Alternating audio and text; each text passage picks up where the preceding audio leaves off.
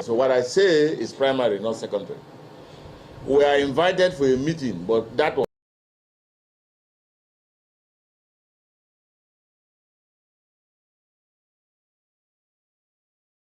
be sought. There will be discussion of between both parties.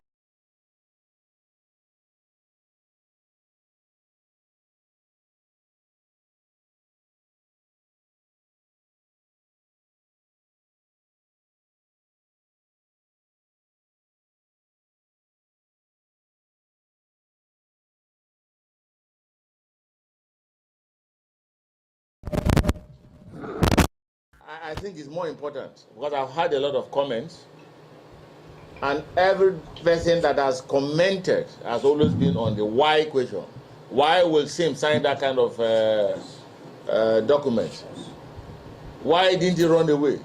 Why did he not reject it? Why would the president present that kind of in a meeting? Why did Odele not reject it? Why? And I think that is not the best at this time. What is most appropriate is what happened. And that's what I want to address. What happened? Actually, the understanding, and I'm saying it from the primary point of view that I'm a participant in that purported meeting. I was there, so I'm a witness. So what I say is primary, not secondary. We are invited for a meeting, but that was not a meeting, because a meeting means opinion will be sought. There will be discussion of between both parties and resolutions will be reached. But that is not what happened. What happened is that Mr. President walked in with a written resolution, addressed us, and declared that what he has in his hand is a presidential proclamation,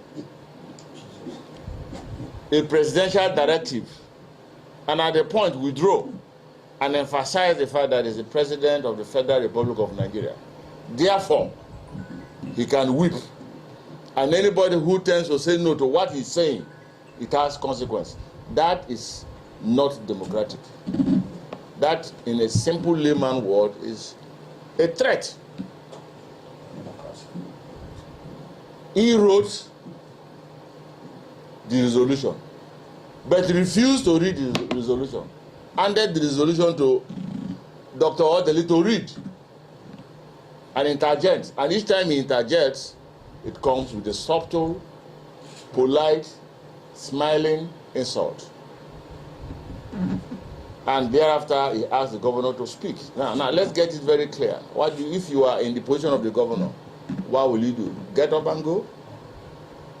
Say no to Mr. President with that kind of subtle but energetic threat? Realizing that back home you are fighting an internal aggression and division. If you are in this position, will you want to attract another external fight? The answer is no. So you see that our governor is very intelligent. Very humble, but very intelligent. Not just intelligent, but committed to the value of governance. At that point, I do not expect, Mr. President, and I'm not judgmental about it, it's not expected that the president talk about himself. If you think about the people. And that is the operational word of democracy. What does the people want? And these are the first three words in the Constitution of the United States of America, where we have copied our democracy. We the people is more important than I, the president. We the people is more important than I, the governor. And he gave that order and asked them to sign. And the governor simply made his statement. His statement himself is full of wisdom. That of the president is also full of wisdom because he was operating within the space provided for him by his advisors. And those are the things that killed Abacha. When a leader does not reach out but allow his advisors to detect on what he do and what he doesn't, what he say and what he hasn't said, then you are imprisoned. And that is the worst situation, to allow yourself to be self-imprisoned. So I believe that the president I know, in his own wisest of thought and action, will not come up with that kind of a document. But that being the case, but one of us asked him a simple question. And to be specific, Adoke Amasimaka has it. Same should do this. Governor should do this. Governor should do that. You have not said, watch those 25 or 27 assembly members that defected from PDP to APC without consulting their constituency and constituent what they should do. And of course, you can see the situation. The president's reaction was very clear and simple, but very, very dangerous. It was a concrete intimidation to say he's a leader. In fact, he withdrew on his seat and said, I'm the leader of the APC in Nigeria.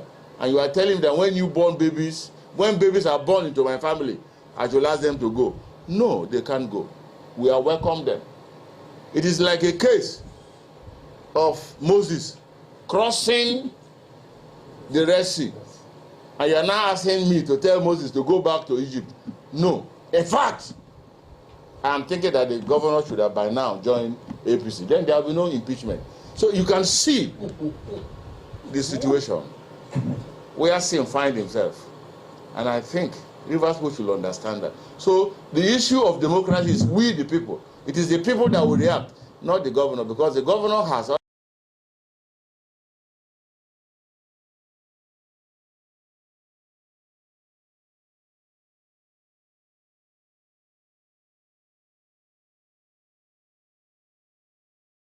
and that's expected.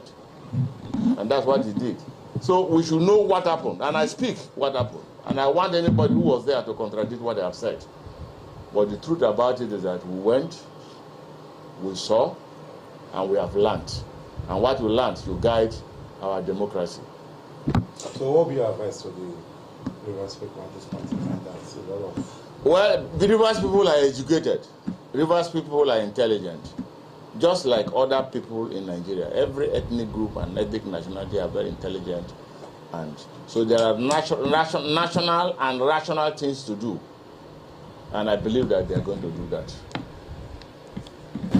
So as it stands now, the sacked or the lawmaker sacked today, and they treated on the issue of impeachment with the... Is it that the implementation of that agreement? I will tell you this, it's very simple. Why were we there? Why is Tinubu there? It's because of democratic setup. He has a beautiful house to live. I haven't been there, I haven't been to his house, but I was told that he has a very beautiful house, perhaps even better than the villa. But that villa is the foundation of democracy. And I do know that the president is on oath to uphold and protect the Constitution of the Federal Republic of Nigeria. And therefore, Nigerians are watching him, Rivers people are watching him, whether it's upholding by his pronouncement or is allowing it fall and break by his pronouncement. I'm not in a position to say that. But I believe that there should be peace in Rivers State, and that's why the governor is saying. But Rivers people knows what is best for them. The moment you allow, a third party to come into your matter, and you are unable to establish the intention and interest of the third party who has come to arbitrate, you are failing. What Tinubu did, and I can say it, was establish his own party interest while arbitrating of peace in Rivers State. And that's exactly what has happened. Okay, that comes to mind of asking this question. What's now the next move of your party, the PDP, which is now minority in Rivers State, is no longer majority? Are you people still going ahead demanding that they vacate?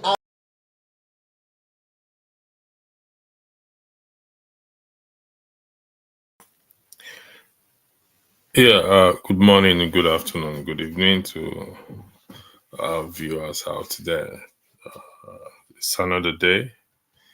I will play that video again at some point during this broadcast.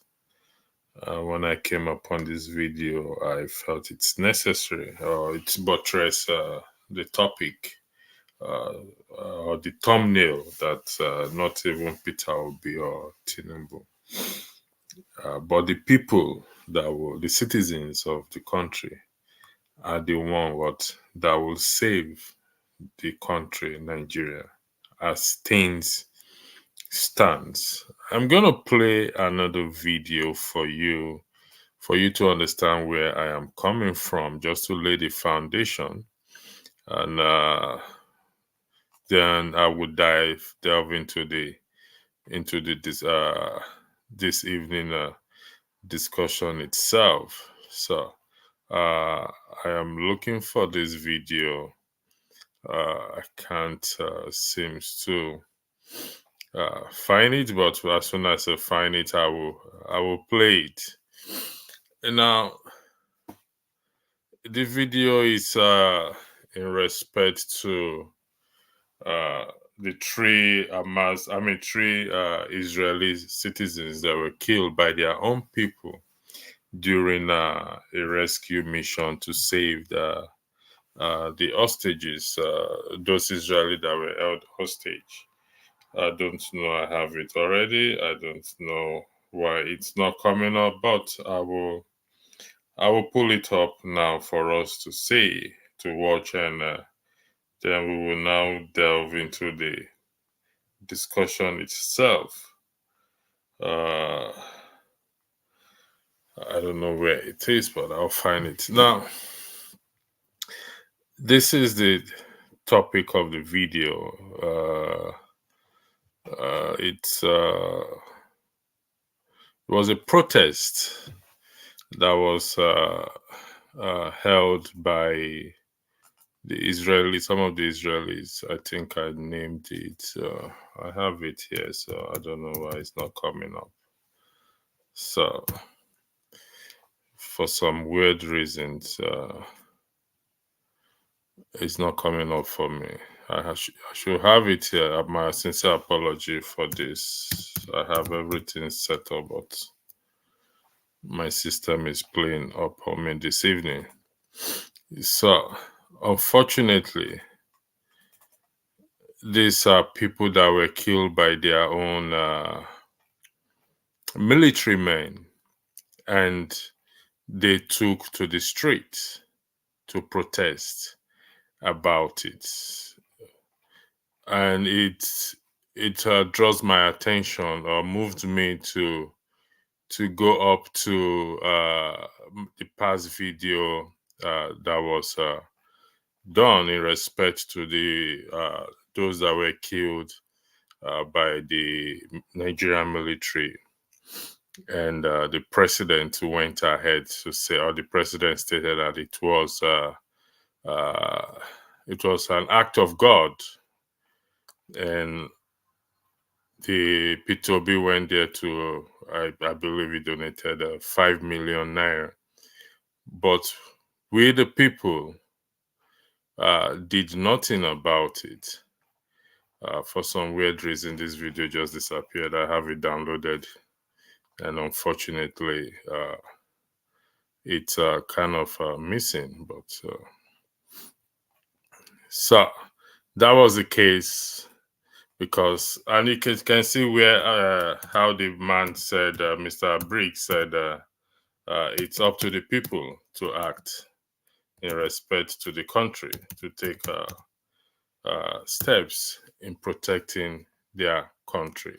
Unfortunately, none of us, I use the word us, have done anything about it up to date, and nobody has heard anything about it. So, and I keep saying, until we, the citizens, come to that point to say, okay, this is what we have to do, then we will get it right. If not, we will be running in circle, and we will get nowhere. As far as I am concerned, and every one of us is concerned. Unfortunately, I can't find the video. I downloaded it, and it's supposed to be here, and for some strange reason, it's just not coming up for me. I don't understand this. So, the people of Israel took to the streets. They had a consensus. How did that consensus came about? We did not know.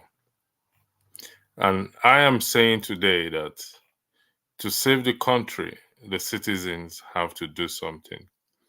And it's all in the hands of, particularly, I use the word particularly, Peter Obi to galvanize his army, as said by Dele Farotimi. Because as things are going, when you listen to that first video, we are operating in a dictatorship setting right now in respect to what? To Rivers State, what is happening in Rivers State right now. And the number one, the number two, and the number three people running the country, which is Tinubu, Shetima, and Akpabio, they're gonna run the country aground. And will the people sit down and just be watching without doing anything? We can't afford to sit down and just be watching, doing nothing about it. It's clear that 2027, it's already set for those.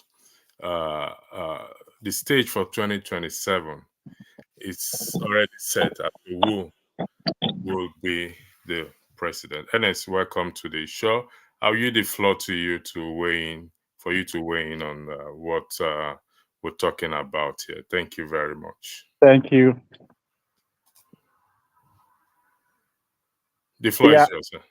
Okay. Yeah, I've been hearing your I've been following your Dr. Damages for a while now, and I've not had the opportunity of being featured. I'm glad to be in today. Thank you. So I'm Igbo. Hello? Yeah, I don't speak You don't Igbo, speak but Igbo. Okay, no. I was asking whether you are from Igbo. Okay. Well, if you don't mind me asking the relevance of that question to this broadcast. Yeah. Sorry, if you are going to drive, we don't allow people driving while this broadcast is while you're talking. So you will have Okay. to pull over and speak.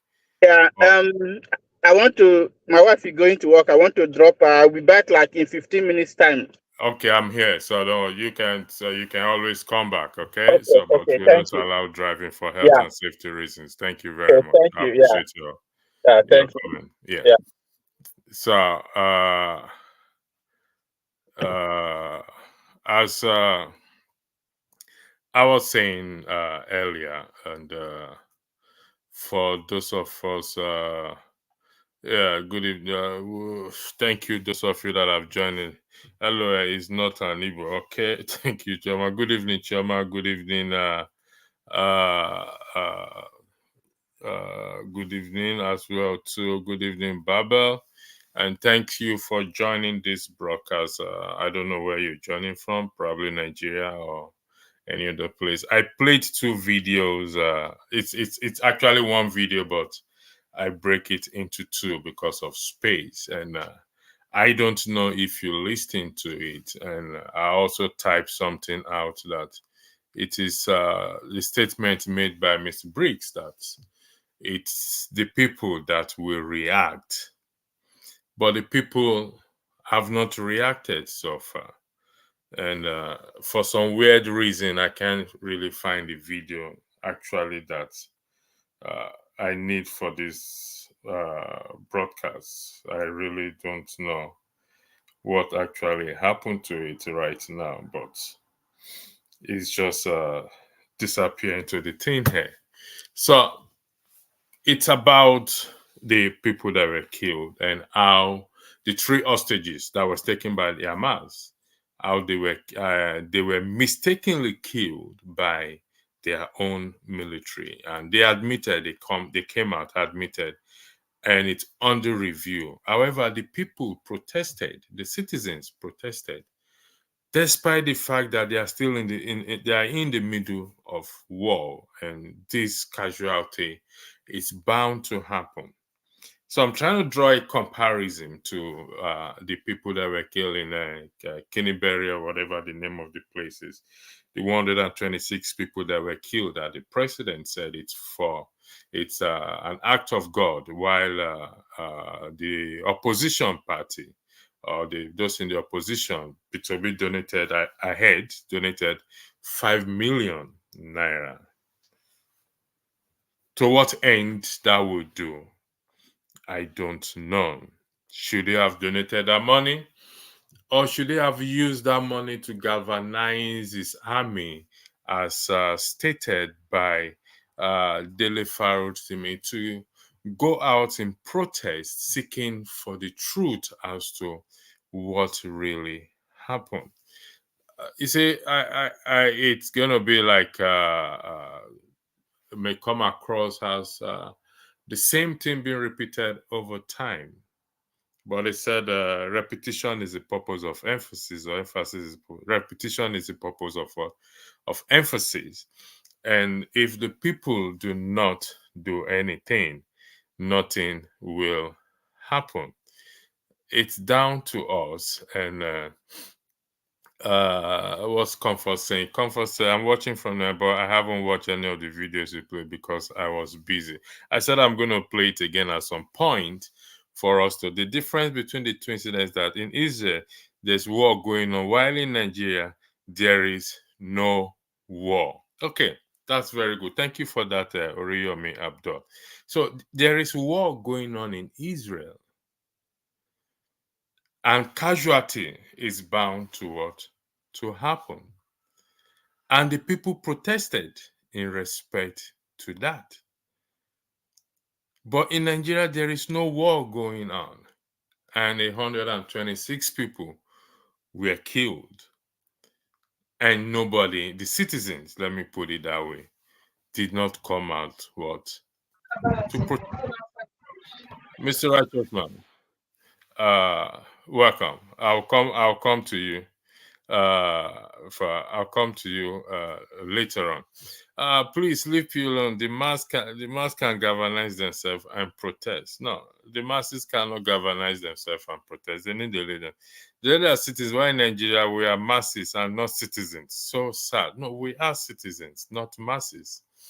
We are citizens. So, my righteous man, I'll yield the floor to you so that I can quickly search for something. Go ahead. The floor is yours.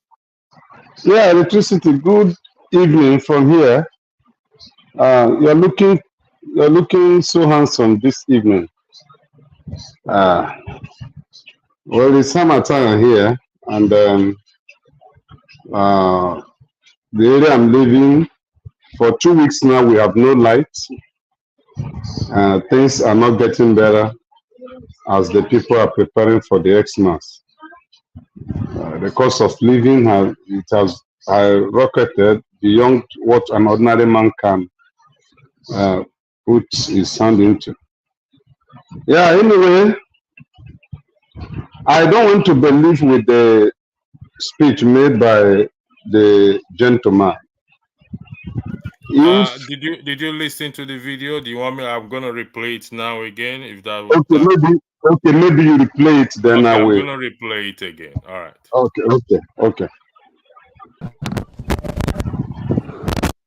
I think it's more important because I've had a lot of comments, and every person that has commented has always been on the why question. Why will Sim sign that kind of document? Why didn't he run away? Why did he not reject it? Why would the president present that kind of in a meeting? Why did Odele not reject it? Why? And I think that is not the best at this time. What is most appropriate is what happened.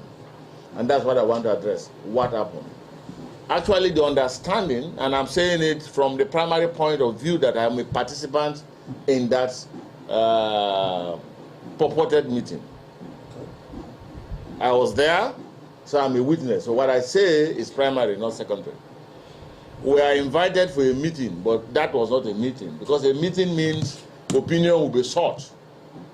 There will be discussion between both parties, and resolutions will be reached. But that is not what happened. What happened is that Mr. President walked in with a written resolution, addressed us, and declared that what he has in his hand is a presidential proclamation, a presidential directive and at the point withdraw and emphasize the fact that he's the president of the Federal Republic of Nigeria. Therefore, he can whip. And anybody who tends to say no to what he's saying, it has consequence. That is not democratic. That, in a simple layman word, is a threat. He wrote the resolution, but he refused to read the resolution. Handed the resolution to Dr. Odeli to read and interject. And each time he interjects, it comes with a subtle, polite, smiling insult. And thereafter, he asked the governor to speak. Now let's get it very clear. If you are in the position of the governor, what will you do? Get up and go? Say no to Mr. President with that kind of subtle but energetic threat? Realizing that back home you are fighting an internal aggression and division. If you are in this position, will you want to attract another external fight? The answer is no. So you see that our governor is very intelligent. Very humble, but very intelligent. Not just intelligent, but committed to the value of governance. At that point, I do not expect, Mr. President, and I'm not judgmental about it, it's not expected that the president talk about himself. If you think about the people. And that is the operational word of democracy. What does the people want?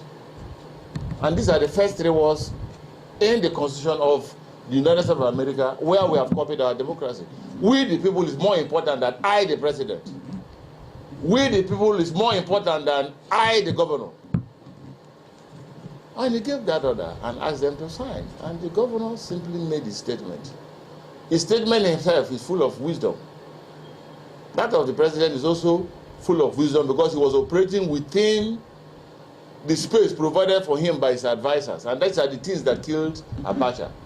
When a leader does not reach out but allow his advisors to detect on what he do and what he doesn't, what he say and what he hasn't said, then you are imprisoned. And that is a worse situation, to allow yourself to be self-imprisoned. So I believe that the president I know, in his own wisest of thought and action, will not come up with that kind of a document. But that being the case, but one of us asked him a simple question. And to be specific, Advocate Amasimeka Hassan, same should do this, governor should do this, governor should do that.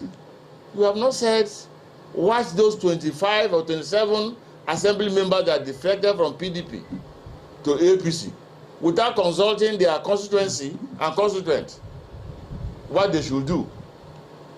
And of course, you can see the situation. The president's reaction was very clear and simple, but very, very dangerous. It was a concrete intimidation to say he's a leader. In fact, he withdrew on his seat and said, I'm the leader of the APC in Nigeria. And you are telling him that when babies are born into my family, I should ask them to go. No, they can't go. We are welcome them. It is like a case of Moses crossing the Red Sea. And you are now asking me to tell Moses to go back to Egypt. No. In fact, I am thinking that the governor should have by now joined APC. Then there will be no impeachment. So you can see the situation where Sim finds himself. And I think Rivers should understand that. So the issue of democracy is we the people. It is the people that will react, not the governor, because the governor has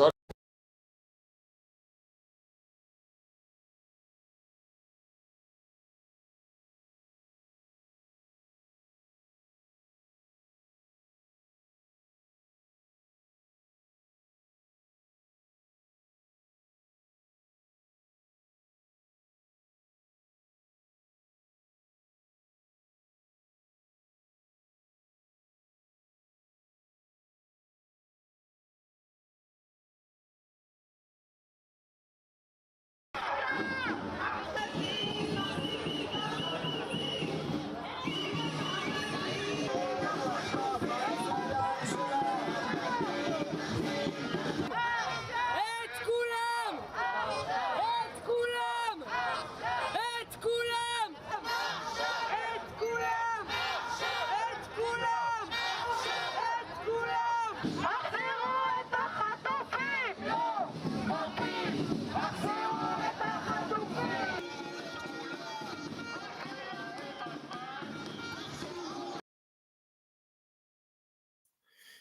was the video I was looking for, and I finally got it.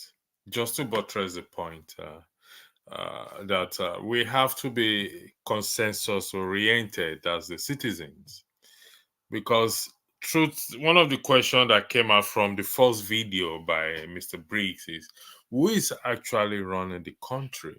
Is it Wike, or is it Mr. Tinubu running the country?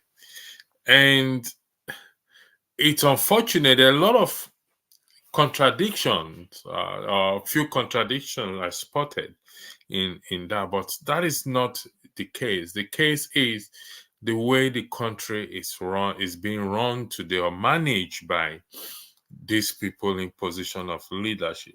And for those of us holding up hope that things will change come 2027 election, I think we're living in a fantasy world.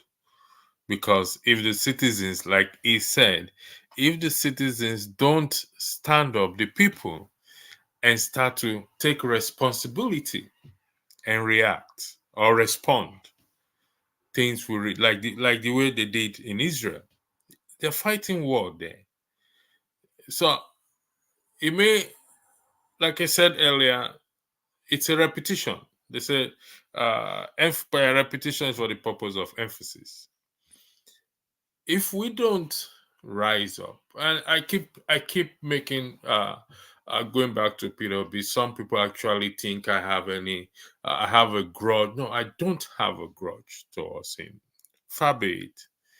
But for the fact that he presented himself as the alternative, he said it in one of the videos which I was unable to download, that we need a better alternative, and that is how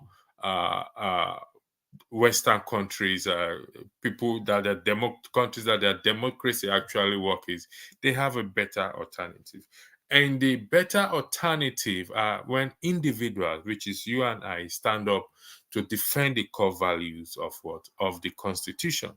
So, and no matter how we may disagree in respect to our Constitution, even if we write a new one today, we must first of all have to change our mindset in this regard to ensure that we start to take responsibility as citizens and act or react as Mr. Briggs rightly put it. So we just have to react. This is not trying to blame anyone, but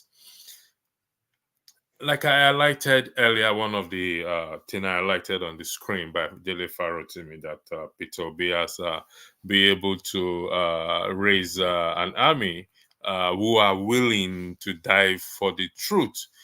Where are this army? Where are they? So, Mr. Righteous Man, I will give NS the floor first because he came. I don't know if he's ready. NS, are you there to speak? It was Yeah, here I'm earlier, back. so then I'll come to you, Mr. Righteous Man, if you don't mind, please. Thank you very much. NX, the floor is yours. Thank you. Okay, thank you. Yeah. So yeah, as I was saying that time, sorry for asking you whether you can hear me when I spoke Igbo. Because I've been following some commentary and analysis, both Arise TV channel and even this one now. So I discovered that many of the people who keep talking are Igbos, like about Nigerian problem, and then some Yorubas coming to northern part. People are coming from the north. They have different view about what Nigeria should be and how Nigeria should be governed. So if you take it to 2027, 2027 will not be about who will make Nigeria better, but let's vote for Tinubu after he finish his tenure, the remaining 4 years. Then power will go back to north and we start from where we stop. Start the same cycle. So it will not be about who will make Nigeria better. It had been like that since Nigeria was created. So apart from that, so coming to the South now, if you tell maybe somebody coming from Southwest that Nigeria, maybe President Tinubu is not running Nigeria well, or things are not going as it's supposed to be, let's come to the street and protest. I will not even support any Yoruba man to come to the street and protest, because when Buhari was in power, he was doing the worst, and nobody from the North joined the protest. Yeah. Let me stop you there, okay? Okay. The issue on ground has got Yes. nothing to do with tribe, nothing to do with let me no, hold on 1 second. Okay. It's about the citizens, and which you are one, and which righteous man is one, and which equally also I am also one. And Yes. the pain in the country at the moment is felt by everyone. Yes. How much did you buy how much did you buy a liter of petrol? If you be, can you Actually, be I honest? don't. I don't live in Nigeria, so Okay, you see, this is a problem with us in diaspora. We don't live in Nigeria, but yet we keep finding this no. this religious, I mean, this tribal. We keep finding it, and where we Yes. live, even though we often feel that we are treated as a second-class citizen as blacks, Yes. nevertheless, we still get to enjoy the benefit of what they give to their own people. So, Yeah. with such orientation that we have gotten in diaspora, I don't think any diasporan should come on this platform and start to fan tribalism. I Yeah. don't understand. I'm coming to that. There's a place I'm trying. There's a place Okay, I'm going. let me let you go there. Go there, Yeah. please. There's a place I'm going, because Righteous I man, please kindly indulge him, please. Thank you very much. Go ahead. I left Nigeria as a grown-up person, and I have lived in Southwest, and I have lived in North at the same time. But I'm from Enugu State, so I know what is going on in Nigeria. Nigeria problem is not about who will make Nigeria good. It's about it's our turn, and you can in fact you can't take tribalism out of Nigeria. So far, Nigeria remain as Nigeria. So as I am now, I grew up, I love Nigeria. I like listening to, maybe, let me say, October 1st presidential broadcast during Sana Abacha regime and IBB and all that. But when I discover what Nigeria is all about, I have this notion that Nigerians don't want Nigeria to be good. So, to be sincere with you, nobody will come out to protest in Nigeria again. It may sound like it's not possible, but mark my word, no Nigerian will come to Nigeria to protest again. So that's why did you say no Nigeria will come out to protest? Are you suggesting that Nigerians love suffering and they don't have that mental capacity to change? Is that what you're suggesting? they don't have that mental capacity to change. And how Because did you arrive at such conclusion? yes, What because yes, factors did you what did you use? What evidence do you have to provide to say yeah, the Nigerians? number one evidence is this last election. So this last election shows that if you watch it, you discover that it's purely P2B's mandate. Like Buhari's 2015. 2015 is purely Buhari's mandate. But Jonathan is supposed to win the election and win as incumbent. But because it's Buhari's turn, it's Buhari's mandate, as things work, like Jonathan is not doing well, we need a military man to solve the problem of insecurity. Buhari came in. After Buhari, what Nigeria needed is somebody who will solve the economic problem of Nigeria.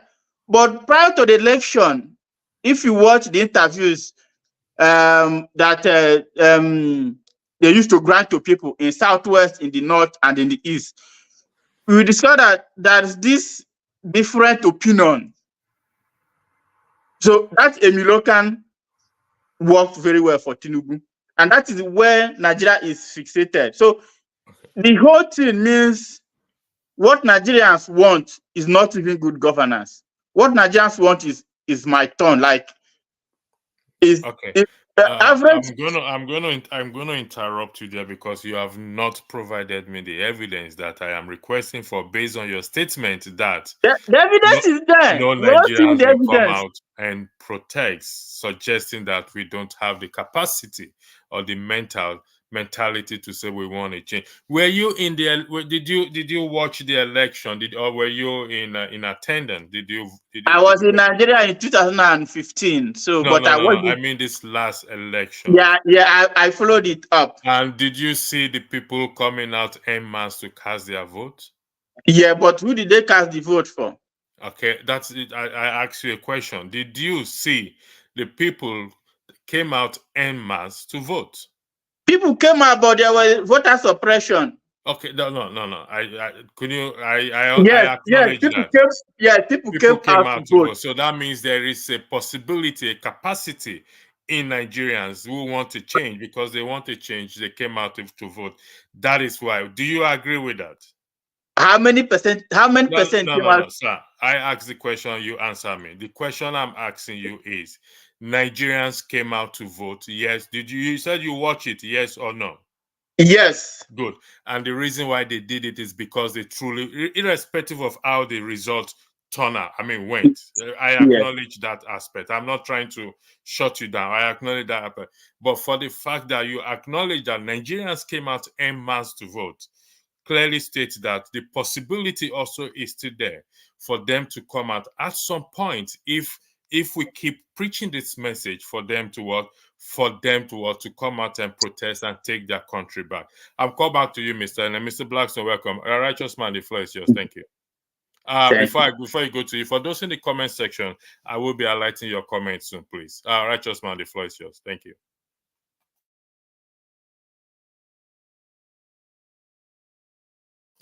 You are muted, Righteous man. Can you unmute yourself, please? Okay, thank you, Electricity. Thank you, my brother Blackstone, and the guy on blue that just finished speaking. Actually, it's an absurdity. If I thank God for you to have played that that recorded information, that interview.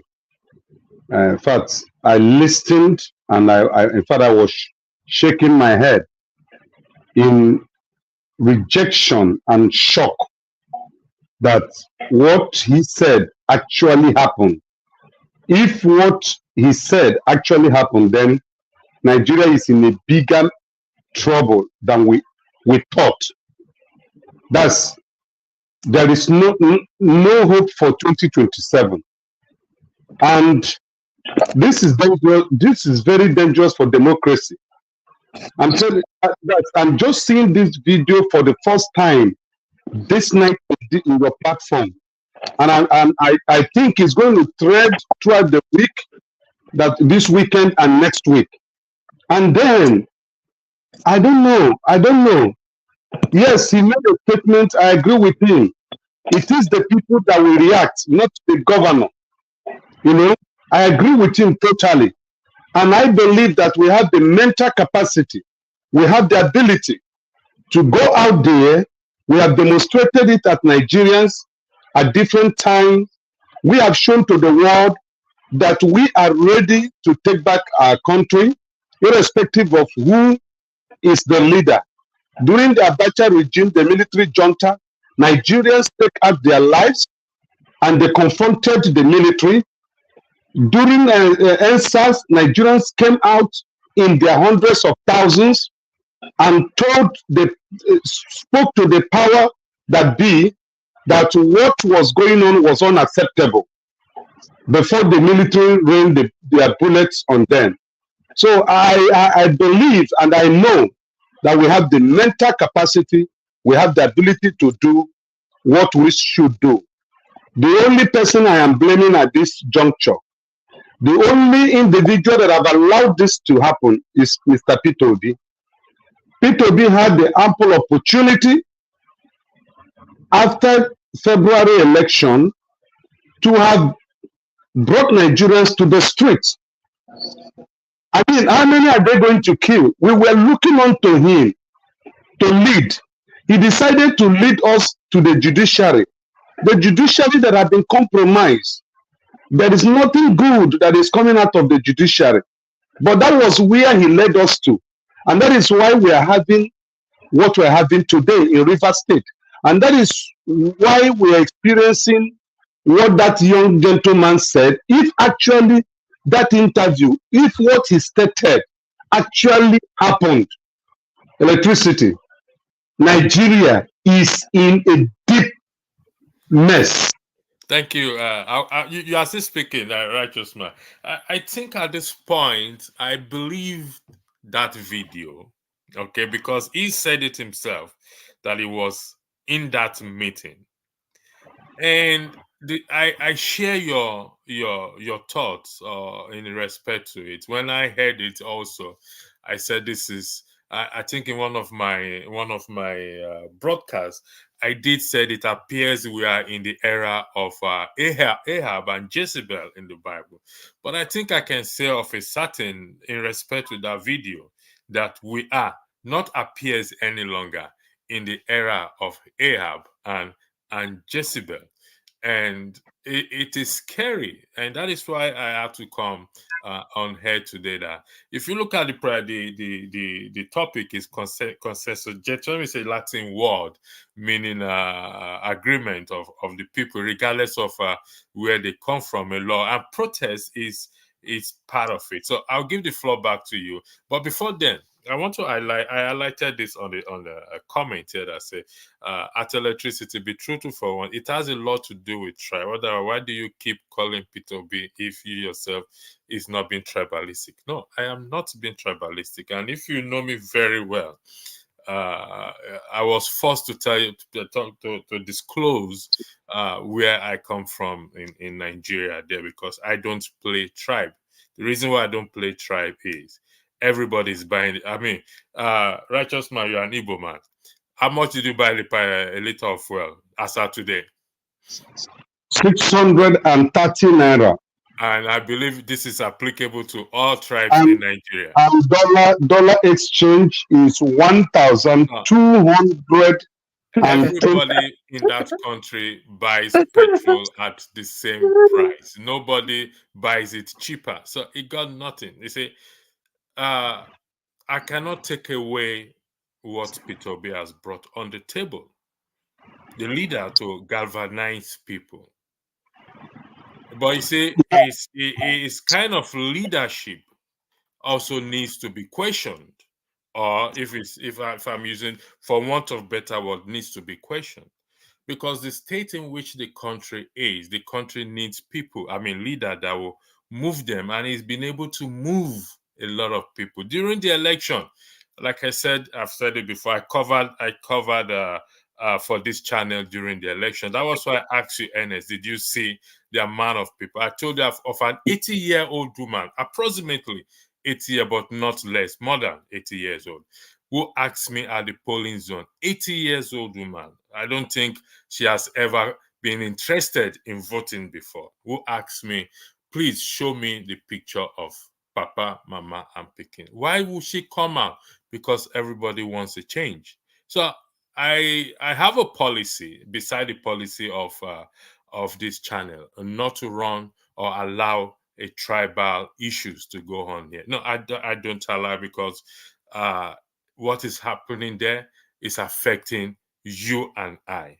So I don't allow it, with due respect. So if we're going to weigh in on this issue, we're going to weigh in on this issue because we want to find a solution and not start whipping tribe or religion into this matter. Thank you very much. Blackstone, the floor is yours. I'll come back to the comment section again. Thank you. Have I ended my own? No, continue. Sorry, Blackstone. It's Mr. Righteous Man was talking before I interjected. Sorry, Mr. Righteous Man. Go ahead. Yeah. So those of us that have been with you for a while, we know that you are not a tribalist and you are not a religious person. And Obi offered himself, not as an Igbo man, he offered himself as a Nigerian. And he said, do not vote for me because I'm an Igbo man. Do not vote for me because I'm a Christian. Vote for me because I'm a Nigerian. And Nigerians want a change. So whatever the Supreme Court must have done, Nigerians are crying for his leadership. He is not the president, but Nigerians consider him as the people's president. And this is the time we should come out to really carry Nigerians along. Honestly, because we back home here, we are feeling the pain more than you guys in diaspora. And sometimes ago, I have said it in this platform that many of us in Nigeria, we are depending on those in diaspora to kind of build a formidable force to champion the cause of what is happening in this country today. We that are in Nigeria, we are handicapped. Let me remind us here that one blogger that is very popular and in criticizing wrong governance in Nigeria has been missing for some days now. Maybe you guys must have heard of it. You know, a blogger, he has been picked up and nobody can trace where he is now. And this is why many of us are kind of being careful of coming out to speak, because our lives are not safe. For example, if anything should happen to me today, nobody in this platform, nobody that is calling for Nigeria will ever ask whether my children are feeding or my wife is living or thereabout. So that is why people are kind of being very careful, because I tell you, it is democracy, but it's worse than the military junta that I was an adult, I live in it, served in it. I was part of those who protested during the military junta. But as it is today, I don't think that I will have that guts again to go out, because this regime is not afraid of anything. They're not afraid of the judiciary. They're not afraid of the parliamentarians. They're not afraid of the citizens. So anyone who comes out risks his or her life. And it is only those who are in diaspora who have the freedom of expression that nobody will tamper with them. We galvanize Nigerians and raise their voices in different embassies of Nigeria across the states, across the nations of the world, so that the Nigerian government will know that Nigerians in diaspora are feeling the heat of what is happening here. That is my submission, because I am totally shaking my head in disbelief that president could pick up this so-called written communique or peace agreement and then announce to a sitting democratically elected governor and give him a condition. Oh my God, the military couldn't have done that. This is coup d'etat. This is coup d'etat against democracy, and it endangers our democracy. And the Nigerian people across board should rise. P2B, PDP, ANPP, and the rest, they should rise to defend democracy. Thank you. Thank you, righteous man. Before I come to you, Blackstone, and before I weigh in that comment I highlighted from Comfort Babel, disagreement is allowed on this platform. So, what I disagree with you, Mr. Righteous Man, is that we in diaspora are not feeling the pinch. No, we do. Let me explain that to you. You know, if previously I send, let's say, 50 euros to Nigeria, and because of the cost of living there has gone up high, I can't send 50 euros any longer again. I have to increase it, and by increasing it, it's affecting my own budget here. So that is how it affects us here. It's not about whether the currency is high or not. It's about the inflation over there. That whatever we send here, or the initial $10 or 10 euros or 10 pounds or whatever currency we send that was being used before enough, is no longer enough. So we are now required to send either double, and affecting my budget here, also maybe I will have to now take another job to supplement water. So it's a chain reaction. So we are not we feel the pain, and that is why some of us come out here to talk with the hope that it will go out there. Now, to comfort Babel, who said, Mr. Electricity, when are you going to start calling out Tinubu for accountability? Don't forget Tinubu is fit. Is fit for job. We should be calling him out. Is he fit or not fit? I don't know. But you can't call Obi all the time. Yeah, let me respond to that. Comfort. I cannot call Tinubu out. And the reason why I can't do that, yeah, it's been called out several times. I mean, there are more people calling him out. But from where I am sitting, I'm telling you that except by divine miracle will that man change. However, I am focusing on 2027. 2027. No, firstly, I'm focusing on the citizens. It's not about just Mr. Tinubu. We've had other presidents and nothing have changed so far. Things get worse every four years. So it's about Peter Obi because why is there is a this good leadership spirit in him, but it appears he's sitting on the fence for one reason or the other, and that is why I will keep calling him out because the people look up to him. He is a leader. Don't let us, regardless of my criticism or calling him out, I acknowledge the fact that he is a leader. But I think he needs to do more than what he is doing now because the Labour Party senators, Kingiwe and the rest, honestly speaking, I will be careful on the choice of words I use on them. So thank you. Mr. Blackstone, the floor is yours. I'll come back to the comment section. The NS, I'll come back to you again because there are several questions I want to put to you. Thank you. Mr. Blackstone, the floor is yours. Thank you, Electricity, and good evening, good day, good to everyone in the panel, depending on location, those in the comment section. Yeah, first of all, I want to react to the video that you played, right? Of the guy was responding to the meeting they had with Tinubu, with Wiki, and then Sim Fobara. From what the man said, it is for me, it is a clear indication, or it just revealed what is going on in Nigeria, that Nigeria has been captured by Tinubu and his party, right? Because the issue in Rivers State has nothing to do with Tinubu, right? It is an issue between a past governor and a present governor.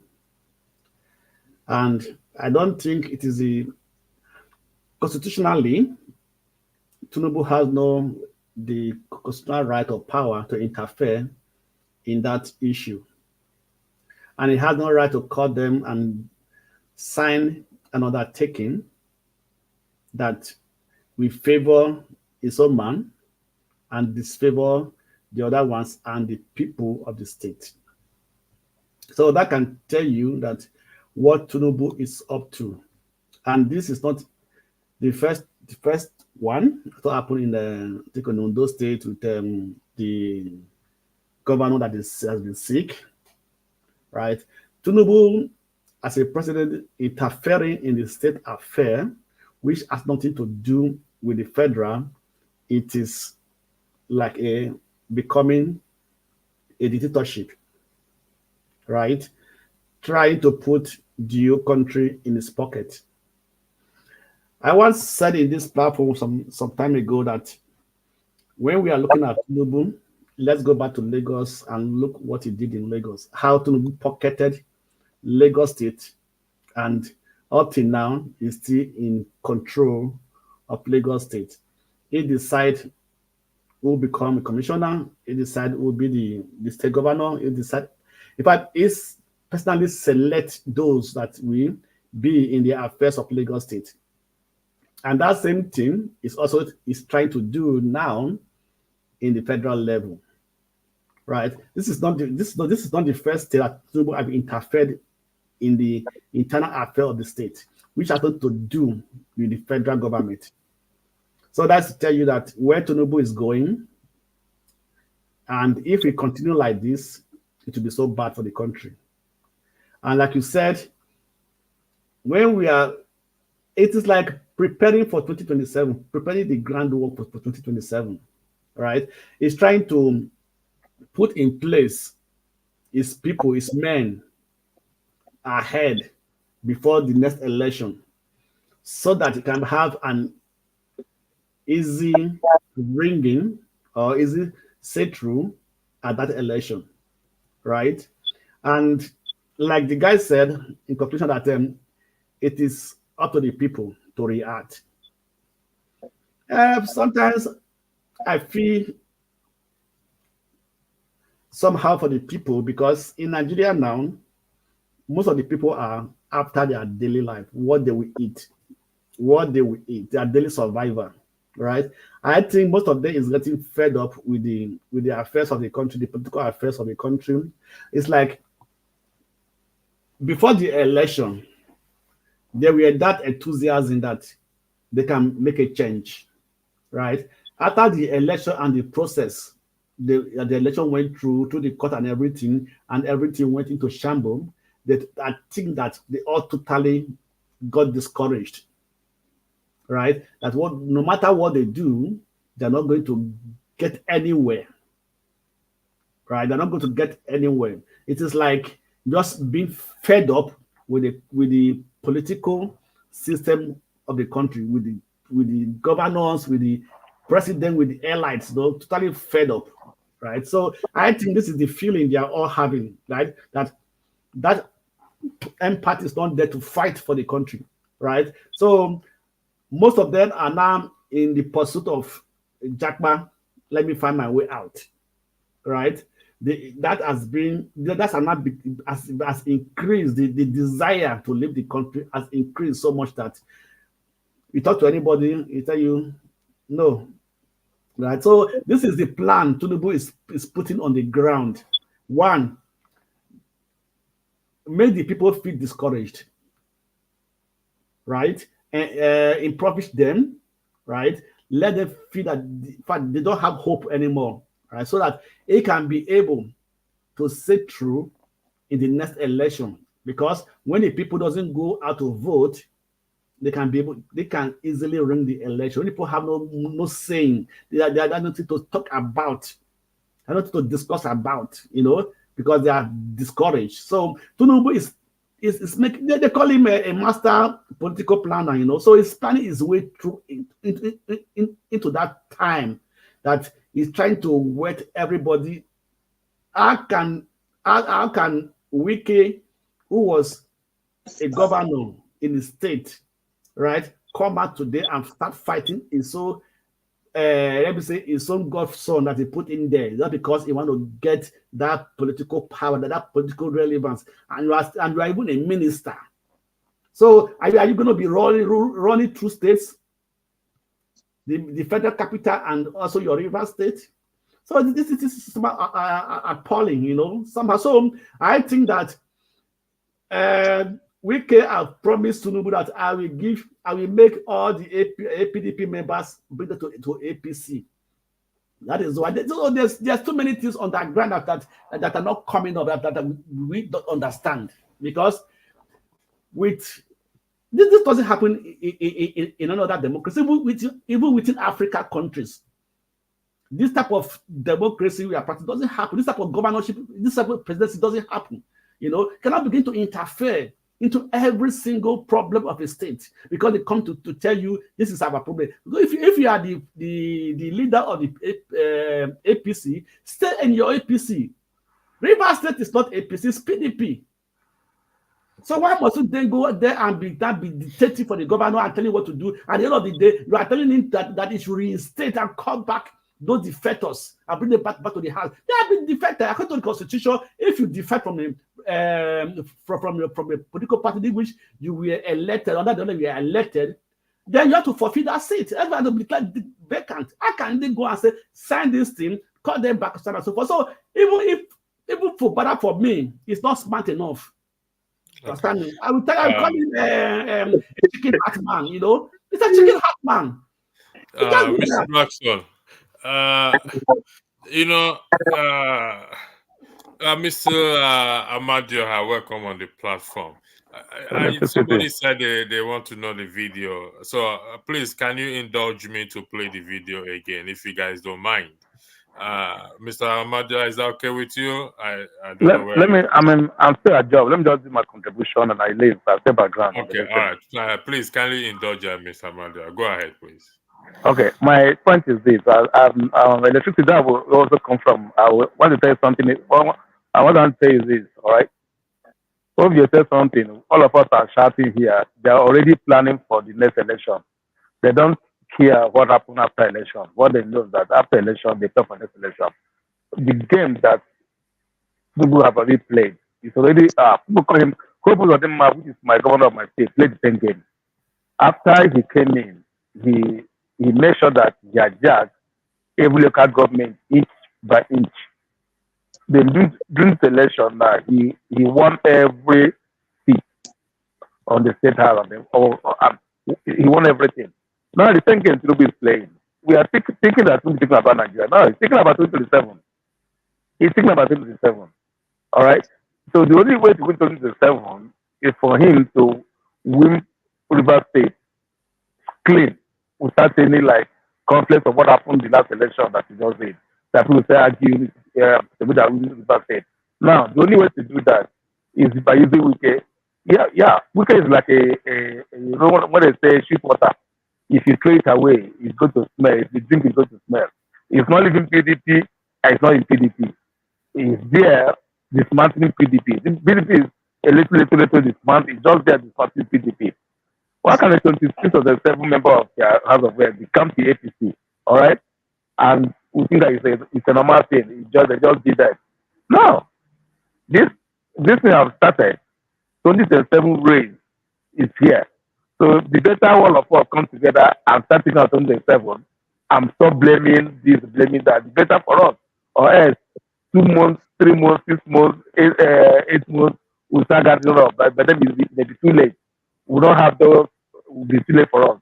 The better all of us start right now and start thinking what's going to happen on the 27th. But some people have already thinking what's going to happen on the 27th. That's my own just contribution of let's just start thinking of 2027 right now, because the masters of the politics, where they call them, have already planned on 2027. Not what Nigeria is thinking. Right now, people are buying dollar in Nigeria. People are buying money with money right in Nigeria. People are buying money with money. The country we believe are all gone. So, but they're not thinking about that for you. What they're thinking about is next election, and the next election, and the next election. So that's my contribution, though. We don't have to see what we're going to do. You know, I'm going to play the video again for the plan ahead. You know, right. For the purpose of the audience, I'm going to play the video again. Please kindly bear with me, Ernest and Mr. Blackstone. We won't be long here.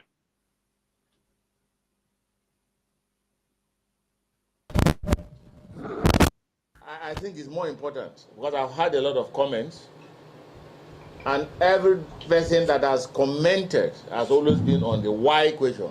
Why will Sim sign that kind of document?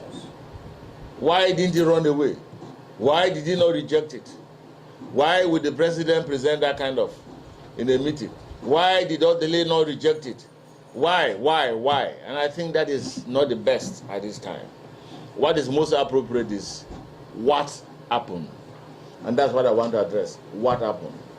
Actually, the understanding, and I'm saying it from the primary point of view that I'm a participant in that purported meeting. I was there, so I'm a witness. So what I say is primary, not secondary. We are invited for a meeting, but that was not a meeting, because a meeting means opinion will be sought. There will be discussion between both parties, and resolutions will be reached. But that is not what happened. What happened is that Mr. President walked in with a written resolution, addressed us, and declared that what he has in his hand is a presidential proclamation, a presidential directive, and at the point withdraw and emphasize the fact that he's the president of the Federal Republic of Nigeria. Therefore, he can whip, and anybody who tends to say no to what he's saying, it has consequence. That is not democratic. That, in a simple layman word, is a threat. He wrote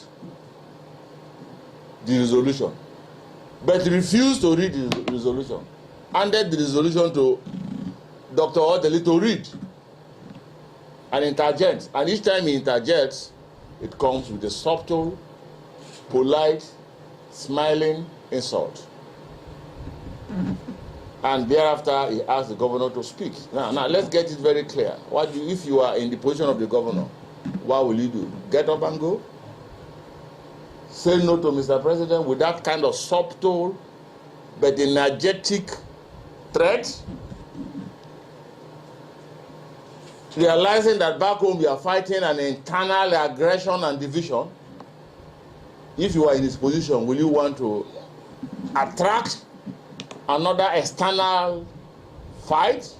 The answer is no. So you see that our governor is very intelligent, very humble, but very intelligent. Not just intelligent, but committed to the value of governance. At that point, I do not expect, Mr. President, and I'm not judgmental about it, it's not expected that the president talk about himself. If you think about the people. And that is the operational word of democracy. What does the people want? And these are the first three words in the Constitution of the United States of America, where we have copied our democracy.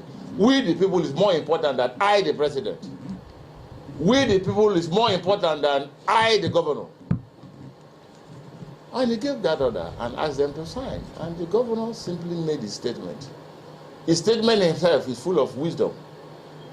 That of the president is also full of wisdom because he was operating within the space provided for him by his advisors. And those are the things that killed Abacha. When a leader does not reach out but allow his advisors to detect on what he do and what he doesn't, what he say and what he hasn't said, then you are imprisoned. And that is the worst situation, to allow yourself to be self-imprisoned. So I believe that the president I know, in his own wisest of thought and action, will not come up with that kind of a document. But that being the case, but one of us asked him a simple question.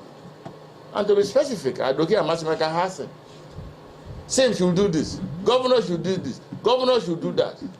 You have not said what those 25 or 27 assembly members that defected from PDP to APC without consulting their constituency and constituent what they should do. And of course, you can see the situation. The president's reaction was very clear and simple, but very, very dangerous. It was a concrete intimidation to say he's a leader. In fact, he withdrew on his seat and said, I am the leader of the APC in Nigeria. And you are telling them that when babies are born into my family, I should ask them to go. No, they can't go. We are welcome them. It is like a case of Moses crossing the Red Sea. And you are now asking me to tell Moses to go back to Egypt. No. In fact, I am thinking that the governor should have by now joined APC. Then there will be no impeachment. So you can see the situation where Sim finds himself. And I think Rivers people should understand that. So the issue of democracy is we the people. It is the people that will react, not the governor, because the governor has...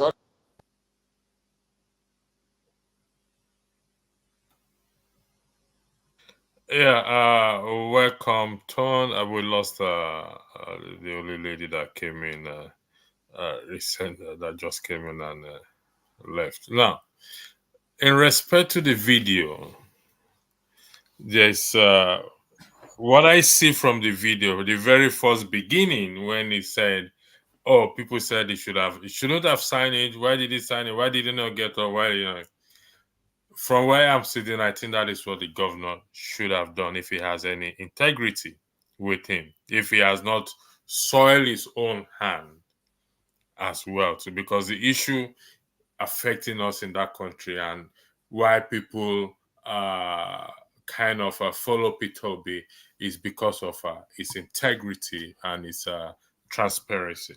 So I want Ernest, you've listened to that video. Like I said, I don't like whipping issue of tribe here. It ain't gonna work. It has never helped us anywhere because any time in the country there. So I yield the floor back to you before I'll come to Mr. Ton. Thank you.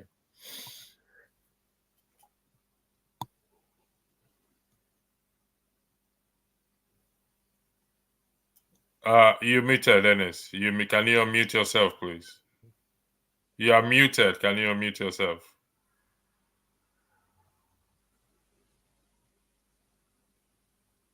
You have to unmute yourself.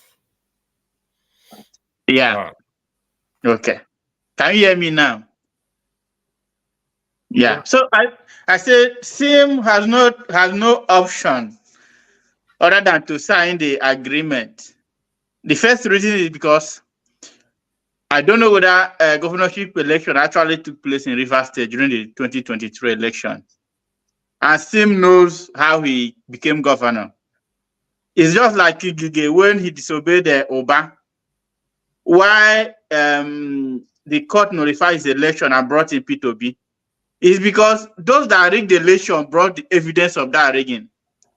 So if SIM has to go otherwise, the mandate of SIM, I don't think whether it's from people, I think it's from Wike, and SIM knows that. So they said SIM can sign the agreement, go and strategize, and then fight back.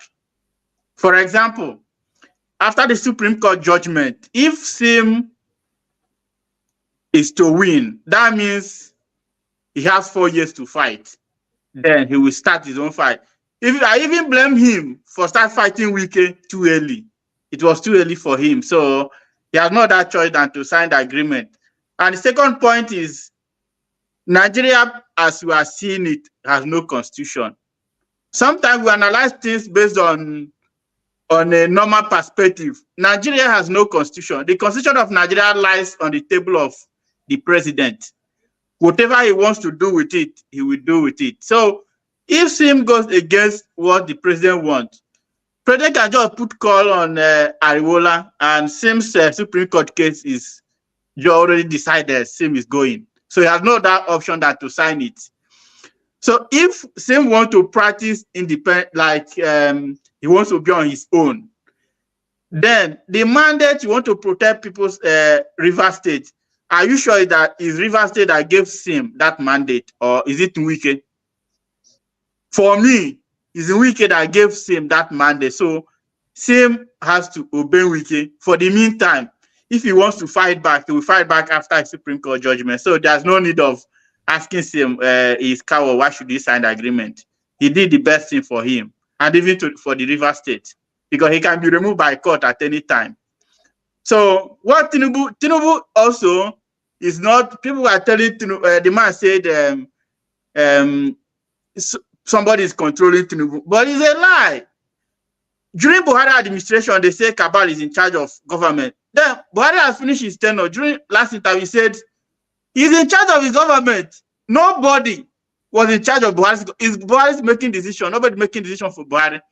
Whatever that is happening with Tinubu, Tinubu is aware. Nobody that is not Tinubu's chief of staff. Nobody is. This is Tinubu's lifestyle of leadership. If you know Tinubu from Lagos, he captures everything. So he will capture Nigeria. He will capture Rivers State. He wants to capture Kano State.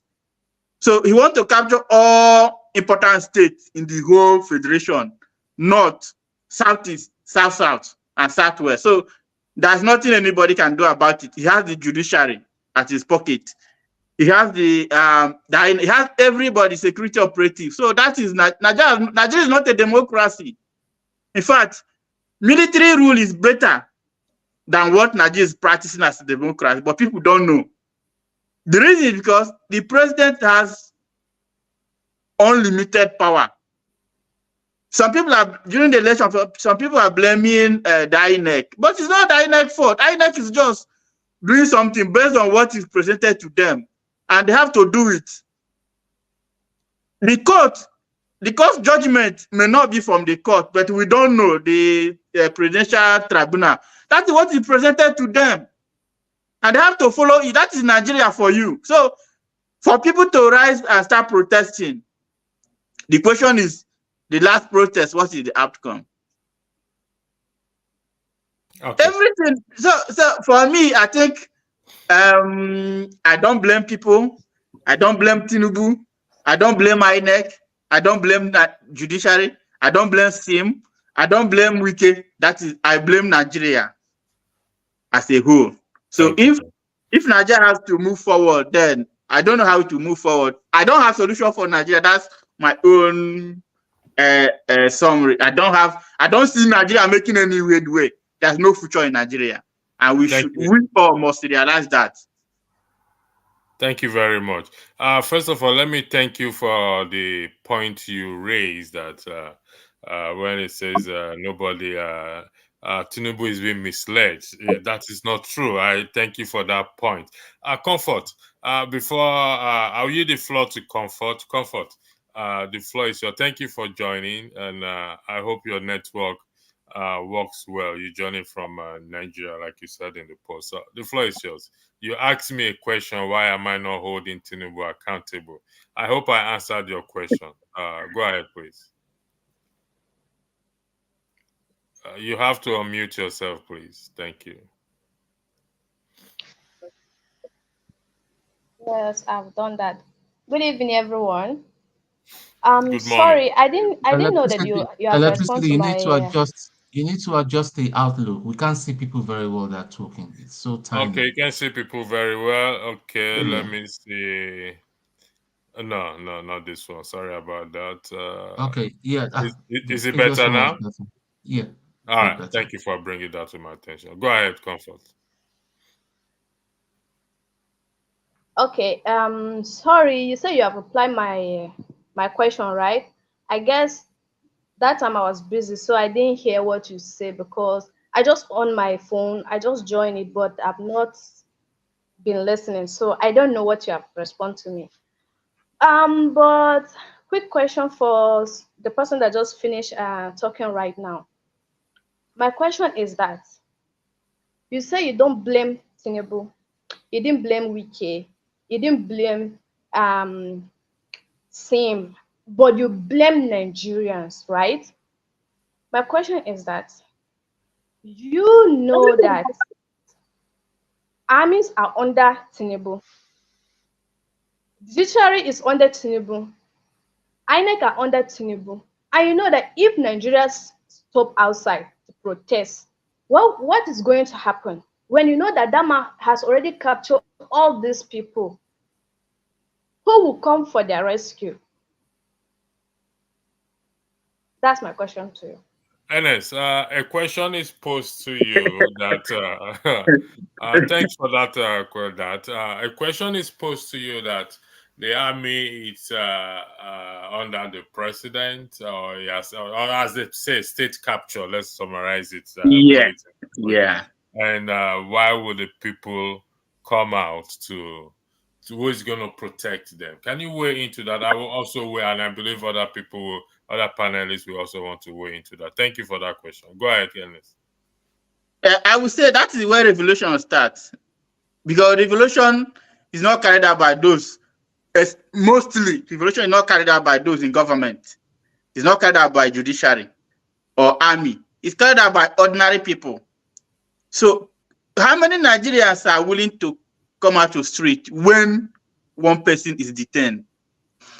Some people are blaming P2B for maybe after the 2023 election, he's supposed to ginger people to come out and protest. But I assure you, if P2B is arrested, how are you sure that Nigeria will insist for his release?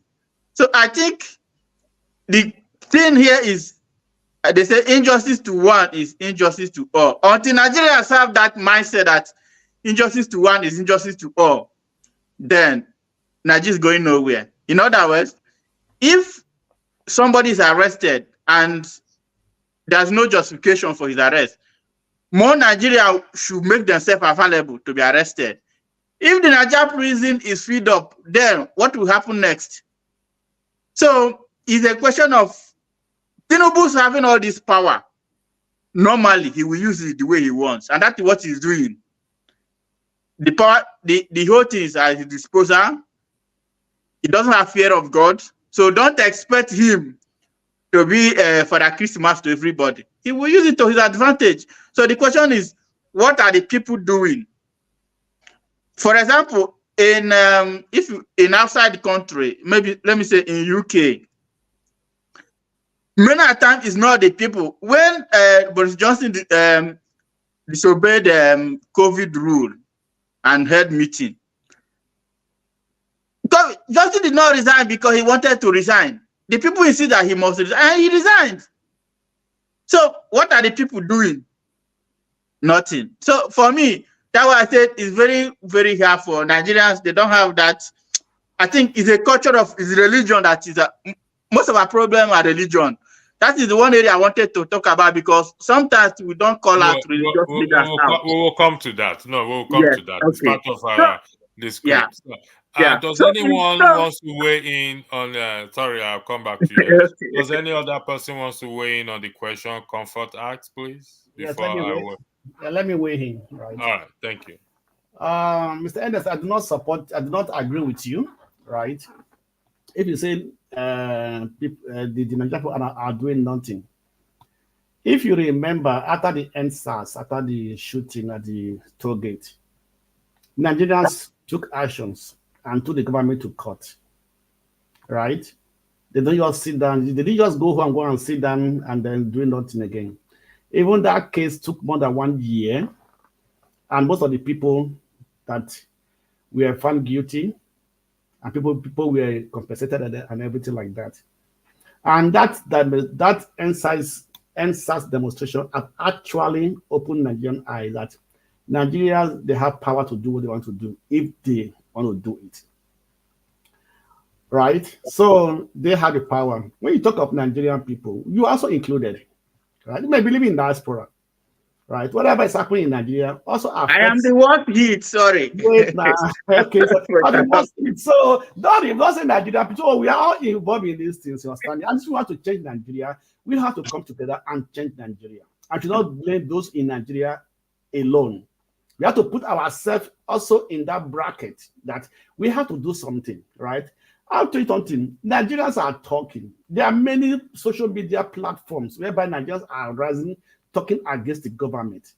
You should not just come and say, they are doing nothing. No, it's not by only going to the street or demonstrating that the government. No, even Tinubu, what did he say? He said he doesn't go to social media because they're insulting too much during the campaign. He said because he said they're always insulting him. He cannot take the insult and everything. So that will tell you that the effect of social media on the people in power. You understand me?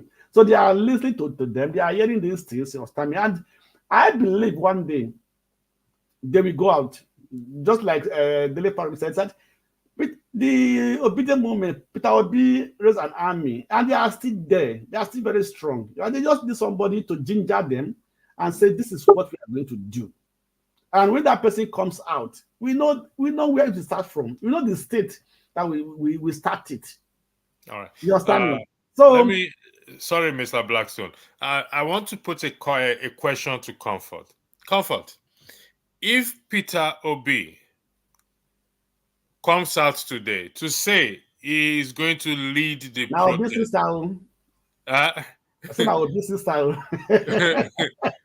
going to lead the protest. Will you join in that protest? Did you get my question, Comfort?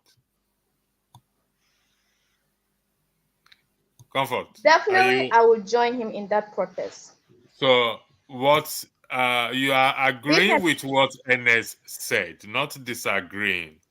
And what I have been saying so far is, if Peter Obi should come up and say, you know what, it is a peaceful protest, all over the country to they call it in industrial they call it work and rule or sit and roll, to go to the government houses, occupy the government houses, occupy the legislative chambers, and start to demand change and put the people's manifesto first before their own. In fact, they don't have a manifesto.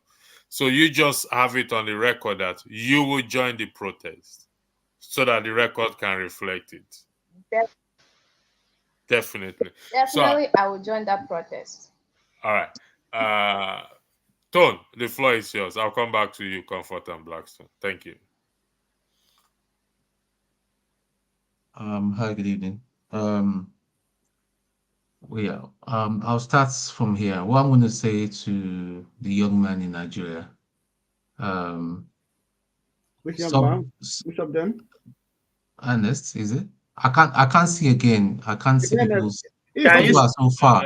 Unless it's not unless it's no, not in Nigeria. he's not in I'm Nigeria. everywhere. Sorry, because my people are there. Forget that story. Okay, You're not in And my okay, Nigeria. mind are Designer. Okay, there. assume you. Okay, so okay, referring to Nigerians, we are all Nigerians. We need to start doing our own beats from where we are, regardless where you are, whether you're in Nigeria, whether you're outside Nigeria. You have to start sensitizing people to what is happening.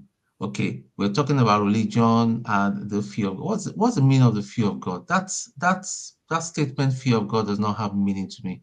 And let's just get it right too. I'm a Christian, no? But that thing called fear of God, it doesn't make any meaning to me because the Catholic and all that, they all voted for Tinubu after collecting money from him. The past vice president was a pastor and all Uh, that. uh, No, wait. I'm not wait, mentioning wait, names. Wait, wait, hold on. wait. Tone, can you please include the word allegedly, because you don't have that evidence that they collected money. Please, for the integrity of the platform, I beg, I'm appealing. Okay, except you want to give me evidence that they Okay. collected money. I'll call that out. All right, That's my own statement. for the record The to platform reflect. does not take any responsibility for that. See, that is a problem. Now we've got IPOB people. IPOB are telling people not to come out and vote because Nnamdi Kanu is in jail, is a zoo country, is a zoo, blah blah blah blah. Anybody that comes out, they will deal with them. That is IPOB too is a problem. The problem we have in Nigeria as well. Let's speak the truth where the truth lies. The approach is wrong. You are doing this thing so wrong. You cannot fight the Nigerian government because for you to start talking in a militant with militant language and all that, you got to back it up with stuff that you have. You do not have an army, you do not have weapons and all that, and you're telling Samuel Ekpa will sit down in Finland and be instructing people not to vote and all that. That is bullshit. Excuse my French. Now, back to River State. I don't even know why we're even worrying ourselves about River State. Let Rivers people let them eat their own breakfast. The problem that is now down on the ground in River State, they created it. Let us not just forget that it was massively rigged for Tinubu, and most Rivers people participated. Fubara, we shouldn't forget that he's a thief too, a major thief. He assisted the madman Wike in all the money that they shifted.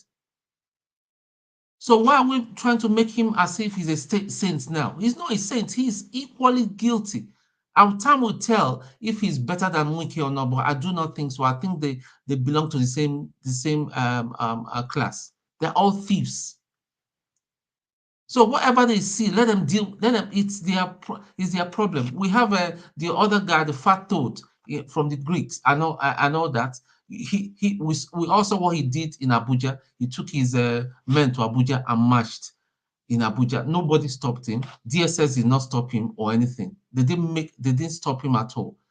he went under the coat of arms and was speaking as if he was a state actor. Nobody stopped him. Now, because he has been banned and all that, he started speaking like an idiot that he is. All right, The Todd. minute, Sorry the day, for. Go ahead. Go ahead. Sorry. the day we will realize that we all have one common enemy, that we need to fight the common enemy. That is when we drive out the enemy, then we will then see whether we can continue as a nation or whether we want to split. That is all. But all this partisan thing and all that, Shura will come and talk his own. He will criticize Peter Obi. Some people, even the so-called RPOB, when you start talking, they will tag you as an as a headless mob, as an obedient headless mob, and all that. That is, if it's not Nnamdi Kanu, they're not even talking about anything. They will heckle. They will be so aggressive at you and talk down on you. We cannot defeat these people. Tinubu and his lot, all of them, the criminals in the north and all that, are all enjoying this game. And let me just say something, because people we tend to have this thing we refer to as Hausa Fulani. Not all northerners, and I'll say that. I'll say with the hands on heart, not all northerners are bad. Not all northerners are corrupt. Not all Hausa Fulani are corrupt and bad. Let's just get it right. After all, Igbos, we have criminals. Whose Hope Uzodinma, is not a criminal? Is he Hausa Fulani? Tinubu, is he not Yoruba man? Is he not a criminal? And all the criminal Yoruba people and Igbo people. The problem is we need to start calling out our own thieves. Most of the people that are following Nnamdi Kanu and all that is not because of Biafra, it's because of tribe. Let's just say the truth right now. I know it's a very touchy subject. We are so tribal in that nation, and that is a core problem. That is a core problem we have. We are so tribal. The Yoruba nation that was being talked about before Igboho was they attempted to take his life and all that. Where is the Yoruba nation now? Most of it has fizzled off. All right. Why do you think it fizzled out? Don, if you've been following this broadcast from the start, no one has portrayed Fubara as a saint. None of the panelists, nor those in the comment section. And if you watch the video well, the focus was on the attitude of the president and Wike, which highlight the concern that people have raised in regards to state capture. And so electricity. I'm going to end with this. My take on Rivers State is, which nobody is seeing. This is what I think. From what that video, in fact, that video confirmed my thoughts. Wike and Fubara have made a secret deal with Tinubu. They are moving over to APC. Just forget this thing. We will see in a few months. They are going to move over to APC, and that will seal the whole thing. So all these things that we're talking, whether Fubara he's been slow or he's been marginalized and all that. But let's not forget again, people. Let's not forget Fubara too is as bad as Wike. I mean, we didn't dismiss that. That was not dismissed, and that we highlighted that under the subject of integrity, because if we had integrity, I believe that both of them have they have a grand plan of moving over to the APC eventually. Okay. The Whatever PDP, that is, whether that is the case or not, but the point is, we're looking at how things are playing out and calling on Peter Obi, who has galvanized the people. If you look at the subject, consensus is where the people have come together as one to take back the country. I played another video earlier about Tel Aviv, the Israelis that went on the street as a result of 3 citizens mistakenly killed during the hostage, and nothing has been done by the citizens in respect to the 126 people that were killed in Kaduna or wherever it is. It's just about citizens coming out to take control of the state, of the country. And the leader at this point is Peter Obi, and that is why I keep calling him out every day. Now Can I win? Can I win? Hold on 1 second, Mr. Oti. You can't wait in. You can't wait in. I want to respond to Wait for your Tom. turn. I want to Wait for respond your to Tom. turn. No, You wait will for your turn, respond to it. because I know I've touched a touchy subject. I know you're one of the IPOB. Gentlemen, I will appreciate if we apply decorum, please. Look at CNS, Comfort, and Mr. Let's apply decorum. Tone, I've muted you. So, listen, we all will not agree with the position of Nnamdi Kanu, whether it is Igbo-oriented or otherwise. But you see, when things are not working, he raised his voice. I do not agree with the method, but it's as a result of things not working for Nigerian citizens, whether Igbo or otherwise, and he took the step he did. I don't agree with his method. It's a treasonable offense. Let's get it clear. But for crying out loud, we are all doing the same thing. We may not have gone to that far he went, but we are all crying out for a change. He went his own, he did his own in a different way. I am doing my own in this platform and in other ways, and also every one of us. So before we throw stones and we have to take a step back, or before we stand on that moral high ground, we have to understand that where is the man coming from? If it's even an Igbo agenda, what is he seeking for? A better life for his own people.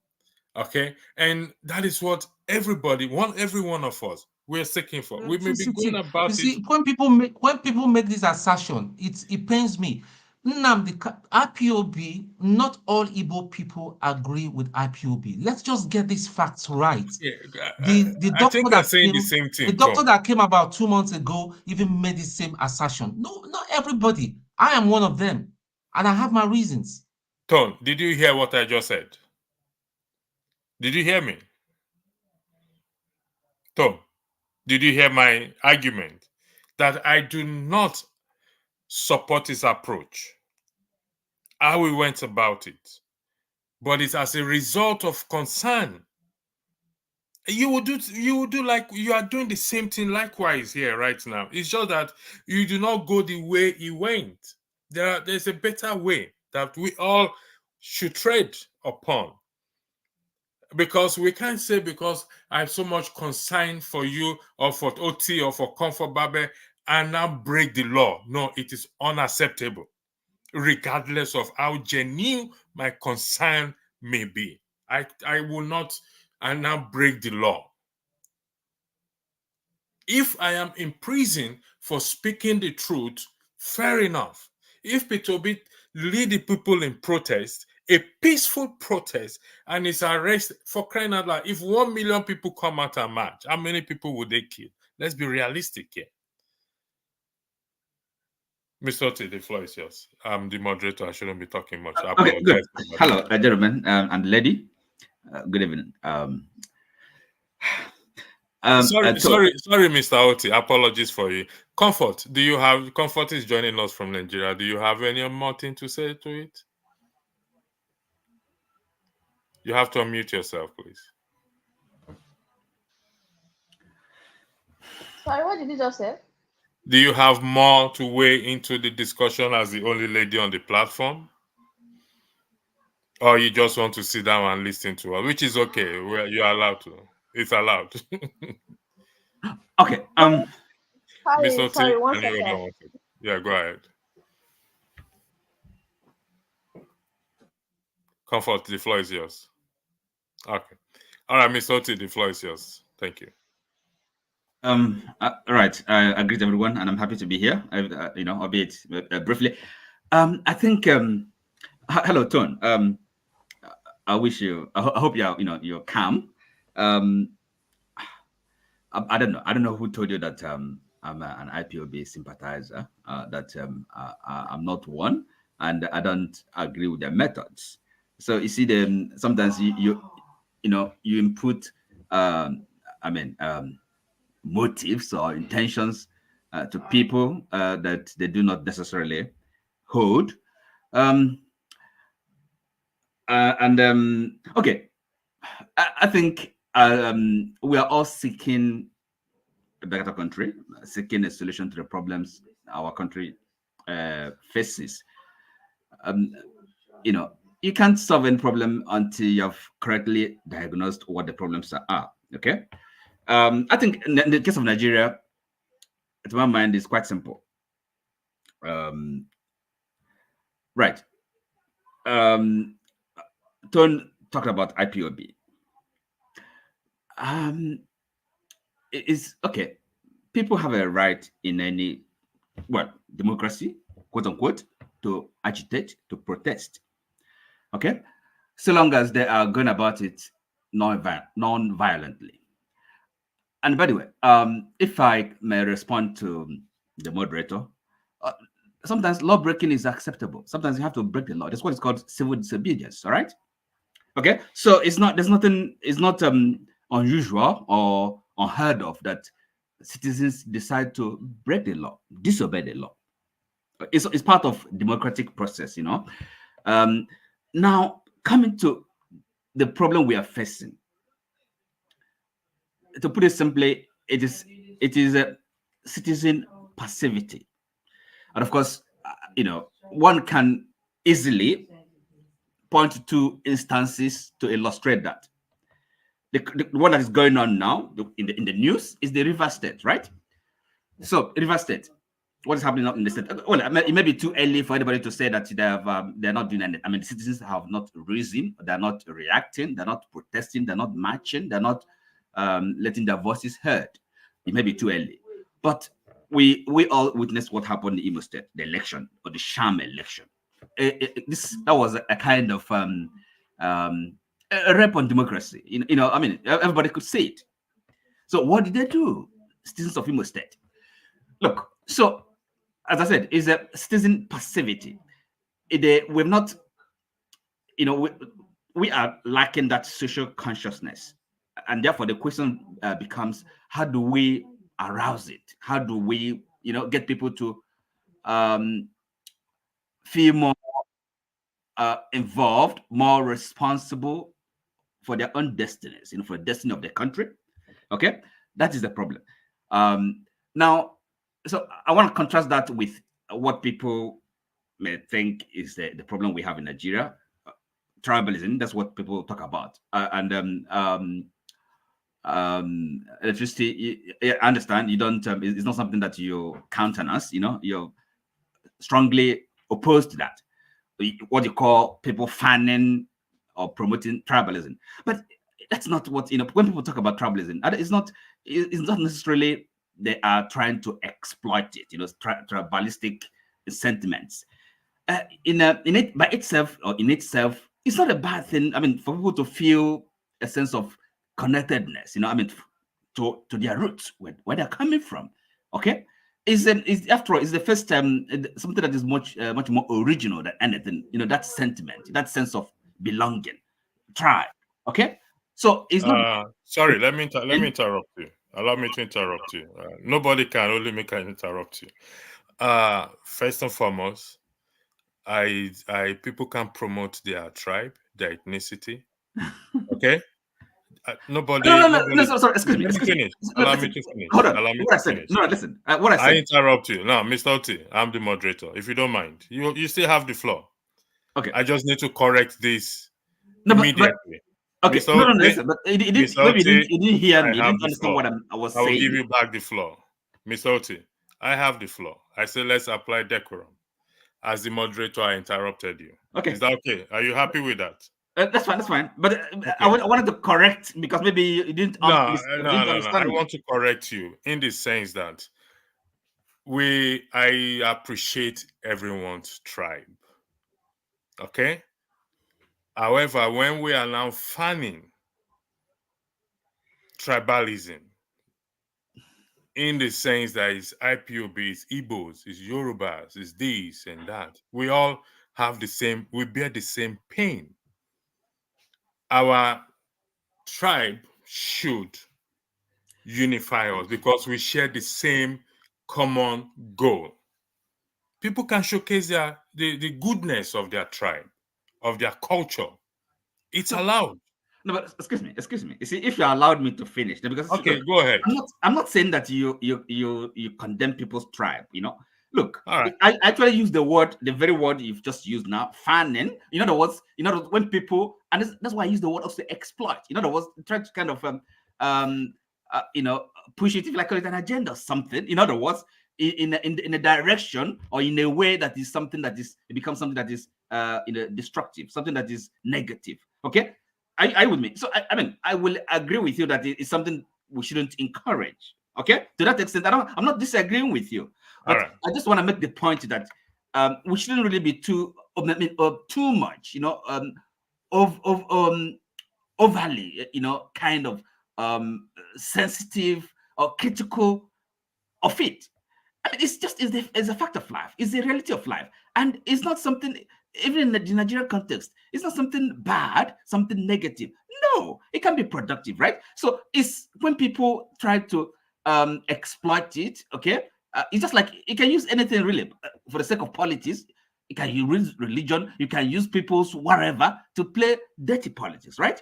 Low politics. Are you with me? So people can do this with tribe as well as with other things. Okay, so we have to understand that. And when for example, people talk about maybe IPOB, whatever, or the Yoruba, there's nothing wrong with that. Or maybe the Ijaw movement.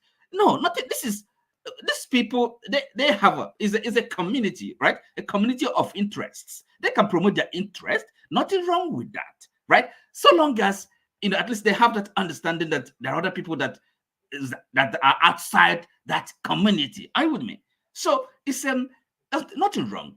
Okay, so I'm saying really all this kind of the sectional interest we have, including tribal interest, is not necessarily the problem of Nigeria. It may be a problem, but the core problem for me is what I've described as in passivity, citizen inactivity, this lack of social consciousness.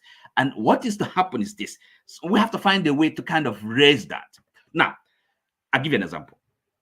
Social consciousness, this kind of civic awareness, civic activity, and that's what democracy is all about. It's not something you sure that you don't leave it to politicians. You don't leave it to those that form the government, right? Are you sure? Are you sure that they're not aware of this in Nigeria? Are you sure? Very sure that the Excuse people me, are Mr. aware Blackstone, about this? let him finish, please. So look, you see, that is the essence of a democracy. If heard of, I'm sure we have heard of Alexei de Tocqueville, that wrote Democracy in America. Look, the essence of democracy is the citizen participation, citizen involvement. So, Okay. now, okay, Mr. look, let me finish. I'm going to go finish. I just want to put a question to you. What do you think we are doing here, or what do you think is being done on this channel? Okay, no, it's an aspect of it. I mean, look, but that is not nearly enough. What are we're just talking here often it boils down to platitudes, and people kind of not really understanding what the problems are, right? So it's part of what we're doing, but that is not enough. Now, look, I can agree with you that is not enough. I agree with you that is not enough. And how do we now do the enough? Okay, let me finish. No, I think the question is, I just agree that we're not doing enough. So I would need you to tell us what more. That's what I'm saying. Allow me. You see, I'm going to finish. Because look, now, for example, you ask yourself, what are the student unions? What are they doing? What are the labor union doing? So these are the civic, civil society. These are the kind of key components of what you call the civil society. Professional bodies, what are they doing? So these are the people that to raise the consciousness of the people, right? Now, leaving it to politicians or waiting for a political leader to lead the movement is a waste of time. It's not going to work. This is where we're going to disagree. Sorry. Hold on one second. Sorry, but no. Listen, I understand where you're coming from. I disagree with you. Mr. Oti, hold on one second. You just highlighted the civil, the labor people. You highlighted the the Student union? electoral this in it. But you said you don't disagree that we're waiting for a kind of a Yes. leader to lead Looking us. up to political leaders to champion. No. We're not discussing. We're talking about Peter B. In focus. He's a political leader. He's a political leader. And there is absolutely nothing wrong. It's not different from the people you just mentioned. Oh, come on. There's a difference. Look. He led a political party. Right. People voted. I need to give other people the floor. So hold on one second, Mr. Oti. Okay. By the way, I'm gonna join you guys. I need you to clarify something before you go. I need you to clarify something for the integrity of this channel. You claim that sometimes law breaking is acceptable. Yes. Oh, look, that's what it's called. Listen, civil disobedience, right?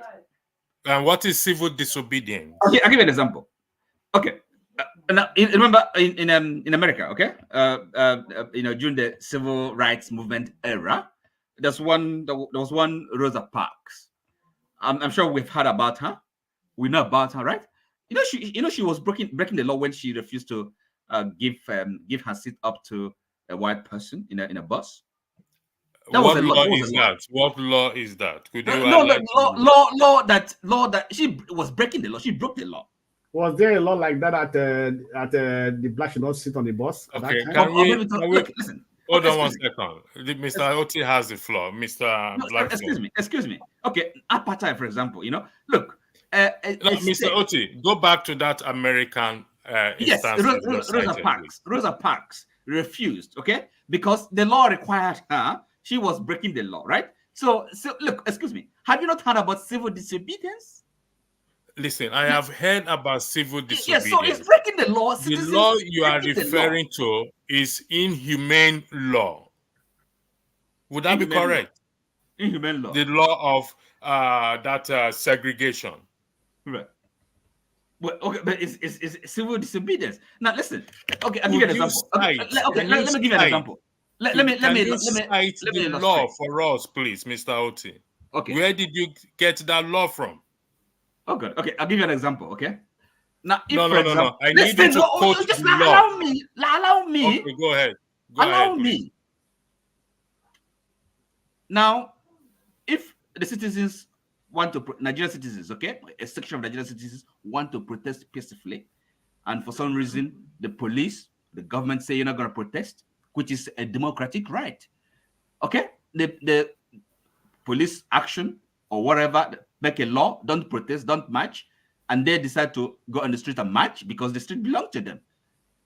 What is that not civil disobedience? That breaking the Constitution, law. The Nigerian Constitution allow gathering. That is the Nigerian Constitution.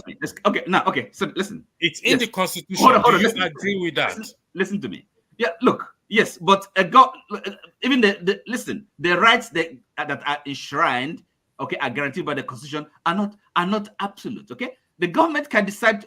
Hold on, allow me. The government can decide for the sake of whatever, maybe say public order, make a law to curtail that your constitutional right to protest, to assemble. Are you with me? Okay, so in that case, the citizens can decide to disobey it. It's called civil disobedience. Is that clear to you now? Mr. Oti. I know what I'm talking about. I know you know what you're talking about. So what's the problem? You have deflected from the issues of the American you raised up. No, forget America. I'm giving you another example. No. Please, can you move forward on that person? No. Listen, for the integrity of this channel, okay. I asked you to quote me exactly where you found that law. Can you do that? No, excuse me. You wanted me to explain what civil disobedience means. And No. You said sometimes law breaking is acceptable. To have a law, it has to be written somewhere. Is that correct? Listen to me. And then I'm telling you that, excuse me, look, I'm illustrating, I'm explaining what civil disobedience means, and it's part of democratic life, okay? It is part of democratic life. If a government makes a law that the citizens feel that do not I'm giving you an example. Now, for example, look, a government can decide to make a law to prohibit assembly, okay? Even though it's guaranteed by the Constitution, but nothing stops the government making a law. Maybe it's for the sake of peace order, okay? Are you with me? So they make that law quite legitimately because they have the right, they have the power to make a law. But the citizens can say, look, no, we're going to march nonetheless. That's civil disobedience.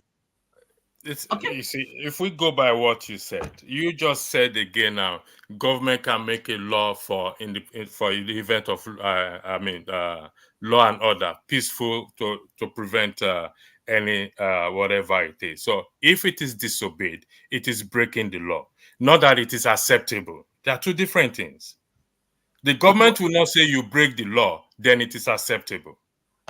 Well, I mean, the semantics. I don't know what you're getting It's not at. semantic. It's what you wrote down. You said sometimes law breaking is acceptable. Well, for those, I mean, pursuing a higher purpose. I mean, maybe for the purpose of their liberation, for their independence, for their for their destiny. I mean, for example, in Nigeria, it's going to be acceptable to them, but of course not to the government. What are we talking about? All right. The floor is yours, AY. So Thank I'll you see you for guys your interview. shortly. Thank you. Yeah, good evening, everyone. Good afternoon. So, what do you want me to comment on? Everything. Everything and anything. Yes. Yeah, I need to know the topic you guys are discussing right now because. Well, the topic is about the people having a consensus in taking back the country. I played a video earlier. I also played the video of the Israelis protesting after three of their citizens were mistakenly killed by their own army, and I highlighted the 126 people that were killed in Kaduna State. The president went there, said it's the act of God. P2B went there to donate 5 million, if I am correct in that regard, and nothing so far has been done.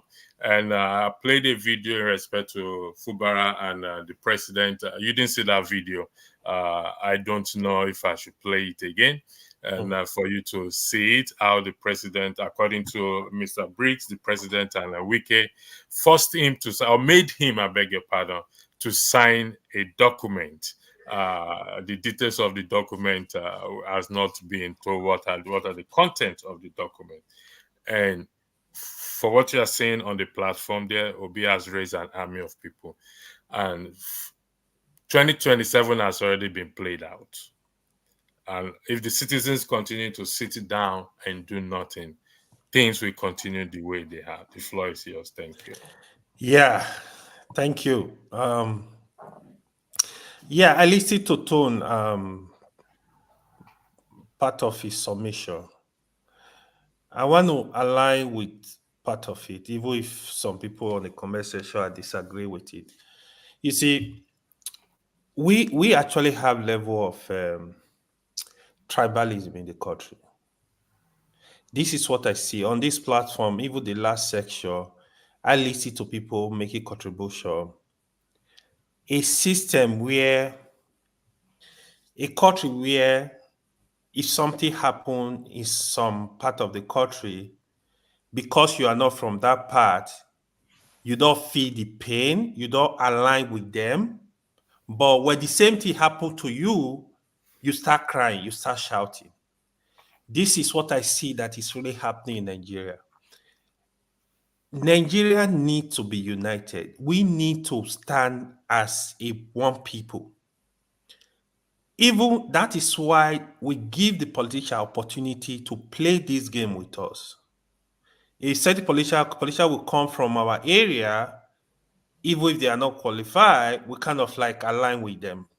It's a problem, but we are not seeing this stuff as problem. That is why these political leaders, they understand this game of religion, of tribal politics. They keep playing it.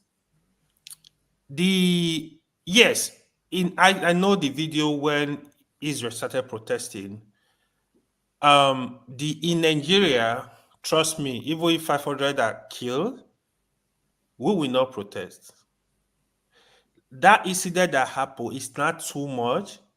The people can show their unhappiness about what is going on and have a peaceful protest. Nobody is saying go and destroy the government property or whatever. Have a peaceful protest, but we will not do that. I know somebody will just say, oh, yeah, you can do tribe. It doesn't mean, no, we cannot do tribe. Tribalism is tribalism. Nobody is saying, if you are from Hausa, you can be Hausa, it's fine. You can be Igbo, it's fine. You can be Yoruba, it's fine. You can be wherever, it's fine. But when we are discussing national issue, we need to look at issue and discuss that. That is why, like for me, I don't even want to know what part of the country you come from. I want to listen to what you want to say. It doesn't matter. Like where you come from, it's not gonna I'm not gonna use that to judge you, but what you speak, what you say, where you stand, that is where I will know who is this person, where are you coming from. Look at issue objectively. Most time we can't look at issue objectively. We're gonna look at them from that tribal lens. It's really problematic, but we're not getting it. On the issue of Wike and Fubara and the Okay, you know president what? Let getting me play involved. the video. Let me play the Okay, video again, okay. at least for the benefit of all. So let me play the video again. No, sorry, the video is already on the screen. Sorry. I think this is it. I think it's more important because I've had a lot of comments, and every person that has commented has always been on the why question. Why will Sim sign that kind of document? Why didn't he run away? Why did he not reject it? Why would the president present that kind of in a meeting? Why did Odele not reject it? Why? And I think that is not the best at this time. What is most appropriate is what happened. And that's what I want to address. What happened?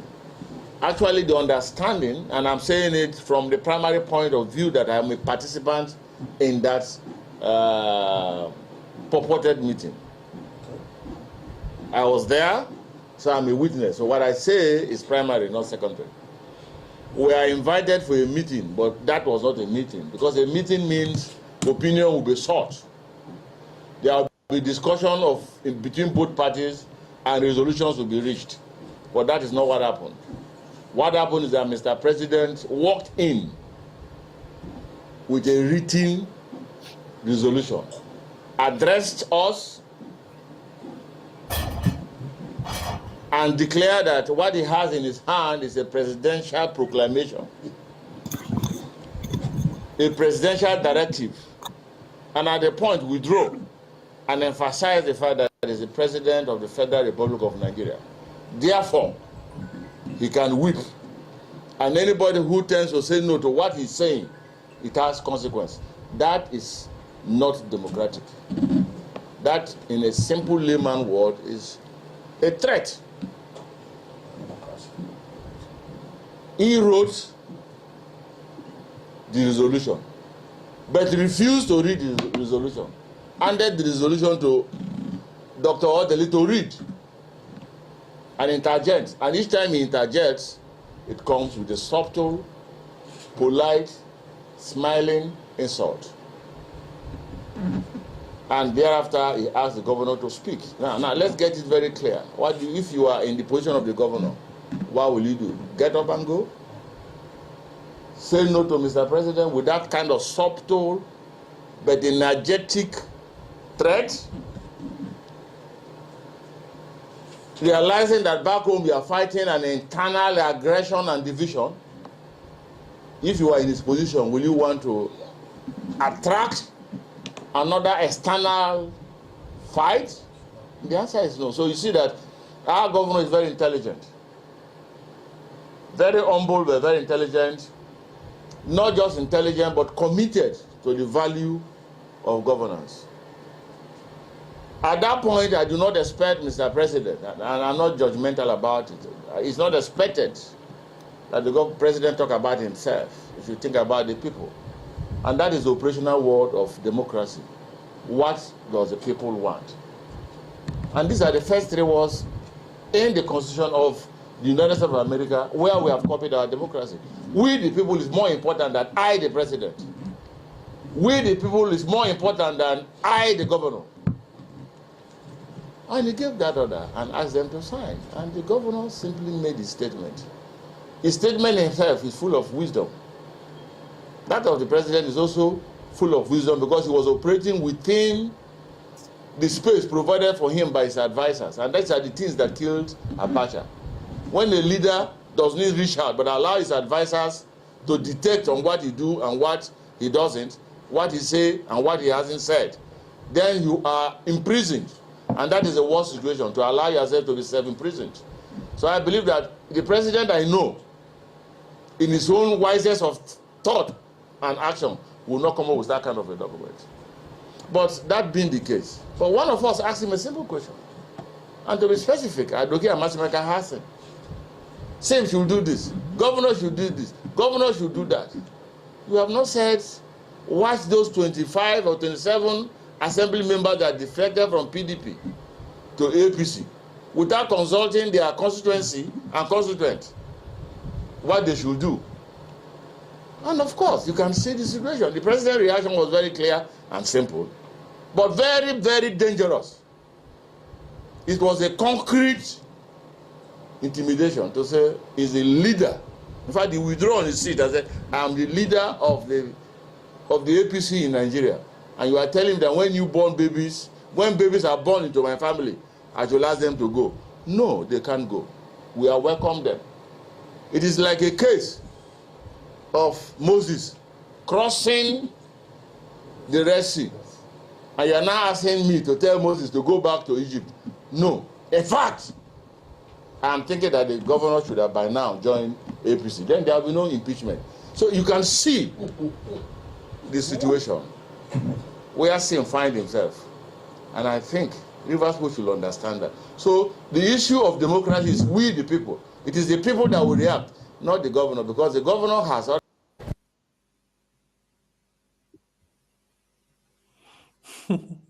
Yeah, thank you. For the record, that is not all the video. Sorry, that is not all the video. So that's part one of the video.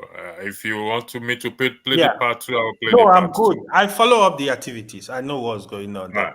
So let me say this again, just for the record, okay? If we are going to get things right, we have to follow due process. Mr. Oti is not here, and I hope he's listening. You see, if the government come up and say you cannot protest, the government must be able to provide evidence to such because it is enshrined in the Constitution, and the people can challenge the government in the court of law. I will never support violence. I will never support whether this civil disobedience, some laws that can be broken and it's acceptable. I will never support it. But I believe in peaceful protest. And we've seen where peaceful protests achieved more than where there is hooliganism and every other thing. So, anyway, the floor is back to you. Thank you. Yeah, thank you. So, I feel sorry for Governor of Rivers State. So, first of all, I know he is a gentleman, but he's making a very big mistake. Here, he needs to know, first of all, he can't make decision he can't just take anything to the people. He's representing the people now. He's representing a state of maybe around 5 million people. He needs to know whatever decision he needs to take, he needs to look back. The president cannot actually the document the president asked him to sign, as far as I'm concerned, it's not a void. It's not for me, it's not existing. If I were the governor, I don't know what's the issue. If I were the governor, I'm gonna talk to the president. I'm gonna speak to him. If I don't know what to say at that point, I'm not sure. I'm gonna tell him, give me some time. I will get back to you on this list. I will come back and present the state demand. This is our demand. You need to come very strong and tough. He's a governor. He's too slow. I'm going to present my demand. When I saw the list, clearly it was Sorry one-sided. for interjecting you. Comfort, you can turn off your camera. You're joining us from Nigeria. Turn off your camera, then you can stay. You can remain on the platform, please. You're allowed to turn off your camera. You're joining us from Nigeria. Thank you. Sorry, AY, for interjecting. Okay. The list was completely one-sided. You will see it clearly. The governor is losing out. The state is losing out. If not for anything, I will tell Mr. President, Mr. Wike should allow the state be, straight up. I'm going to respect Wike. Yeah, Wike was instrumental in bringing him to power. Give him his respect. We are not fighting, but I'm the governor of the state.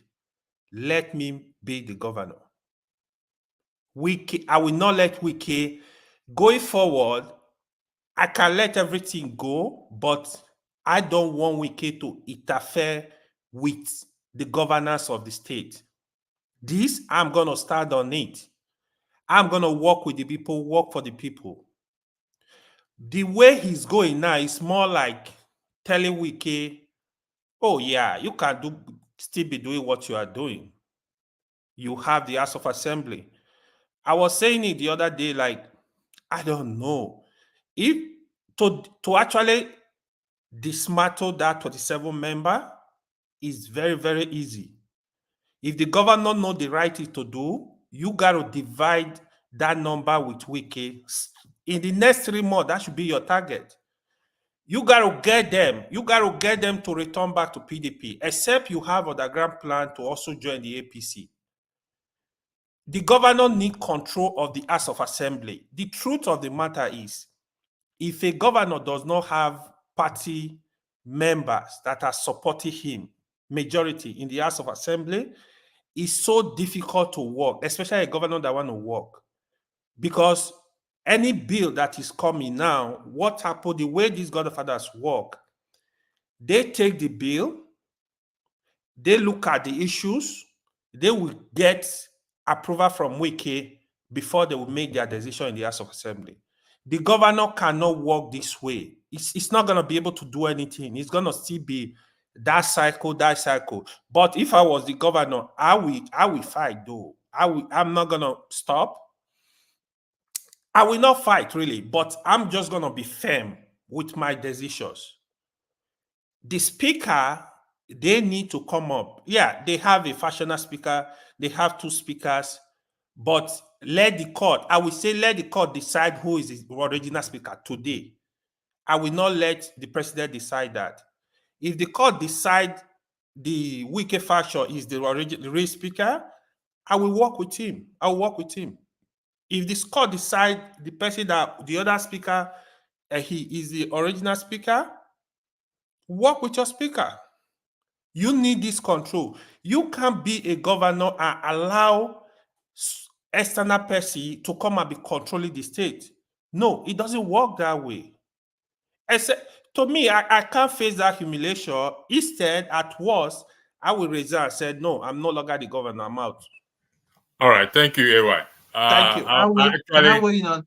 Can I Hold weigh on in one on that, second, please? Tom. Hold on one second, Tom. What we will do now is welcome Forefather and welcome, I can't pronounce this other lady name, okay? So what we will do now is this.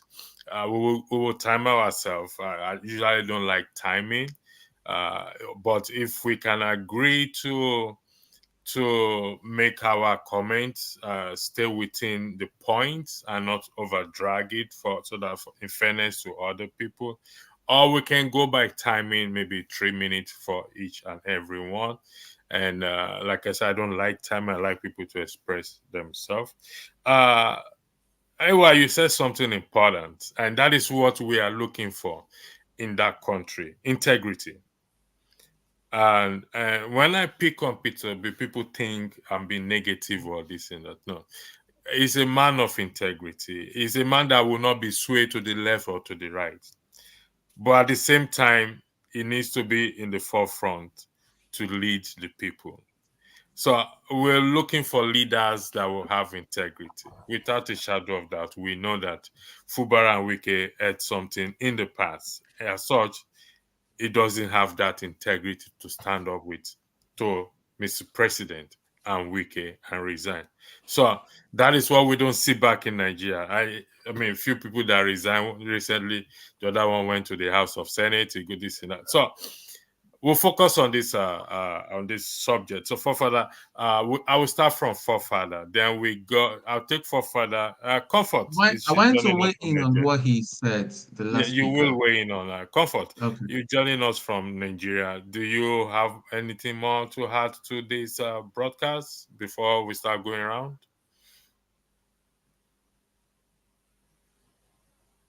Hello, comfort. Can you hear me? I think just turn off because of the network. Turn off your video. Yeah, I can And hear you. Let him continue. Okay, all right. So Forefather, the floor is yours. You have 3 minutes, so we'll time each other for 3 minutes, please. Thank you. What did you say? Troublemaker, don't come again, my father. Blackstone, please. I know you are joking, but I'm my good friend, man. You don't have to talk. all right. It's my good friend. The floor is yours, Forefather. Thank you for having me. Electricity, greetings to everyone on the panel, to the chat, and to the viewers. Yeah, this is a silly situation that Nigeria has gotten itself into. One of those negative cultures that we've built up. And Tinubu is at the pinnacle of godfatherism in Nigeria, isn't it? And it's funny because when he got into office, you see a lot of other governors are trying to replicate the same thing that he has done. And it's a little bit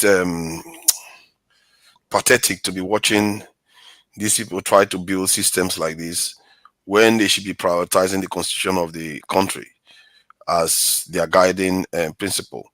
As a matter of fact, Tinubu, as much as people like to say Tinubu is godfather, his own godfatherism is not necessarily overbearing like the way Wike is practicing it now. And some of all the people, so-called copycats, want to copy it. They don't know how he made it this far. He was more conciliatory than people think. And they think he just tell people what to do and people just do it. That's not how it works. And he tried to do that, you fail. And in the end, the people are the ones that are losing out with all this nonsense that is going on. And if the statement from the video, what that man said, is accurate, then what Tinubu is doing is actually against the constitution, is breaking the law. He doesn't have the power to do some of the things they are doing, and this is a corruption of the democratic system. You can put rules for a democratic government that people elected. The people are sovereign. They gave their vote to that man, and you don't have a right to tell the man what to do. And that's what Tinubu did, and that's against the law. And we testify about this is openly, and they just get away with it. They do all kinds of stuff that they like. I don't know who gave people the idea that the president is too powerful. The president is not too powerful. I think there's a narrative that just started happening maybe after the time of during the time of Buhari, that somehow made the president seem so powerful. If anything, from what I gather, I didn't observe Obasanjo's time in office very much, but they said Obasanjo was very, very powerful as a president. He really exerted a lot of power. But even he got defeated multiple times by governors. They challenged him and he lost. So this idea that you can't challenge a president before his face because you're in Aso Rock is menacing. Who? Why? If anything happens to Fubara, God help any one of them. And I don't really subscribe to some of all these things that some of these Tinubu campaign is doing, and APC, just because they want River State into their column, they are willing to destabilize the state for their purposes. As a matter of fact, they'll probably enjoy it because they gain from it. When the South and the Southeast is unstable, guess who the parts that gain from it? The South will generally gain from it. And I don't like the idea that people just smile and watch the South just fight itself like that constantly. That area has. Sorry for interrupting. Look at what is on the screen there. The man, Mr. Briggs, said it is the people that will react. If we Yes. go by that statement, do you agree or disagree? And how do we go about this? My focus, my argument has been from time immemorial that Peter Obi should lead or should be the first person to react or lead the protest. That has been my argument, and I stand on that. Could you weigh in on this, on what the man said? It is the people that will react. Exactly. That is a very, very powerful thing. I think Peter, you see, some of the things Peter B should be stepping into, he doesn't step into them. He stays away. And maybe there's a good reason for it, because maybe he knows them very well. Because in the end, maybe this guy should be saying the people should be the one that should react, not the people that will react. Because in the way Fubara got into office, you cannot exactly say that he was a man of the people. He was ushered in. So if he was elected into office like the way Peter B was looking, people voted for Peter B, they really believed in him. Nobody would tell. People would know him, wouldn't even tell him what to do, because he knows a lot of people back him. So most people's the way they voted for Fubara was based on technically the way Wiki kind of promoted him to be the flag bearer. It's a PDP state, so it's not necessarily on Wiki, but it's on PDP. And PDP, they become so disorganized that they've allowed all this nonsense to happen. Personally, what if I'm to summarize, what Tinubu has done is against the law, and it's against the culture that we are supposed to be building in the country. And also, the people, Fubara should not back down and should completely disregard whatever that agreement entails. The law should take its course, and the constitution should reign. Period. But Fubara have already signed it, so how can he walk back It's from under it? duress. It's under duress, and that's basically what it is. And any signature that is obtained under duress is null and void, In and your opinion, it's do you illegal think? too. He don't even In have the your power to. opinion, do you think he can walk back from it? Yes, he can easily, Ah. because it's illegal. You can't even do that. I agree with you. Gentlemen, please indulge me again. I'm going to go to the next lady, please, and let her weigh in into the discussion. I can't really pronounce your name. It's M. Gore. Forgive me if I'm pronouncing it wrongly. The floor is yours, please, madam.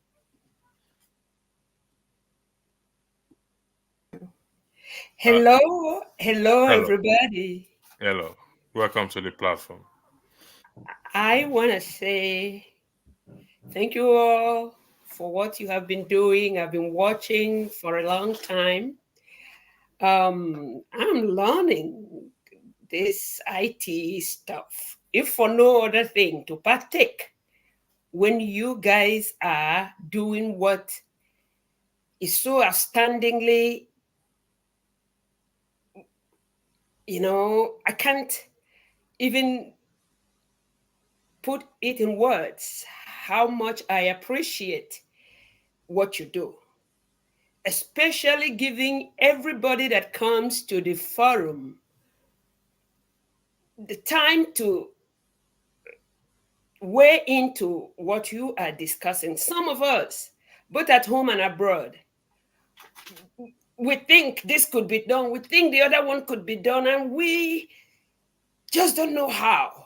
But when one, since I've been watching you, listens to you, a whole lot of learning is, one is exposed to a whole lot of learning. And I say thank you.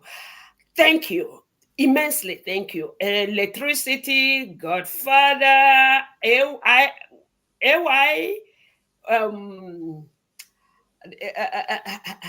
Tone. When you usually will write your names, but thank you. I just want to say thank you. And I had sat for a while and I stepped out. My daughter called me back to say, you guys have me up. Thank you. I am not very political, but whether one of you here said one day, whether you are political or not, you just become political by being a member of a clan. And I really can relate to that. And that's the only thing or one of the things that gave me the courage to come to where you all are gathered because you all, I don't even know what to call you, tigers, tigresses, you all are the strength behind what Nigeria can become tomorrow. And I know whether it has been spoken, whether spoken and or unspoken, someday what is hatching behind your minds will fix Nigeria. That's all I can say for now. Thank you, guys. Thank you, and you're welcome on the platform. And like you said, we are all political in one way or the other. Please come often, and we encourage women to come often. If we are not tigers, because if we accept that tigers, the women will run away. We are gentlemen. Do not mind women. When I say do not mind women, I mean the concept or what we had accepted women to be. They are stronger than that. When you are lions, they are lionesses. Otherwise, they wouldn't be able to, come around you guys. All right. That's Thank you. number one. Then number two is my name is Mbore. Okay, Mbore. Yeah. yeah. And the reason I chose that is because it is cultural. Okay, all right. Tells where I come from. Mbore just means all your endeavors, this is the time it becomes manifest. Mbore. Thank you very much. Again, you are welcome. Well said, madam. You I would like to see you again. Yeah, definitely. Blackstone, it's you. Then we go to Comfort. Are you still there? Okay. Hi, good evening, ma. Okay. Do you want to? Can you hear me? Yeah, we can hear you loud and clear. All right. Okay, I just want to say hello to you, ma. Nice to meet you here. I'm happy to see you. We are only two ladies in here, so I'm very happy to hear from you. Thank you. Wow. Sorry, let me say this. There's going to be a broadcast tomorrow, which the ladies are highly encouraged to come because it revolves around the women. I want it to be dominated, the platform to be dominated by the women. Few men will come on the platform. I will pick the men that will come up. I'll pick the gentle ones, not the tigers. So please, tomorrow there's a broadcast. It's a very interesting one that we're going to be having a guest. The guest we had last week, she'll be coming back again. So a lot of questions will be put to her. It's about, it's there on the platform. Okay. So, Comfort, the floor is back to you. Thank you. Go ahead, madam, please. Comfort, hold on 1 second. Okay. I just wanted to acknowledge Comfort's welcome. Okay. And I am proud of you, just like I'm proud of everybody here, because I am mighty proud of you. Hello to you, Comfort. Thank you, ma. Thank you. All right. Mr. Blackstone, the floor is yours. The electricity. The way they took me for this platform, man. I'll be here for 1 hour. Only what I don't talk. Okay, maybe you are part of the house. So what's gonna happen is I'm gonna yield the moderating to forefathers to continue from where I stop, as I have to attend to something. I would like to thank you all again and those in the comment section. And I will see you guys back. No, I'll see you guys back here tomorrow, hopefully. And thank you again. God bless you. Before you go, it's time for you to have a broadcast for 4 or 5 hours, not only for 2 hours you are doing. so great time for you. You are a moderator. Okay, let me, forefather. Do you mind taking over from here? Sorry, I don't have to throw it upon you like that. Yeah, you are muted, forefather. Yeah, that was a bit of a sneaky one, but I can hold it for a few hours left. Yeah, All right. yeah. I My just, apologies. I should have asked first before throwing it upon you, sir. You have the floor. Thank you. all right, thank you. Yeah, it's the Blackstone, isn't it? Maybe. Yes. Go ahead then. What do you think about the president's the agreement with Fubara? It's like it is like signing agreement to the devil, Mm, because Fulbara has signed that agreement. You have known what's at stake actually. Uh, One thing I should say that most of us doesn't know what transpired, what agreement he had with Wike before the election. Because most of all these people who has godfathers, they have a special agreement with their godfathers, and when their godfather now push them in and they want to start to misbehave, it becomes a problem. And if you are not strong, the godfather will definitely work them so hard. Now that is what is happening now to Fubara. And Wike was so smart, he brought in the president.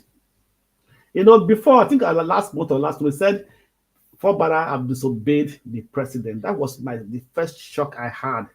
What has Fubara had to do with the president for you to disobey the president? So if we have to realize, the thing here is this, that even if Fubara have signed that agreement, he has a right not to stand by that agreement. He has a right not to obey that agreement. You understand me? Like we say in my language, that if you don't want to stay long on your knees before the Oba, you don't need to argue with the Oba. I see. I see.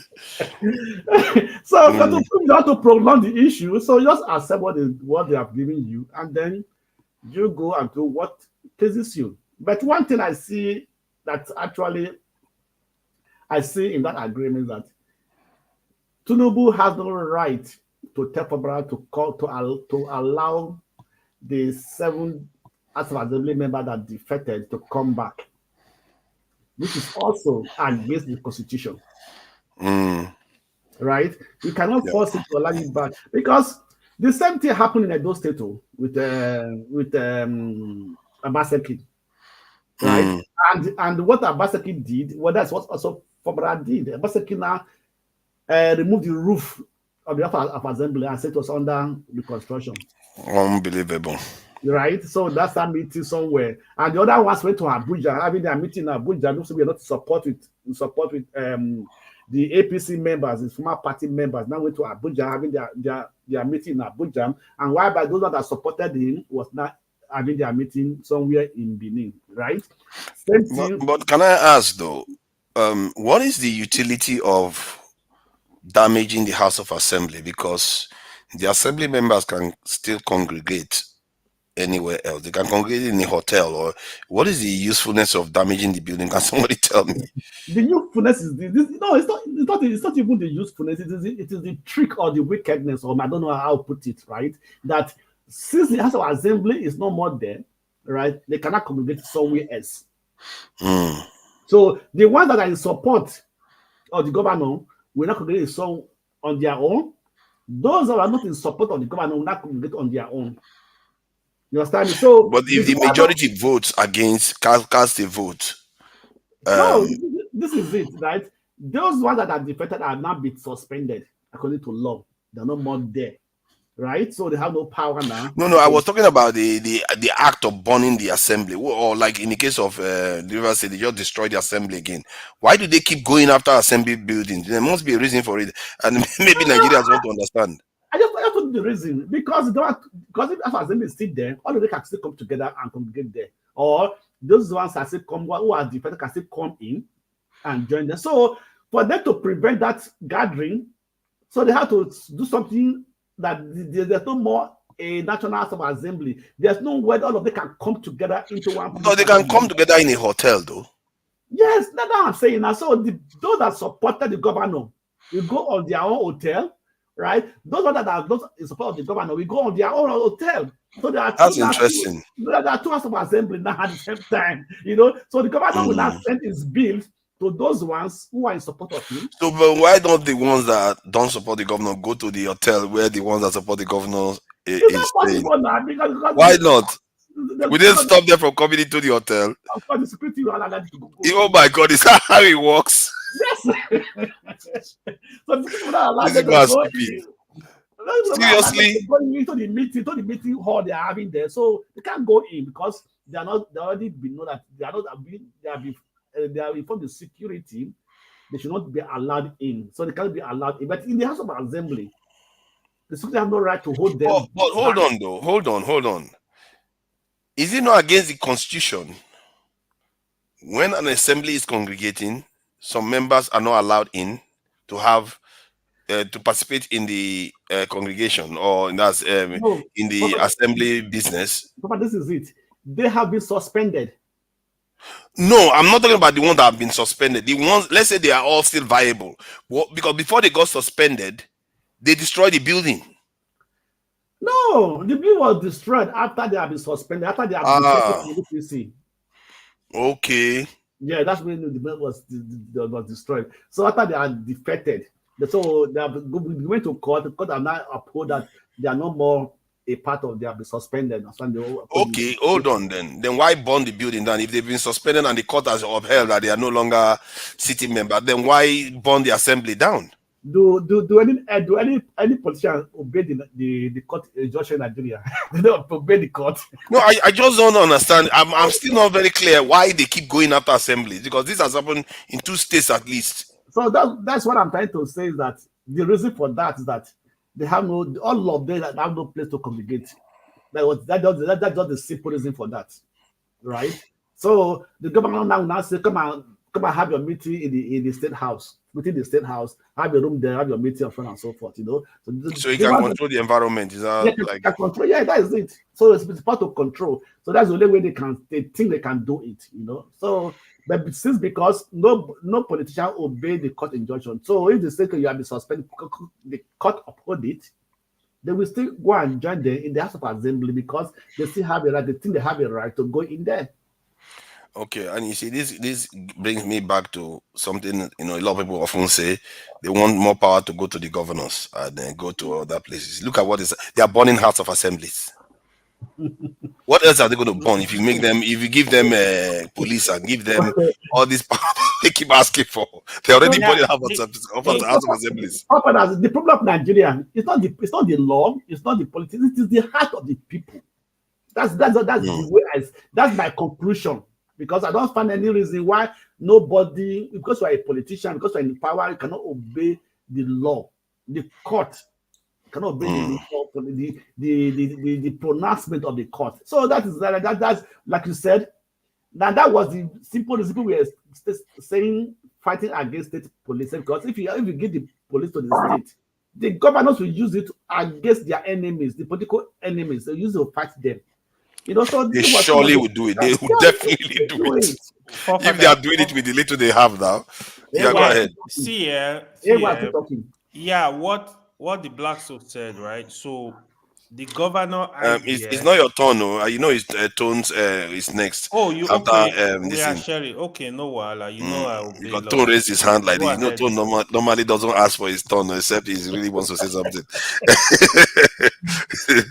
So, Ewa is my guy. So, Anyway, yeah, go ahead. That was why I said earlier that I believe is playing out that these people want to move to the APC, because the president cannot just come out with a document. You can't just sign anything without knowing the content of it if it has not been pre-agreed before, and you just sign despite the trust. You've not done anything. The governor cannot say you cannot be the governor of Rivers State again, or he will ask troops to go into Rivers State to start making that place ungovernable, and that is where the real wahala is. Now, somebody said Tinubu's godfatherism that he worked in the West because of, see, let me just make this statement, and it's not an insult or disrespect to Yoruba people. Just as a disclaimer, it can only work. There's some certain things that cannot work within a certain geographical settings in Nigeria. Like for instance, in Yoruba people have a certain way of when they have their leader, their so-called passive leader, and all that. That was why he could successfully implement it in the West, in the Southwest rather. But he wants to do the same thing in River State. And why I said that we should just leave River State people, let them chop their breakfast because they were there when Wike was doing all the things they were doing. Nobody challenged him. Nobody challenged him and said, "Hey, guy, you've got to." They were hailing, rather they were hailing him about the flyovers he was building as if it was something out of the world. If a governor builds a road and all that, it's not an achievement. It's something that he should do. If he builds a flyover, it's not an achievement. It's I something that he was should one do. of those people that was praising him, and I must say, Wike he has got a way about him where he will act as if he's righteous. He will advocate accountability. He even said, "What is Godfatherism? Yeah, I won't do it. I will when I leave office. He's, What is my business with he's governance?" very he's very And look at what he's doing mischievous. now. He's a very, he comes with a lot of trouble. He's a very, very mischievous man, unfortunately. He comes with Yeah. a lot of baggages, a lot of baggages of trouble, and that's what he's doing. So that document that was signed, I do not believe that Fubara does not know the content of it. They have already discussed in the background extensive meetings in the night time, and this is what they've come to agree. But I believe that Fubara and Wike has no place with PDP. They are going to move with PDP. And again, like what you said earlier, forefathers, I'm blaming PDP because with all this that's been playing out all this while, none of the PDP chieftains have come out and made a very strong statement. You see, they have not. Mm, So I don't know whether they have considered and say, okay, we've lost River State and all that. But again, this is what you get. Illegality breeds illegality. Look at Now we are mm, Tinubu, talking about elevation. all the lies that he's been telling us. Okay, last night now, forefathers recall, you and I were on a certain platform. I don't want to mention it when the guy was quoting figure, and I like the way you you gave it to him and told him that those mm, figures are trash. It's nothing. mm. This is something that a single company, even here in the UK, makes and all that. And you see, whilst we are still having people that think like that, Nigerians that think that are still promoting things, we can see that this thing is not working. It's not about being unpatriotic. This thing is not working. This thing is based on lies, and it's going to end with tears and all that. Just call it out. If if Tinubu is doing very well, I'm sure even some people in the opposition will praise him, but it's just not working. The man has no clue.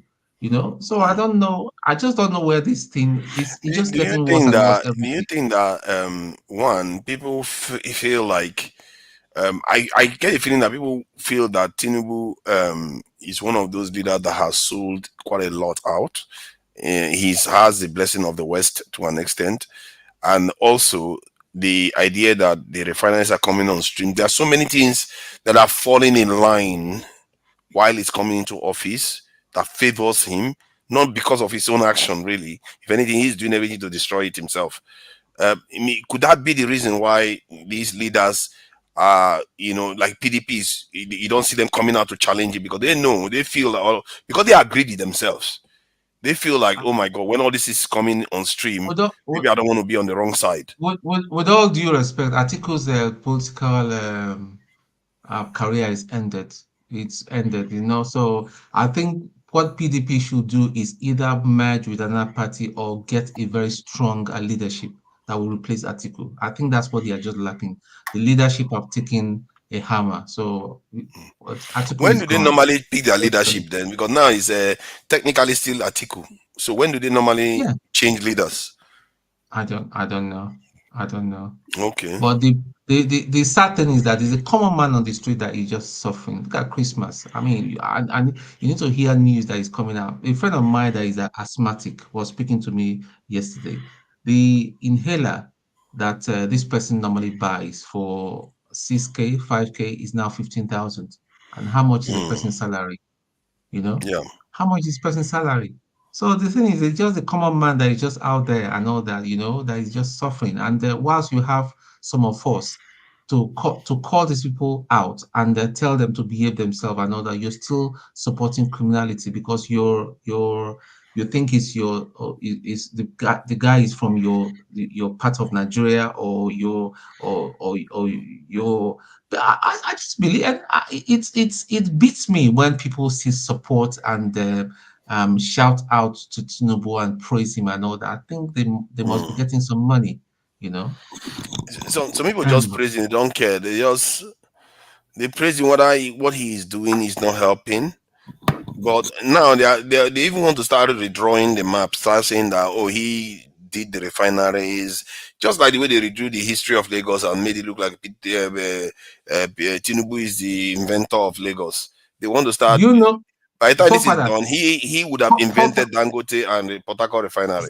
forefathers, if care is not taken in the next 15 years, all these liars will say that Tinubu really won the election. That it was just some troublemakers. It was Igbo people and some Oh, they already Omo said it and now. Yorubas.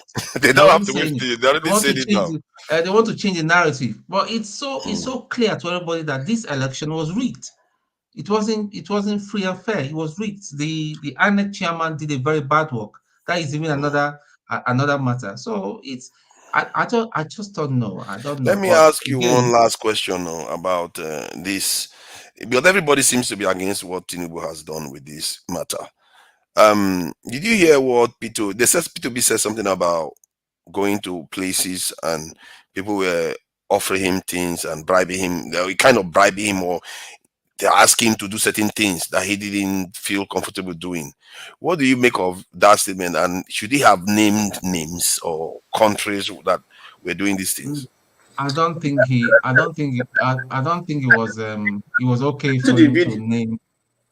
I don't think I it's sent you the okay for video. him to have named anybody, but I think it was good for him to mention that this Mm. is what is going on. But to name Peter Obi, I think you will find out that the guy is a man of peace. If he was dirty, we all know what has been now. I mean, katakata for don't dey everywhere, left, right, and center. That is a Even crazy that, guy. even that itself, that is ready to go. He's ready to go to prison. He's even ready. He's ready for them. He's ready for Yeah, that's anything true. to That is impeachment, ready and for he's action. ready. Hmm. So So, okay, thank you very much, Tone. thank Let's you. go to AY. AY seems to be itching to say something uncharacteristically, actually. AY doesn't always want to like rush into conversation, but go ahead. What do you mean, Fafa? What do you mean? I was saying that because you wanted to say something when this is Tone wanted to say something, You and you gotta seem obey to order, want to say man. something. You gotta obey order. Papa, you have to change his name to YA, not AY. YA.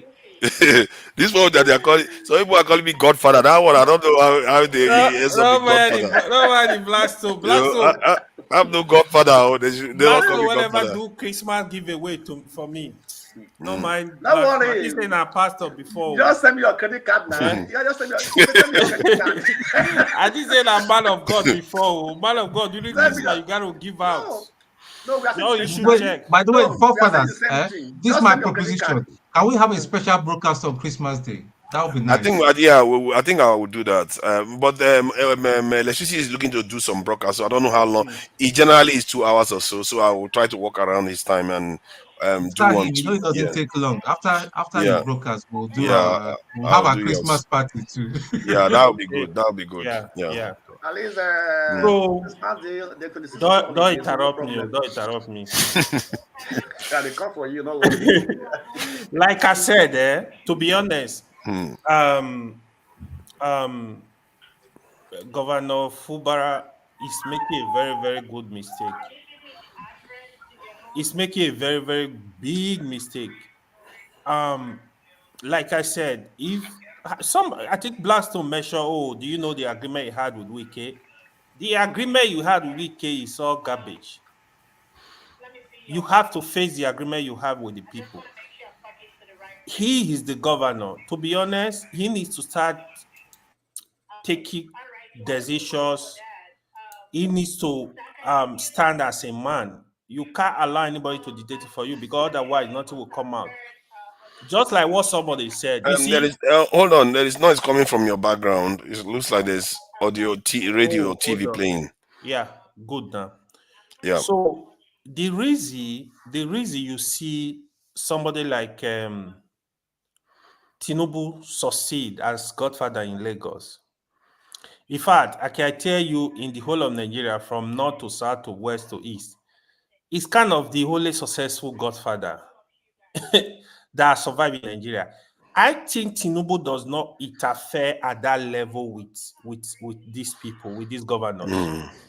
Yeah, you see, even when Abode mess was, they were against Abode, Tinubu has the full structure, not party, full structure in Lagos, from local government chairman to House of Assembly to Rep to Senate to everybody. They could have come together and impeach Abode, but he did not. He allowed Abode to complete his tenure. That is what these people don't learn. A governor is powerful. I know, Forefather, you always dispute this. Nigeria state governors are very powerful. The president I is don't very dispute powerful. it. Where did you get that one? I You don't dispute that always governors are dispute the powerful. president. They I, are I say powerful. the president is not as powerful as people think. They make it look like he's a They god. are. They are. They He's where is powerful, but not yeah. that powerful. From the Is examples, anyway, I see. yeah. The issue is they can break the law and go free with it. Or even Obasanjo government, that is what Obasanjo was doing. Obasanjo was doing it is illegal.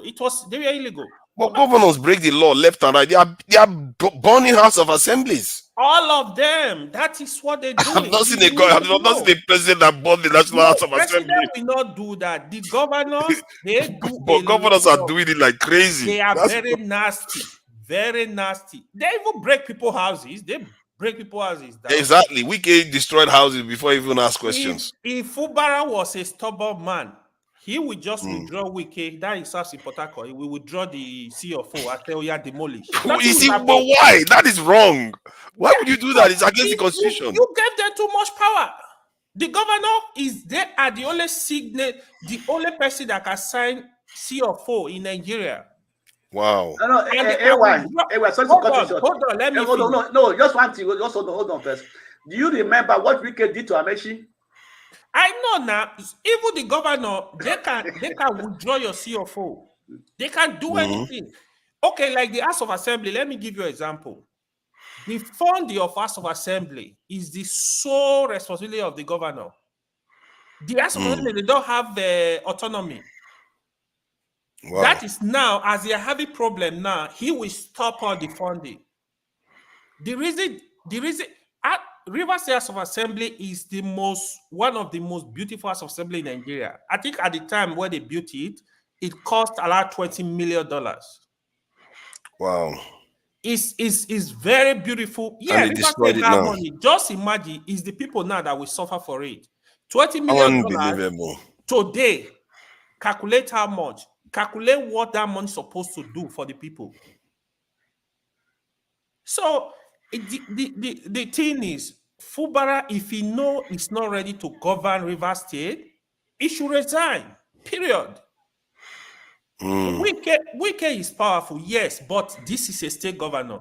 Wike is controlling the two parties now in Rivers State, both PDP and APC. That's crazy.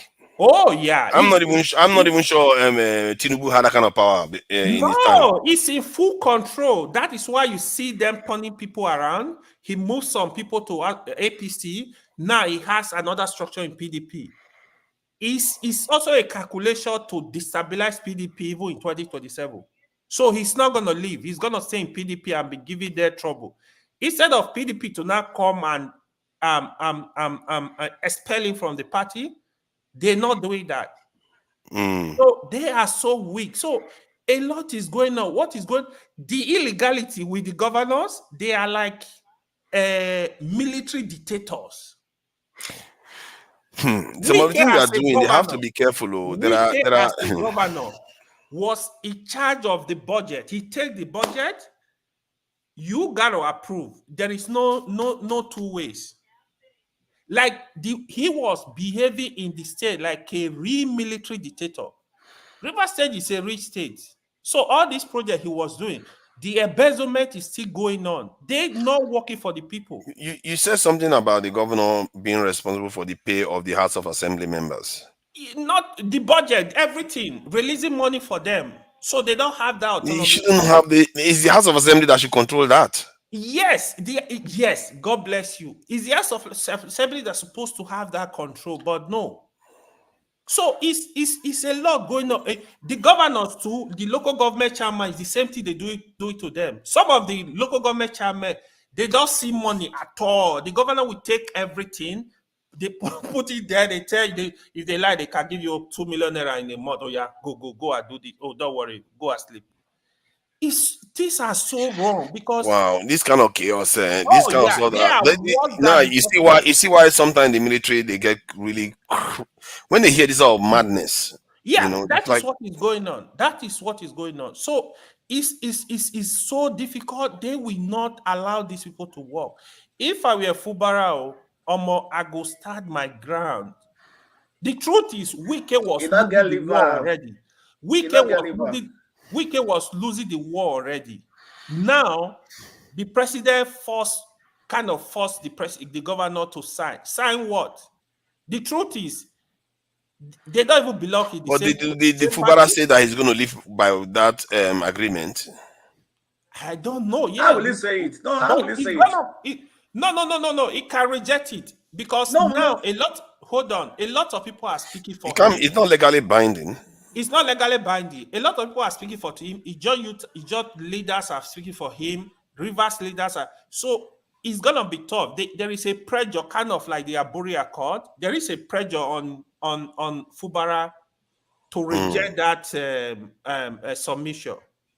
But if I were him, he would have gone back to the president and said, Mr. President, listen. You need to when you talk to the president as a state governor, you gotta stand for your people. He needs to talk to the president. Listen, I can't go with this. This will not happen. This, for example, if I were the one, I'm not taking back the budget. I'm not representing it. Secondly, I'm going to tell him, for the speaker, let court decide. I'm going to wait for the court to decide who is the speaker. And you can allow some things to go. You can say, okay, let the House of Assembly members stay, but you can't just concede. It's just like. And I agree with you on that. I agree with you on that. And from where I'm looking at it, when I look at what the president did, it shows that he is willing to risk the stability of the River State and the South by doing what he did. Because what he did was just like lean on Fubara and spit in his face. That's very, very bad behavior. Tell you the truth. Let me tell you the truth. The hard truth is this. The president cannot afford crisis in South. It cannot. There is no Nigeria president that can afford the crisis that will come from Niger Delta. And the final just came online, and now they want to come and disrupt that region again. Yeah, especially with the job. He knows what we follow. The president will not do that. The truth is, if Fubara reject, just be respectful, explain to the president, talk to him. You are right there. Can do. I'm telling you. Yeah, he should stand his ground. They can't do anything because he can't afford to destabilize that region. Bro, Rivers State is one of the most corrosive states in Nigeria. You can't afford crisis in Rivers State. It will cost Nigeria. Not be this play where IPOB they play for Southeast. They are telling you where the resources of Nigeria is. They're gonna start blowing up pipeline. We will not talk too much. And if you think that the oil companies are running out of Nigeria right now, they will be racing out of Nigeria. Do you remember where Buhari was talking about when he newly came in, when he was talking, what were these people called? The Niger Delta Avengers. When he was like, we got to crack down. When they start bobbing left and right, Nigeria could not produce 500,000 barrels of oil per day. He got to submit and talk to these people. That's true, actually. Then why did Fubara go and sign that kind of silly agreement? These people are not scared of the military. I know these people. I know them. It's gonna be the point you made just now is a very powerful one, actually. They can't afford River State going as it is. but that you are thinking from the point of view that someone like Tinubu is not a saboteur of the country already. For all you know, because I said it before that if Dangote refinery comes online, Rivers State refinery comes online, or Warri, all of them are coming online, Nigeria will experience a turning point. Nigeria will experience a turning point. But look at what he wants to do now. He wants to create a tension in that area because clearly the agreement is signed. He knows Fubara cannot live by it and still remain a proper governor. Yeah. So to me, like Fubara needs to start. Next person. He needs to start for Rivers people, man. He needs to let the president know it's not war, it's not fight. The Blackstone, leave it below there. Yeah. I think you are correct. You made a very powerful point. Don't mind the Blackstone. The Blackstone.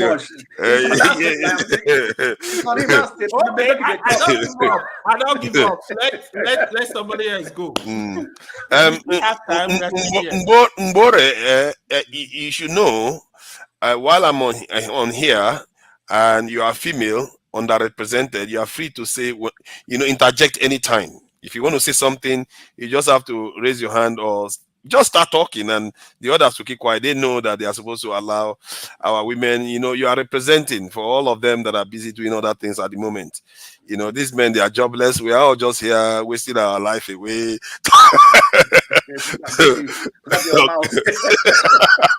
Don't worry, we're all working.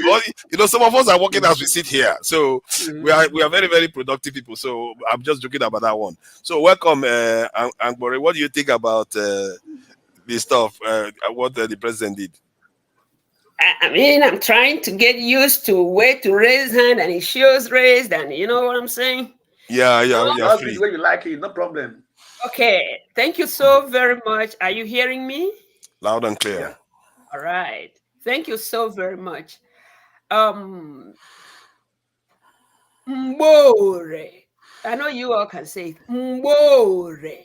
There you go. You kind of draw the O's. Mbore. Because those are two words merged together. Mbore. Where does the name come from? Igbo land. Wow, I've never heard that before. Yes, you wouldn't have, because what does it mean? Is that Mboria? I'm coming. My contemporaries. Actually, I came home. I'm in Humboldt, California.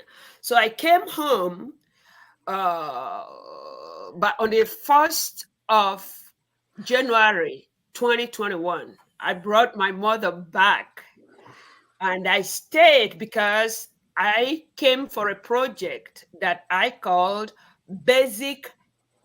free basic health care delivery. Now, as soon as I came back, everybody was like, "Hey, Mama America, hey, big woman." I said, no.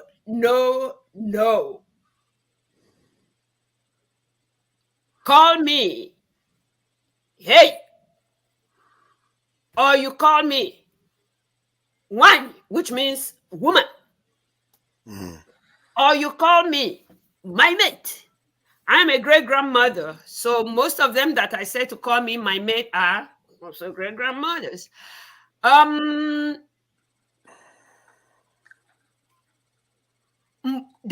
contemporaries don't want to call me Mbore. They say it is a cake. It is, I mean, there isn't any type of disapproval. They didn't give it. What my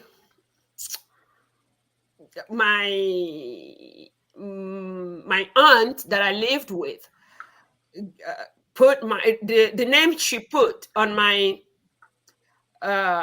formal documents are Victoria Ngozi Carlo.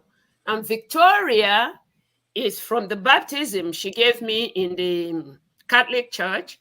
Ngozi, everybody knows. You don't have to disclose it to all the people. Worry. They are clap sounds. Some people are quite Ngozi, everybody knows it. Carlo remains Carlo. Well, you all know what Victoria means. Ngozi means blessing. Carlo is the law of retributive justice. So I want Carlo, I like it. Now, More is the name, my traditional name that my father gave me. If you say Mborie, that means Orie market time. But if you say Mbore, it means this is the time it gets manifest. This is the time all your endeavors get manifest. Yeah, so it is Mbore. And in my home here in California, when we leave the door, we are going into California. When we open the door and come in here, we are getting into Igbo land. From the time you were conceived until forever, you are in Igbo land when you come in here, and there must be spoken the words that represent your originality. Thank you, guys. Yeah. Thank you. What was the question, please? It was about the agreement that the president made the governor of Fubara of Rivers State sign.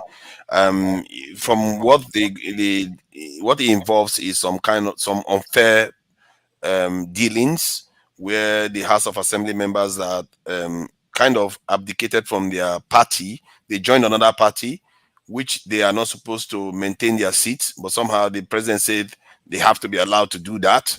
And with a few other unfair requirements that he made the governor sign. And most people that looked at that agreement thought this is terrible and it's illegal. The president doesn't have the power to do that. It appears to be a kind of abuse of power, really.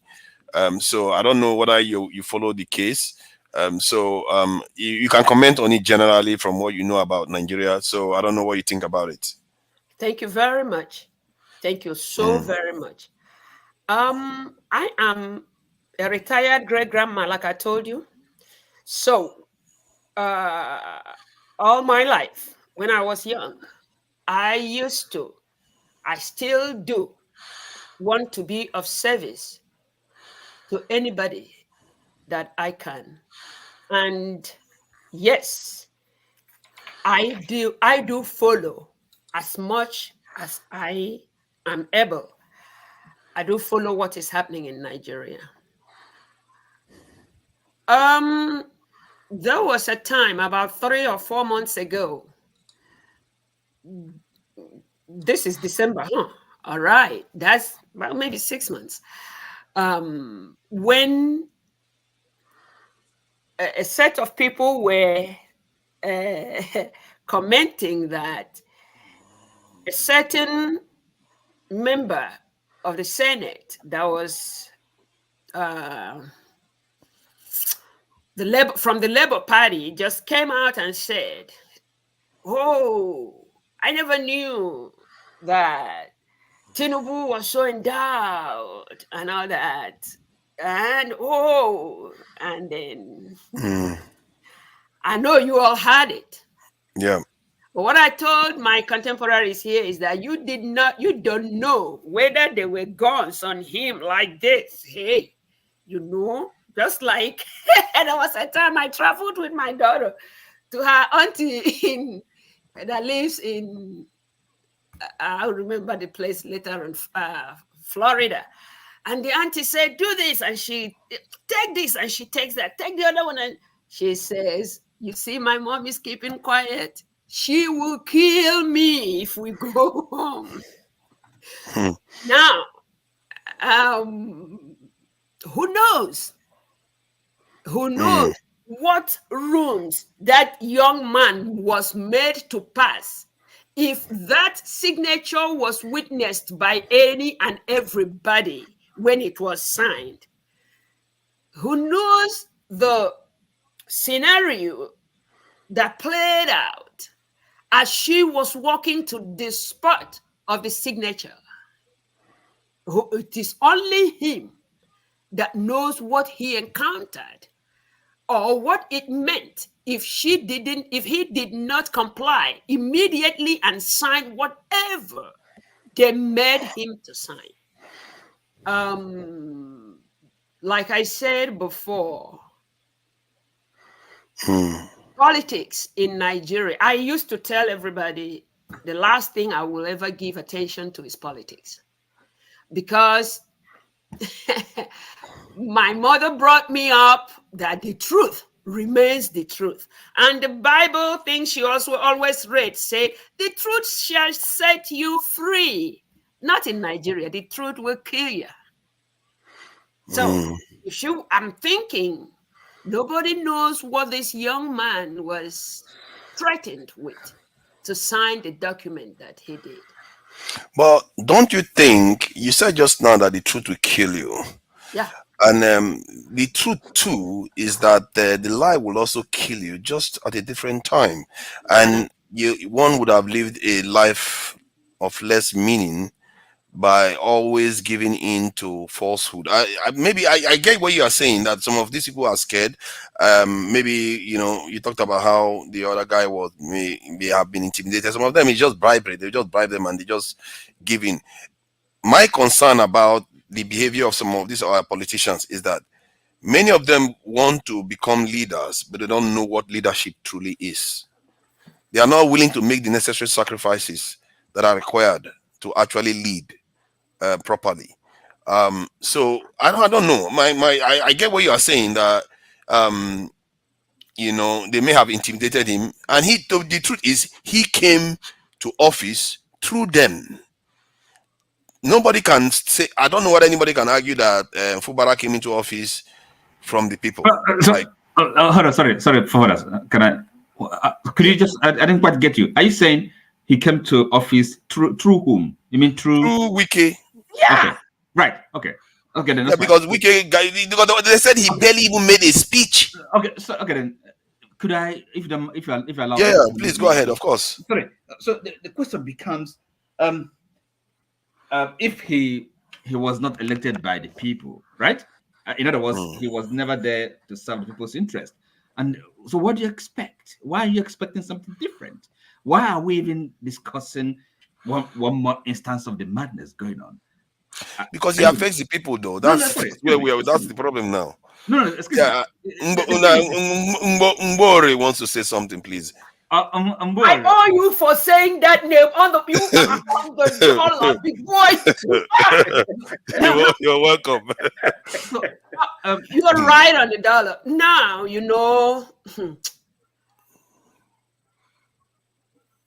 a comment that was written out here says, I'll paraphrase it, something to the effect that the people, is incumbent on the people to move wherever they move to, whatever they want to happen. He signed it.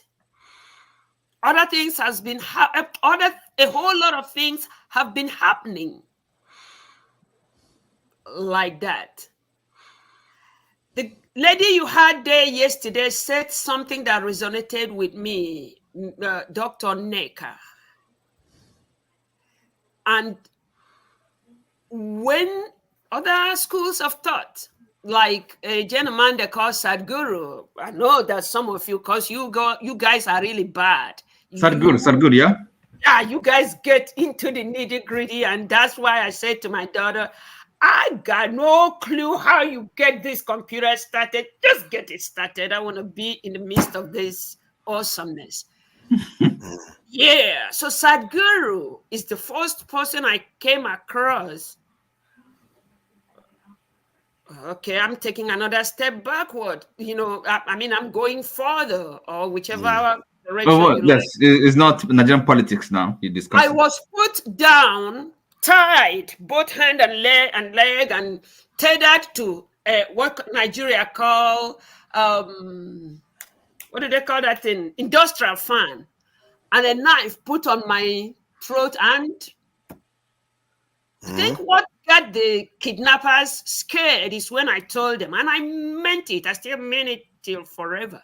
I have lived and I have died, and I am comfortable with either of it.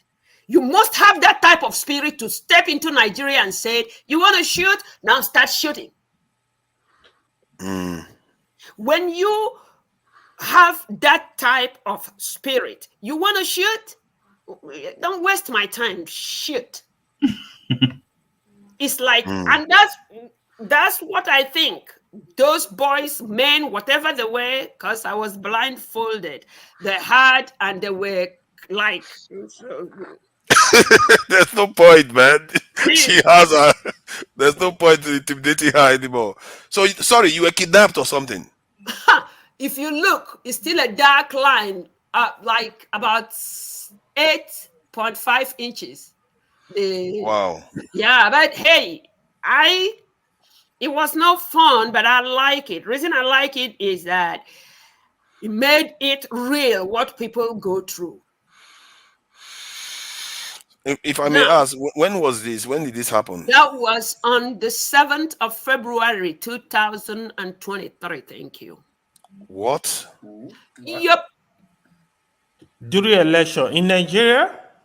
It was on that 7th.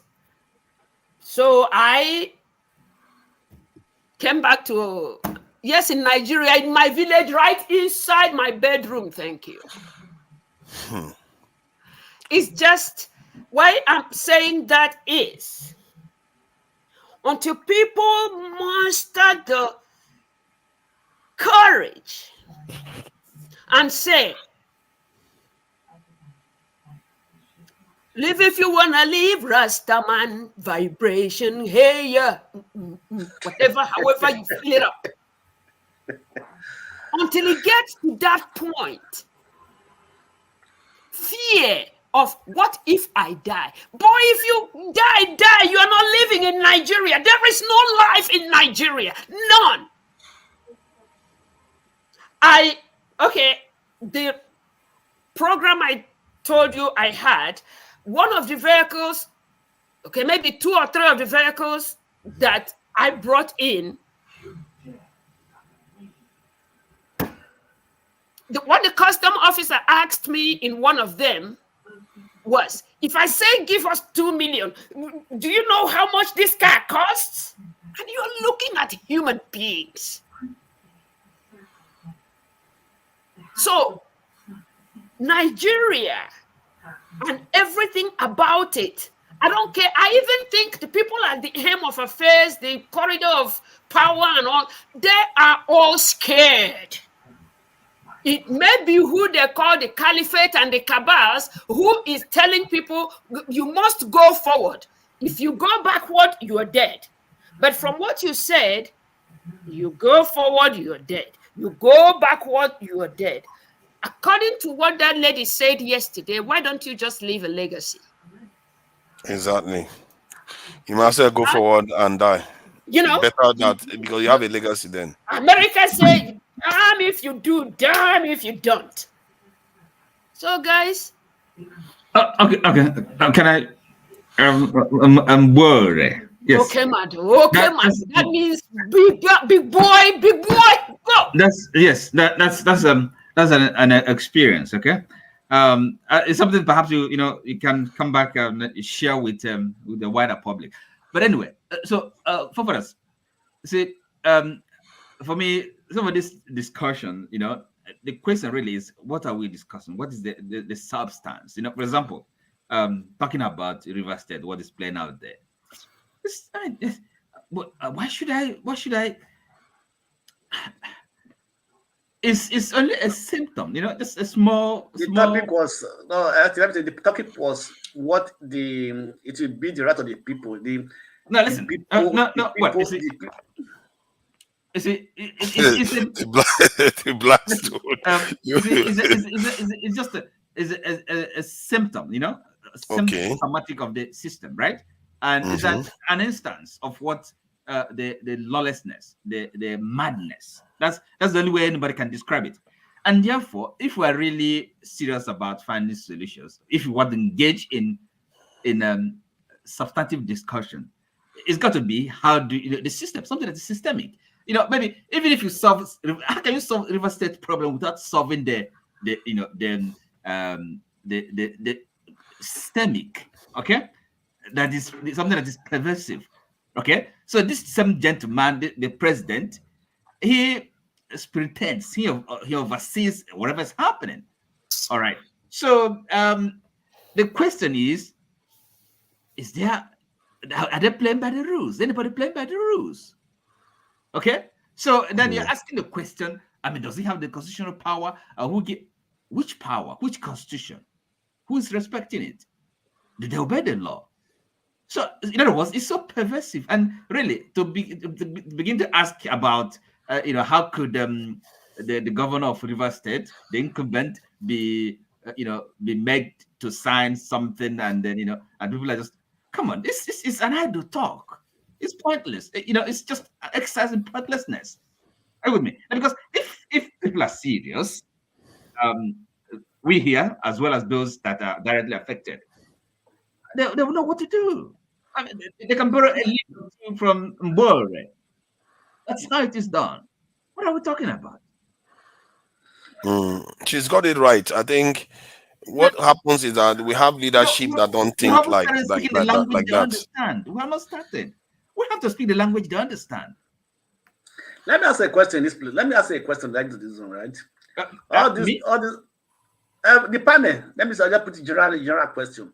This shenanigans that's happening in southern Nigeria, this godfatherism, are we hearing it in the north? I think the north, you could even argue that the north is the original godfatherism, because people often attribute the north to listen to their leaders a lot. Isn't that the stereotype? They don't question authority. They don't exactly. In a way, that's how the south sees the north. Look, you see, Nigeria is not one country. Let's not kid ourselves. So why are you talking about? If we're dealing with the problems, the challenges we have in the south. What? Sorry. You said the north they don't have godfatherism. Who said that? No. I'm saying it's the opposite. That it is as a matter of fact, they don't question authority. Yeah. So, I mean, if an emir or whatever says something, who's gonna? Why is this sort of rampant in the south? No, it's also in the north. Oh, I can tell you some say that's the answer. We've kind of answered the question. It's in the north. It's so tough, even in the north. So look, I think Mbore here really captures the problem we're facing. Okay. Is until people get to the point where they say, look, man, if whatever is if it's happening, what is gonna happen tomorrow, let it happen today. And these people, they're gonna run. As a matter of fact, no, we run. I'll make you a leader. Where is your power? We have to know what will need to happen first. That is the thing. And maybe you can't really plan it. It's not something that you can, project management. Kind of okay. It will just happen. You see. Let me quickly come in. You guys are divided the country. You just made mention now. You said Nigeria is not one. How do you want to have a movement? Okay, let me answer. It's a question to you. Let me answer. It's a question to you. How do you let me answer you. Okay. Let me finish the question. Let me finish. How do you want to have a movement, a unified movement that will get these people to do the right thing? Now listen. To work for the people. Excuse me. So you will be, unless you don't want to tell the truth, okay? Unless you just want to kind of pretend and then behave like an ostrich, don't face the reality, So now you sit here and then think Nigeria is one country. Or at least let's from north and south, okay? Can't we make it one country? Can't we make it one country? Nigeria is one country, depending on how you look at it. Nigeria is many countries, depending on how you look at it. You can say Nigeria is 1,000 countries or it's one country, depending on how you look at it. The moment we don't see Nigeria one country, forget all this movement. He asked me a question. Okay, that is why they're dividing us. So, Oti will go tell his people Nigeria is not one. Excuse me, let me answer the question. Awusama will tell his people Nigeria is not one. Yoruba man will tell people Nigeria is not one.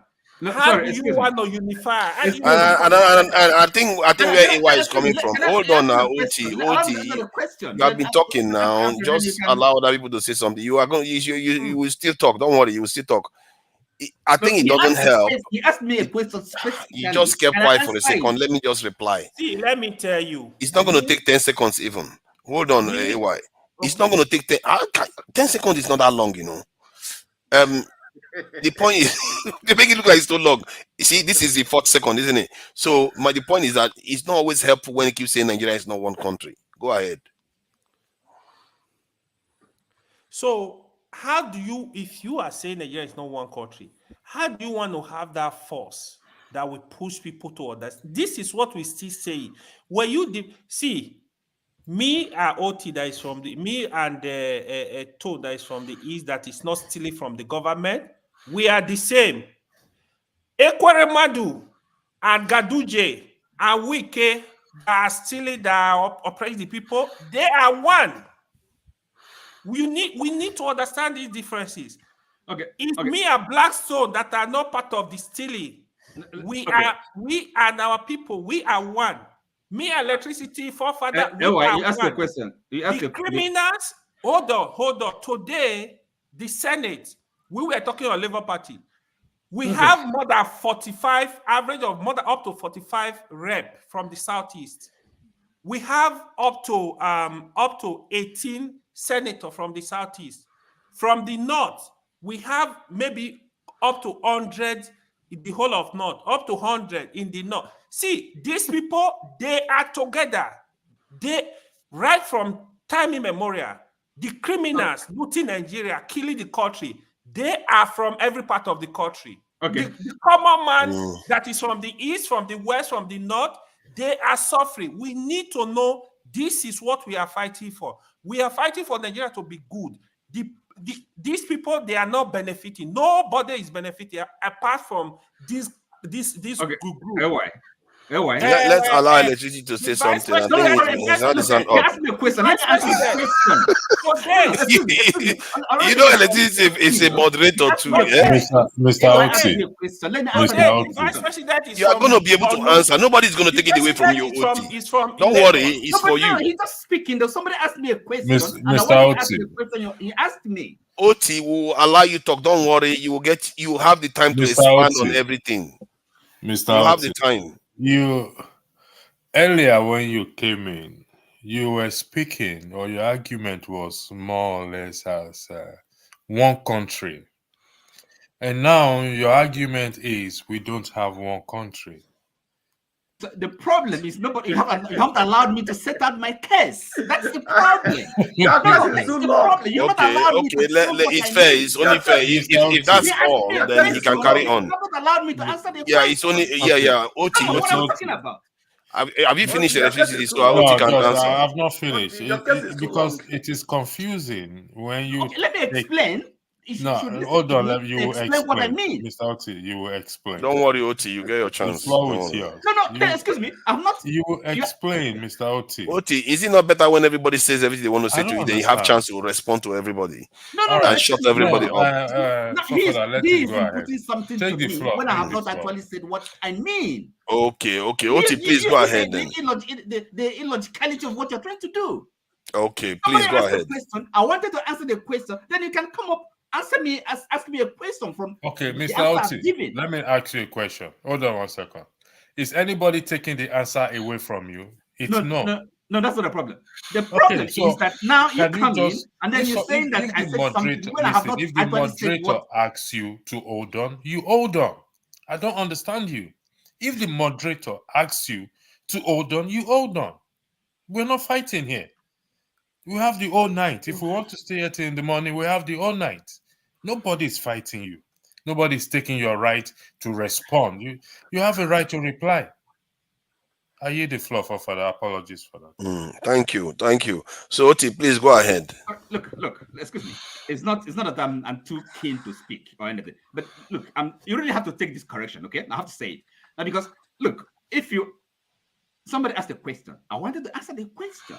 Now, if after giving my answer, then you can ask me a question from my explanation, from my response. But it's not the other way around. Okay, that is my trouble. That's my difficulty. Now, look, I said Nigeria is not one country, right? And then this is the question I wanted to clarify. And from what he said, I can tell you that he was actually answering his own question. I'll tell you what I mean. Now, he started off by talking about, the exploitative class, the political elite. exploiting the masses, okay, which are all over the country, from the south and the north, the southeast and west. So, and then the masses, the citizens, okay, are actually kind of in other words, they're not benefiting anything. You know, Nigerians have a habit of saying this benefit of a dividend of democracy. So what are those dividends to poor Nigerians? Nothing. And to that extent, one can actually say that it's not one country, because you have the country of the rich, I mean the weakest of this world, and of course the masses, right? So in a way, it's just one way of saying that Nigeria is one country. And then of course, you can't really be honest if you're not understanding, appreciating the fact that we have maybe a section of the country that, I mean, for example, we have Sharia, okay? It's like religious jurisprudence, okay? And then another section of the country that don't have something like that. And then, so you think these are not kind of fundamental divisions in the country? Of course, that is not to say that we shouldn't be aiming to be one country. It's work in progress. So, but you have to be honest. That's the thing. Look, it's not, you have to be honest and face these things. All right. By denying it, it doesn't go away. So as we are, look, and then can Nigeria be one country and then one section of the country have ruled for how many years? And then maybe other sections of the country have not. And then some section believe that is their birthright to rule others. How can that be one country? And then we're just saying that a governor, okay, was not elected by the citizens, and he has his loyalty and allegiance to a bloc, a power bloc. That is not the citizens. Can that be one country? What are we talking about? I think that to elevate that to a national existence or this thing entity argument, it seems like it's misplaced, because the issue is about corruption, the issue is about tribalism, the issue is about entitlement and all marginalization, all the others. Nations have these things. It depends on how you define the country. It depends. No, I can't all understand. nations have them. You're right. You may be right to argue with me. I mean, it's an arguable point. But again, it's just a matter of if, like, and the semantics, nuance, your understanding of it. Okay, you have again of emphasis. You are right. I'm not. I wouldn't talk. But in a way, so because now we're having a kind of an argument that is more nuanced, right? Of course, when somebody says something, it doesn't mean that I'm 100%. I think the reason why people call you out on it is because there are a lot of people that have gone on to say something about dividing Nigeria. Nigeria, in the history of Nigerian and secession movement is very raw in our memory. There's somebody still in jail for this type of issue. Okay, so when people say Nigeria is not one country, that's where it tends to come from. Look, we should be mature enough and have every topic on the table. Why should we shy away from discussing anything? No, they're not saying you should not say. They're just saying you are wrong. No, exactly. Mr. Oti, this question about Nigerian unity or Nigeria being one country, is it a law of God? You want to ask another question and start another wahala again? You keep asking questions. Okay, ask another question now. No, let me say something. This discussion of Nigeria not being one. You understand me? For me, I don't understand why we have to say Nigeria not being one. In the first place, is there any country in the world today that we think they are one? We are one at the initial stage or at the initial birth of the country, right? They were not. Excuse me. Let me finish. Okay. They were not one, but they worked themselves to that point that they became one. We need to think they begin to have that nationalistic attitude towards the country. Yeah. You understand me? So that for building that nationalistic attitude towards the country, we are destroying it. Yep. Let me finish now. Let me finish. I'll be talking. I kept quiet. You understand me? So there's no. You're just some few days back. You understand me? If you look at Germany, you may think that they are just one country. Some few days back, I was listening to a video that we are listing out the different languages in Germany that was in Germany before they came to have one language as German, as Dutch. My ex-wife, the grandmother does not speak German. She says German, very close to Stuttgart, where they produce Mercedes-Benz. A village there, they don't speak. So they have to learn our own their grandmother language. They have to be able to communicate with her before she died. So let's not say that every country has one language like that, or you start for that from the existence of that country, they start having one language. Countries work towards their unity. You understand me? By adopting a language that they begin to build it up. And then because of that nationalistic attitude, they were able to move in that direction. But our own, we are always destroying that nationalistic attitude. You understand me? We are divided. We are not one country. Excuse me. Wait, let me finish. You go to church. You are a Christian. Look, I got your point. I got your point. Let me tell you where I disagree with you. Let me finish now. Let me finish. You know the power of the word. The power of word, what you speak out from your mouth. You know the power, how powerful it is. You understand me? And these negative words we are putting upon our country is indirectly also affecting us, because our young ones, for us to be encouraging them, we are discouraging them. We are killing the interest supposed to have that country. No country today that has. You made the point. Let me finish. Yeah, Oti, just hold on. Oti, you get your chance. Let him finish. The Blackstone doesn't go for too long. I'm not talking to you. I'm not talking to you.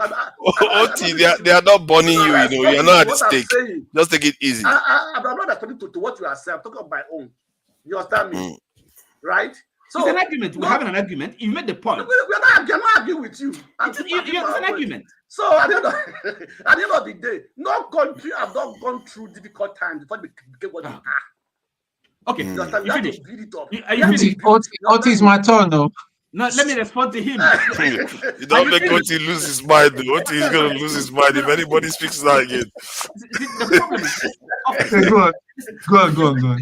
The problem is... Blackstone, you're mistaken. Let me tell you why.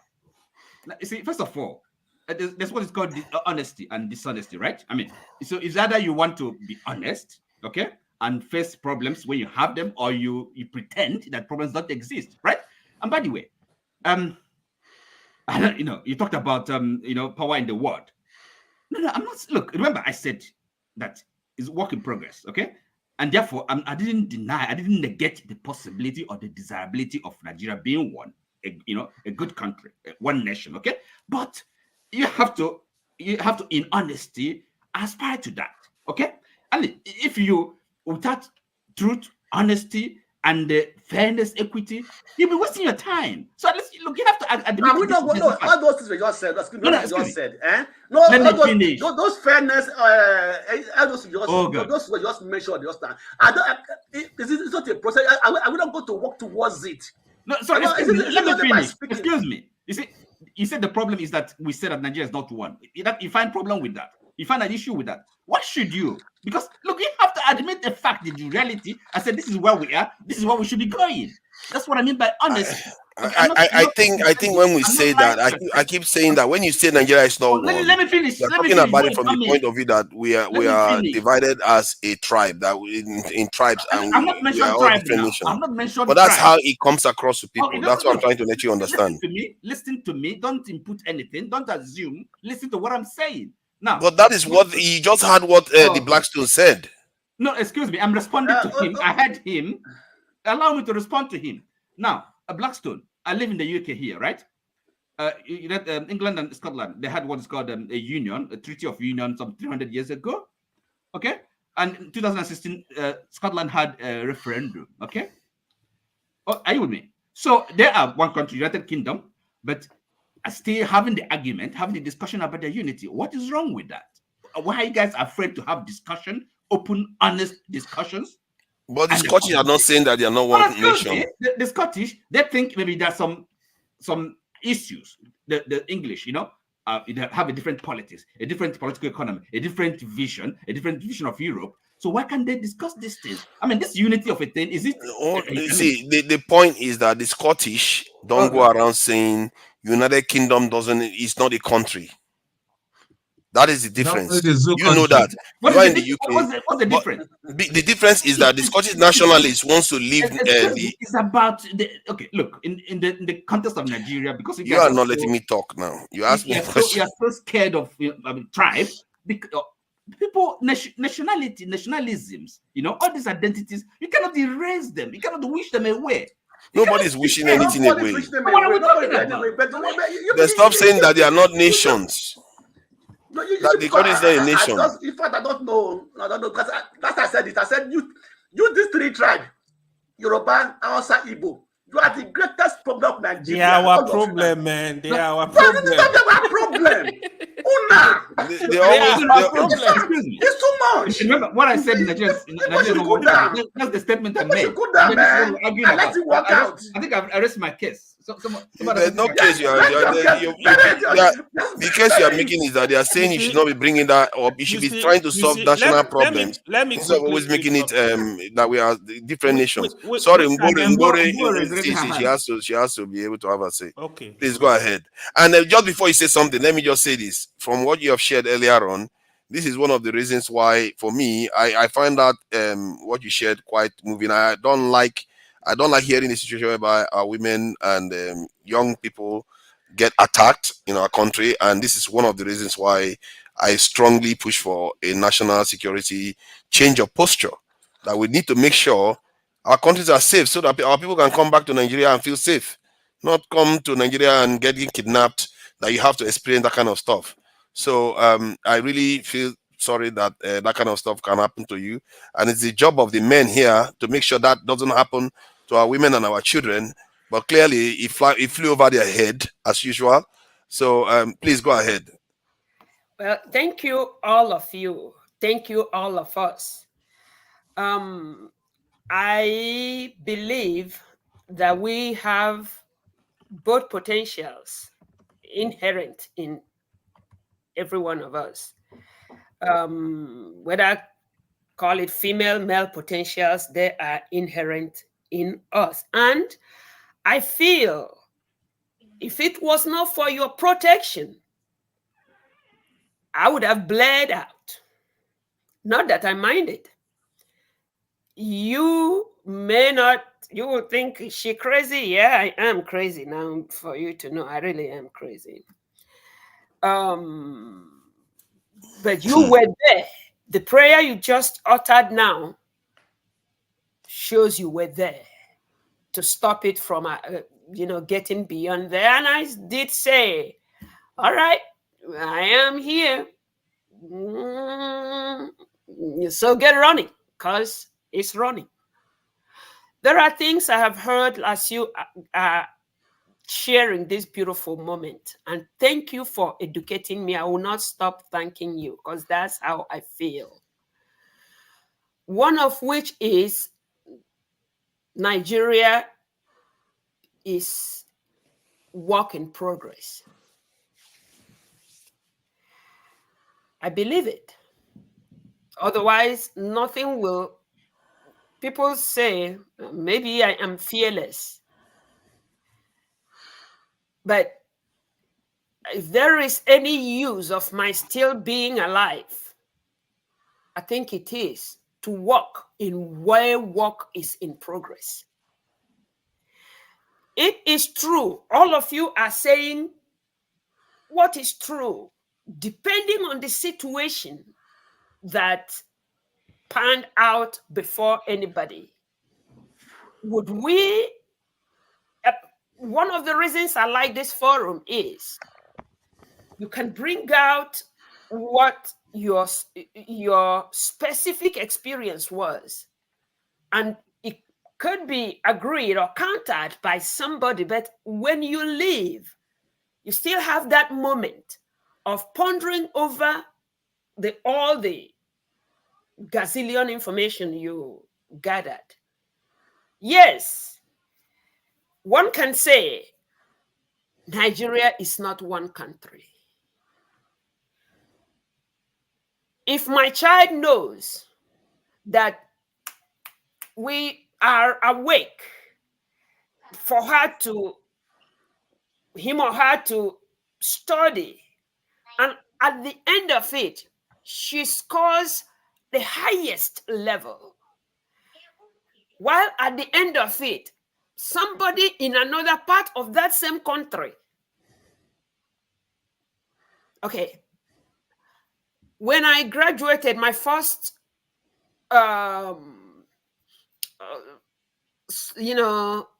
specialization was as a midwife, and it was published everywhere. What an outstanding result it was. I know how many times I went to the bank to beg, please, for 1,000 naira so that I can establish. And my friend from Kawo told me she already had a furnished home and a cook and a driver. So if somebody at that point says Nigeria is not one country, like I said, that is his or her truth.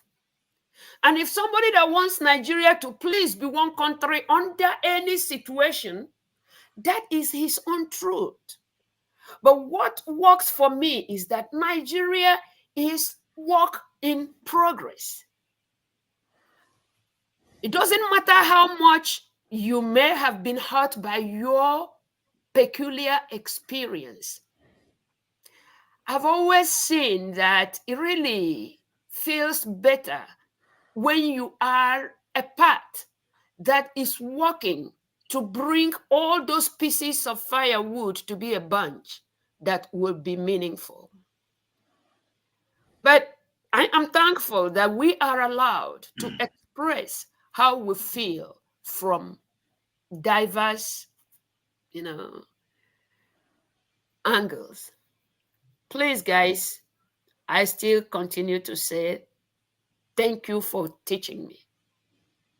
I appreciate it. I think you have taught us a few things here already. Thank you, Madam. Yeah, Tone, please go ahead. And welcome, Ify. Lady Ify is in the house. Okay, forefathers, Hello, thank you. Forefathers, how many days do we have to 2024? About 9 days or so, 9, 11, 12 days, 10 days. Okay. I because people have labeled me as your cancel, that I'm your greatest supporter. The thing is, seriously, yeah, that's why people are labeling me. What are they saying now? Yeah. So, but what I want when to they are busy roasting me every Saturday, Sunday here. Yeah, all of you are doing a great job. Everybody cannot be the same, because if we're all the same, if everybody is just like electricity, everybody's like a show, or you'll be so boring. None of us will be here. But what I need you to change, I need you to start changing some things. And this comment section, you need to deal with it.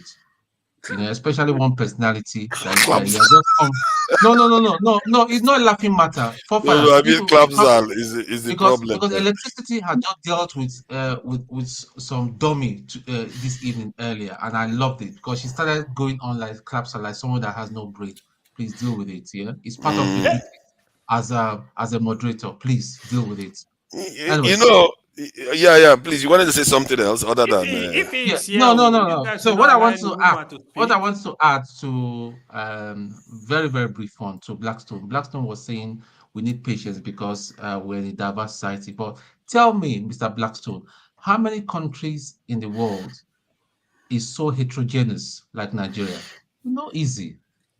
India. The loads of, we're so complicated. In fact, there are some part of Nigeria that probably you and I may not even have, do not know about. It's not easy. It's not easy. I'm starting to understand that one of the biggest problems that we have is tribe and this state of origin. If we can kill it, if somebody, forefathers has been attacked here many times that he has failed to disclose his state of origin. Does that matter? The man is a Nigerian. You can see clearly he's a Nigerian. I'm sure if I did not tell them where Are I you come sure? from. Maybe Are you very maybe I will sure? have Are gotten you sure some from bashing. Cameroon? So maybe I will have even gotten some bashing that I'm maybe an Hausa boy or Yoruba It's boy and true. all They that. will call you Fulani or something. You'll call me Fulani or something like that. So it's not, if we can deal with that, we start, like here in the UK and all that. And this is for Mr. Oti. Mr. Oti, where I don't know where you are, whether you're here in the UK or the US and all that. I'm in Manchester. United Okay, Kingdom. great. Okay, Mancunian. Okay, Yes, right. Northwest. If when the Irish people were or the Scottish people, just because they want independence, they start disrespecting the Queen and disrespecting the UK government, they will not have it easy, because you cannot fight the government. You just can't fight the government. Did I say They will anybody not should have it. disrespect the government? Did I say that?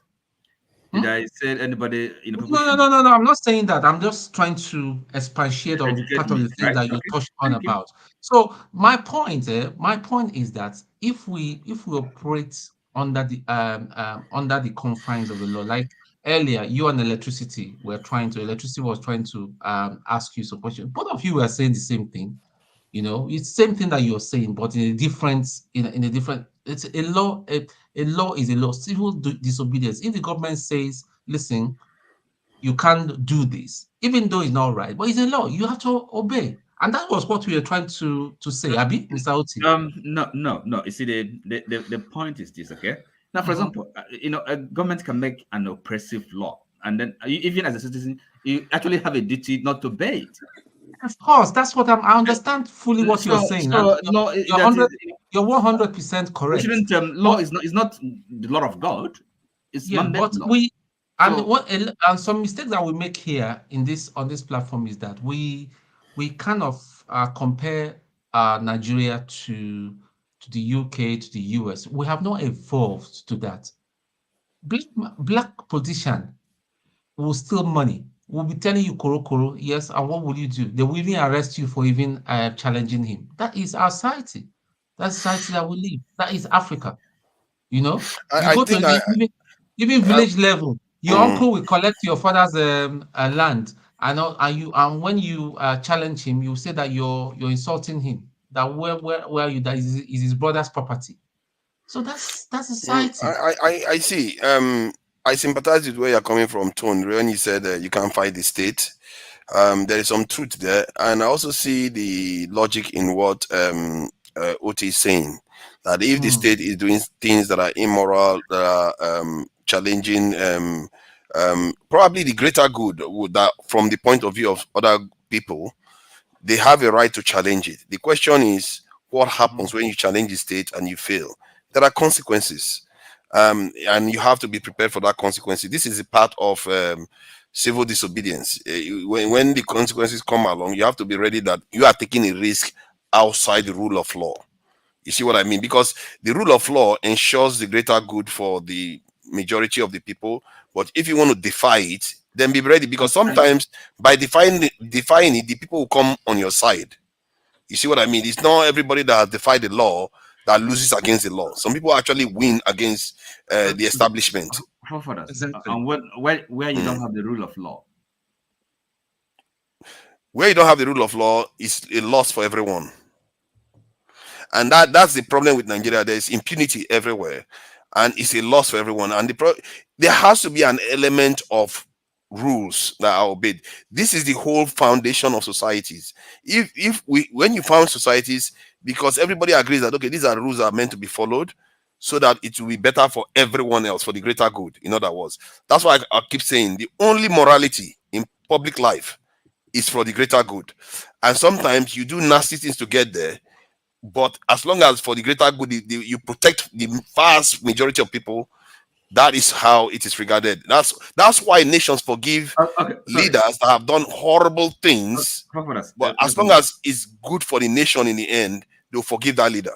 Sorry, not for us. Okay, we call it a problem of dirty hands in politics. So, do nasty things to whom? To the powerful, to the weak? That's the question. Sorry, repeat the question. You talked about doing nasty things. So, to whom? To the to people, to the weak and the powerful alike. It doesn't matter. The point is that as long as the majority goes on to do well, history suggests that they do forgive them. Look at Stalin, look at Chairman Mao, look at there are many nations out there that have history they forgive them all the time. Forgive who? Forgive the leaders that have done heinous things, horrible things. I don't know what you mean by that. What I mean by that is Stalin caused it. Stalin, his actions resulted in the death of over 30 million people. And from the Second World War to the industrialization of Russia, the Soviet Union at the time. But because he succeeded and he made their nation a superpower, he was forgiven. That now he's one of the most revered figures in the history of Russia. But yet sorry, you cannot say history. Maybe the Russian people. When you talk about history, from the point of view of Russians. Russia. No. I mean, for the point of view of the people that he did it to. He was cruel to them, but he succeeded. The same thing with Chairman Mao. Was very cruel. It resulted in the death of about 50 million. No, I wouldn't say cruel, but his action resulted in the death of millions of people. But today, he's revered because he set China on the path that they are now. You see what I mean? So, if you want to color around the lines and oppose the state, you can do immoral things, some things that are on what you consider immoral when you are talking about an individual. But when it's for the state, it doesn't always equate like that. It might actually be for the greater good of the people. Like, let's say you have a problem that if you dealt with it, it's going to result in casualties. It doesn't mean you shouldn't do it, because by not doing it, you are going to kill more people. So you carry out that action, even if it's immoral in terms of actually causing the death of people. It's immoral. It's not a good thing. But in the bigger scheme of things, it's actually moral to do it. Because, like I said, the only morality in public life is for the greater good of the entire society, and rule of law is also for the greater good of the entire society. Better a little rule of law than none. Right now in Nigeria, it seems like we the people have become almost anti-rule of law. Sorry, we have become the people of Nigeria have become anti the rule of law, because they feel like anybody that has power abuses it. So they have now become. Sorry, you're making a mistake there. First of all, is the ruling, the government, okay, to put it mildly, if they don't obey them. That part the panel now. If he's there, Ferrari is there. you know what? I do like when he goes on like that. Yeah, Ferrari came back and Ferrari. Let's let Ferrari talk. Let me just retalk, and then I'll keep quiet. So, rule of law. If we have you see, when you see the ladies raise your hand, it's over. Okay, just make a sentence and I'll stop. OT, you know the rules now. You know the rules. Leave it, OT. We've been talking forever. Please go ahead. Okay. But when you say OT, that means no. In Yoruba, am I wrong? That's just to be on a lighter mood. Please, I will leave and come back very shortly in case you need to, bring somebody else in my place. It will take me anyway between 15 to 20 minutes to go and come, please. Take your time. Yeah. Thank you very much, guys. Bye.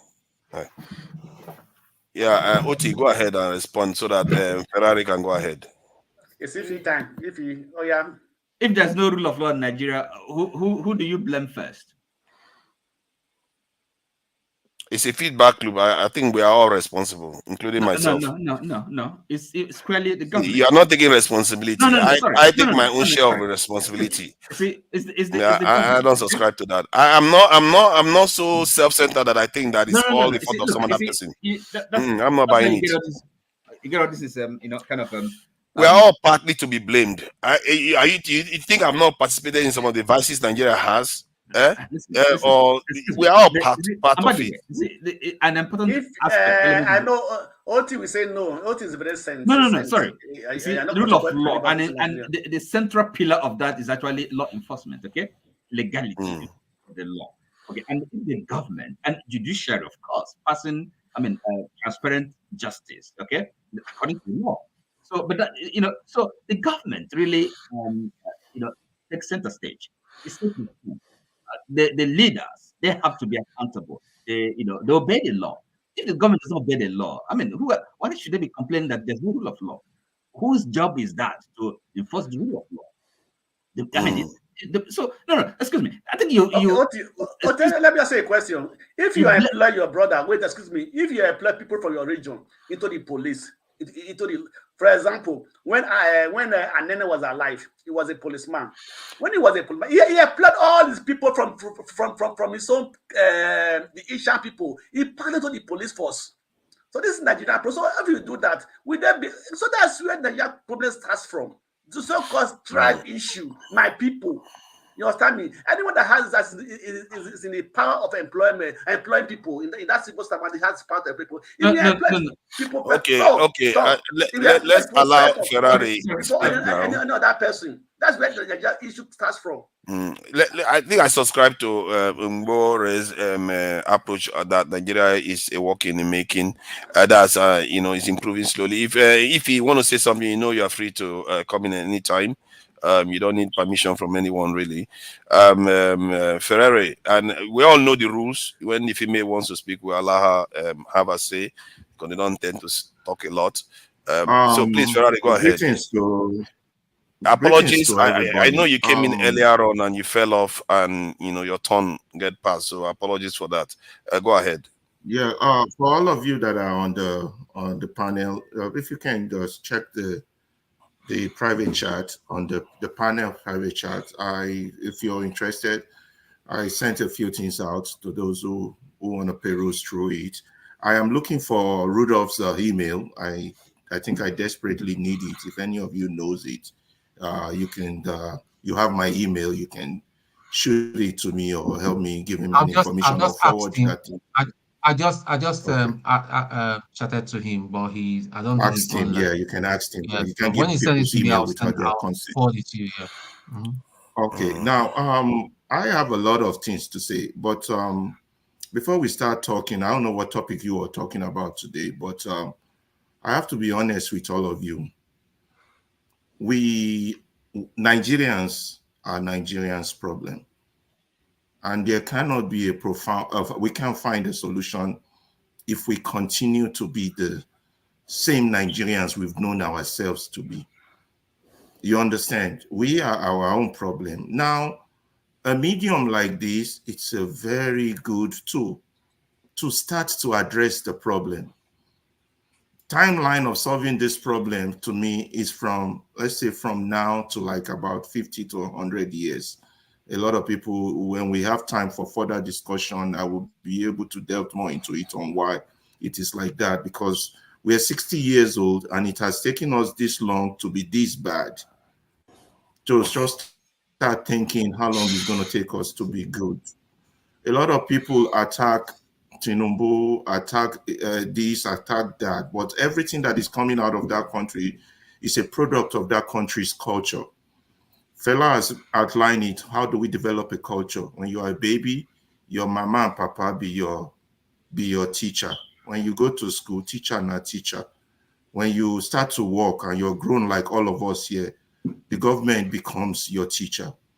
And who is government's teacher? Culture and tradition. What is our culture and tradition? Let nobody come here and sugarcoat it. Lawlessness, impunity, Bajwe, I can go on. You all know the problems. We shouldn't be wasting time. Sorry, did Fela say that the teacher of the government is the culture? I don't know. I'm just curious. Yeah, Fela said that. Let me remind you of what Fela said. Fela said that. So he itemized it from being a baby up to when you are a student, lecturer, be teacher, will be lecturer, government be your teacher. So your government is your teacher. So whatever your government does or do, your audio is getting a bit shaky. I don't know what's happening. Learn and reproduce. So if your government is impunity, lawlessness, that is what the citizens would be. That is their culture. It's a fact. That man should have been given a PhD. I don't think you can dispute that. That's a fact. But I know he said government be your teacher. You can't hear me. I think you are delayed. I know he said government is your teacher, But did he say that the culture teaches the government? That is because I think that is an area that I've never heard before. Yes, he said that. He said, wow, that before is quite listening an to the insight song, if let's you not said waste that. time on. Yeah. There's time to listen to the song, and the lyrics are on Google. You can type it in, and it will pop out for you, and you can read that also. We don't have to waste time on irrelevancies. We do that a lot on this. It's very relevant. It's very important. And We miss the point. That's not the point of this conversation, and I need to get to my point before I lose track. And okay, the go medium ahead. is very important. The medium is very important. Why is it important? It can help. That's part of what I sent to those who gave me their email. It can start to help us to conscientize those who have no conscience. It can start possible solutions since nobody really has it, or has one, not one person has it. But the problem we have is that we cannot get to the problem if there will be time to talk. If the so-called medium is a distraction, is diverted, it's, if we're discussing people instead of ideas, if we're discussing the same culture instead of better culture that some of us have been opportuned to know. Not everybody knows better culture. When I say better culture, I'm talking about civilized world where things run the way they're supposed to run. It begs the question, what is wrong with us? What is wrong with black man? What is wrong with the Nigerian? Are we incapable of solving just basic human problem? Are we inferior creatures? Are we stupid? Are we foolish? Or have we been miseducated? But the point I really want to get to is to get to Dr. Damages, because he owns this medium. This medium is important, so are all the other mediums out there. But we can't let this medium, and those of us who wouldn't let this medium go down in the hands of the current culture that we are trying to change, we will be here to counteract those that are trying to hijack it. We will be here to counterbalance them in their destructive position. Now, people, don't get me wrong. I'm not opposed to diverse ideas, but diverse ideas is not the same thing as a perverse idea. I'll give you an example. A diverse idea is not the same thing as a, what's the word? Depraved idea. Let's break it down. Yes, there is free speech, but free speech cannot be as free to allow hate speech. Am I right? So that literally the hate speech cannot be so free to exist in a public medium. Are you with me? So that's where I'm going with this. So there's a lot I don't want to talk about. I don't want to be involved in that, but I can't let it go. That's my home. That's me. The same thing with each of you that come here every day, that talk. You can't let it go. It's part and parcel of us. It is bad and it shouldn't be like this. Everybody knows that. But what we would not allow is the hijack of the medium. There's been an hijack of the medium. There are some people, they're here to throw distraction, tantrum. I'm not talking about people on the comment section. I don't think those ones have intellectual capacity to be smart enough to come show their face. I'm not talking about those fools. I'm talking about people on this panel. Some people have basic ideas and they think they can force their ideas on others. Some people are with the status quo and they try to soften the impact and the pain of what the status quo is currently doing. They're trying to desensitize us. I tell you one thing about Nigeria. If you live abroad, let me tell you one thing. If you live abroad and you fly into Nigeria, the first day you'll be shocked at how Nigerians drive, how at the junction, there's no street light, but 4 traffic merge and nobody hit each other. You understand? I can go on and on. But by the 5th day, you will be desensitized to the abnormality of people driving on a one-way direction. And I think that is what the Nigerian government has been doing. They expose us to the abnormality. I'll use the example of the frog. When you put a frog in water and you start boiling the water little by little, that frog will not jump out until that water reaches 100 and kill that frog. It will not jump out because it's acclimatizing to death. But if you take a frog and put it in a hot water, immediately it will jump out. That is what information, discussion. Now, I don't know what each one of us does, but I believe among us, I have to put it out there, there are some people that are being, I don't know if they are paid, but they are strong people for the status quo. And they will distract us. They will make sure we have no headway, we have no solution. The point of this discussion is that there could be, so I'm in my 50s, there could be a 20-year-old listening to us. One sentence we will say, that boy will pick up an idea, and that boy will become the future Martin Luther King. That boy will become the future Mandela, the one that will help that country out of this quagmire. You understand? There's so much to say, guys, but let me just stop there for now. And please, if you have an email, you want me to send you these things, I'll send you. We start reasoning like adults, talking like people with some education, people with brains, not argue against each other, not counteract each other, not fight each other, but profound possible solution in this mess, not soften the blow. This mess we are in, we shouldn't be in it. God has given us too much gift for us to be in this shit. God has given us. And whoever is saying it is okay, some countries have it also. Those people don't have that country at heart. Those people are heartless. They don't have the pain and suffering of our fellow Nigerians at heart. They might come here and say they do, but they don't. Let me stop there so I don't, anyone else can go on. Please, electricity, go ahead. Oh, electricity is here. Thank you. First, if you want to go ahead, because I want to go ahead. Ladies are giving preferential to you. Were here before me. Do you want to speak or you want me to speak, please?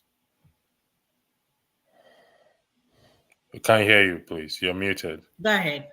All right. Alaba, thank you for that. I think it would be appreciated if you can drive your point straight. I mean, if you have to call people out, you have to call people out. Because to me, it's here and there. And if you feel people are, I mean, I've called for further out here. So if you have to call people out, I think we need to call each other out. And also I purposely, electricity. May I finish? May I finish, please? If you don't mind. Purposely generalize generalization is not a good thing. May I finish? So that we don't turn it into that, is real purpose here. You understand? If I start calling people out, it becomes me against those people or that person. No, that's not what I'm trying to say. That's why I have whoever has an email. My email will give you some direction of where I'm going. So let's not personalize it the way you want me to. We will eventually when we get there, but we're not there now. You know why? Because we don't want to discuss people. Let's focus on ideas. I thought you already discussing you agree with me or you insist I should. That's the way I want to go about it. So that way we go beyond this bridge, or else it be. It will be it's very funny. I think you are technically already discussing people, but you're not mentioning names. I think it would have been a little bit more helpful for the young generation to know that when we speak plainly, so that people understand, instead of speaking in riddles, and it doesn't help the discourse to move forward.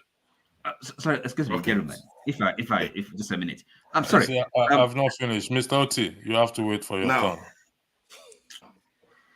So why don't you appreciate the effort made by Ferreira first before and that's what you guys would have done. Mr. Oti, if I have to tell you again, I'm going to remove it from the platform. You can do it. I'll go to bed. Thank you. Everybody at their own. It's all right. It's all right. It's just funny. It's just funny. It's okay. Where's Ferrari now? Have you finished? Has he finished before the next person goes ahead? I think you're muted, Tone. No, his connection is not too strong, as we can see. It seems to be Okay. rolling. He said a lot of things. In my opinion, he also indirectly insulted those on the comment section, and which I don't agree with at all. He wants to protect the integrity of this platform, which is highly appreciated, which I also uphold because I often say that the integrity of this platform it's very important, and I mean so. If we sit down here, call out Tinubu, Wike, and everybody, they're equally Nigerians as well too. So if we want to call each other out, then if he knows anybody who is trying to bring down this platform, then you should say it. You don't generalize things, as far as I am concerned, and that is my position. So if you cannot speak out and tell, I mean, I just spoke with Mr. Oti now that if he's not careful, I'll take him off the platform. I mean, it doesn't mean we're enemies, or it doesn't mean I'm being disrespectful. So if he has to call people out who he feels they are trying to run down the integrity of this channel, because I think we come here every day. We are not here. Yes, we have disagreement, we have difference of opinion, and we correct each other. So that is the position I stand in respect to what he said. So if he wants to take it up with Rudolph, then the best thing is he should take it up with Rudolph. So give the floor back to you, for further.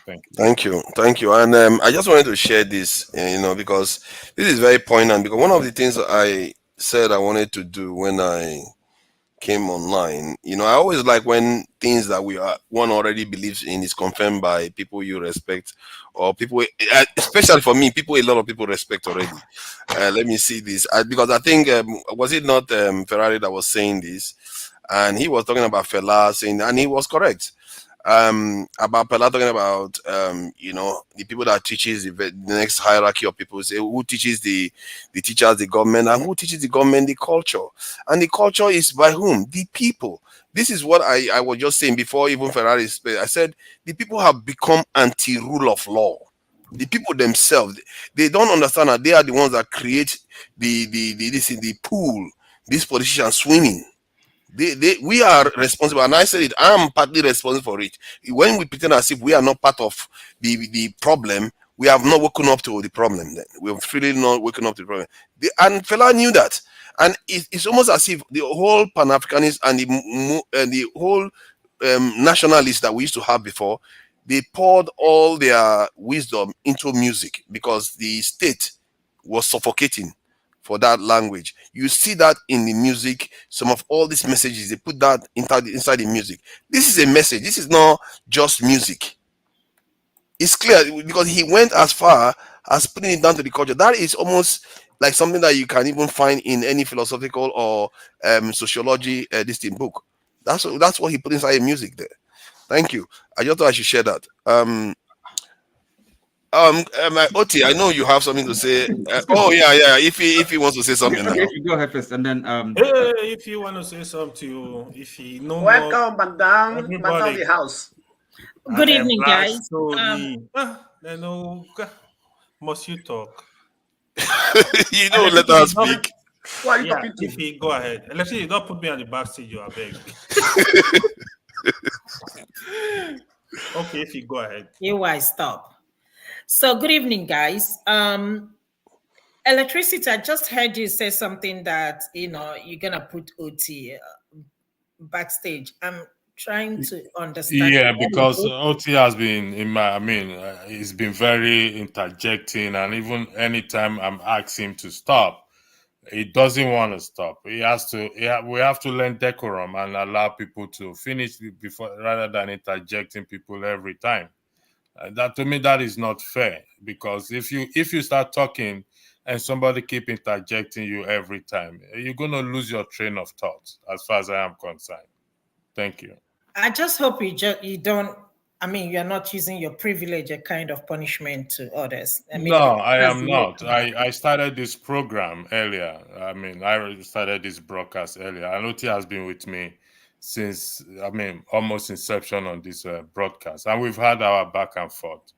And that is why, so there is kind of an history. So I mean, I can understand where you're coming from, but I mean, if it's something that can be discussed with maybe Rudolph, because it's been going on, it's just like constantly people interrupting people. I can see that, but I don't think it's right singling out somebody, and just say that. But that would be good, honestly, if they put it in place and say that if you constantly, I'm not calling names, but they know themselves, that will interrupt people when they are talking, and that's in the process we disrupt the whole show.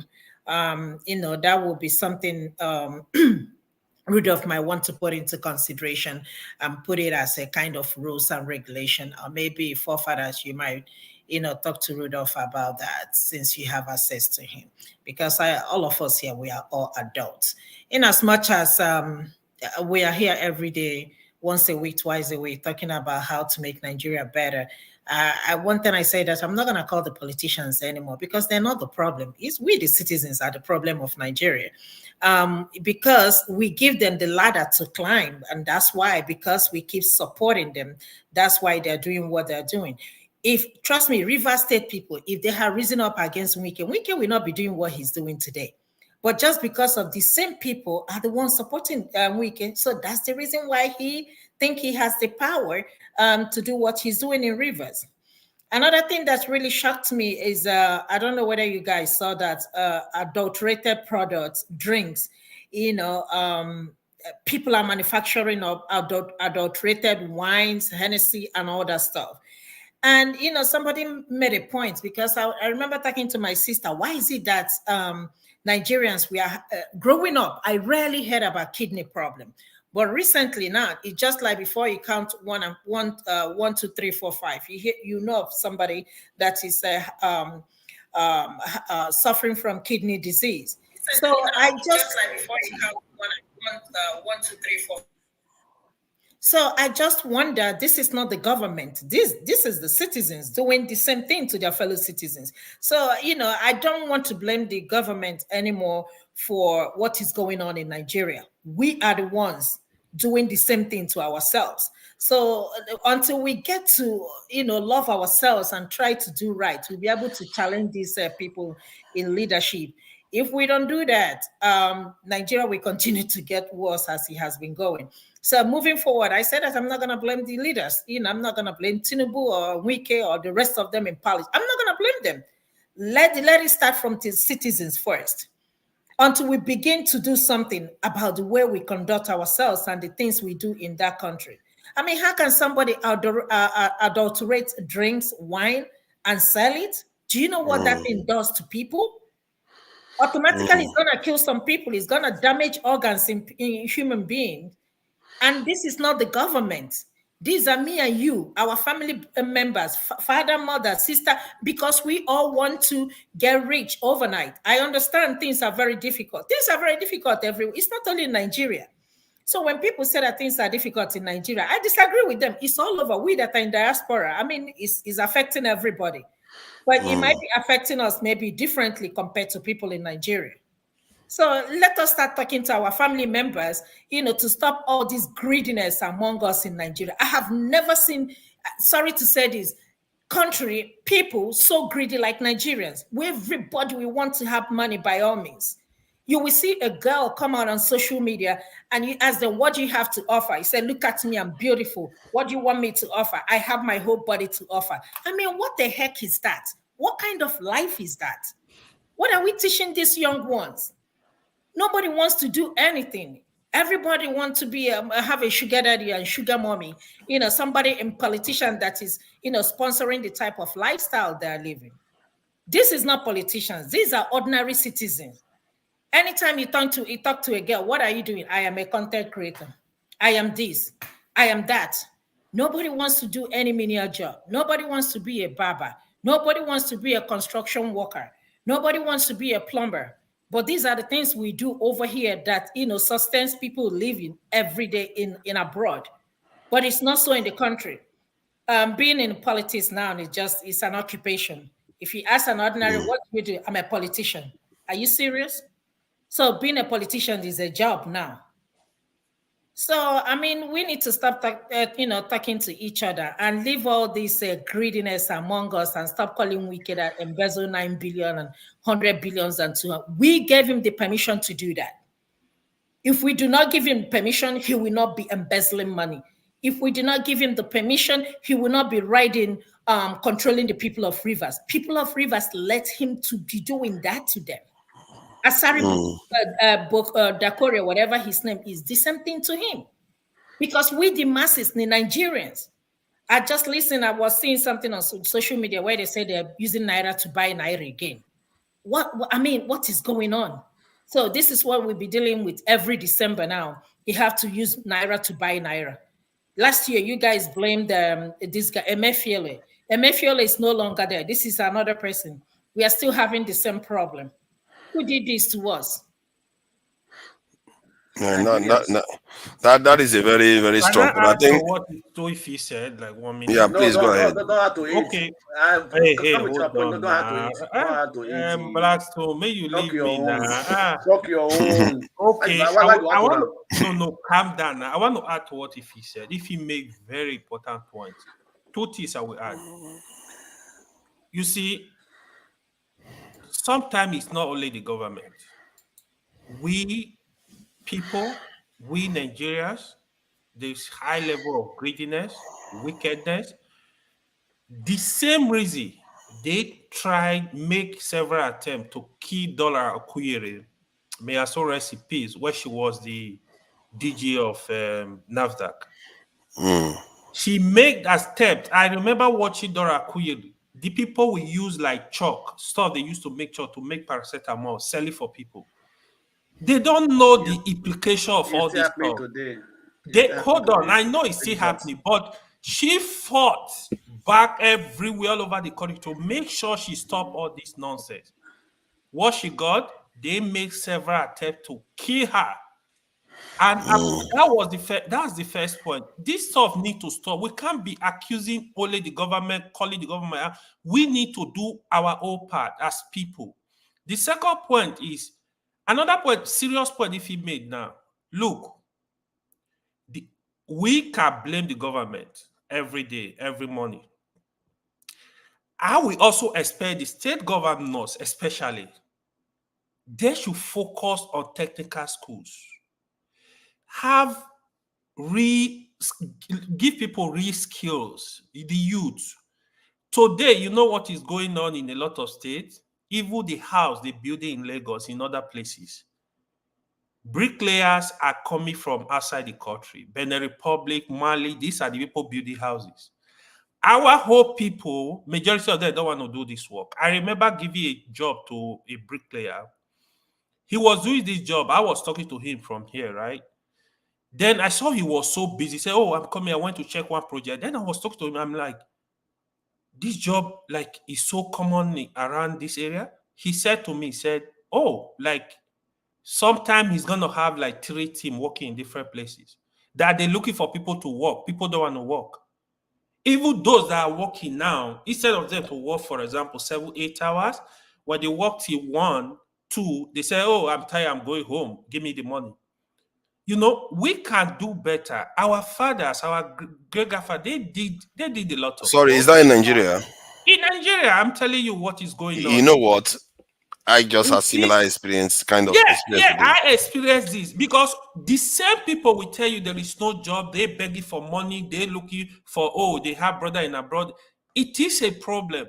You can start from somewhere. I tell people anything. There's no dignity in labor in Nigeria. Everybody wants to be a manager. Anything you learn in this life when you growing up is experience. Anything you try to pass through is experience. Like I tell people, even from my whole personal experience, you might forget about graduate. If you don't have job, if you want to do bricklayer, do it. If you want to do carpentry work, learn it and do it. There is nothing wrong with it. Today, thank you. You know, you said 1 minute now. You've taken 3 minutes already.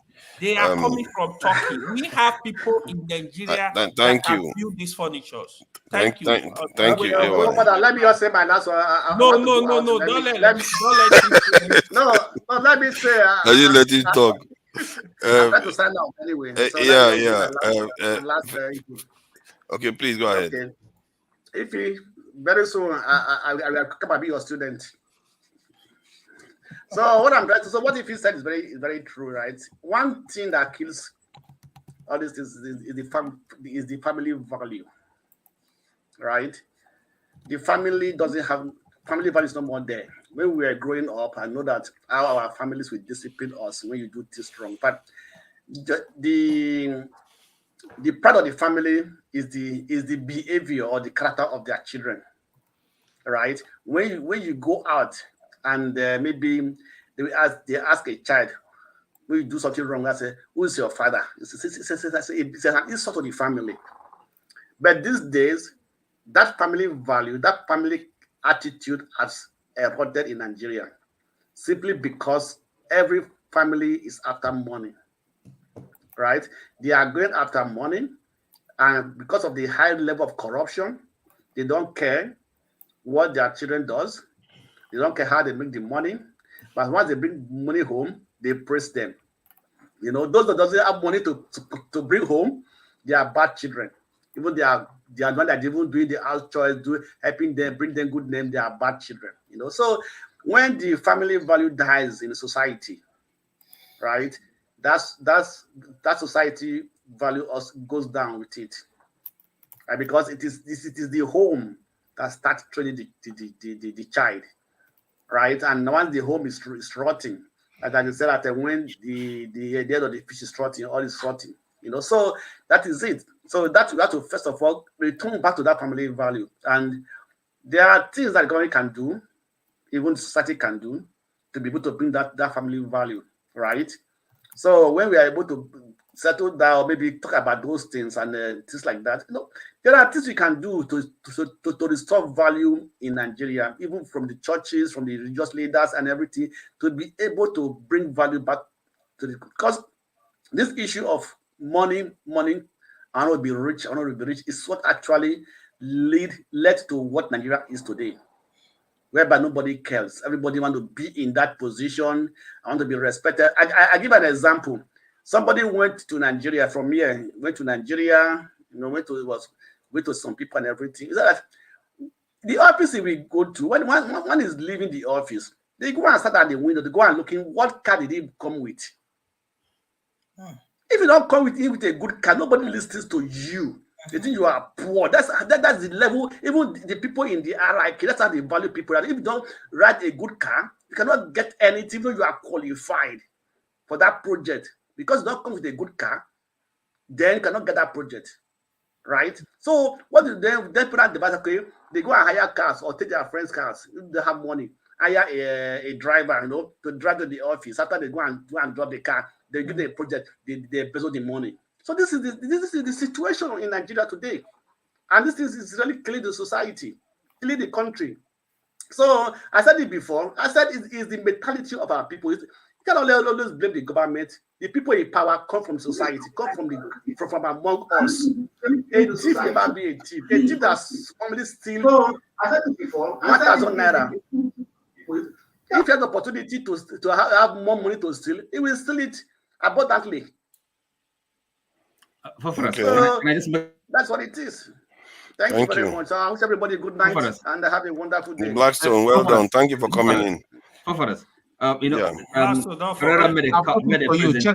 Don't worry, I'll get back to you. Can I make a brief comment? Hold on. Ferreira, I've got it for you. Check the private chat. What is all this document? What is all the document that's passing around? AY, can you forward it to me? So I don't see what Ferrari is sharing all over the place like a venereal disease. Why don't you give me your email so I can forward it to you directly? AY has my email. You know, I like to funnel things. Okay, please. Who wanted? OT, you wanted to say something? Yes, oh, nice one. Nice young lady. Thank you. Sorry, just a minute, please, because just a brief comment. Look, Yes, of course. I mean, there's no guessing. We're all adults here, mature people, and I believe that every one of us takes himself or herself seriously enough, not too seriously. And then, of course, our time is also valuable. You know, we don't come out here to kind of engage in frivolities and banalities. We want to have a discussion and engage robustly, discuss issues, ideas. Now, thank you, Ferrara. What I would have expected is he talked about his, document he's produced, circulating. I would have expected our moderators to kind of express gratitude for his effort. Okay. Well, of course, I've not read, what is written, but I'm sure it will, to kind of give us a lot of useful ideas, insights to chew on. And then expecting him to start, pointing, mentioning names, I think that's not the purpose of it. Why should he? Was it necessary for him to say, okay, look, I blame this person? He made a kind of a general comment. What is important is what he has produced, and for us to discuss and kind of form the basis for our discussion going forward. I don't know why he should be required to kind of name anybody. Is it so I would rather thought the better thing to do would have been to kind of really thank him. Nobody paid him for the time. I think one is 6 pages, the other one is 7 pages. That's good effort. It is somebody's time. It shows how serious and committed he is. He's not wasting his time. He's not joking here. Me neither. So that's what I think. And that's what I have to say on that. And I hope the moderators will take it up, and then of course we can discuss the points, the ideas he's produced, because we want to really, do something that's useful, not just engage in talks and not serve no purpose. Thank you. We have to raise the quality of the discourse. That's what I'm saying. The quality. Yeah. We need to raise it. Yeah, Ferrari, go ahead. You see, because I don't want us boiled down on this individuality. That's why I went general. But if the panel insists that I be more specific, I will be. But more specificity might help, and it might not help. It might drag us into this. You say, he say, baby, baba, boo boo. You understand?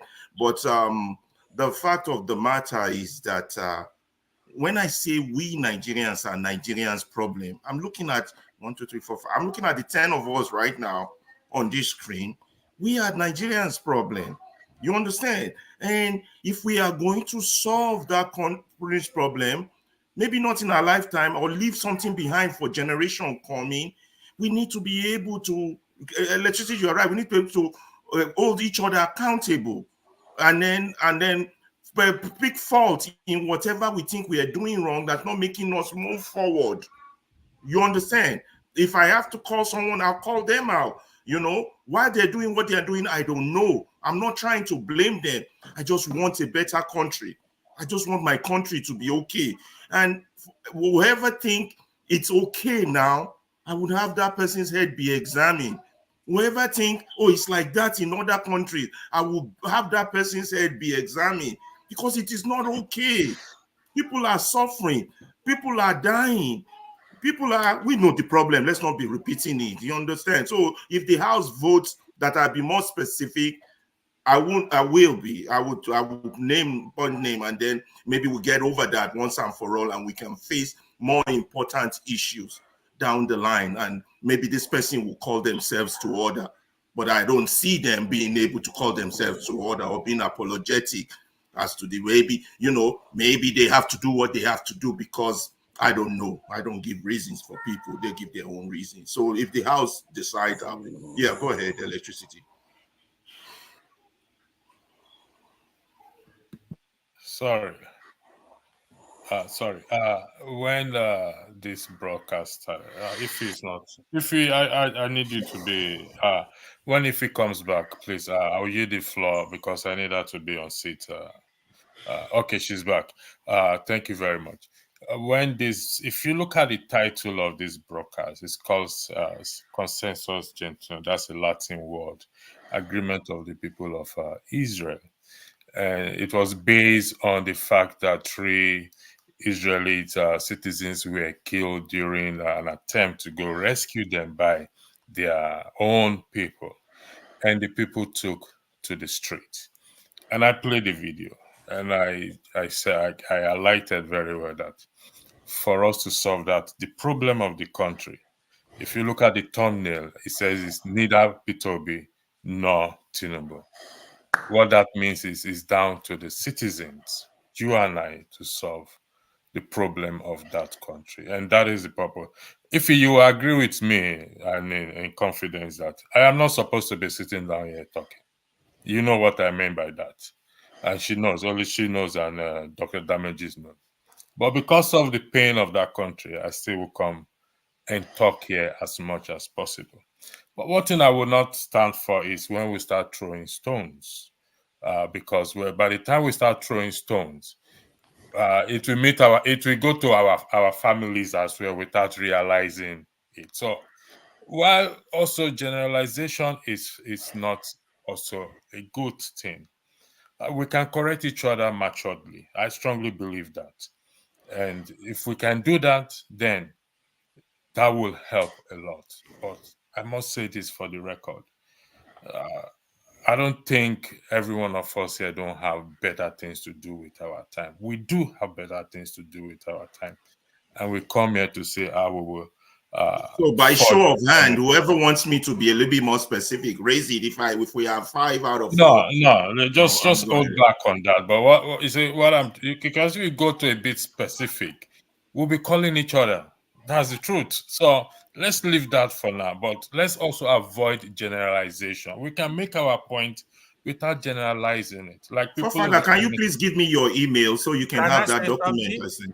Okay, I've got the document already. yeah, Can you I see, say I something? have read the document. I actually copied and posted something up there. I'm a fast reader, okay? I posted this there. This is part of the document you sent. It's part of what is in the document. The only thing necessary for evil to triumph in the world is that good men do nothing, which is the truth. When all the good men have gone, we will leave it for the bad men, and the bad men will what?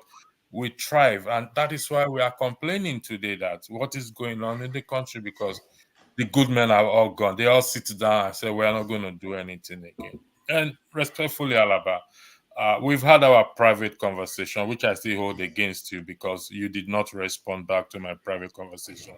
It's 2 months now, but I'm not going to say it out in the public. That's why I said we will have to be careful when we throw stones. I yield the floor back to you completely, forefathers, and you guys all have a good night. Thank you very much. Thank you. Yeah. Ewa, you want to say something? Yeah, I wanted to add to what electricity said. So I need to here is my point. I'm gonna come in. Alaba, thank you for the email. Well, I just perused the document. I think I will try and read it. But here is what I'm gonna say to you. Yeah, I know some people are saying mention names, some people. The truth is, even if you want to mention people here that come on this platform, you don't have evidence. According to Nigeria, you go explain tire. You don't have evidence. And I know you are a very intelligent person, but sometimes you come as if you think you know it all. No, you don't. I don't believe anybody know it all. I respect your intelligence. You need to also know that when you are at that level, the moment you cannot understand the differences between you and other people you're talking to, you can't see anything good in what they talk, what they're discussing. When you have a discussion, it is also a problem. It's also very dangerous because you need to pay attention because, like all of us here, we are coming from different background, even in terms of education. You could study physics. I could study chemistry. Another person could study medicine. We have different experience in life. So I would say, like for me, that is also a sign of leadership. You should be able to feel listen to people and get something out of their discussion. No matter how educated you are, even if you are talking to a tailor or a mechanic that never went to any school, if you listen, you will learn from them. This is one thing I believe in life. You will learn something. They will tell you, oh, now so that it be. You will pick it. You will pick things. I have people that never went to even primary school. There are information I want to get. I will call them. Oh, how is it? How does it still work? Because I know there are things you cannot read on pages of paper. They come through experience too. So I would say if you have differences with anybody, if you cannot like point at the different, okay, no, I don't think it's this way. I think this will be the best thing.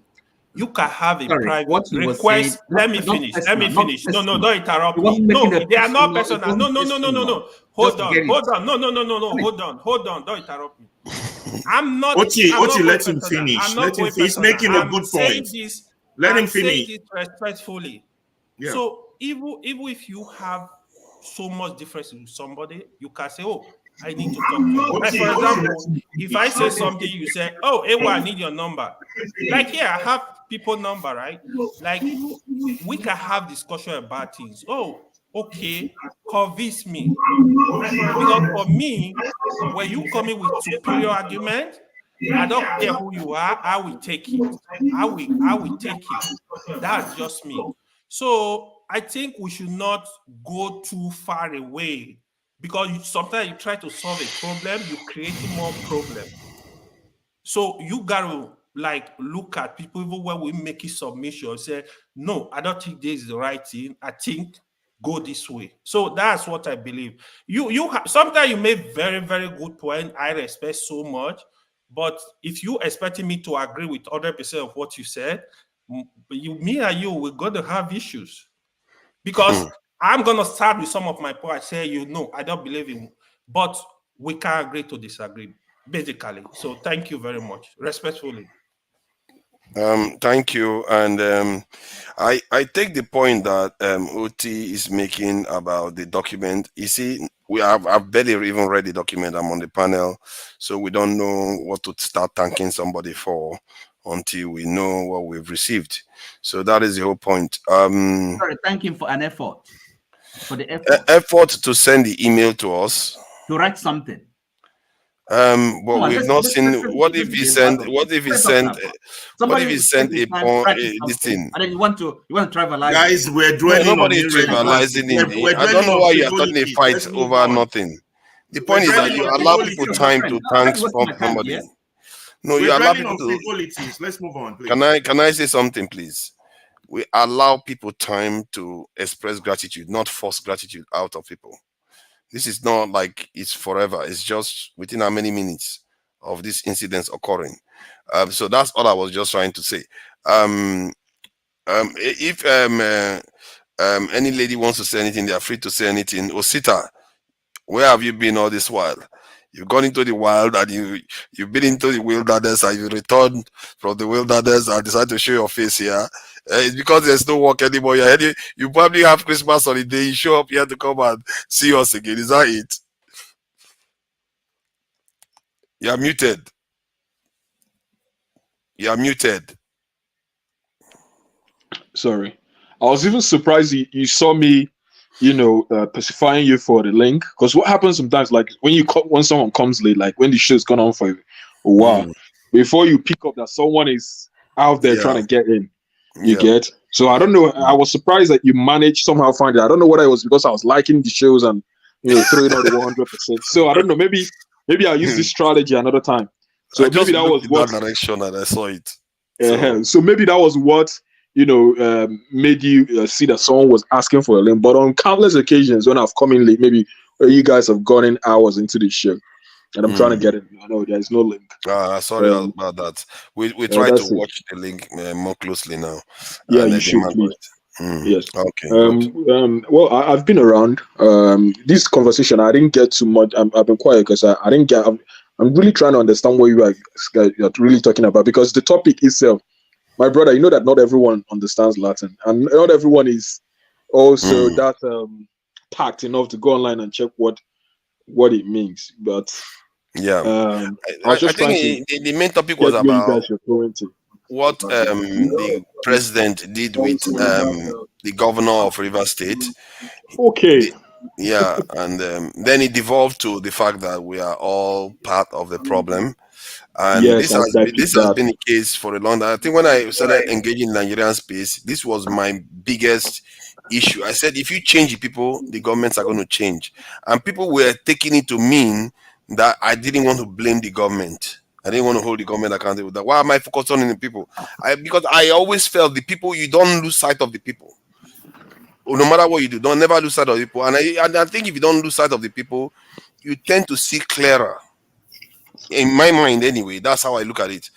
Please go ahead.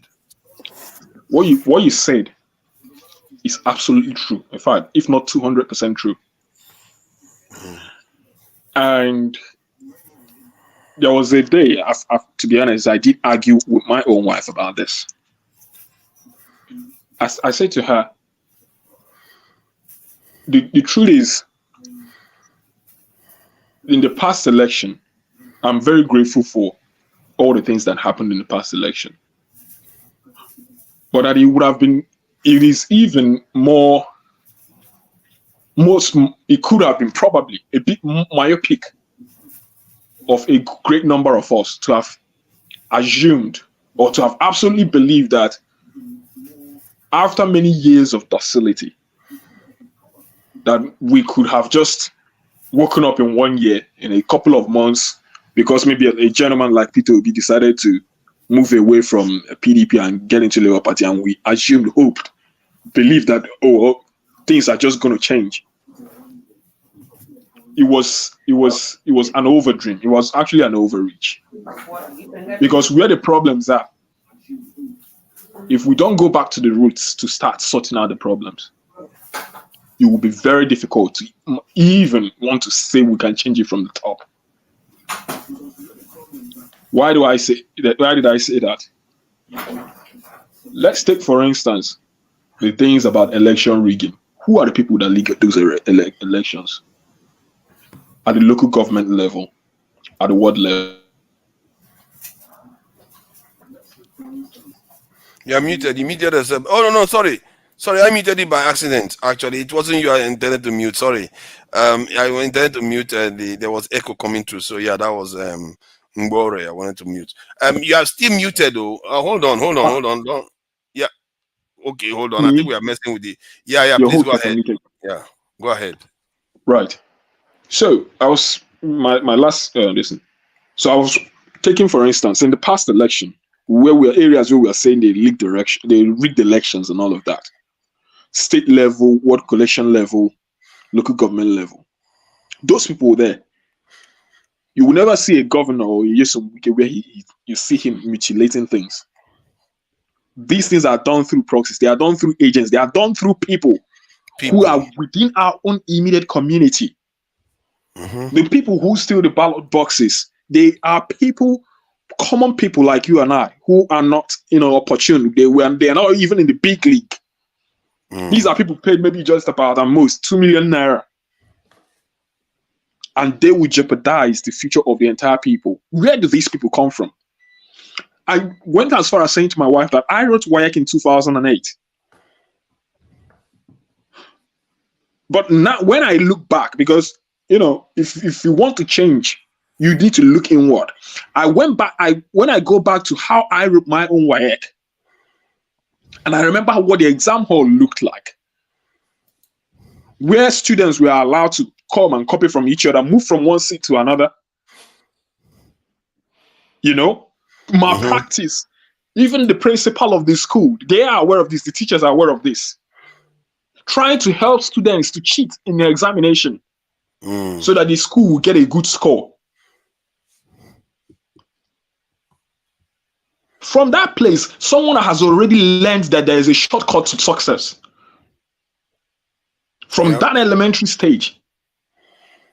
When we've known, most people as far back as then who were having A's, 7 A's, and 5 B's, a good 90%, when you place them on the table to defend how they came about those results, I can swear to you that a huge, a chunk number of people wouldn't be able to defend it.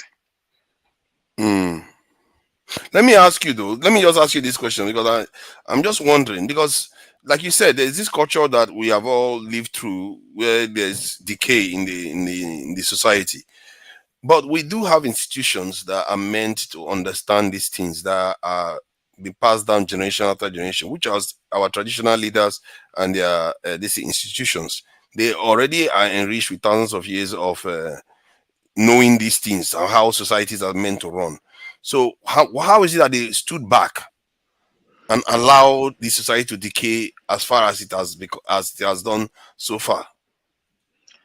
See, now where they started compromising, where the decadence exactly started from, who first started, passing up on the ball, is what is actually almost impossible to pinpoint.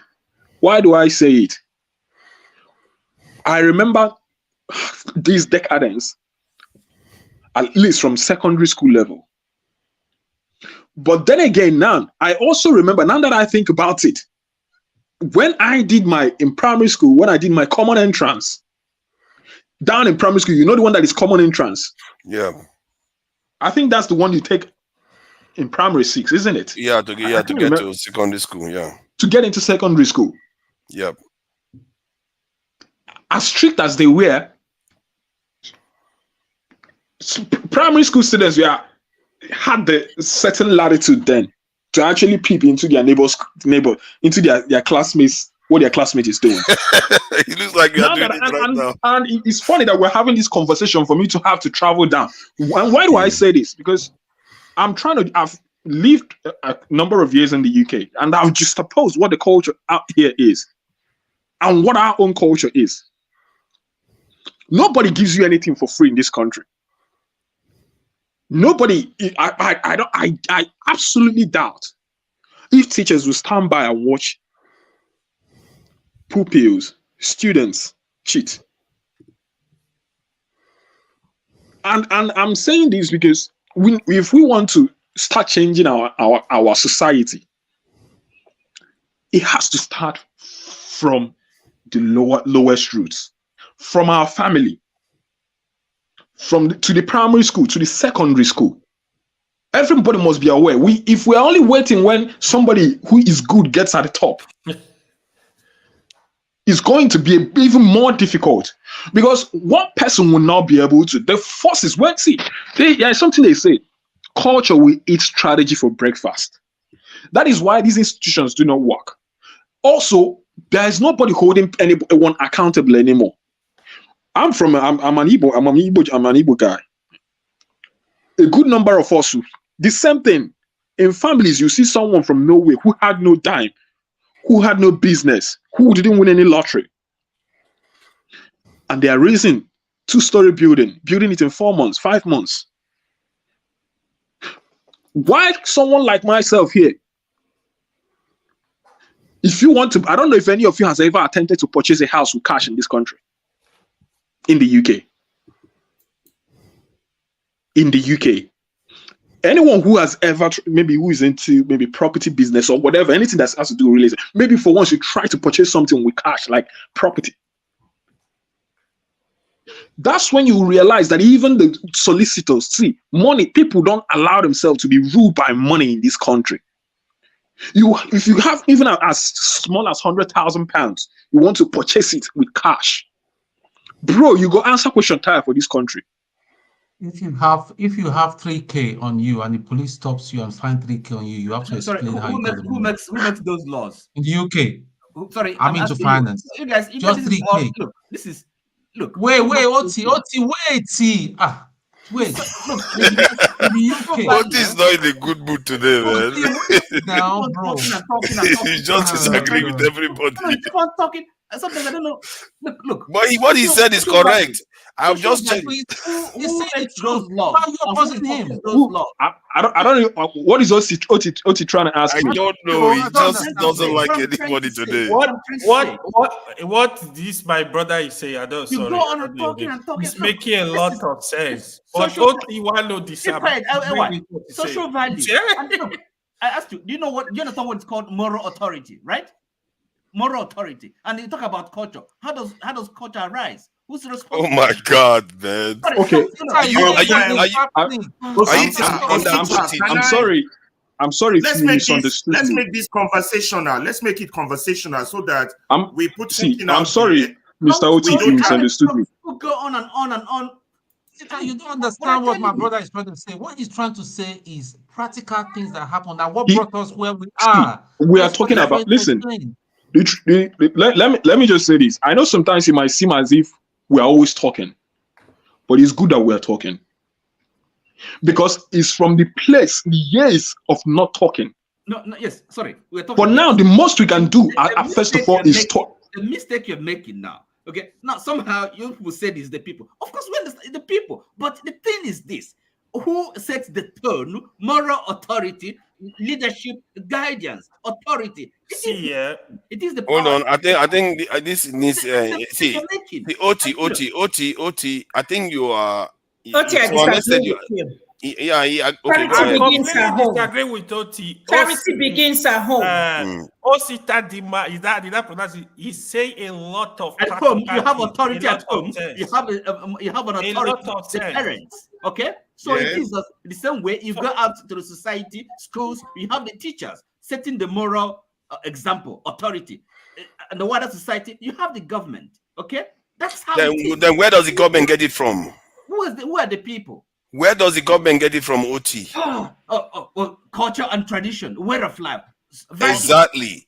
That's exactly what he's saying. That's what he said. He said that's not what he's saying. He said a culture with this is the culture. It's this is strategy at every turn. So you can have a strategy to do the right thing. That is but the wrong. culture is not right. You fail. If I can counter that. You don't talk anything about the government. Culture doesn't hit strategy, and there are world examples. No, look at the statement here. Now this is not. He didn't make it up. And Fela said similar stuff in a different way. This is the stuff. Allow the guy to carry on, please. He's talking about. What do you mean talking about Fela? Talking about Fela is rubbish now for you. See, No. OT, I don't disagree with what you say. OT said something. I can counter what he said if you let us, but you just want to, he said something. There are things, not everything is absolute. You understand? It said something that culture its strategy wrong. Yes, sometimes in the Nigerian case. But if you look at countries that have had struggles, in this 1960, from 1960 to 1970, you understand, segregation was 90 or 80% of the American population. Segregation as a law. 30 years later. Please, what do you mean by segregation as a law? Please, can you enlighten us? It was a law. Segregation of black, white. You know what I'm talking about. You don't know what segregation. Black, white. The black struggle. I'm talking about the black struggle in America. That was in the 60s. Martin Luther King was marching. In the 70s, it's totally the opposite. That's just 20 years. 20 years. It was a reversal. In Nigeria. The likes of Martin Luther King applied a strategy that addressed the culture. You guys, I don't want us hold on. What you missed was that the people were ready to change. If they had done the same thing, we will get to the definition of the people. Everybody keeps going back and forth, blaming the people. I'll get to that when you get me a chance to talk. Wait now.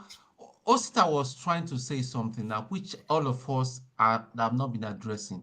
We need to start organically to start identifying what is the problem. It seems we are dealing with the problem on the surface. if we do not deal with it from the ground down, up there, and that is what Osita is just trying to say. That is exactly what I'm trying to say. No, See, but I'm not. made a See, point. Oti, please. This evening. I'm not saying. Wait. Do you know this evening? Let me tell you. I read something, and somebody will say he will go back and call his pastor. The mother will call his pastor and say they are enemies. Somebody came to the UK as a student too. Instead, make you go markets. Because this one here, this is my broken. My broken are just float in. Instead, make you go market to buy meat. All the squirrel away day for pack and all that. This guy just they set trap for him for UK, London, forefathers. This guy has been walking all the squirrel around. The police now have just arrested him just last night, and he's facing deportation. He's going to go to jail first of all, and they'll deport him. What was he thinking, man? He was killing the now push meat now. So that one now. You see mindset. That's part of the thing we're talking about. Mindset. He leave Nigeria, but Nigeria never leave, and the criminality of Nigeria don't leave. Oh my God! What? He has been. They say he has been on it for over a year. Wow. Just the chop. That serial killer of squirrels. He's recruiting squirrels. But why would they deport him now for that? Now the guy is just making a good meal out of. Do you know how much? Go kick a dog here. You know. Yeah, but he's not kicking the squirrels now. He's eating them. You know. He was eating them. Now you can't kill. Even see those ponds. Yeah. Where I live now, there's a pond there. There are fishes. I can't catch fish there. If I dare try them, man, it's jail time or heavy fine. I don't know, man. The guy was just making a meal out of the entire thing. They could have just slapped him on the wrist and said, "Stop it." This is the way of life and all that. You bring criminality all the way to Nigeria. And the mindset of Nigeria, bring and come UK. Yes. How much is meat itself? How much you go to the butcher's shop, you go African market, how much is it you cannot afford to go and buy? He needs the fresh meat now. No, bush meat now. In Nigeria there is bush meat. Imagine. Who wants to go and buy from all those freezer free meats and everything when you can get the fresh one from squirrels? That's what he wanted. Ferrari, please go ahead. So, okay, now, Otsi, you made a good point. You understand? But where I slightly disagree with you is that the solution is not going to come from ground up. Societal change never comes from ground up. It comes usually from the middle class or top down. You understand? Usually when the middle class is dissatisfied with the status quo, that's when you see any societal change. Go back to the French Revolution, go back to the Russian Revolution, go as far back as you want to go. You understand? It's the middle class. So in Nigeria, we have the people. Yes, we keep saying the people. That's why when I come to this medium, I get so hard with some of us. The thing is that now, the movers and shakers of Nigerians are not the masses. The other day I was talking, I said, okay, let me ask you guys now. If you take 100 Nigerians, right, what percentage would you give to the people that are illiterate and ignorant? Give me a percentage. Let's work with that. Your numbers. Ignorant of what? It's very difficult to categorize ignorant. Illiterate, you can categorize. Of socio-political development. Does that make sense? Maybe do you want to phrase that question as people who are enlightened? Are ignorant of it. People who are enlightened. Yeah. What percentage are enlightened? What percentage are not enlightened? Give me numbers. We got to work with numbers here, guys. Unenlightened, 80%. My brother. In the case of Nigeria, up to 90%. Osita, what's your number? What did you say? 90% are enlightened? Are not. No. Okay, that's very correct. I'll say 80. Osita, what's your number, Osita? I can actually say, I can actually say that I would say 95% even. 90% I'm being generous. Are not enlightened. I will give 93%. 93. Good. You're all in the same Unenlightened. Unenlightened. Yeah, We're I would say all in the 95 same. even. Listen, guys, let me make my point. Unenlightened, 80 to 93 or 95. Huge number. Those are not the people that will change the country. It is the remaining percentage. So let's come to an average. Let's say 10% of Nigerians are enlightened. 10%. That's the critical mass to look at for change. You understand? If those 10% are fucked up, your country will be fucked up because they will lead the other 90. Are you with me? Go look at history of change. It's the middle class. It's not the top down. It's not bottom down. The guy at the bottom just wants to survive, eat his gari, and just, you understand? It's those guys. So where Nigeria has had its problem, and I'm surprised you all didn't pick on it when Chino Achebe was writing his books. Those are smart people. First, he wrote Things Fall Apart, Okonkwo, right? The coming of the white man, the disarray in the community, right? Then he wrote No Longer at Ease. What happened to Okonkwo's grandson? You understand? He got caught up. He was educated. He got caught up. So that's not where I'm going. So what I'm saying is that the Nigerian problem from 1960 is as a result of the enlightened people.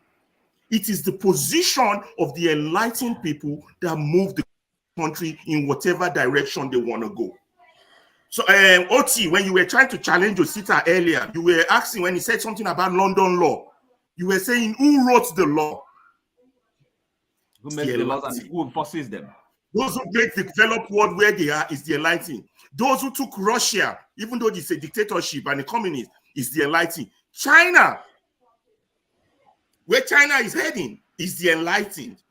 Are you with me? So something fundamentally went wrong when the white man was educating our people in the 50s and 60s when they were sending them to England. Fundamentally, what went wrong was that everybody was going to England to get an education, but they were not training them to run a country. They were training them as secretaries and assistants. If you go back in history, University of Ibadan wasn't producing doctors, nurses in its inception. It was producing secretaries, people that would type for the white man. So that is the genesis of our problem. So, and the white man came into an African society with a mentality of hierarchy. I am superior than the subject, right? So the people he employed, then he handed over, imbibed that hierarchical tendency. A different country. Are you with me? In their own country. Different countries. Sadly, listen, I'm going to hit you guys in the point. Sadly, they had us as children. We are their children, those who they trained, the white man trained. They had us. They passed that thing on to us. How? Let's go back to when you were in college, in university in Nigeria. I don't know if any of you went to university in Nigeria. When you have girlfriends outside campus, what do you call them? Bushmeat. Bushmeat. Hierarchical. It's imbibed. It's in the blood. Money bushmeat, honey bear. You understand? Meaning that those who get educated, same thing. Those who went to the military, bloody civilians, hierarchical thinking. When you are in an hierarchical thinking, you don't consider yourself to be the same. In a different country. You are living in your own country. You're living which is all this thing fella put in song that, Kolo mentality. He will clag wig and jail in brother for life. Even when the brother don't do. Go and listen to everything that man is saying. He will clag because he has been colonized mentally. And he doesn't know he has been colonized. So it comes with the perspective of what we have today, the culture, big manism. It is important for every Nigerian, every single, including the poorest man, including the one that's a laborer, including the one that didn't go to school, to die as a big man. To die as a big man. It's a concept we imbibe. It's our culture. I have to be a big man. It's the only way I earn respect. And therefore, that in a big way, man, you can't really blame people too much for you doing can't blame everything people possible too to make much, money. but You can't blame them too much. exactly. You can't blame because the otherwise, man. Listen, no man wants to Oti, be Oti, let me land. Oti, let me land. You can't blame the all of you keep blaming the shade. The people are these. The people are not coming out. The people are no. The problem are the elites, the enlightened. The out of 10% of those enlightened, 9% of them are effed up, fucked up. They have this big manism ideology to the worst level. Even the white man, you know what they call a house Negro. They are the house Negro of their society. And then you have the other 1%. Who knows? Those ones, because they can't just deal with the madness of these other 9%, they just apathy. You know what apathy means? Don't get involved. Just leave them with their stupidity. Leave them with their madness and go on with their life and go and become directors for the white man. Let me tell you something. Here in Illinois, the director of state of Illinois, Chicago is in Illinois, is a Nigerian, Dr. Nwa Nkechukwu, head of the Illinois Department of Juvenile Justice, is a Nigerian. In Illinois, probably people born in Nigeria. So if they can achieve such heights in a land that has order, why can't they? Because they have abandoned the other 9%. Are you with me, guys? So for change to come, you understand? If you are one of those 1% enlightened, your job is to keep fighting to change that other house Negroes, the 9%. Because without them, you will not have the critical mass to move a change. Which is why, if we boil it down to today's politics, which is why I am mad with people like Obi. All obedience will hate me for this. Whatever Obi knows, Kanu knows, Kanu, Mayegun knows, Showore knows, right? You all know the country is messed up. You all know the constitution is not good. You all know all these things. But everybody keep pretending. Let's keep gaslighting the people and not call it what it is. That somehow, some miracle will happen and that change will occur. I think let me just say something about what you said, because you seem to be completely disconnecting the masses from the middle class that actually make the change. I think there is an error there. Yes, make I your think point, there is a I'll mistake address it. there. And the Yeah, reason make why your I point. consider that a mistake is because in I societies, seem to be repeat what you just said. I seem to be disconnecting the masses from the who. From the middle class that you describe as the ones that will Nigeria, make the change. first of all, forefather. Nigeria has no middle class. Take that one out of your mind. Or the elites, whatever wants the 0.5, the 5% or 10% that we're talking about. 10%, yes. And okay, if we are the elites now, so the point I'm making is that those masses, as we refer to them, if you asked some of those masses that are in the north to convert to Christianity, do you think any charismatic leader can do that overnight? You can't. Because hold on now, I'm trying. Listen, please, just listen. You picked the wrong case. Give another you are example. not listening. You are not listening. I heard you go on. No, let me just finish what I'm saying. I'm not talking about religion. You are not listening. Okay, go ahead. The reason why you can't change them is because they have a belief system, which is part of the culture. Hence, they are part of the system that needs to change. In all those countries that you have those middle class that are willing to do those things, people have to carry out their orders. And if those people are not with them, they will not carry out the orders. The Stalin that you mentioned, by the time he got to where they took power from, I've forgotten the name of the place. By the time he got there, they have already made way for him. The military was already on his side, and the people were already on his side. Because the idea has already percolated down the system. So the people too have to be part of it. You Okay, can't do those things without the people don't go too long, embracing the Godfather, because idea. you will make us miss the point. Let me you just counteract what I said. That okay. No, because you seem to be disconnecting the masses from it. Let me answer the question now.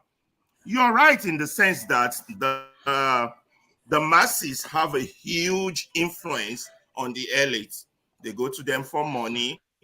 They have cultural practices they have to comply with. Don't use a religion example. It's going to derail us. We can't do religion issues when we're talking Nigerian issues. No, it's just to prove a point. It's just to prove a point that some better example. But let's move on. Whatever example you use is still the same point. No, it's not the same. It's not the same. Not in the Nigerian context. We can't be arguing point. blindly. It's just trying to make a point that there are certain things the elite cannot just make the masses do. You can't be using religious, and so somebody who is a Muslim or a Christian now will call in and say, I'm trying to convey to you that the masses have a belief, they have a culture too, that you have to take along. Change in history. But you can't change it without taking them along. You won't let me explain myself. You see where I'm going. Go ahead, I'm letting you explain yourself. You see, I say we come here and do distraction. You ask a question, you won't let me land, you want to push your position, and you won't let me make a point. You say, that's why I'm going to get to that, but let me not derail. Now, true, the masses of Nigeria, through our cultural heritage, has huge influence on the educated. For example, even though a boy went to England to study, like that, and he has to come home and he has to come home and do his traditional thing and inherit his traditional. He has to do all those things. But you're missing the point of education. If you're considered educated, the point of education is that you can influence your community. You can bring something back that they don't have. It's not just for you to have cars, houses, and all this nonsense Nigerians are clamoring for to fit their big manism status. You can influence. You have gone abroad. You have learned the white man's way. You have come now, you understand, to introduce the white man's way to your people. Not muddled it up. That's the point of education. That's critical thinking education. Education that influences change. For liberation. Can I help you? For liberation, for your community, for progress. I can keep going on and on. Ahead. Okay, so for us. Now, I don't look, you talked about disconnect or whatever. No. Are you saying in the North, for example, if they're elite, if they were to be self-conscious and not self-serving, couldn't they influence, teach, influence the curriculum, teach them, okay, skills, education. So introduce technology, help them. Of course, they not also have elites, don't they? See, can I respond to them for you? Can I respond to them? Has elites. I see everything you said. I've said it, but the problem is that you said it in a kind of this is stunted way. There's more to it. Please, Osita, go ahead. The one thing, see, we're all saying the same thing, to be honest. But I think let's not also miss the point. When I gave my submission, I was giving my submission based on for you to have a society with a change. It has to be from both ways, from both angles. None has to take precedence. The people. I'm coming. The people. Let's take it when the Negro struggle was in place. Imagine where someone like a Martin Luther King or Abraham Lincoln didn't have people who wanted change enough. Because one person, you can be preaching one thing. If the people have not had a buy-in into it, my brother, you're just still preaching gospel. And it's your job to make sure they have a buy-in. Exactly. Now let's take a practical example, and I'll use 2 or 3 individuals who have tried to spark up a movement. Someone like Iboho, I don't know if any Yoruba person is here. Unfortunately, I don't think so. Someone like Iboho from the Southwest. Why do you think the government went after him to arrest him? Because it was sabotaged by the 9% self-centered people. Stop mixing up the point. I'm not. It was sabotage. You're very true on that. But the message he had, it was piercing the mind of a particular mass of people. There's no message from any of the agitators that doesn't connect with the people. There's none. Okay. Now, Kanu's message connects. Igbo's message connects. Sobore's message connects. Everybody's message connects. Message connects. But it doesn't mean it's going to bring change. No, hold on. Listen. These people you mentioned, their mindset are the sort of mindset we would have expected our own leaders to have. But that's what the leadership, that's the elite. That's the elite. Listen, but the leaders do not have it. But that's the problem. Is it not what is said? Now by someone, and who is a leader? Because a leader is not. That's why they tell you there are different kinds of leadership. Elite. That's when it comes to types of leadership, and there are people who even ask you origin of leadership. Some people are born leaders. Some are acquired. Some are thrown up circumstantially. Now, if you go and look at the sort of leaders who have really disrupted things, someone like Martin Luther King, what will you call the etiology of his leadership? Now, is it not circumstance? Are you arguing against? Let me tell you about Martin Luther King that a lot of you don't know. Martin Luther King, listen. Okay, Ferrari, you have to wait now. This is important. Ferrari, you have to wait. No matter how important it is. No, I think the lady has raised her hand. That's it. Ferrari, enough. You know the rules now. Let the lady speak, please. She hasn't said anything forever. Please go ahead. You are muted.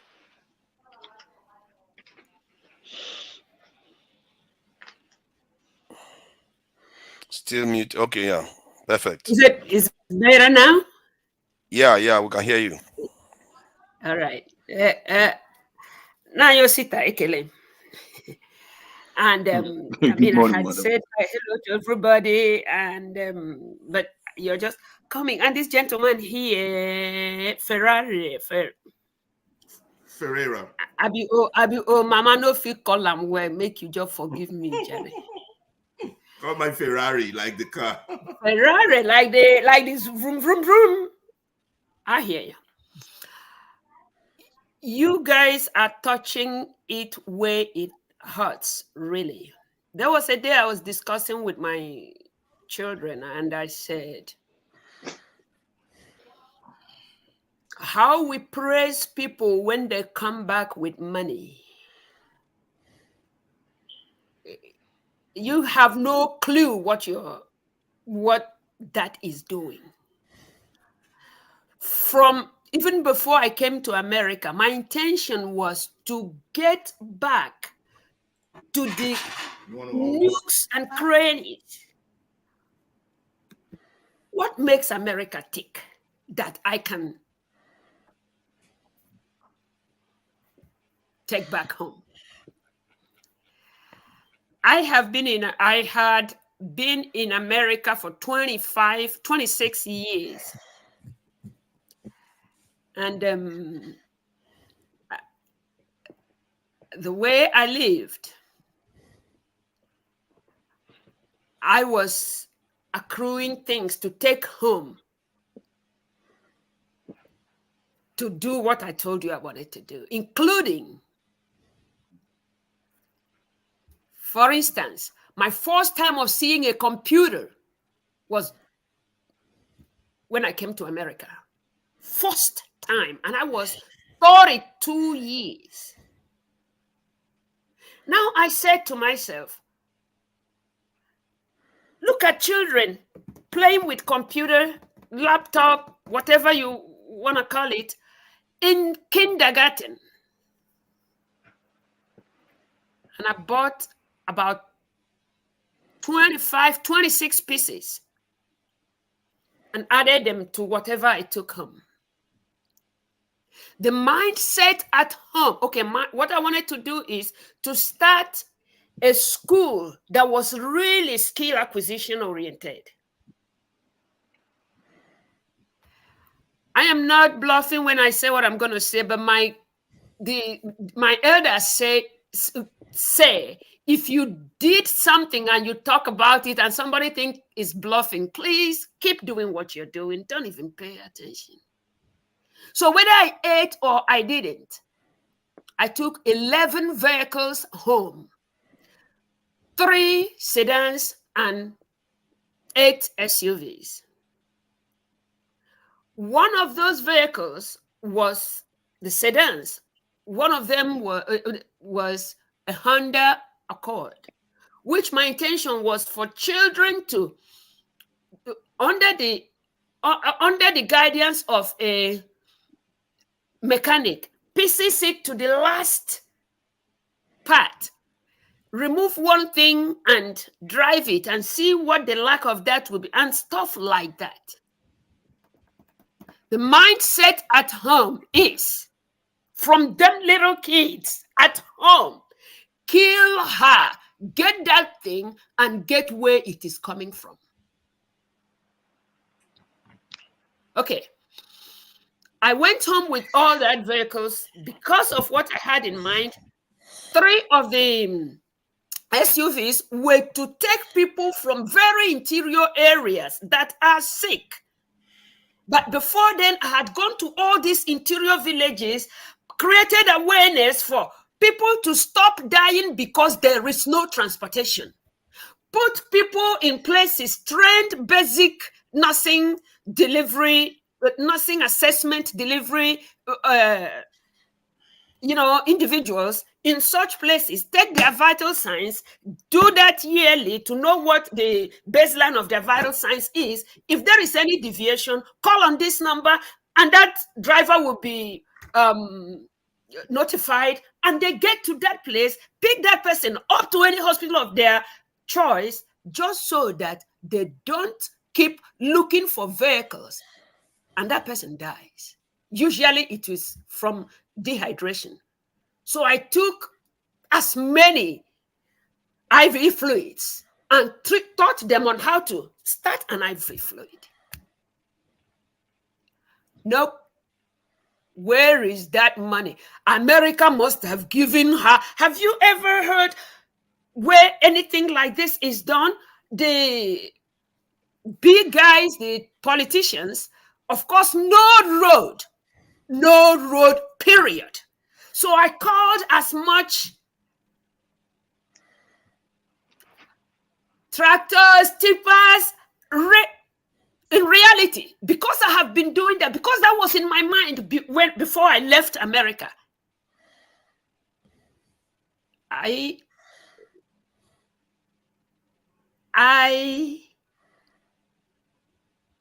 did put everything together. Almost the only thing I didn't put in those things were things, money that were for bills here. But any and every other thing, if I come in where you are and you're asking, well, how come you didn't come with Ashwebi and all that? Somebody will tell you, that's Victoria. She doesn't do that. But it was more for such help at that grassroots. It is money. The mindset there were when I left, where I had to travel on foot from Sango all the way to Jordan Barracks on foot to go and plead to somebody that might give me 2 naira. Because each time I saw the bursar in my secondary school, I thought he was coming for me. But children at home today, in the first place, they don't want to go to school. After all, the person that built that house didn't go to school when it was just, even now, elementary 3 self where you read. Okay. My intention was that with those laptops, computers, and the rest of them, children will not be lacking of what I lacked when I was growing up. Nobody is interested. We are talking about what our leaders are doing. If you get to the grassroots, if leaders are corrected, if they will ever be corrected, when you go to the grassroots, you will be blown out of your mind. Because why I am saying this, I know it might be something you guys have done with. None of us here is from the same village that I came from. When I was growing up, my mother, who was a princess, the mom was, chased out because she's a female. She's a female child. And they didn't have a male child. So that my grandmother started making sure that she got so creative with farm and stuff and raised up everything. My mom continued. So that ability, if he was talking about people learning trade, so that, here in America, in your house, the plumbing system is default. There is default in the plumbing system, and you employ the services of a plumber. They will give you the cost of your material at $25. But America and Nigeria will call it workmanship. It's $250. So out of the $275 you are paying, $250 is labor. Whoever, whenever, if they still hear if your voice still matters.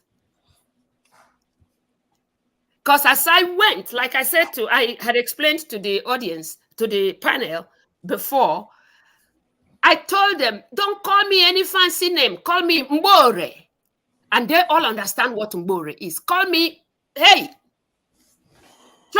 okay, before they even listened to me telling them, when you are barefoot and you don't eat much, that gives you a better quality of health. I just wanted to go barefoot like that so that they do not think, oh, she has herself up there. That didn't cut it. I see. So what I am saying in effect is, whoever can reach the most important people to reach, I think everybody is important to be reached, but the type of moral decadence in the villages, 2 or 3 days, or 2 or 3 weeks, thereabout, please, just very recently, a boy, 20-year-old and 19-year-old, somewhere there in Lagos, killed the owner, a retired lady, over Android phone. That is the type of things that Nigeria has graduated to. When you guys are extending your hand of help, please put such into consideration. I so submit. Thank you. Thank you. I think she just made the point I was trying to make, because the people, if you think one side, because one of the key questions I often ask myself when I was growing up, I hear about the videos, I saw what Hitler did, I saw what Stalin did. They were showing how cruel they were. They were ordering mass executions. I was like, what is wrong with these people obeying those laws? Why are they doing these things? Because this is just one man commanding them to do all these things. How did it get there? Now I'm beginning to understand. The people have to get to a point that they say, these are the things we need to do. and then you see things starts happening. And this is why I said, if you think, I agree with you, Ferrari, when you said the 5-10% people, that they have to have a debate. You need to convince that 10%. But in some countries, those 10%, you can't convince them. In France, they literally had to do away with quite a lot of them, and it leads to all kinds of upheaval. They are very, very hard to dislodge in any nation. In Russia, the same thing. In China, the same thing. So in the case of Nigeria, to have an argument with them and expect to convince entrenched interest is going to be a tough one. But we don't have a choice. Because if we fight each other right now, we are all going to lose, because there are sharks waiting outside to take advantage of us. I believe what Ferrari said is to win the argument in that elite class. If you cannot win it, the people that have the right ideas should win the day. They should be the one that emerge, not the Wikis, not the Tinubus, not the ones that don't really have the people's interests at heart. I guess that will be a middle ground. Otherwise, we are looking at the scenario of the French, the Russians, and any other massive revolution that had to take out some of those elites. And the process, for us, you cannot discount desegregation, reconstitution, or segregation, or whatever you want to call it. Everything has to be on the table. Are you with me? Everything is always on the table. Good. Everything is always on the table. No, I lost you for a bit. But what I understood in all of this, yes, your argument, which is correct, is that you need a certain percent of the enlightened people. That at least you need the 10% or 9% you're talking about who are supposed to be enlightened, who are in that position. No. That's not the argument. No. You're missing the point. That's the direction of the argument, but that's not the argument. I'm saying that as we diagnose, analyze the problem, we're not doing it right. That's what I'm saying. We are having blinders and holes as we drive on the highway that are bumping into. We're missing some point. We're not looking at the historical perspective, cultural perspective, tribal perspective, religious perspective, educational perspective. Merge. We're not taking a holistic look. That's where I'm going. That's the word I'm looking for. Holistic look. So what I'm throwing is that when we take an holistic look, you will see that the biggest danger are the elites. And those are ones we need to focus on, not the poor. Poor are dangerous, don't get me wrong. But you got to pick your battles depending on how bad the problem is, and this problem is very bad. So now, are you saying now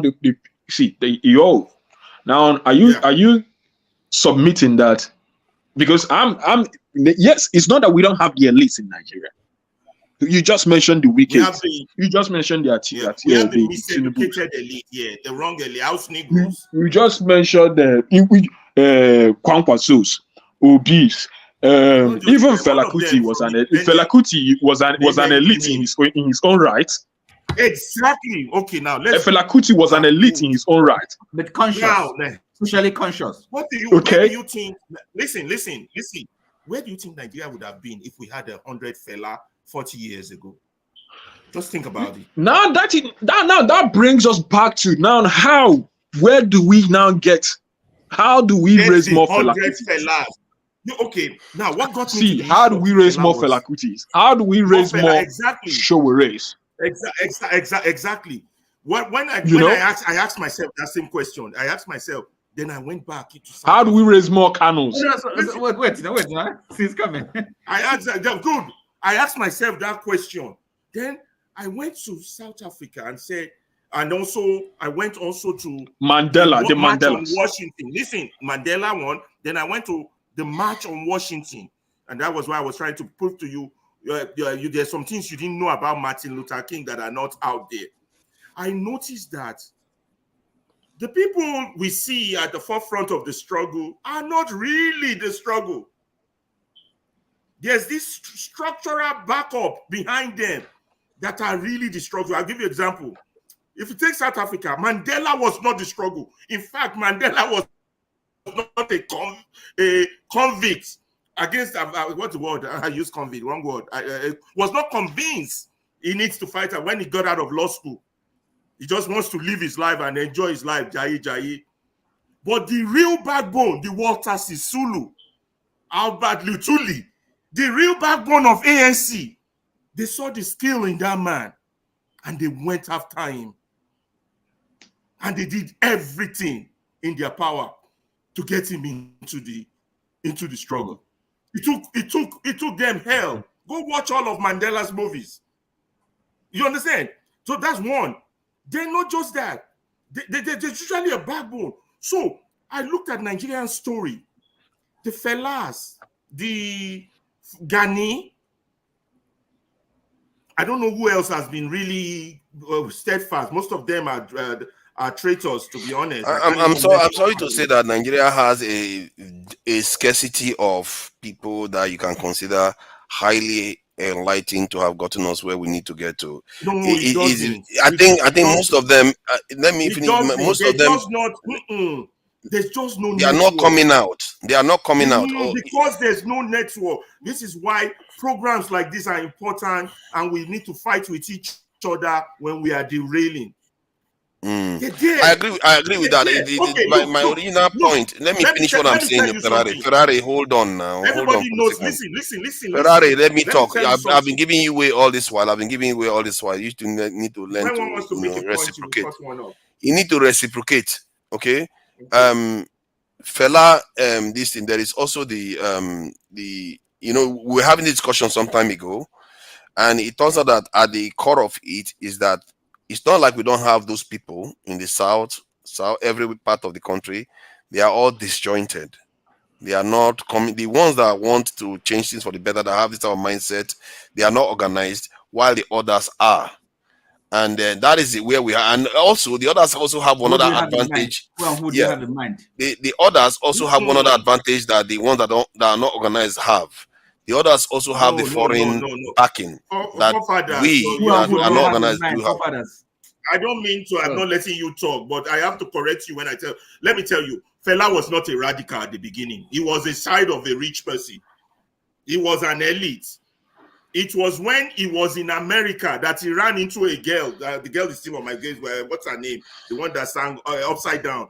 The woman that sang Upside Down. Everything is this. Is it Diana Ross or something? No, Diana Ross. Diana Ross. I don't know. Was it clear? Isidro, Sandra Isidro. It was when Fela met Sandra that Fela had a moment of clarity. Not based on the Nigerian story, based on the American story. Experience. Based on the American experience, on what has been happening to Black people in America. That was the eye-opener for Fela. That was when he came back and said, they are doing this to Black people in America, and you, Black people, are doing this to each other. That's when he started attacking his classmates, Obasanjo, and all the rest. So people meet their moment of clarity. Something triggers a point of radicalism in them. So you see now what you just described is what the point I was making earlier on. Because in Nigeria, the points you are always making. You notice that. I think you are very, very personal. You are very, very personal about your attacks. Even if it's accurate, you just do this stuff. I think you need to get over it. If somebody's correct, I have to say it. And because we were talking about this earlier on, you need to stop it, man. You really need to stop it. You are a grown person. We shouldn't be playing this personal thing that you do. And don't call you out and say you are misbehaving and all that stuff. So the point I was making before was that, as a matter of fact, I think I was speaking to AY just a few days ago about an African American that encountered a European that was looking to get married to an African, and that African American, that European was talking to Africans, and they were sounding quite docile. But when the African American came in, the African American picked up on the nonsense that the European guy was saying and attacked the European guy like crazy. And the Africans were like, "Oh," we started, and they kind of recognizing the view of the African American.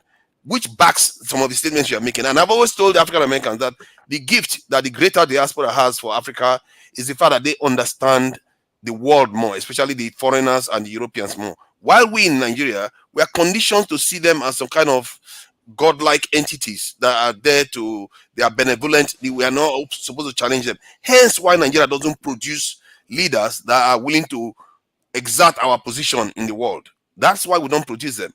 And maybe this Japa syndrome will wake some of our people up. When you have 141,000 arriving in the UK in the last year, you are going to see a change start happening in the next 5 years. Nigerians that are abroad already and not high in number to, I mean, to have amongst our number, I mean, you know, men of such. I think the more of them you have abroad, more. So look, it's just, if I was in Nigeria, I don't think my eyes would have been open as much as it did.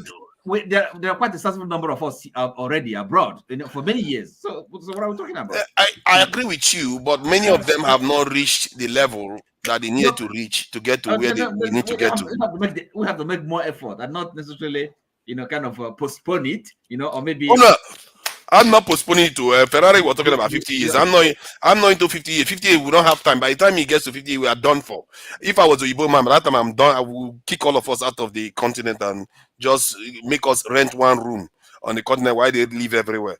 That's what for our Igbo man I would do. We don't have 50 years. We have 10 years at max to truly transform the continent to a point whereby they can't come and remove us from this continent. And this is a serious issue, and this is why we have to treat it seriously, because in the end, it's our survival here. The world doesn't owe us a living. If they feel like we are weak, they're going to treat us as weak people are treated. It's just the nature of things. And many of our people are waking up to this problem. A lot of even Americans and black people all over the world, they are waking up to the danger we are facing here. We are 1.3 billion in population, but we don't amount to much. Sorry, in the world. Who is awakening? Americans? Who the Americans? The Americans, the Brazilians, many of them are awakening to the issue that are facing the entire black people around the world. This is not only a Nigerian problem. If you go to Cameroon, you're going to see it. They may well be, but I mean, look, it's entirely our affair for now, and we just have to really, you know, grapple the metal. So I don't know where we should be waiting for them or looking up to them or. Oh no! I didn't say we should wait for them. I'm saying they are awakening. What they're doing. I mean, let's look, we in Nigeria, at least we can begin to take our destiny in our own hands, quite frankly, and then allow less distraction. I mean, look, it's just are you with me? Subsidiarity. Charity begins at home. What did I say? I never said anything about dealing with all of them. I'm saying that they too are awakening to our problem. Okay, you have to. Okay, Oti is right on that. And what am I saying? Am I saying that we should bring them to Nigeria? No. I wouldn't be bothered with them. You know, you just heard him say something about Martin Luther King. You didn't say you wouldn't bother with him. Look, an example. When he was saying something about the Luther King, he didn't say you wouldn't bother with him. But the moment I mentioned African Americans, you don't bother with them. You can draw a historical example, but not, I mean, worrying or or speculating what Americans or blacks in other continents are. I'm not speculating or doing. You know, so look, I'm saying in effect, our problems are quite big enough for us, and we can. I just gave you evidence, and you are telling me that I'm speculating. I gave you evidence of my experience just 2 days ago. No. How can you call something speculation when somebody is testifying to their experience 2 days ago? How relevant is it? That's the question. It's relevant to the point because it took an African American to come to an African panel. I could pull the video out so you see it for yourself. To come to an African panel to challenge a European in the way he was addressing Africans, patronizing Africans about how he was coming to get married to a Sierra Leonean woman. Stand up for themselves? That's the question. That is the question you should ask. Why are they not perceiving the things the African American is perceiving? Because they have not had that experience and that moment. Exactly. But Oti is saying it's irrelevant. Listen, my forefather, did you read the article written by Pius Adesami before he died about the man? I agree with you on that, but why is Oti saying that it's irrelevant?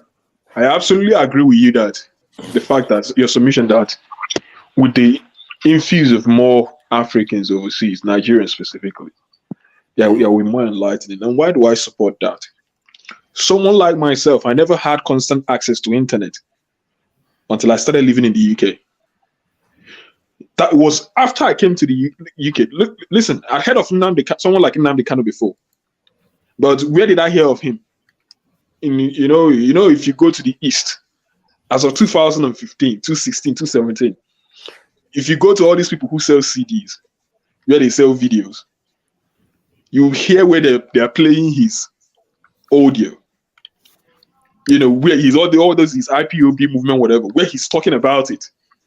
And you will see people, and the funniest thing is that people are looking for someone who will show them the way. You will see certain people, most of the people, you find young men, you find older men, and they are sitting down, listening from that loudspeaker of someone who is selling CDs, listening to what he's talking about. Evening like this, you come to certain barbing saloons, you will hear this, and that's when the first time I heard of Kanu. Now, I've heard few things he said, but it was after I started living in the UK. I had constant access to power and internet, YouTube. That was my first visual encounter of him, like seeing him go live, talk. So what do I want to bring into this? One of the major tools is, first of all, is media. And that's why I said what we are doing here, our conversation. Thank you. Sometimes people come about and they say, oh, you guys have been talking. You're always analyzing the problem. Thank you. Someone like Nnamdi Kanu who built up a movement. We didn't see his grassroots when he started being on the media. He was already on the media about 8 years back before the time, the first time he was even arrested in Nigeria. He has been on the media putting it out before it got to people. Information takes time to permeate into people. You're looking at someone like this gentleman, whom I find to an extent an extremist, who is now replacing Kanu. What he's tapping into at the moment, and it is as if he's doing voodoo, where someone would stay somewhere in Finland and declares it at home. It's because of a certain level of wokeness already in people. No, a test, desire to, wokeness in people already. That was why when they started with the sit at home something, it was as if it was like magic. So information needs to constantly be put out there. We need to alleviate quality information. The influence of people who have the right message. Which is always my argument. The right information. We need to keep on pushing out that information. We need to continue finding people who have the right mindset, the right structure of mind with information to keep on pushing it out there. And then avoid distractions. Yes. Diversion. Sometimes people do not. This attitude of yours. Hold on, I need to say this to Ferrari. You need to stop it because you seem to subscribe to the school of thought of what was her name? This is because you were one of those people that came here to accuse me of being a government agent before, if I'm not mistaken. And you need to stop it. If you don't stop it, I'm going to kick you out of the channel for once. I will actually do that. I've never done that to anybody before. Because he came here. No, hold on. Let me finish my point. Let me finish the point I'm making. Because you are the one creating the distraction by doing that. This thing I'm doing here, nobody's paying me to do it. I kept this thing up this period for us to have this conversation. And OT was very quick to ask us to thank you for sending an email that I've not seen. But I'm sitting here for hours and all I get is insults. So you need to recognize when people are also making sacrifices before you just start insinuating and insulting people. Can I respond? I get very cross very rarely, but I don't like it when you keep doing that. Let me respond. Okay.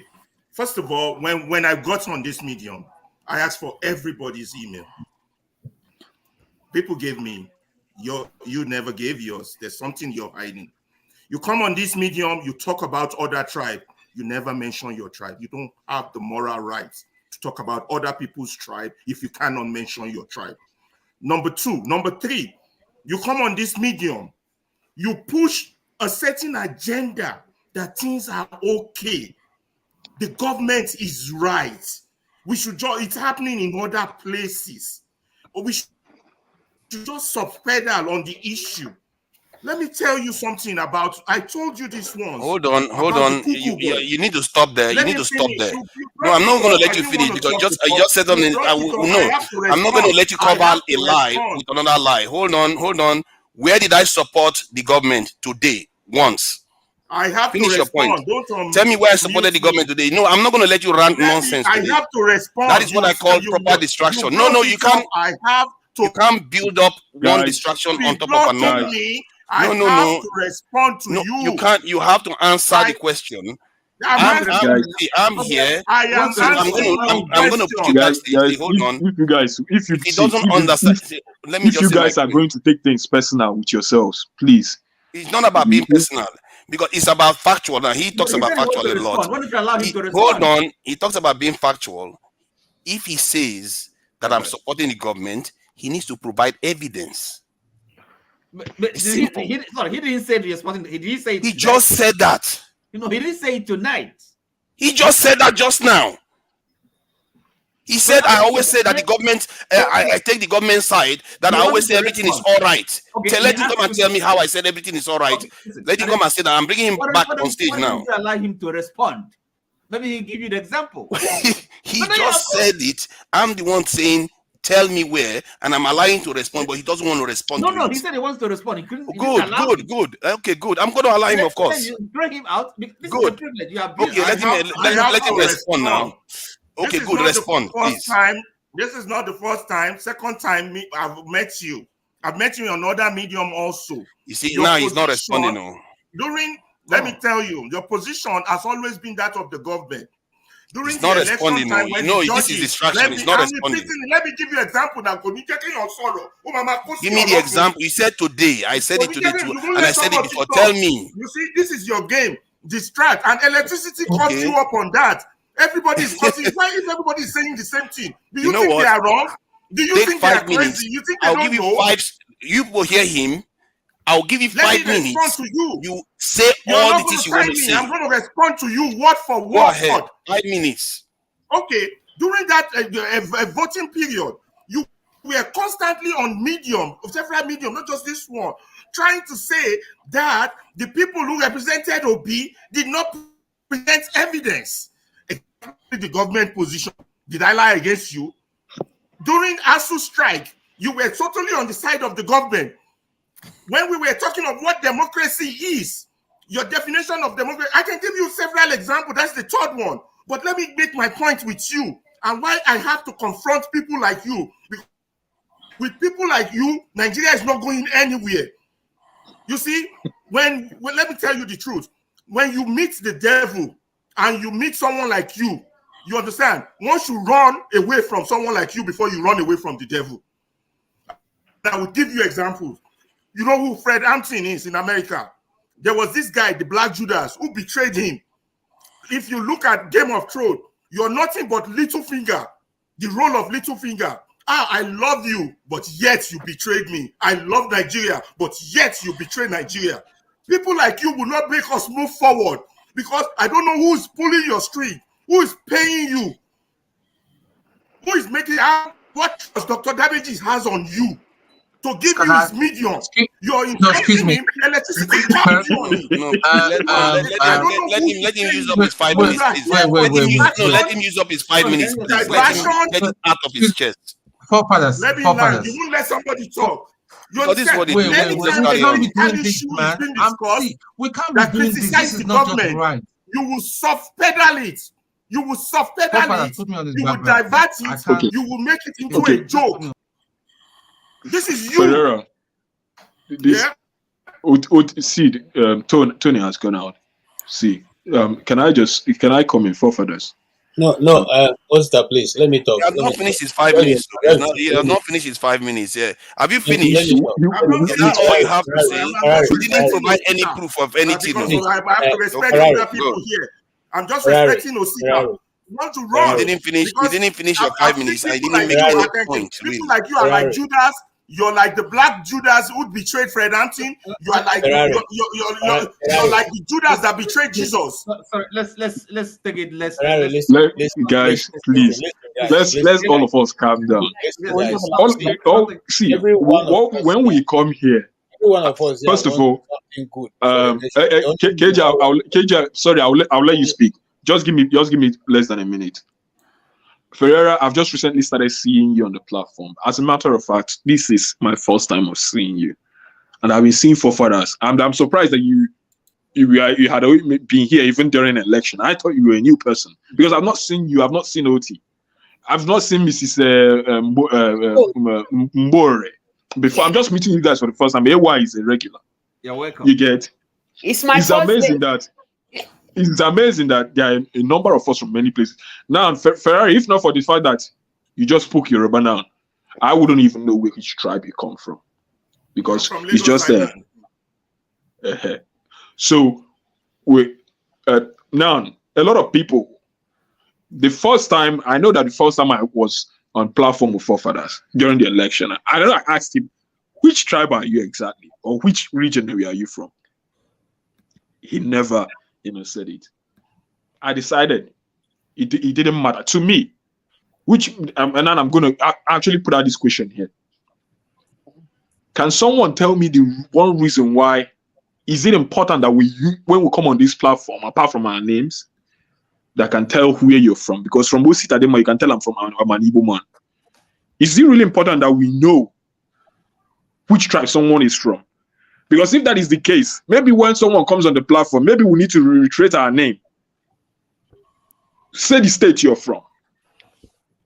Is it maybe if it is that important to you? Because most of the time I come and I hear people attacking forefathers, even on the comment section, that they don't know where he's from. That they don't know where he's from. Is it very important that we know where someone is from in this platform? About other tribe, I need to know what tribe you're from. So I would know, I can iron out your bias. Thing is what is dividing us. That's what I'm trying to say to you guys. If you're not talking about other tribe, I don't need to know. But if you want to talk about other tribe, other people, I need to know where you're from. I need to know what's your origin. What is pushing your bias? Listen, it doesn't matter to me. Listen, it does not matter. Sorry, excuse me, but do you get the point he's making? Of course, if you're going to talk about other people's... Yeah, but respect the man's choices. Can we not take what he wants to say without considering which tribe he's from? But see, there's a... Osita. This is what I want to know.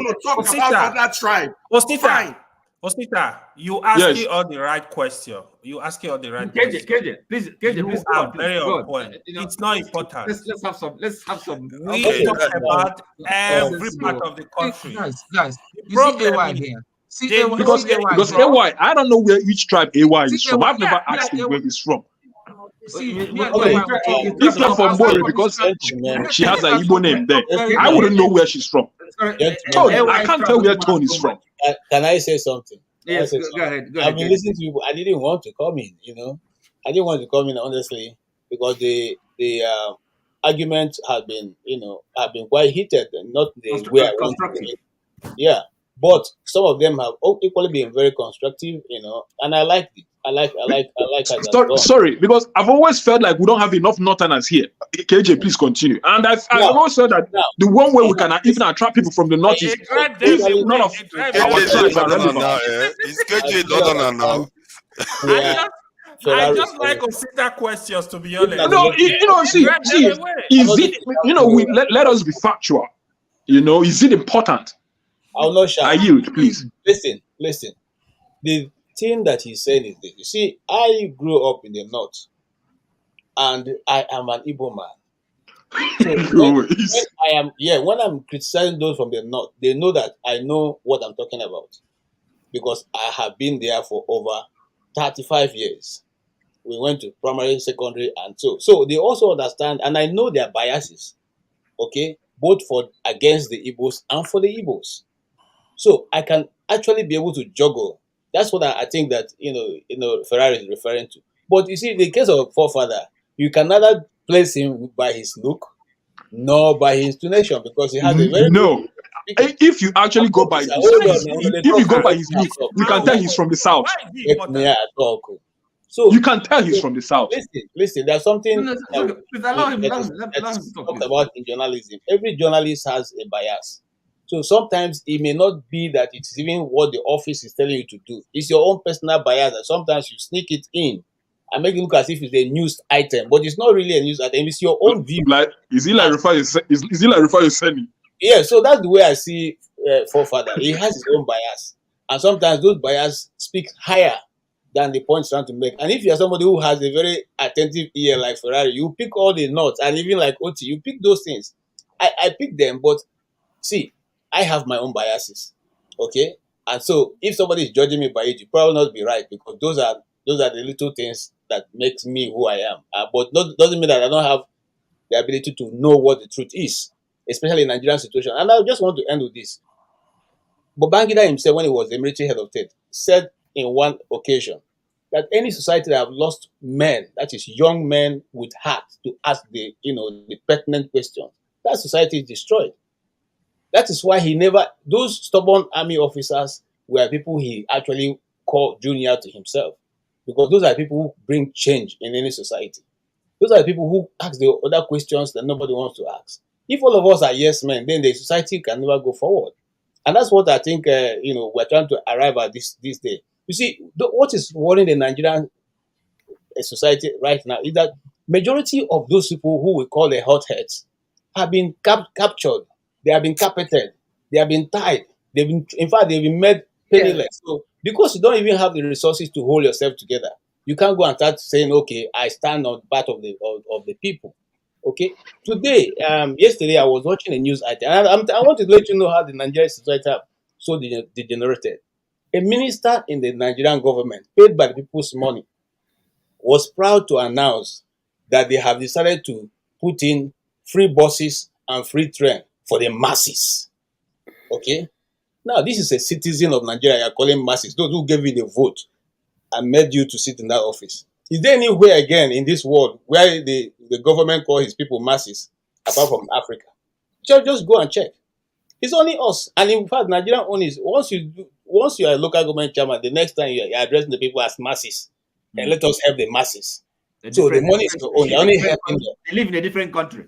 Yeah. So this is the question. And until we raise young men and women who can stand and say, no, enough is enough, and call that, draw a line, we will continue to, fall through this, spiral fall, the waves that is coming. It will continue. And I look, I like what Ferrari said. Sometimes when you tell people that Mandela didn't start the movement for which he now enjoyed, they will shout and they will, they will argue, they will just go haywire because they think that ANC is Mandela. There are other people who are strong backbones behind that force that came forward, Structure. who were able to make that move. Okay, and you may not like the way a freedom fighter goes about it. Doesn't mean that what he's doing does not have effect. I like also what Osita said. When I started listening to Nnamdi Kanu, the first time I listened to Nnamdi Kanu was sometimes in 2000 and before the 2017 issue. I listened to this man, this young man, okay, and I said, "Come on, who is this guy?" All right, because it made a lot of sense, even though you may not like his approach. And like I said in this program many times, majority of the freedom fighters, those who bring change in society, you may not like their approach. And that is why they are who they are. How many people like Shore's approach? When he sits in the media, he will insult everybody, including the producers and all who are interviewing him. Tell people, okay?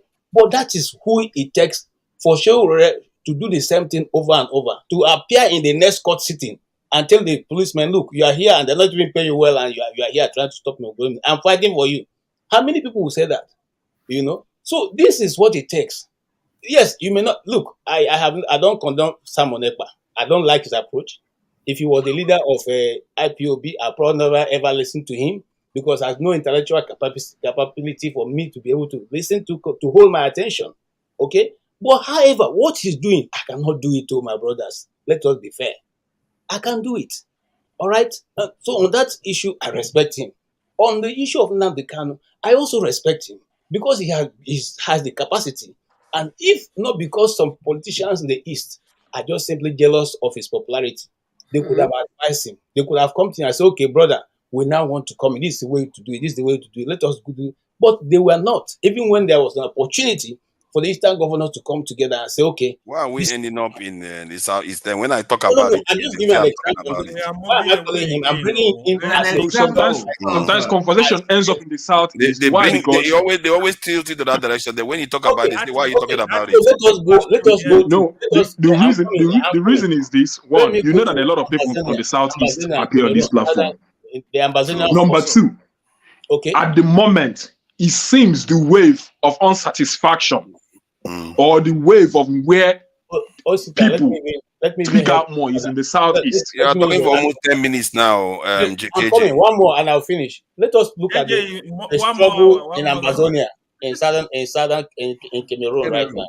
Majority of the people don't even agree with their leader. You know, they even tell you that he's a thief, he's eating money. But that's the person who have been holding that force and bringing that, whatever is going on there to the world. But majority of the Cameroonian women media will tell you, oh, that guy, Dr. Chu is a Dr. crook. Choba. Yeah, Chuba, he's a crook. He's doing nothing for us. He did. So it's always going to be that way. It's always going to be that way. Forefathers. So please don't take offense, and let us know that Not we are taking all personal. in for a good of Nigeria. Thank you. But for us, I can assure you, I mean, I will be Okay, robust I've been putting when up my this hand now. sector You will can't just speak. be No, jumping like this, man. Tone, You Tone, can't. You please, can't have. Tone, please go ahead. I'm not talking for a long while. Every Okay, time good. you just jump in like that, it's Tire, so own annoying. thief, comment section Ah, everywhere. It's everywhere, man. Sorry, who, me? see, my Check brothers, private yeah, chat now. It's only you. my brothers, and I want to comment. my Yes, I want my to. esteemed lady here. Let us understand something. Eh? You got it We wrong, need to brother. start How we need to did start and who respecting. to kiss the youngsters? We need to start respecting each other and our choices.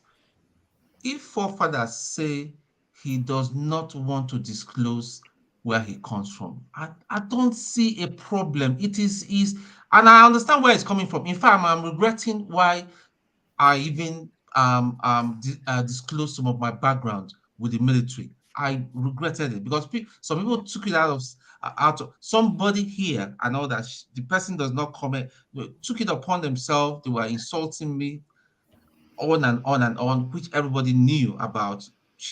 For some reason, the person does not turn up again and all that. They were tired because I just decided to grow a thick skin. I ignored them.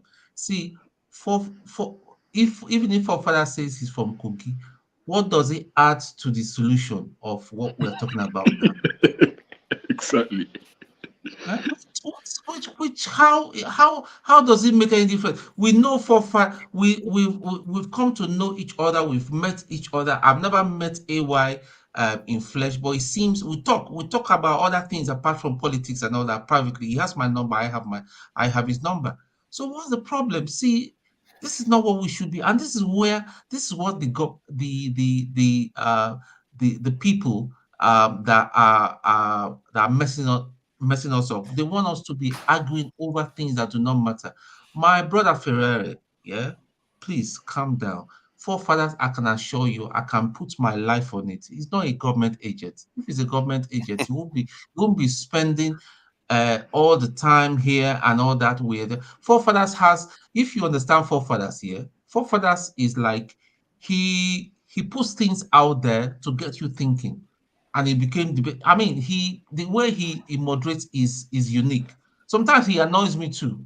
Me and him will have quarter, but it doesn't. I will never. He will never get to insult another. We disagree, but we agree at the end of the day. See, it's 2:23 in London. I should be in my bed sleeping, and I'm up here talking about Niger. Niger problem. It's few days to Christmas. I'm here. I'm up at this time and all that. I'm talking about Nigeria. That tells you that all of us here we have one passion. We have a level of passion for our country to think for things to get better. So, pointing all these fingers and all that. I thank you very much. I saw part of the things you wrote and all that, and I want to give you a hint. What you even suggesting has even already started in the background, and forefather is part of it. So if he's a government agent that we are always, it's hurting. I mean, last time when he and electricity had this thing and all that, I just felt that it was just totally unnecessary. I felt for the man, but listen, let us learn how to respect each other without insulting ourselves and all that. You know, there's enough pressure on what is happening, and then when we then resort to bashing each other, I don't think it's fair. Yeah, that's all I'm going to say for this matter. I Please. let me just add something to this. One of the reasons why I decided not to be disclosing where I'm from, because it started from me talking to African Americans, and when they will ask me personal questions, because I don't know, I'm talking to African Americans, I'm in London, I don't know what I'm going to say about America, and they will come and so I just kept my personal stuff to myself, because I've seen bad things happen to people online because they are disclosing too much stuff about themselves. And when it came to talking to African Americans and identity and everything, and looking at what is going on with our community all around the world, it occurred to me that we operate at a tribal level. They actually use the term tribal. You hardly hear that term in Europe, referring to Europeans as tribes. They call them ethnic groups, nations, and all the rest. But us, almost as if we are primitive, we use the term tribe. And even if you look at the African continent, one of the few countries that did away with that kind of identification, we like to praise them, like Rwanda, not embracing tribal identification. But when somebody tries to do it in the context of Nigeria, they refuse. They were like, oh, you have to identify your tribe because let's do the tribal dance again. The tribal dance our forefathers did and got us into this mess. Our mess is right there in America, in all over the world, and we still haven't woken up. And he says he's woken up. That's my point. That's why I said even less than 95% of us are woken up to the reality of the world today. Many of us are still probably living in the 70s or maybe even in the 19th century. What the challenge we face today is not tribal at all, because Europeans are tribal too. They hate each other too. But how is it they are functional? We just failed to embrace the key solution that they reached. I want to correct him. So before he runs away, look, being tribal does not mean that you're gonna hate the person from the other tribe. And there's nothing wrong with tribe. Okay, it's something that's primordial. That's how human beings. Actually, someone can choose not to play it. Someone can choose not to play it, at least at this stage anyway. Excuse me. Hold on. I'm an Igbo man, right? Oti, wait, hold on. How many languages do you speak apart from Igbo and English? And you call yourself Niger person? I speak German, ich spreche Deutsch. No, forget German, forget European. Niger language I'm talking about. I've not been privileged to learn another Nigerian language. Apart from Igbo. We have only two Nigerian languages. Imagine. Okay, sorry, excuse me. Which one? The point I'm making is this. Pidgin and English. Nothing is wrong with time. No, but you cannot say outside you allow KJ to finish, but you are very quick to interrupt me. You allow KJ to finish when he was talking for 10 minutes. Can I finish what I'm saying? You have your chance to dispute with what I'm saying. Although I know where you're trying to go. I know you're trying to, sort of chip in to be Nigerian enough. Probably someone will need to, might need to have an idea of certain other languages. It's almost practically impossible. Why? Someone like myself, I grew up in the East all my life. I've lived in Lagos, but by the time I started living in Lagos, I was already, too old to be coming to learn another language apart from Pidgin. No. So the mode of instruction in the school. I've seen people in their 30s, even in their late 30s. They went to Germany and they had to learn the language. That was some interest based on survival. You see a problem? That was they didn't have to learn it. I'll give you the reason. They didn't learn it because of necessarily because they were in love with the culture. No, they learned it because they needed it to survive. If you're not speaking the language, how are you going to get employed? How are you going to make money? But Nigeria provided us with a space. Growing up in my house, when I was growing up, you don't speak what they call vernacular. But however, for some reason, when my dad addresses me, he speaks Igbo to me. That was how I learned Igbo. I had to learn Yoruba on the streets. And your mom, The and school your I mom. went wasn't just any other school and all that. It was school that you spoke What English language was your purely. mom speaking So to what you? I'm trying to say, and then when I went to the north in the military school, man, I had to learn very fast. I had to start understanding some Hausa, Military, or because else you're a national service. I have to So, start picking up some Hausa, yeah. Now, Because if you have to live in the north, I don't know where I'll be posted and all that. All I wanted to do at that time, I wanted to be an ADC to a governor, because being a military officer and being political and all that, that's how you grow. That was every young cadet's ambition, but dream. it never happened. So what I'm trying to say to you is the problem we have here is where we are all tribalism, tribe. It sorry, does excuse not me, matter. Soon, I'm trying to It tell you does. that there's nothing wrong with this. Look, this Oti, Ferreira here is the Oti, Mr. Yoruba. Oti, to be honest, with due respect, you Nobody have said consider anything with is wrong with it. It's just a way. See, Nobody See, said People everything. come here. can I No, no, finish no, the no, point no, no, out the no. point I was Let's making? get this Because straight. Oti the, just likes the, to interrupt when it suits him. People come Um, here and use tribe. They know where you. They just attack you. They call some people name. Oh, this part of the country, this part of. Please. We should stop pretending. We need to stop tribal crisis. Look how see, Sita. This is the first time Tribal crisis. speaking facts. Is pulling them out. Who do I see, care if Sita is Igbo? Because he's see. standing for the truth. I stand The with him 100%. That's just me. can I just forefathers, finish the point I'm forefathers, making? if you remember, some months ago on this platform, where when I was shouting and saying, like, if, for instance, my name is Osita. If you want to call me out that I did something, say Osita did something. Don't say that's Igbo man because he's an Igbo man. I don't know if you remember. If you remember when I used to make that submission long ago. Yeah. Because I hated stereotyping people. I hated that unnecessarily generalization. But you know we have stereotype in Nigeria, like Igbo people. We call them the Yoruba. I said the Yoruba. Yeah, Yoruba people. Often man.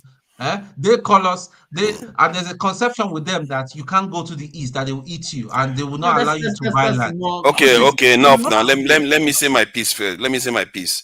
I think something we have to be careful about is that some people that are actually compromised will be coming here to actually accuse others of being compromised. That's something I just thought about just now.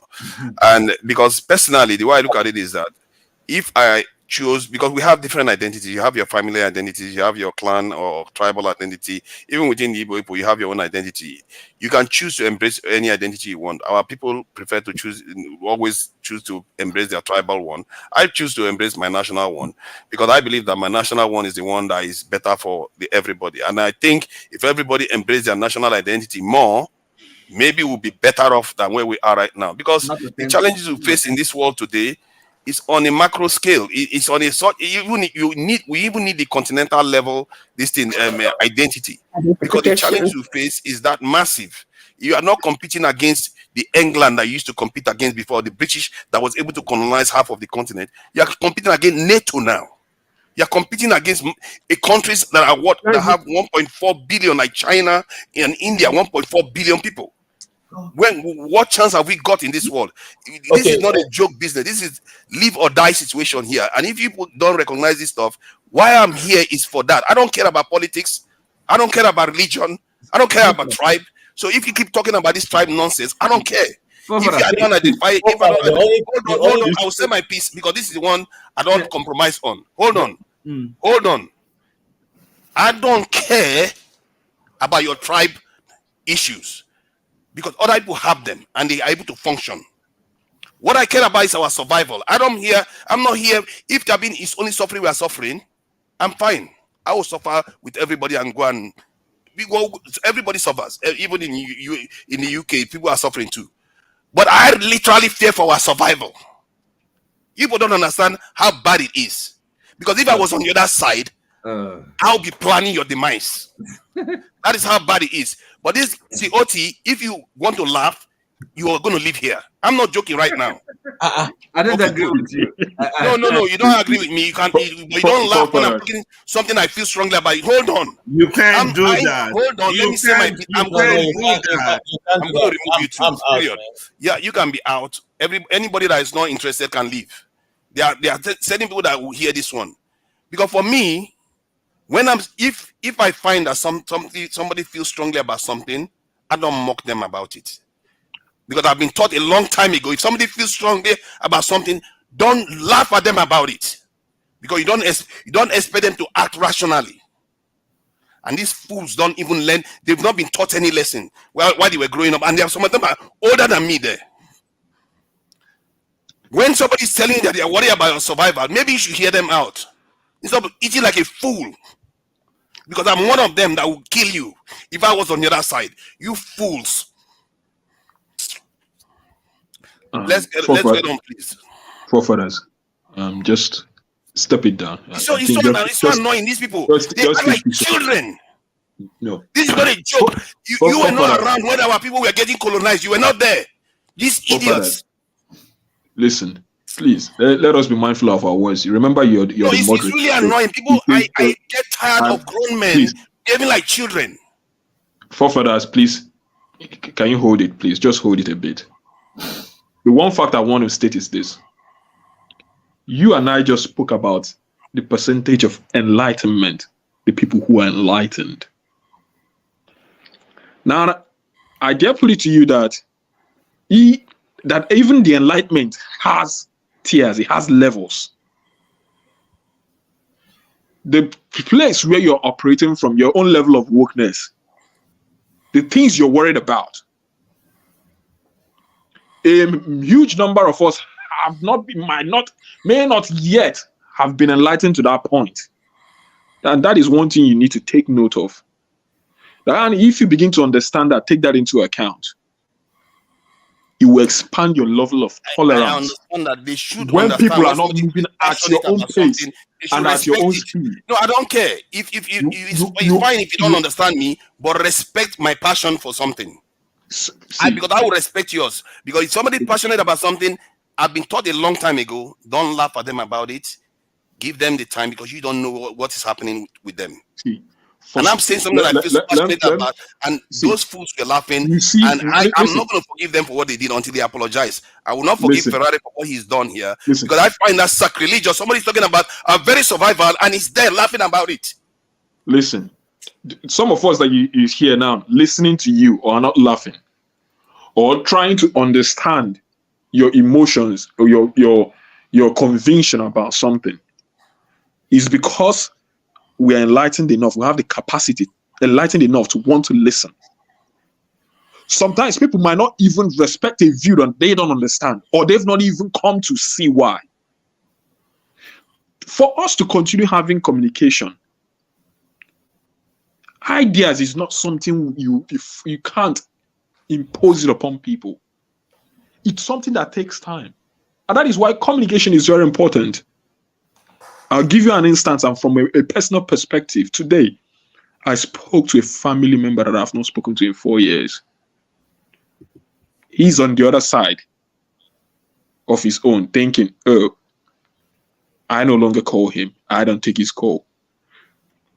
I'm on my own side thinking, he should have called me since then. Why didn't he? But after we had a conversation today, and I so much thank God that he pressed it upon me that I could no longer hold back. I had to make that call.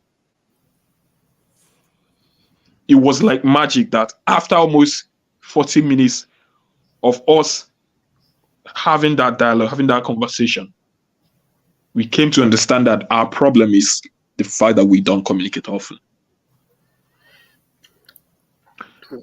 And it's important in whatever situation you find yourself, wherever you are. Let's even take it down to marriage between a husband and a wife. Conversation, listening to people is very important. The level of your enlightenment, the place you're operating from, is on an entirely different level. You've managed, you have become liberal to a point that you're able to subdue your own tribal tendencies. which is also what is a huge problem for us in our Nigerian society. It is this tribal tendency that will make someone to see that, hey, this person who is from my tribe, if I vote him, is a thief. The person will say, let me forget about him being a thief. At the end of the day, he's from my own side tribe. And you vote him. You go and steal ballot box for him. It is this tribe. But this is not something we are going to be able to change by executing people. Let me take, for instance, I said to you, someone like myself who was raised in the East, within that conclave of the Southeast, getting into university, now I'm started mixing up with other people. You would have thought, oh, that 5 years in the university would have taken away all the Igbo sentiments. You would have thought that having all majority of my friends, my best friend, is a Yoruba man. He's a Yoruba guy. See, let me tell you, he's the only person in this world who can call me and I'll empty my bank account for him. He's a Yoruba person. Even my own blood sister, my own sisters, there is a limit. But that particular human being, I love him to a point that if anything I have, if he says to me he wants it today, I will not ask him why. The question why. Now, someone would have thought, after all these years of having a lot of Yoruba friends, does that still change the fact that I'm an Igbo man? No. Has that been able to eliminate my tendencies or sentiments or biases for Igbo people? Only when I'm being put to that test that we can actually know. But what I'm submitting is that we need to keep on having those conversations, bringing people out of their tribal, captivation, beginning to make them to see from a bigger picture. If you shut these guys out and keep on removing them when they should be listening to you, or when you should be listening to them out of anger and out of outburst because they didn't get it at that instant, you might do more harm. It take us longer to achieve it. Someone like me, if I come on this platform, I'll never say Hausa people or Northern people. I'll never say Yoruba people. I'll never say Igbo people. I prefer to specify by an individual. But I can also assure you, I've been here, I've been attacked by my fellow Igbo people during the election. They started asking me, are you even sure you're a true Igbo man? They attack tone every day, man. Are you sure you are a true Igbo man? That is my own fellow. You of course, everybody here knows CM. It's just crazy. Some of them, the other one was calling me a demon. I think it was not one of them that was calling me a demon. What is wrong with these people? No. See, listen. Listen. These people, my brothers have also questioned me about my own genuinity of being an Igbo man, that I'm not a true Igbo man. But I didn't take offense from them. Why? Because I know that because they are not seeing my points today does not mean chances that they will not see it tomorrow.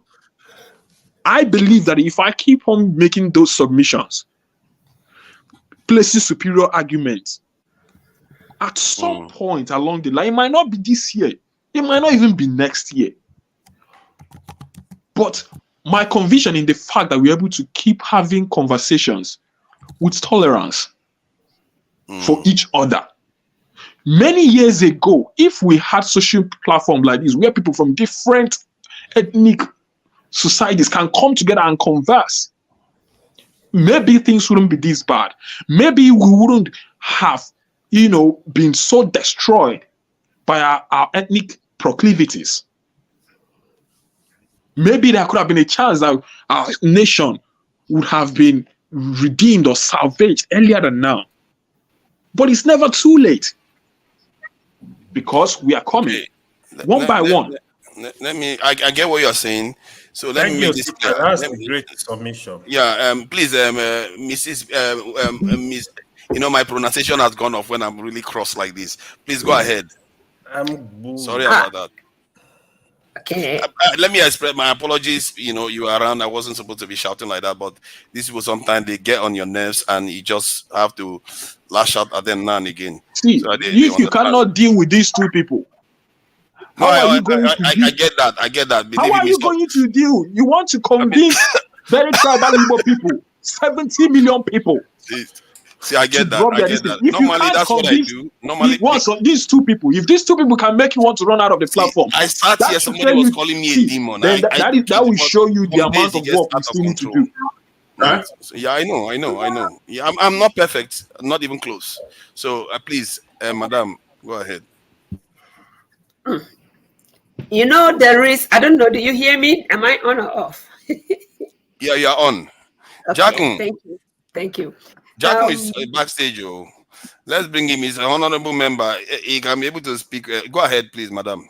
Okay. When you want to address me, I call all of you, each and every one of you, my president, because you are. So when you want to address me, more is enough. When they told me about this miss, if you're not married, you're miss. Now, if you're ever married, it means you miss all the time. So you are Mrs. Don't forget her, she misses. Okay? So, but it's just for us to laugh. I said, I have not missed nothing. And don't go Mrs. because if you call me Mrs., that means that I miss all the time. So no, I don't. Just on a lighter mood. I like that you boiled. That is what family and their members do. A gentleman, to buttress the points my president Sitadema was stressing, is still in a lighter mood. I'm so sorry, madam. It must really feel good to be called a president. This name you just called me, it made me feel good. And I cannot keep it to myself, please. You have to emphasize it. I didn't even know she was calling you. I don't know if another person felt it, but please, when you address another person, please attach it to them. Let me see if they have the same reaction.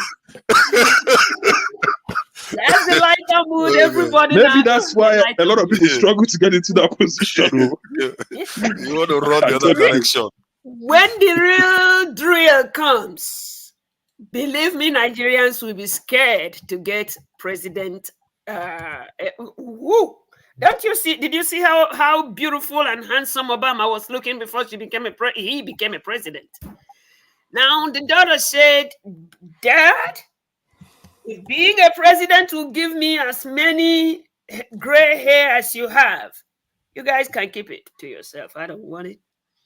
But yeah, a policeman apprehended a gentleman. You know, some of us, we have how we deal with our things and how things are. So this gentleman, this is how he's always like this. So the policeman apprehended him. And you know our style in Nigeria, the policeman said, "I am talking about how serious an offense you committed and you're still smiling? Boy, again." And the man was like, "Please tell him not to stop beating me. That's just the nature of my teeth." Some of us is the nature of our teeth. A man here was upset, talking to the wife, and the wife, and the man said, "No, this is not funny. Now tell me, why are you laughing?" And the woman said, "I'm laughing to keep from killing you." It's not that they don't take it serious. It's that people react differently. Maybe others, when they are that serious, they smile.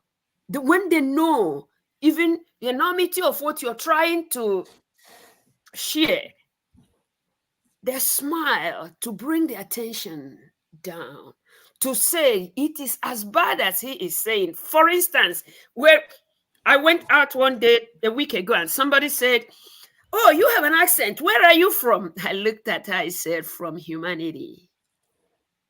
He said, no, I mean, really, where are you from? I said, what part of humanity don't you understand? Is it the who part or the manity part? Everybody started laughing. Now, maybe in this process that Nigeria is, one day we will get to a point where we are learning a whole lot of things from America. I don't care whatever state or slum anybody is from here. They say, oh, I'm an American. In fact, when they come to Nigeria, they want to ask you in Nigeria if you have papers to be in Nigeria. You are born in Nigeria, and they are in your own country, Nigeria. And they ask you if you have papers to be in this country, in Nigeria. That's how proud of America they are. You won't. It is very rare when you see anybody say, "I am from Nebraska, I'm from Arkansas, I'm from." It's the same thing as Nebraska. I'm from wherever, you know. They say, I'm American. We are all in the process of getting there. We appreciate, and when I came here, the first thing I said is so diversified, ramified, and different the way reasoning here is. But it's like a book. You read the part you like, and you also read the part you don't like, but the two of them come together to make that sense for which that book was written. And I know I'm repeating a whole lot of things the gentleman, my president, Osita Demma, had made. But please, it is a sign that we are all the same members of one family. We will, from time to time, make you boil. And we will, from time to time, smile. Thank you, guys. Thank you. Well said. Jagun, I don't know whether you are there. Long time no see. I don't know whether you want to say something, because I noticed that you wrote some things on the backstage. We have been asking about you. I hope everything is okay with you, Jagun. He did type at the backstage, but maybe he's not chatty about these things. See, sorry, Ferrari. guys. I beg your pardon. My mic was off. I thank you for your concerns. I've been very well. I've been away and I've been busy. And I've just come in. Actually, today I was doing a bit of a promotion, and I've just come back home. And I've been listening here and there. So I came to the background because I couldn't see the comments, and I wanted to see the comments. In any case, I'm happy to be on board. I really like what the gentleman said. I can't read his name very well. The gentleman with the hat. Osita. I like what he was saying, because you see, emotions can run high easily, and you know I'm an emotional guy, and we should all have passion and emotion, no doubt. But we should also be careful of our dictatorial position, I must say, because laughter can be rude, no doubt. But it is always also a reaction. And people, as the young lady said, would react differently. People don't react the same way. And in terms of what you were saying, again, I kind of wanted to agree with Oti. Me, I'm not a tribalist. I'm a Yoruba man, and I'm proud of it, because that's how I was born. And that's my pride. And with that, I expect all of us to have that same pride, because it doesn't mean that we don't connect, but it does mean that we stick with the realities of who the bloody hell we are. And I feel that, you know, this Nigeria is we all know, as Nigerian as we are, Nigeria is not a country, man. Nigeria is a place that makes all of us ill. Jago, I think your mic is kind of faulty. Is it faulty? We hardly hear you. I can hear him. You know, I've been listening rather than coming on board to comment and just watching the show and really always wondering where it is that we're going with our conversations. And for lack of being boring, I don't want to be boring, but the progression of our conversations are so stale. They're stuck, and we try to champion the Nigerian cause as best as we can as people from diverse entries and diverse focuses. With all of this, again, what Tone said earlier about us taking our time with each other and having due respect, but it doesn't mean that we can't be challenged. It doesn't mean that we our authority of our argument cannot be explicit and well explained. And I want to always see progress, and where I see people generally being more uh, egotistical in one way. I say that with due respect, but when we become very egotistical, it's very difficult to have discussions, man.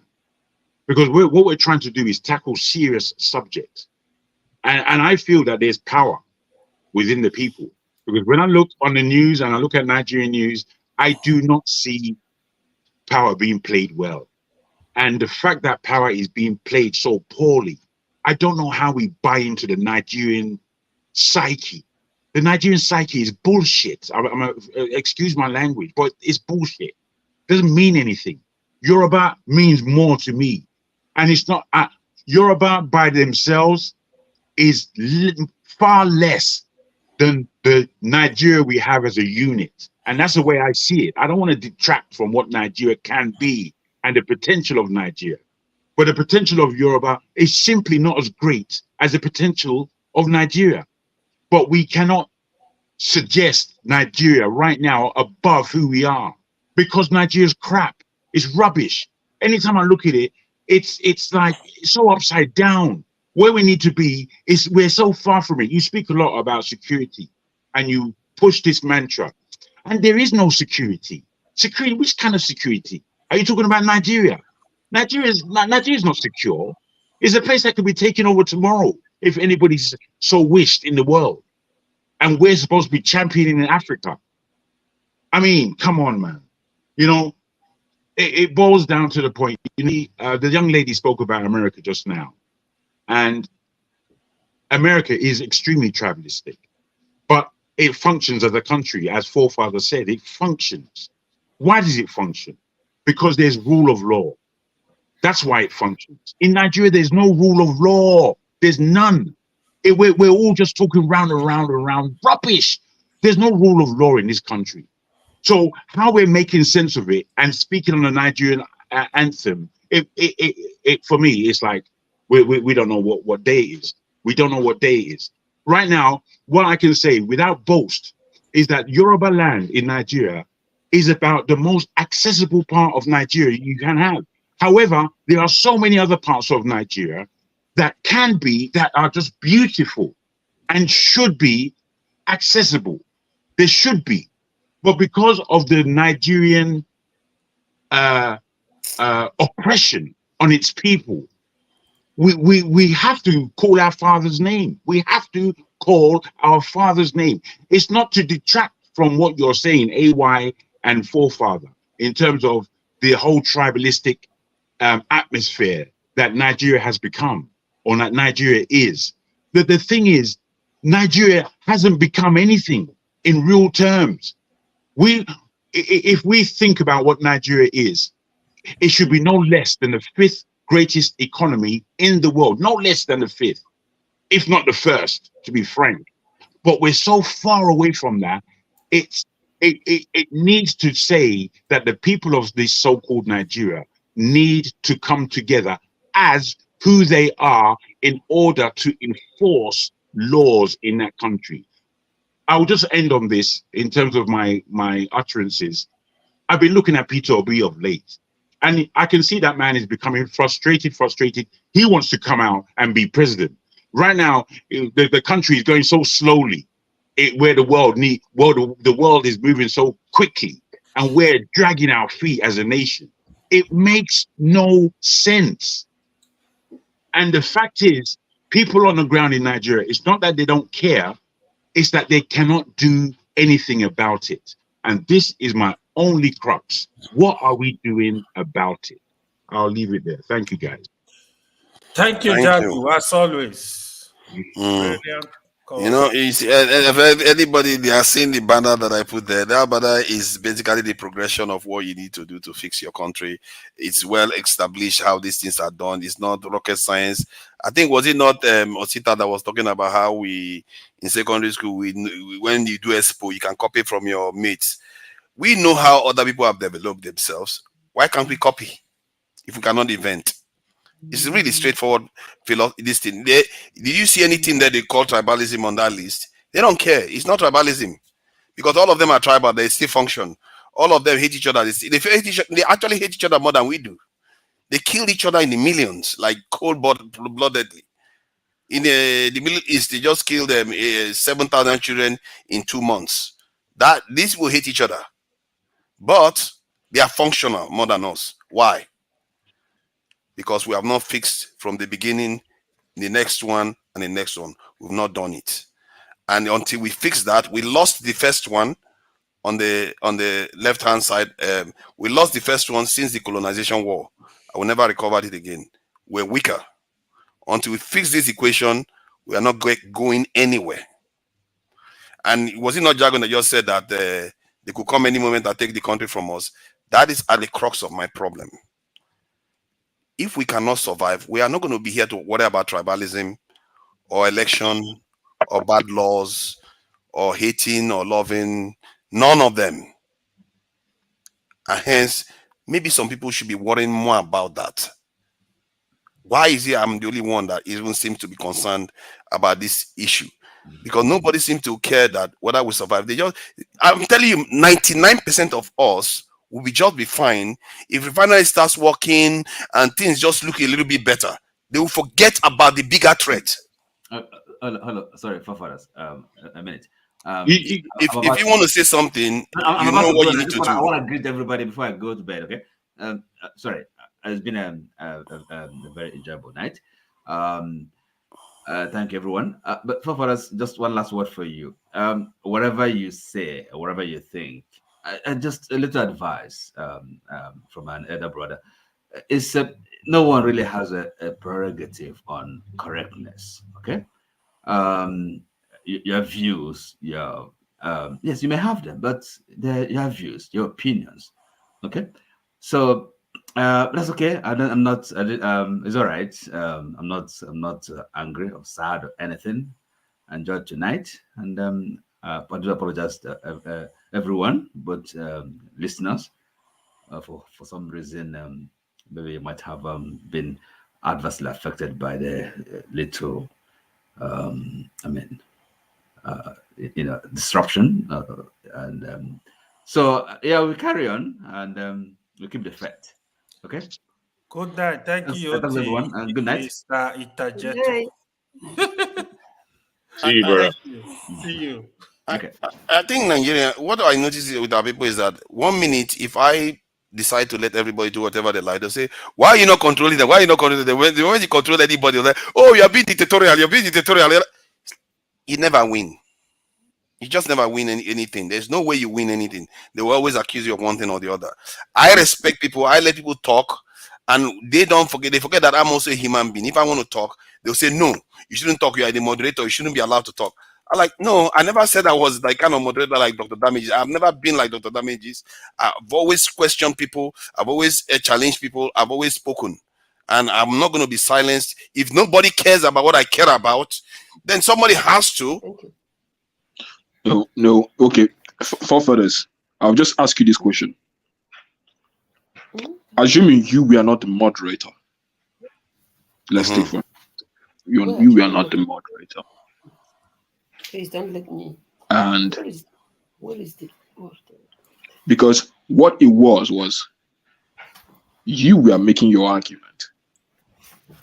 People were reacting to it, laughing. Personally, it is not right. What you did, I'll just say this, and I hope we just move quickly away from it. It doesn't promote what we're doing here. You didn't do what we are doing here any good by cutting those gentlemen off, especially where you were the one who was directly involved. It was your submission. Assuming you are just the moderator and someone else, you are asking someone to stop. Like maybe 2 other people, and you remove them. I support you 100%. But in this instance, you are the one directly making a submission. You felt people were not paying attention enough to your submission, or they didn't take it the way you had expected. They didn't see the seriousness in what you were saying, and they were not, to be honest, and it's not like they were even counter arguing. They just laughed. But because your emotions were already at a certain level, you reacted. Part of your reaction was, oh, let me take these people out of the platform. That was absolutely wrong. But we learn every day. Nobody, like you said, nobody's paying you for this job. And you probably didn't go to school to learn this job. And we're trying to make this platform better. Why do I say that? My dream for this Dr. Damage's platform, this conversation we're having, because there is no national TV anywhere in the world, in Nigeria, a national television where you have something like this, where people come in unfiltered and lay out their views. My hope for this platform is someday in the future, in 2 years' time, or even any time before that we become as big as Arise TV. That people go in, people in Nigeria, everywhere know. They come and they know that we have something like this. That they have a place that they can just click, and the whole world will be watching them. That is the extent. That is the thought I was trying to make from my last submission about information. That we need to keep on promoting this platform. Get to a point where people who are ordinary people, like you and I, staying in the diaspora, like someone who is in the village, someone who is somewhere in the Enugu, can tune in and air their views about how they feel about the country, and everyone will see it. So, let's see, everything you said, even if there is true, I'm also entitled to it. One, I said I was passionate about that. See, if you don't respect somebody's passion, expect an unprofitable behavior. No, but each and every one of us, we also have things that we're passionate about. This is exactly what I mean. This is what they do. When you do it, you don't see yourselves do it. I just started talking for how many seconds? They all jump into your mouth. This is what they do. You're right about that. If you tell me now that you want to take the mic, I will gladly step off. Yeah, but I barely said anything for even 15 seconds. No, but you and I were having. Listen, you and I were having a conversation. And this is what is different. Wait, I beg, no vex. Forefather, I have a question. Tell me how national security will lead to better law development, economic growth. Can you explain that rationale for me? Before you do explain that, I really beg everybody's pardon. I just need to support what Osita is saying. Because what Osita is saying, again, is really coming from the heart and from an understanding of what this platform means to all of us. This is a gathering from all people in the diaspora. You see, I was saying something, but they've just wait, forefather. I want you to speak. I want you to speak, forefather. I beg. I feel that you need, if I may, I feel that you need to hear what Osita is saying and maybe hear from more people who agree with Osita's point of view. You see, you can agree all you want. It doesn't matter. Don't you? Have you not understood me yet? No, it's not that it doesn't matter. It's not that. This is what I'm saying about let me have my say. Let me have my say. Forefathers, listen, please let me explain, guys. Our views. Listen, guys, before you jump in, I just want to entertain a track. If you come out like this and say, and this is what I'm saying, this will chase a lot of us out. You're not been a part of this platform. But if you come here, if what you are doing now, and Dr. Damages says something like this to me, or if Dr. Damages, if this is what's him, you know, he didn't let me talk you like many minutes. If he handled you like this, what we're doing, Forefather, is trying to give you a full way of answering. All of us matter. All of our views matter. And this is what differentiates this platform from a regular platform. Hold on. All I of you think have said something. I'm the only one that has not said anything. Forefathers, I think. Allow him to speak. Allow forefathers to speak, I please. think. Sorry, I'm coming. I think. Please allow him to speak. I haven't spoken to. I just came in. Please. I think what Osita is trying to Steph say. came before you. You just jumped Steph. What to speak, but it's okay. Osita is trying to say is that the panel, you can't force your ideas and drum it down the throat of everybody. You have to listen to others. You can't say national security, better law development, economic. It doesn't make sense. You can't force your idea down our throats and say we should just accept it. I didn't say you should accept it, by the way. But that's what you're driving at. What differentiates this platform? What makes this platform greater than any other platform you have there in the world, at least in relative to us who are looking for nationhood, is the fact that the established media, they are already structured in the certain conversations that they want to have. They are already sectioned in the way they want to change the mindset of people. The country should be like for us to get to the change that we want. Brother Alcita, you are really talking to us, bro. All of us. All of us need to put our views across. People need to listen. Yes, so we need to. It needs to remain organic. I've always said it. As volatile as it gets, and sometimes as unpleasant as it gets. See, if there's anything I love and appreciate about you, is your ability to always have a different view. Most of the time, different from other people. And that is why I never find you boring. If for a day I come on the platform and you're not there, I feel like it's incomplete. That is one fact.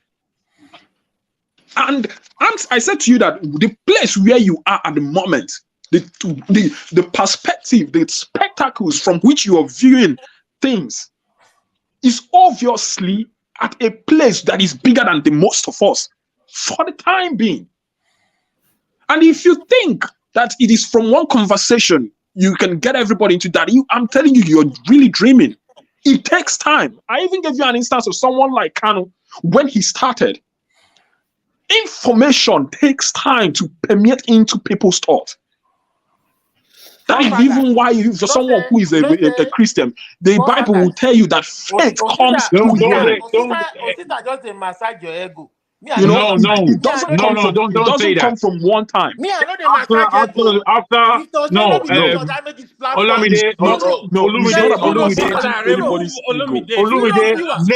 Let forefather be the next person to speak, please. Olumide, it's not about massaging everyone. Allow what he said. Let forefather speak after everybody is important. The only thing I'm saying is, you don't get nobody to watch you, forefathers.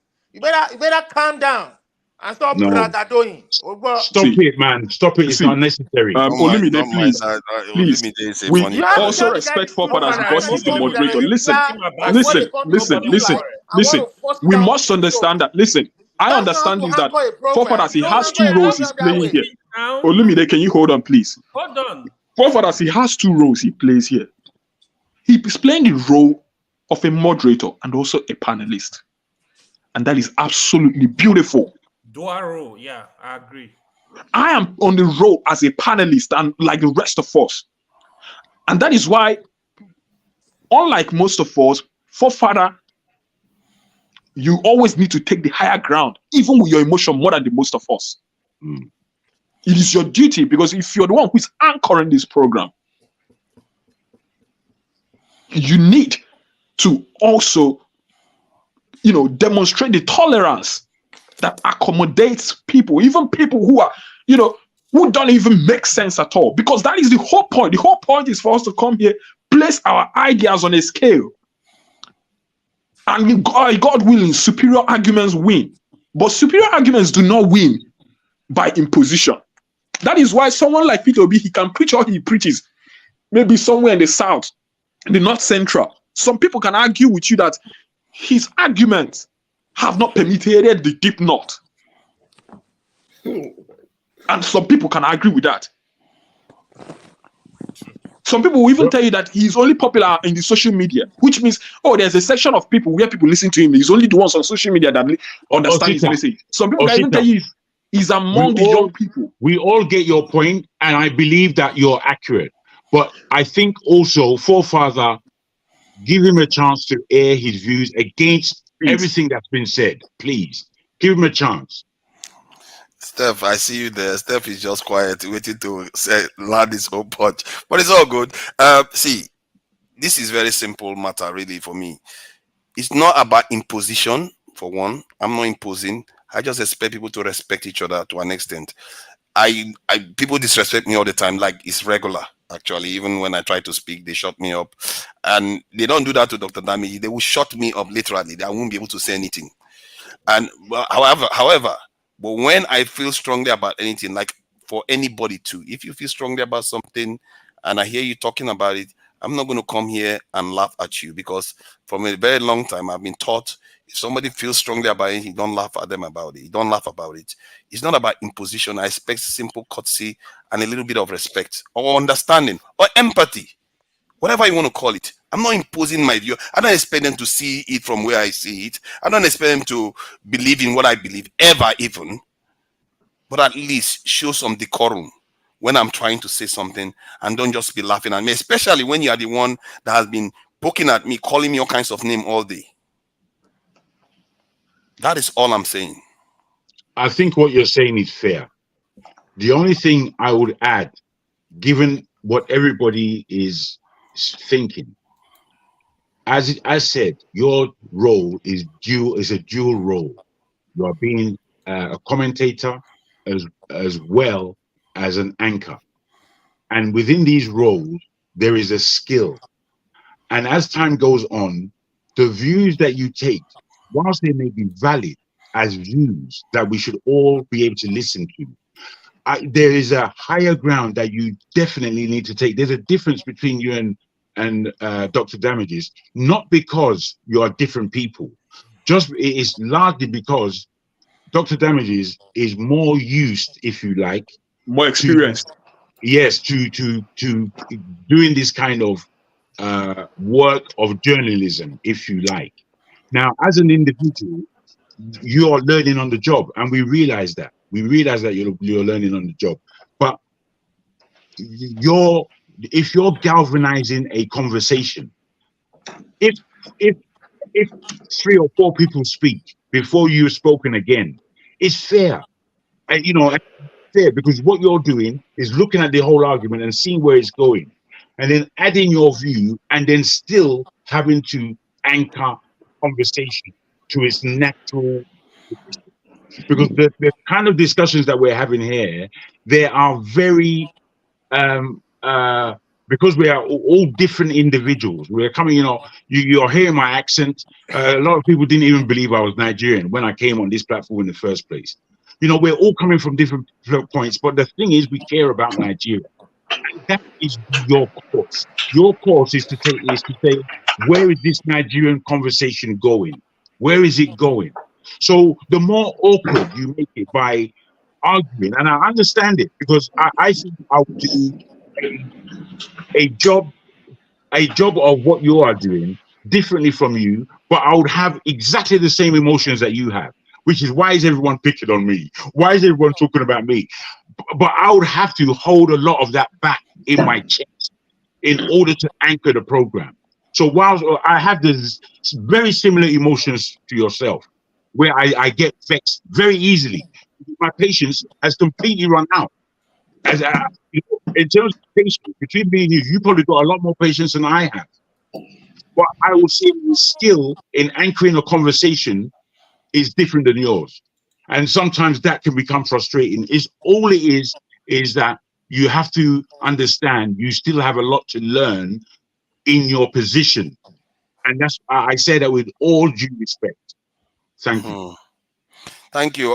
If we can go back to the topic, Steph. Oh no, I really enjoy seeing Steph here today. He hasn't said anything all day. Maybe I should bring back the discussion about wigs and all the rest, you know, so that he will run out again. So, Seth, welcome. You know, let's not go into this discussion again. I think it's about past time now. And to be fair, I'm not going to tolerate people insinuating anything about me anymore. I'm just fed up of it. Anybody that does that, they will meet my full wrath right But now. forefathers, to be I'm not fair interested to in that. forefathers, to be fair to, sometimes see it is the way you make your points.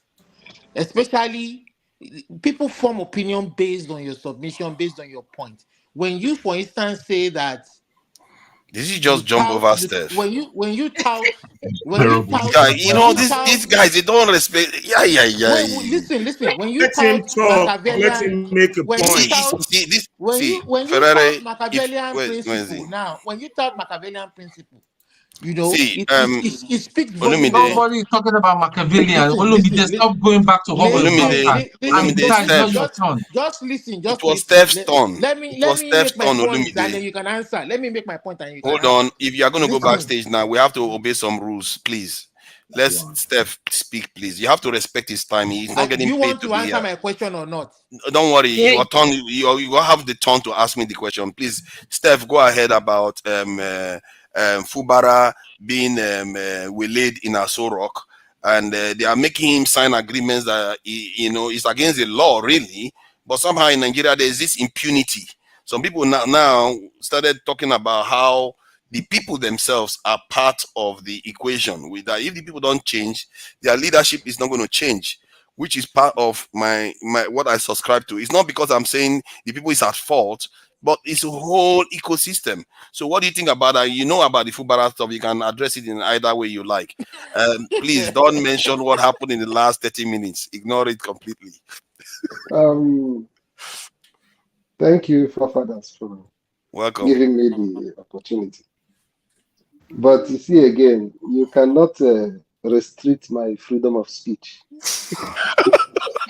The reason is, I'm coming. Oh God. The reason is because I've been around for more than 2 hours.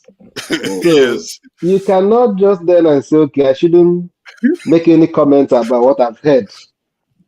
You Okay. understand? Yeah, I get you. I get you. But I know the reason why you said it is because you may think that I'm going to come out for you. No. I guess I just wanted to move away from it a bit, so it's not always Yeah, about me. See what I it's mean? good. I just hope that at the end of every conversation that you always go back and understand the fact that we are all work in progress, all of us.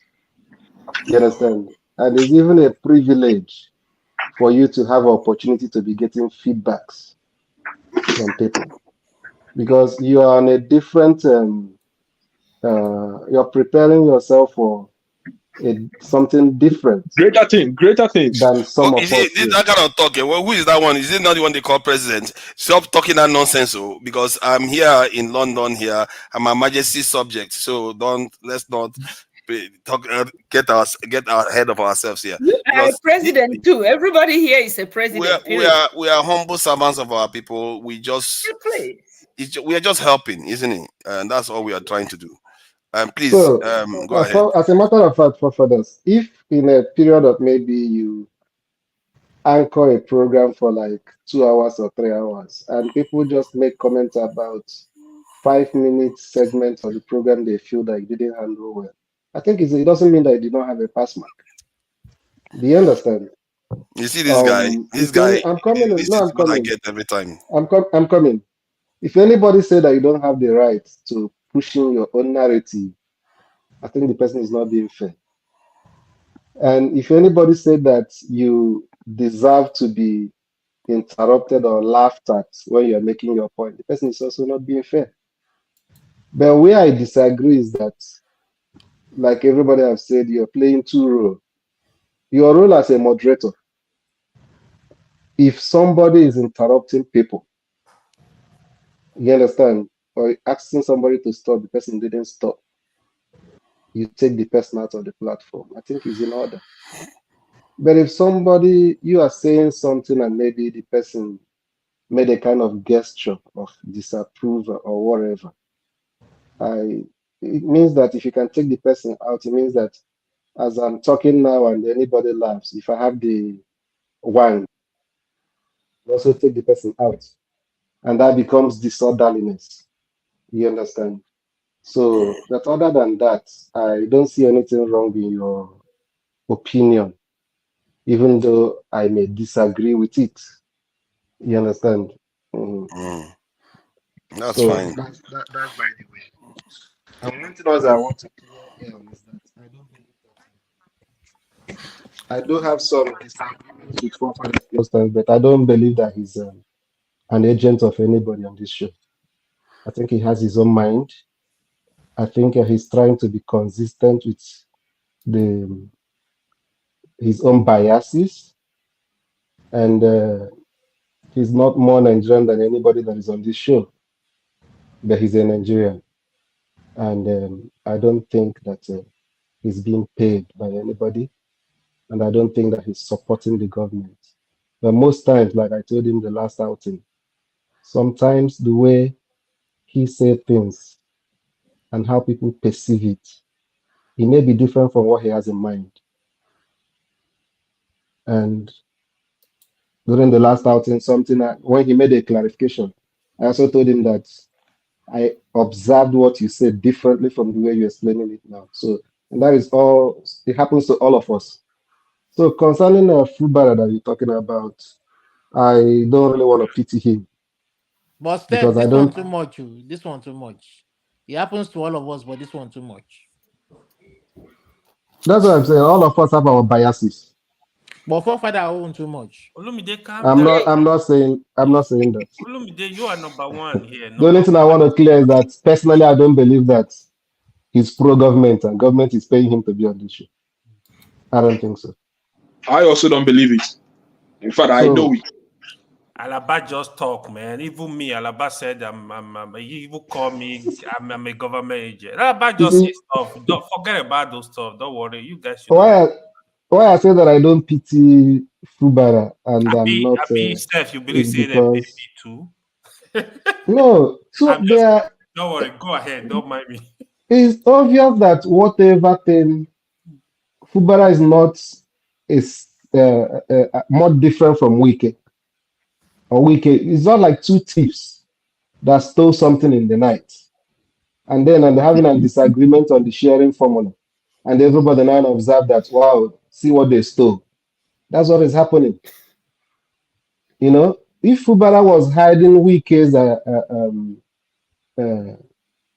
activities when he was the governor, using his position as the accountant general, does he make him a saint or a good person that's going to look out for the interests of Rivers people as he's pretending now?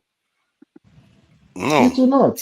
So I don't really, whatever two of them are fighting over, I don't think is in the interest of the But don't you think average that Rivers man. while they are fighting out over stolen goods, when they share that one of the parties that were fighting is coming to the people should take the side of the one that the share is coming to them. In other words, in the context of what is going on right now, if Fubara gets his way, it's more in line with the constitution. If Wike gets his way and Tinubu get their way, they have mangled the state even further. You see what I mean? Yeah, but where I'm concerned is that if somebody who wasn't ready for a governor was made a governor, and after being made a governor, he's had some months to prepare himself and make up his mind, and begin to nurture that muscle as a governor before being sworn in. And after being sworn in as a governor, he had tasted that power, could go to Aso Rock and sign that kind of agreement. It means that I don't really see him as somebody who cares for the Rivers people in the first place. Because if you care for the people, then it means that out of principle, you should know what you can concede and what you cannot concede. That's just my worry. If not because of the outcome of the meeting that started coming out, I was like, okay, towing the part you're towing that, yeah, even though the way he came in is questionable, but I think he's fighting for the right thing. But at the stage where they are on the fight, for him to go to Aso Rock and put a pen on paper on that kind of agreement. It's questionable about Okay, his person. Steph, what do you think about this statement on the screen? Who be government teacher, culture and tradition? This is what Fela said. Because what he's implying is that the culture within the country and the traditions we have been following has led to these problems we're having. So, is it our fault that this our behavior, our leaders are doing some things to the people, or because you are blaming Fubara now that why should he go and sign? But maybe he doesn't have any reason not to sign. Maybe nobody gave him a reason not to sign. Because the same people are the ones that are selling Naira, our Naira notes to fellow Nigerians. The same people are the ones gouging petrol and helping rig the elections. So No, why can you what not I sell them think is that out? what I think is that he's like he has a chicken heart. You understand? The people, for instance, are with him, but he doesn't have the heart to use the people to fight his opponents. That's where the difference coming. He's like too afraid, But and that's Steph, a quality that's a quality I believe that a you said it the leader should first not time. have. A leader should not be afraid. You said it the first time that it doesn't have. It was never about the people in the first instance. It was about the fact that Wike was going to take the lion's share, and he no go agree. So As for your question, who be government teacher, is a little bit complicated because if you're talking about culture, um, culture over time becomes is evolving a kind of, you know, and the psyche of the people fits into the culture. So before you know it, what is culturally unacceptable some years ago somehow become acceptable and become part of the culture. You understand? So I don't know at the point where, but if culture is teaching them, then is adulterated culture, kind of. You understand? Just the way most Olumide, communities Jesus will Christ, begin to, Olumide, you are going to show us your boxer now. Eh? Hold in your most your phone properly. communities, what we don't accept in the past, we started accepting it. For instance, it's easier for somebody that you don't know what he's doing to make money and come back to your community now, and even the ego will call him for a chieftaincy title. Yep. You understand?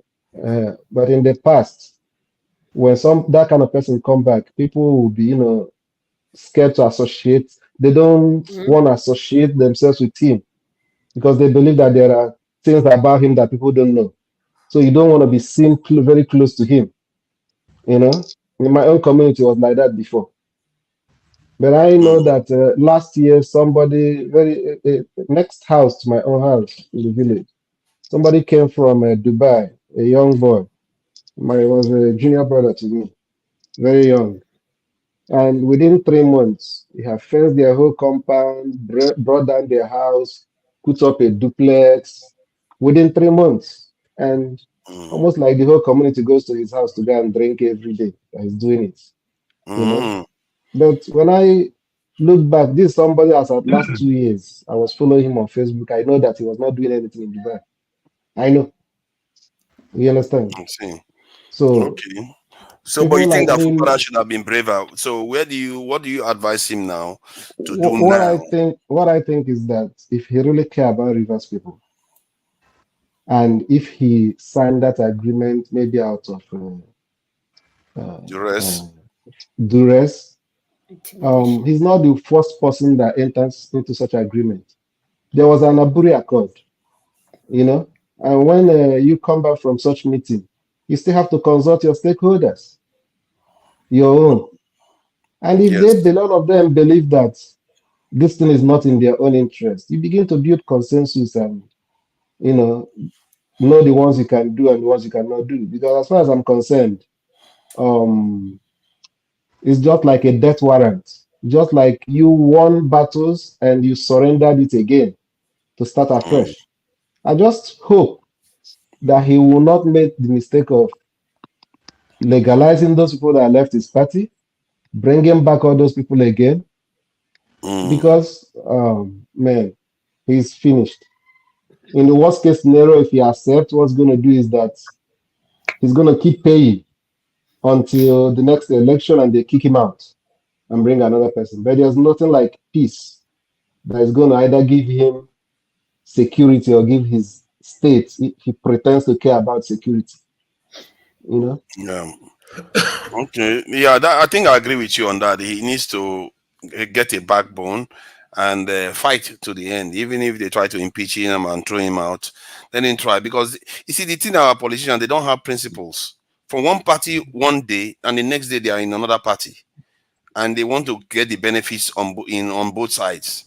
It's just and our people, you see, Can this is I the thing. make a This our submission? I people gotta are the go. ones at the base of it. Hold on, hold on. Our people are at the bottom of this food chain, where they are operating these parties. It's human beings, so they are not toys. It's human beings that are doing all these things at the base, helping to organize all these things. They follow their leaders when their leaders tell them to do something. So if we want to change something, if you start changing the minds of those people, they too are going to start realizing that, you know what, if their leader gives them some weird instruction, they are going to see through that leader. I've seen cases where I think it was in Ghana, so a politician brought bag of rice to bribe citizens towards an election. They chuck the bag of rice back at the politician because the people have gotten to a point where they realize that that is not what should be happening. You know, and our fellow Nigerians need to start getting to that point too, where they will start rejecting and those things, realizing that governance is the important thing. Ferrari, yeah, he hasn't said anything for a long time. Please say your piece. Will I still speak tonight, or should we Let, speak No, yeah, you can let, speak. Oh, you know now, you yeah, can yeah. interject anytime. In rounding You up, are honorary member now, no. let Yeah, me yeah. let So me please, let me round yeah, up my thoughts. let's step Let me round up. round up my Steph, thoughts. There is you've been something talking. that forefathers used to say before, which I used to disagree Steph, with you him are going before, to but 2 hours now. I think I understand where he's coming from, and I believe that that is very, very important. You can't rely on the. Um, you will need the people to change the system, and it's going to be better to invest that energy and that money on changing the mind of the people, the mindset of the people. If we're really going to get somewhere, I think it's important. Thank you, Okay, thank you. yeah, thank you. I'm about to leave, but I just want to leave this last thing for you all. There's a Yoruba proverb that says, when a madman is dancing in the rain, and you, as a spectator or audience, stand in the rain to watch the madman dance, there's something deeply big in that. What that proverb for me, what I picked from that is that if we keep discussing people like Wick and Fubara, you're going to turn this setting into an NTA. We all know what NTA is, Nigerian Television Authority. I doubt if anybody still watches that station. We should use. Excuse me. We should. Did somebody say something? Yeah, we should Excuse me. use. Sorry. You said something. No, we should use I'm this media. apologizing. I beg your pardon, Ferreira. Oh, I'm okay. apologizing. Sorry. Yeah, we should use this medium for more advanced intellectual discussion that would help save our country, not the mad people that are destroying it and dancing in the rain. When we do that, when we discuss them, we normalize their behavior. We sensitize our people that those behaviors are normal. You understand? So that becomes the entertainment we provide for our people. The entertainment that Fubara week, and they look forward to it. They look for the next week for the next soap opera. But in all honesty, all their behaviors are abnormalities. We cannot normalize abnormalities. All their behaviors are insanity. All their behaviors are counter destructive to what true democracy is. So I don't engage in such conversation, but we need to, throw big question. I'm an educator here in America. When I first started teaching, I would give them my students the normal Nigerian way. Just give student question after you've studied a chapter. Then the big bosses will call you to the side and said, you can give them that question. I said, why? That's a normal question. Asking them about what. No, your question does not involve critical thinking. It doesn't make the student question. It doesn't make the student challenge. It doesn't make the student think. So that means the Americans are training their children not to just accept the status quo, but to question the status quo, to challenge the status quo. And that is why they keep making discoveries. Ours is the Besori Beru Beso. I mean, cram, submit. We call that education. Copy and paste. Copy and paste kind of We are education. not even doing that. If we are doing that, we'll be better off that. We are not even copying and pasting. No, we do copy and paste. We do What did we copy and paste? Copy and What did we paste. do? So Beso, you cram it and you drop it down for the lecture on the exam day. Copy and paste will be nuclear powers by now. Copy and paste is not nuclear power. Critical thinking is nuclear power. Yeah, critical thinking is what created Facebook. Critical thinking still the is same what copy created, and paste. It's not the same. I'm a scientist. I'm a scientist. How is it different?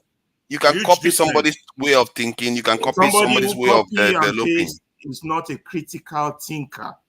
It's not an inventor. It's just accept what Albert Einstein laid down. It did not. It's not. It doesn't become a Hawkins. It doesn't challenge. It doesn't create new. It just take what was there. Yeah. So critical thinking is quite different from copy and paste. So I understand that. Yeah. So that's what creates development in the world. That's why iPhone 1 has now become iPhone 10, because there's somebody in the research office that's critically, it's not just accepting that iPhone as it is. They're making progress. And yeah, and humanity has to make progress. In Nigeria, we're going back. We're walking back. So I don't put everybody for reverse. So we're walking back to the 18th, 16th century. Oh, network. Let me add to what Ferreira. Okay, go ahead. So that issue he raised now, right? Copy and paste does not really solve a problem. What we do with copy and paste is, if you can copy to understand a process, then you have to just understand the process. You have to think of how to improve that process. The difference is what we have in Nigeria. You have an exam. I know of some of my professors back in Nigeria. If you don't even want to study their material, look for the past 4 years questions. Study them, solve the problem. You will pass easily. So what they have here, it was when I did my program in Canada, for example, that's when we started using, we have open book exam. When they give you an open book exam, it's more difficult than the exam I will write in Nigeria. So what that does is, they set the question in such a way that if you don't understand the material, you can't answer those questions. You have to understand the course. Some of the exam, they give you like A4. You can write anything on it, like summarize your note. But again, you need to understand what you're doing. If you don't understand it, there is no way you're going to answer those questions. So it's very important to make children to have that critical thinking, develop their critical. That's when they question things. They question to improve things. So questioning things, that gives you the ability to improve a system, improve what you are doing. So it's very, very important. I think a lot of our professors also studying abroad, they need to be implementing this kind of system, even from primary school, from secondary school. It's just like IT you see today, codes. So you get a code, you develop a code. You want to do something, you just think about it. Oh, how do you do this stuff? How do you do this stuff? Just like mathematics, there are many ways to solve one problem, right? But it's just the understanding. You understand what is going on, understand the situation. You keep going. Like, okay, after here, you don't need to copy. You don't need to copy it. So it's very important. What the poet Ferreira raised now is very important. Thank you. Yeah, The and reason, that can I critical. finish what I'm saying? Oh, I thought you finished Hold on, already. let me just land since Okay, yeah, he and was that cut out. He critical was cut out. thinking, yeah, that critical thinking permeates all their institution. That's why, you know, when their Supreme Court is making decision, it's making decision for the next 100 years, not for now. When their military is making decisions, they're making decision for events that has not even occurred at all for the next 100 years, not now. So it permeates all their institution. So when a professor is faced with the challenge of whether to collect money and rig an election, but because he has been taught critically to not think of just now, but to think of his children and children, he will then make the right decision and say, no, I'm a professor, I cannot rig election for an illiterate.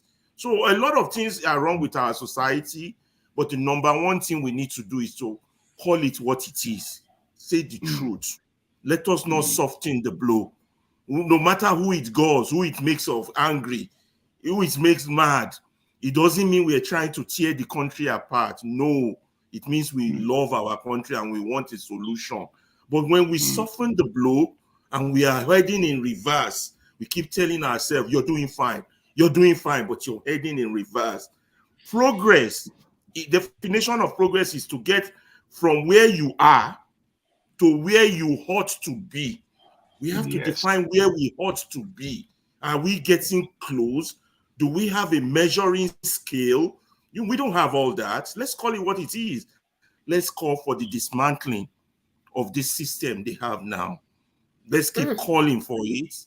Let's, whatever way, it doesn't mean we're calling for war. It means we should support all agitators, irrespective wherever they are, because it's one thing that is making them agitate. Pain, trauma. We have to stop this. We have to sympathize enough with our fellow Nigerians to stop this pain. When we discuss Fubara and what's the other one? We are normalizing these abnormalities. We should be castigating them. We should be calling them out as mad people, as they don't represent us. They are wearies that are dancing naked in the markets. Our judges, we should be castigating them. They are wearies that are dancing naked in the market.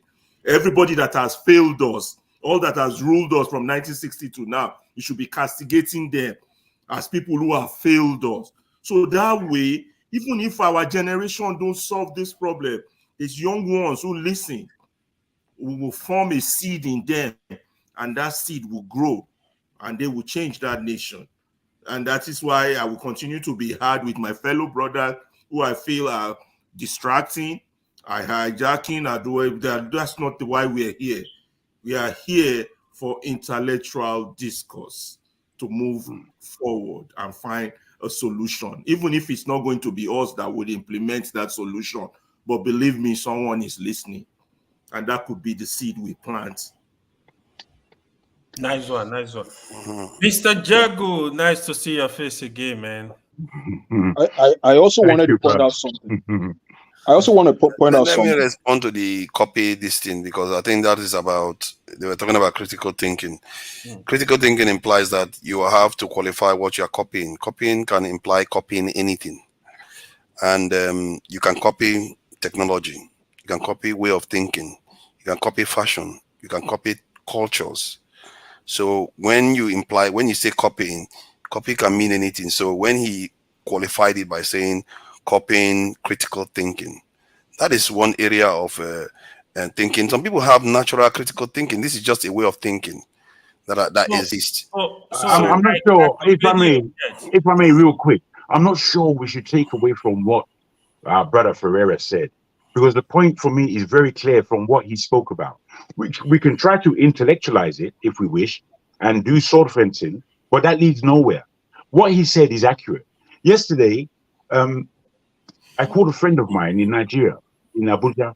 He's there doing business. He went to get his hair cut. He paid 1,500 naira. That's not even 10 pence. it doesn't amount to 10 pence in the UK. We have to really understand the suffering that we're having there is not for us to be doing But so. you just completely ignored the point. They argued that point, and I'm correcting it. And instead of you to say that point is accurate, let's move on to the next thing. You just completely ignore it. When viewers are watching right now, I don't know if we're speaking at cross references. I'm speaking from what Ferreira said, and when you began speaking, you were. I don't know if you're reading I'm from talking somewhere. about copying, because there was a discussion we were having about Yeah, when you copy from other cultures. I say, why don't we copy the way they do other things too? Then AY said it's what he was talking about was only copying about their critical thinking, and I said I was referring to copying other things that had made other people great too, like the Chinese were copying other people's technology. You're correct. Now, you're correct. All I would like to add to that is that there are different levels of copying. They are copying with innovation, they are copying with accuracy, and then there's just careless copying. Because the copying that we are doing in Nigeria is the kind of copying that we know is just like play school compared to what's going on in the world. They're playing play school, and we Nigerians know it. We're looking at them leading a mockery of who we are. It doesn't make that. It doesn't make sense that Fubara and Wike are fighting over something that Wike should have left. But because of the greed and bullying that Nigeria constitutes, we are left with this paralysis. So I don't want to be sword fencing necessarily from where Ferreira spoke, because he spoke in a term that, look, all this that's going on around us, we cannot begin to take any of it seriously. We cannot begin. We have to get to a point where we are saying, look at this nonsense. We know it's been nonsense. It's actually been nonsense for 60 years. Are we just going to be having the conversations our grandfathers had? I was sat down under the baobab tree in my village, listening to my grandfathers having the same conversation that we're all having.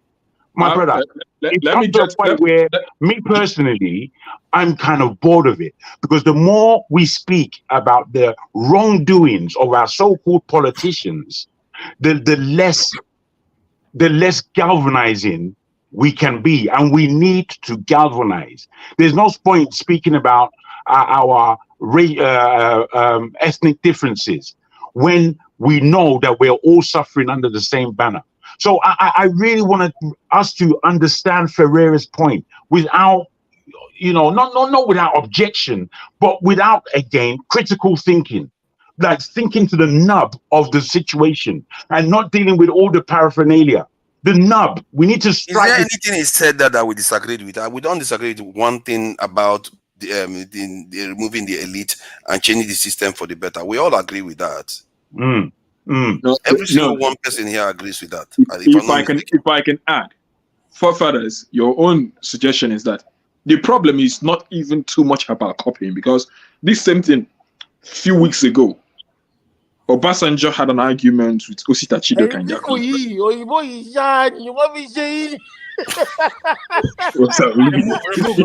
What do you do about Olumide? What do you do about Olumide? Somebody called him a Nazi professor. Somebody called him a Nazi professor in the comments. Can you just stop Olumide? People are talking. This guy is fantastically crazy. That's exactly the key word, fantastically crazy. Listen, guys, Obasanjo had this same argument with Osita Chidoka.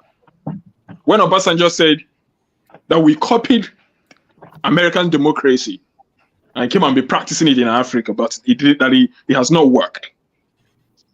Osita Chidoka now questioned him, say, Baba, is it that it didn't work, or that you people didn't copy-paste it well? Because that if we are actually practicing democracy the way America practices it, that we wouldn't be in the trouble where we are.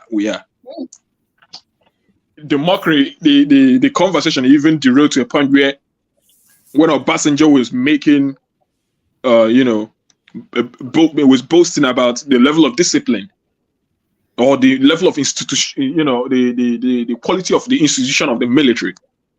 Osita Chidoka went to the point of saying to him, Is it the same military that also produced Buhari that now brought us down to where we were? Why am I saying this? Copying.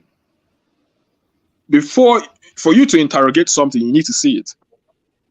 You need to copy it somewhere. You need to take it from somewhere to even interrogate it. Do you understand? And sometimes for you to start even interrogating something is because you started having doubts in the authenticity, in the accuracy of that thing. The question now is the things that we copied. Do we even copy the right things? Did we even try to That's very important. paste the one that we copied? Things. If let's say all of us in Nigeria are dumb, that we don't even have the capacity for critical thinking. Let's say we are just copying. Let's say we're not even at the level of being critical. Have we even copied and pasted the other things? Well, the truth is no. Our nature will cause us to remove the ones that are good to be copied and replace them with the ones that are not right. Mbore, you want to say something? You know, but before I leave, I noticed that your mic is unmuted. So please, before I just drop my give someone else a chance to speak. I just want to say this thing. We always talk about our politicians, the leaders. Those are the ones that are visible. We see the governors and everything. There are other leaders in the society who indirectly have even more influence on a daily basis that we are not paying attention to. These ones that are constantly in our faces and are in our ears. The Nollywood, the music industry. And I want to speak more about the music industry. The content creators. That, in fact, those ones are even more, they will even pose even more problems for us now than the other people, than the ones I mentioned. But the music that we listen to, the music the music is where, because it's difficult for a young child, to even recite a Bible 10 times in a day, but they can sing one track that they like the whole day, the next day, even dance to it. When our music, what seems to be promoted, because now you never see anyone the one artist that I remember who tried to make impact with his music, they shut him down and made him, starved him to hunger. What's his name? Idris Abdulkarim. Fela and the rest. Now, how many of us still see music things like the quality of what Fela had? How come we don't find artists? Because we're talking about elevating. Oh, it's what happened? I think he just don't press be back. you don't press the wrong button. No, I didn't remove him. I think he's gonna be No, back. you see me? I've done that before. I just pressed the wrong button. Let me quickly. Yeah, he's back. Anyway. Who keeps taking me out? Who has been taking me out, guys? Nobody I don't know, kicked you out. it's not me. It looks like your phone. Who is that one calling me? I didn't do anything though. I'm just minding my business here. Okay. Now, because we're talking about raising consciousness, it's obvious that we need to educate a lot of people. But sometimes where people get educated or get indoctrinated from, like things like church, music, movies, content that are dished out there, especially now where we have the superimposition of the internet, the social media. We need to start thinking of how do we start promoting people who have the right frame of mind in those arts. What sort of music are we playing to our children? Are we playing for them that's Yahoo? Are we always playing this thing about money? Money. Everything about us is about money. But the next time I speak, I will talk about how the religious aspect has contributed terribly to our situation. I'm going to be rounding up soon. There's not going to be a next time. We have to round up. And today is I'll be Thursday. back on this medium to talk. Yeah, it's very unusual. It's very unusual for us to do this long, actually, on a Thursday. Let me go something. Let me hear AY before I go. Oh, yeah. Okay, so I want to quickly. If I can quickly say that we were about to hear the young lady, but she was somehow all these men, you know, they know that they should allow they ask the lady whether she wants to speak. Hold on now. But AY wants to say something. After me, hold on. What you might have to So, say. I want to quickly, seriously, I want to quickly draw our attention to one thing Ferreira said today when he was talking about the 10%. Keep it brief, we have to respect the lady. No, this is very brief. You know, I don't take time. So when he was talking about that 10% that are well informed, that kind of like they're supposed to be the light of a nation or whatever. That 10%, whatever the percentage is very, very vital. I remember if you pay attention, the first time I got into America, one thing I see in American society, the general society, you see high level of illiteracy. You will not believe it's America. Yep. Not only me, my brother actually noticed this. My elder brother came to America one time. Then we started having this. That's his first time in America. We started having this culture. He said, but American society are very illiterate. Why are very ignorant? Why is the country progressing? That 10% Ferrari is talking about, they are in those positions that make those serious decisions, that do the work for them. But when you still today, when you pay attention to the real American society, you will be surprised the level of ignorance flowing around the street. Deep talk. is very correct. I love Deep when talk. Ferrari talk about it. I didn't want it to just go. We need to take that point very, very seriously. Yes, but sir. in Nigeria, what you have, the people occupying this position, they are not even supposed, they don't have business with those positions. That's true. Even our civil service, that we need to get the best into those positions, we don't have them. We have medocars because into those positions, because my father is the CBA governor, my mother is a governor, get them into those positions. You're not keeping it brief. Country into darkness. This is very, very important. I don't know why it's not new. This thing. Somebody said it takes 3% to transform a system. Let the lady speak. You have taken too much time already. You're not supposed to take too long. What's the point of this conversation? Because the lady was supposed to speak. The lady, no. Sometimes you'll be missing. In my panels, the ladies have priority, and AY knows it.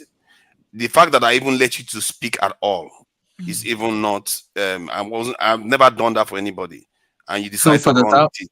Forefathers, I have to say good night to everybody. Okay. Yeah. Good night. Good night, Tone. Need to be up in 4 hours. Well done, Tone. I will follow you soon. Because I've never done that with anybody. Where you know that when I'm on the panel, the ladies always have priority. That point, I think it was very important. AY, thank you for raising that point again. Yeah. It's good that it didn't get swept under the carpet. Yeah. Real talk. Please go ahead. All right. Like it was pointed out earlier on, how we've heard where Nigeria is hurting at. I think the reference made to America and the level of illiteracy that abounds here is true too. And the year I came here, I was blown away by that. In fact, I was asking them, I made it like a point of duty. So why don't you go to school? They would turn to me and say, mind your fucking business. Wow. So I'm sorry I had to come out. I'm sorry for that. You are accurate, madam. You are very accurate. That's exactly what they will tell you. There you are. Now, yes, it's been a long time. Like it was pointed out, people who know what they are doing are no longer in any position in Nigeria to help and fix things. And everything seems to be going to the highest bidder. Simple. Like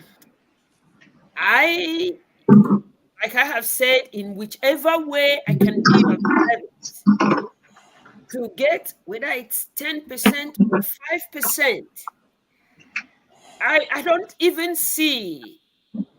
Somebody, a professor was saying one day how where they all were sitting in those days, that those people that used to stay at the back, they are the ones in the helm of affairs. They are the one in the corridor of power. What will it take? Whatever it will take. Though I don't know what that would be, but I am looking forward to whatever, however that can be done, because it gives some of us sleepless nights. Like, that is my country.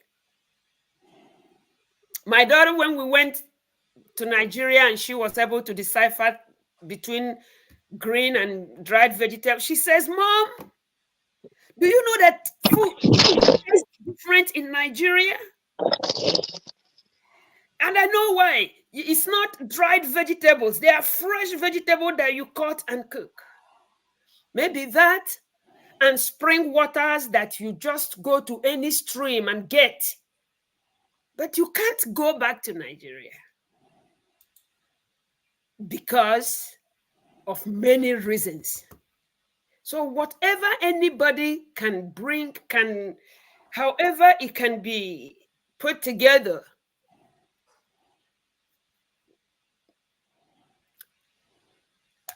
I will work in whatever capacity that is. And I know we are all ready to work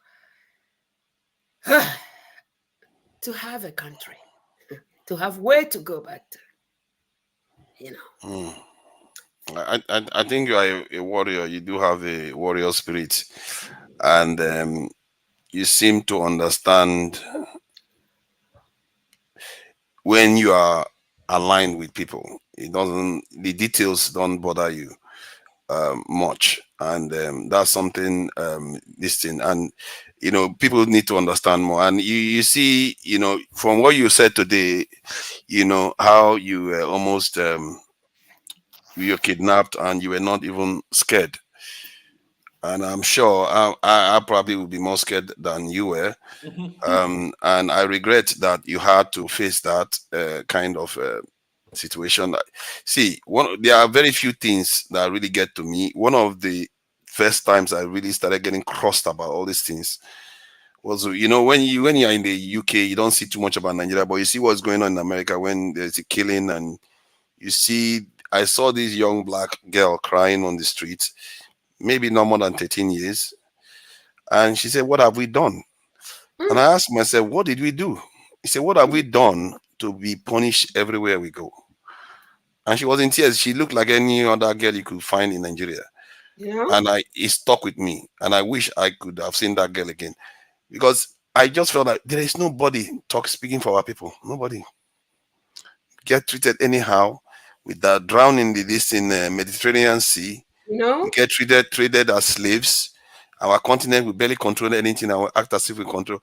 And sometimes we just forget the bigger picture of the problem we are facing. We are the fourth leg of a stool that refused to stand in this world. We are part of a great race that refused to stand. Over 1 billion people, and we refuse to stand. And with the conversation we're having just now was about percentages. And I don't know where people got that Americans are illiterates. 40-something% of them went to university, but they are illiterates. And somewhere we think it's 1%. The people that build the nuclear weapon, they said in America it was over 100,000 people, and none of them knew that they were building a nuclear weapon. Do you know what it takes to pull that kind of stuff off? The kind of minds I took to do that. You did pay attention to what we were discussing then. You did pay deep attention. You said they were illiterates. Well, you don't live in Okay, educate me then. Educate me. I don't think you ever be here. You see people that live in America, they telling you that is so correct. So, well, educate me now. I don't know. The numbers are not agreeing with it, so I don't know. Tell me what I'm missing. You gotta leave those numbers. You gotta leave the number. So 40-something% that went to university is wrong. So you think 40-something% is enough to call people well educated, right? 40% is fail, you know, right? No, for university. Yeah, 40% is failure. No, that's relatively high for university It's level not high. For a education in any developed country. country, 40-something% is nothing. Please, I must draw our attention to the fact that literacy. There's a difference between literacy and enlightenment. And enlightenment. Remember that I tried to correct it at the other point. True.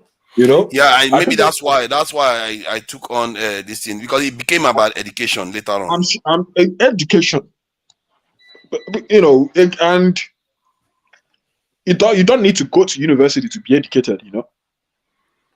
I understand that. See, what I'm here to do is that when people are gathering information, it needs to be accurate. We have to be have quality information here. It's you that is getting it wrong, forefather. See, if I'm getting it wrong, then I said educate me so that the viewers will be educated too. I think I'm with forefathers on this. We should be able to explain exactly what we mean. What do we mean by that they are not educated or they are illiterate? I think they're educated. Now, what are the levels of education? You do know we have primary education, secondary education, higher education. No, what I'm saying, in what context are we saying that they are not educated, even if they went to university? In what context? See, first of all, you need to understand that smartness, intelligence does not equate to education.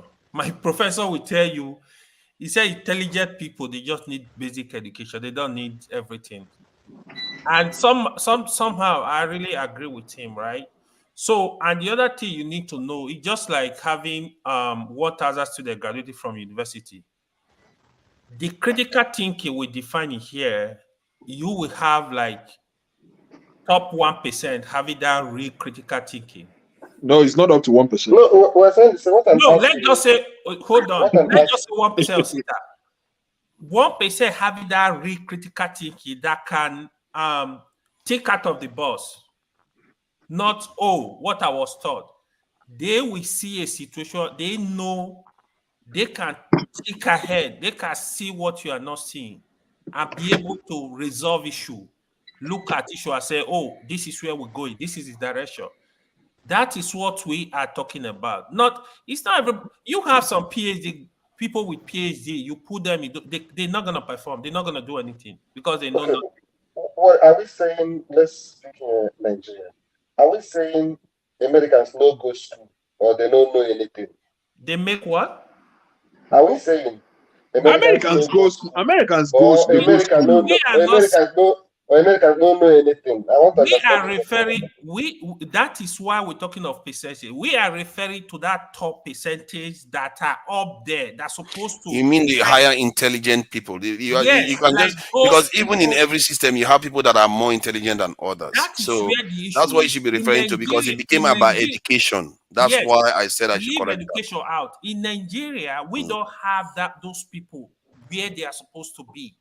You have middle class occupy those. Why do you think those ones are sent up and the mediocre ones, the so-called intelligent ones, are down? If you are that intelligent, why are you not ascending up? We will still come back to diagnose it to the problem of how do we recruit our leaders and how our culture and our values are so decayed.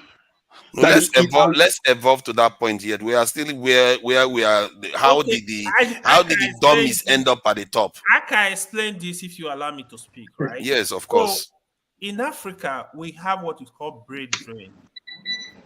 What this does is they pick the best student out of the continent, out of the country.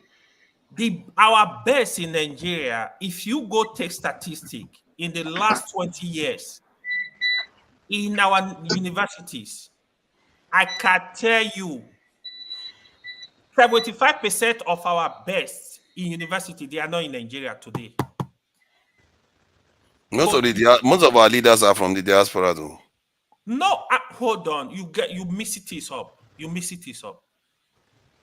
The best, the very best we have out of our university in the past 20 years, if you go take statistic, they are not in Nigeria today. They are not there. What you have, sometimes is the average people that are left, even those that are not educated. For you let us not go into politics. Again, let's put this into context. Saying our best are not up. Best in terms of what? I don't understand. Best in terms of intelligence. They are not in the country. Most of them. They are not occupying those positions. Wait, intelligence in terms of leadership or general intelligence? I'm not even talking of leadership. For example, we have like, let's say, for example, places like NASA, research institutes, even like the civil service. The very best are supposed to be in civil service to drive the system. They are not there. They are not in those positions. But that is not where the true problem is. If a NASA scientist shows up, it's part. so Let me give you an example. You said let me let you talk. Example. Why is that when I let you talk, you won't let you or afford the same courtesy to me? Go ahead. Then go ahead. It's you people that go ahead. See, if the scientist came to Nigeria today and he doesn't have leadership, this intellect capacity to lead, then you still have a deficit because he's coming to sow on rock. You need a fertile environment to do that. So the leaders that are highly intelligent that come back, those are the ones that are making it to the top. The problem is they have the wrong ideas in their head. You can be intelligent, but if you start from the wrong form of ideology, you are not going to amount to much in terms of our people. That maybe that's what is happening. It's not because those people are not stupid. Sometimes we forget that the ones that are making it to the top in Nigeria, they are not stupid. They are capable. Exactly. That's what I wanted to say. So you have to have the ones that are just as capable as they are, but with the right mentality to get there too. These leaders are willing to make sacrifice, but not the kind of sacrifice for the people. For their office is the one they are going to make sacrifice. Morally bankrupt. Exactly. They are willing to invest to get up there, then go and steal all the money from the country. They understand delayed gratification, but they don't understand it for bettering the nation. Sorry, go ahead if you want to say something. Let me just put this: to be a great leader, or the sort of leaders we need, okay, it's not actually magic. Let me give you an instance. Who is the current Minister of Aviation in Nigeria? I don't know him actually. Is he? That guy. Oh God.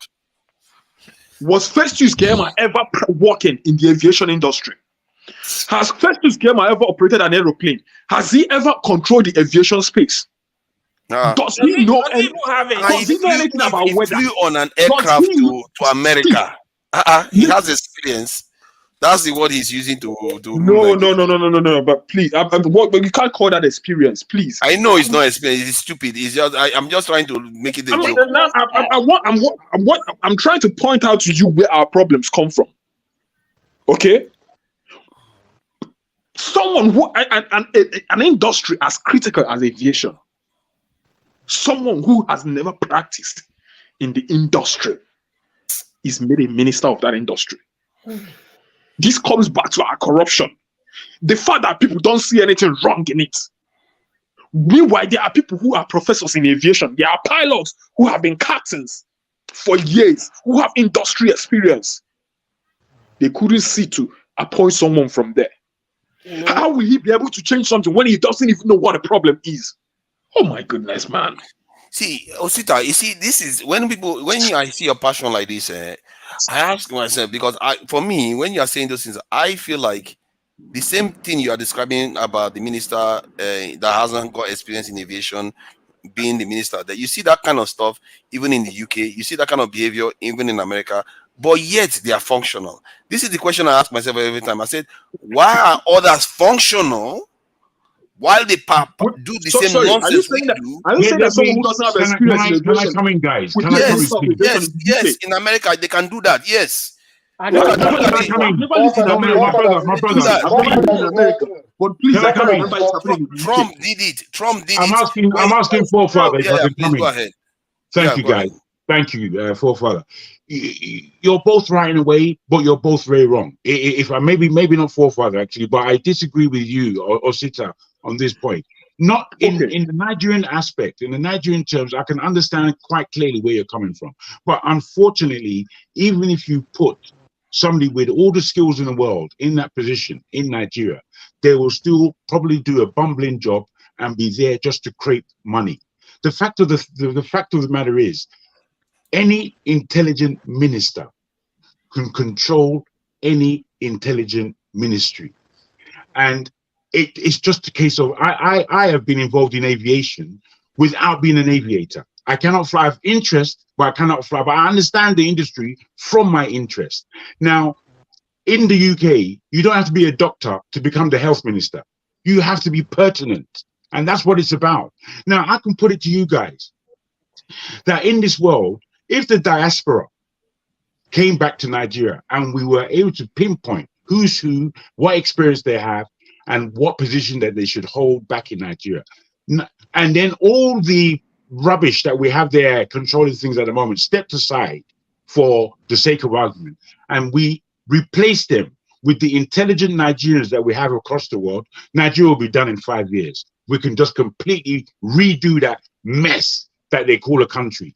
We can do it, but we're always quibbling, not between ourselves as a Nigerian state, between the high corruption that we're seeing and us trying to solve the jigsaw puzzle that they've created by moving this piece to here and that piece. It won't work in Nigeria ever. It doesn't matter who you put where. You know, I'm just thinking about leaders who can lead that country. And Nkonjo Uwela, she can lead Nigeria. She would need a lot of security, definitely based on her being a female and what forefather always underlined. She would need security. They kidnapped her family members now. Exactly. Remember? She would need a lot. However, the only problem with her that would ever come up is if she's being controlled by the West. Yep. If she's an individual that can fight the West for the sake of Nigeria and Africa, bro, she can lead that country. Tinubu cannot lead the country. He's a prime dunce. And I don't mean to say that in terms of he's not intelligent, or he doesn't have to skill, or he doesn't have gangster tactics. He has all that, but he doesn't have leadership in terms of a nation. We're talking about a nation of energy. All of our premiers from whatever have only been there to oppress and hold down the intelligence. They're there to hold the intelligence down from the military to where we are now. So given that premise, we cannot necessarily fix Nigeria, man. I mean, I don't know how deeply I need to, we cannot necessarily fix that place. What really needs to happen is that the whole thing crashes, because the level of, I don't have to put it without swearing, to be honest, the level of shit that we're in, we can't clean from it. If you clean from it, you're going to stink anyway. The fumes will be following you of the stink that you have of that nation. The way we have to cleanse ourselves is not easy. However, we here in the diaspora and those strong individuals who are back home in Nigeria, we know ourselves. We know ourselves. And in knowing ourselves and knowing the people around us, just within your family, you know that there are hardcore professionals, people that aren't here to play, people that are disciplinarians. This is what we grew from. This is our stuff. But it's not what we're seeing in our politics. It's not what we're seeing in our leadership. So we are perplexed. And with this perplexity, we really do have to understand that we are constantly looking at shit growing. And we are not able to block or stop this shit. And unless you see some of these arguments that we're having, they always come back to a point where we really have to look at ourselves. There's not one individual on here who is not a leader that I have understood since I've been coming to this platform. This is why we care about the platform. Now, you don't have to be a president to be a leader. You just have to know what the hell it is that you're doing. And we here in the UK, who are Nigerians, believe me, there are too many Nigerians, young Nigerians, who know what the hell it is that they're doing. Because all the scrap that we have, that we call the UK, who aren't educated, who aren't skilled, there are so many of them right across the country.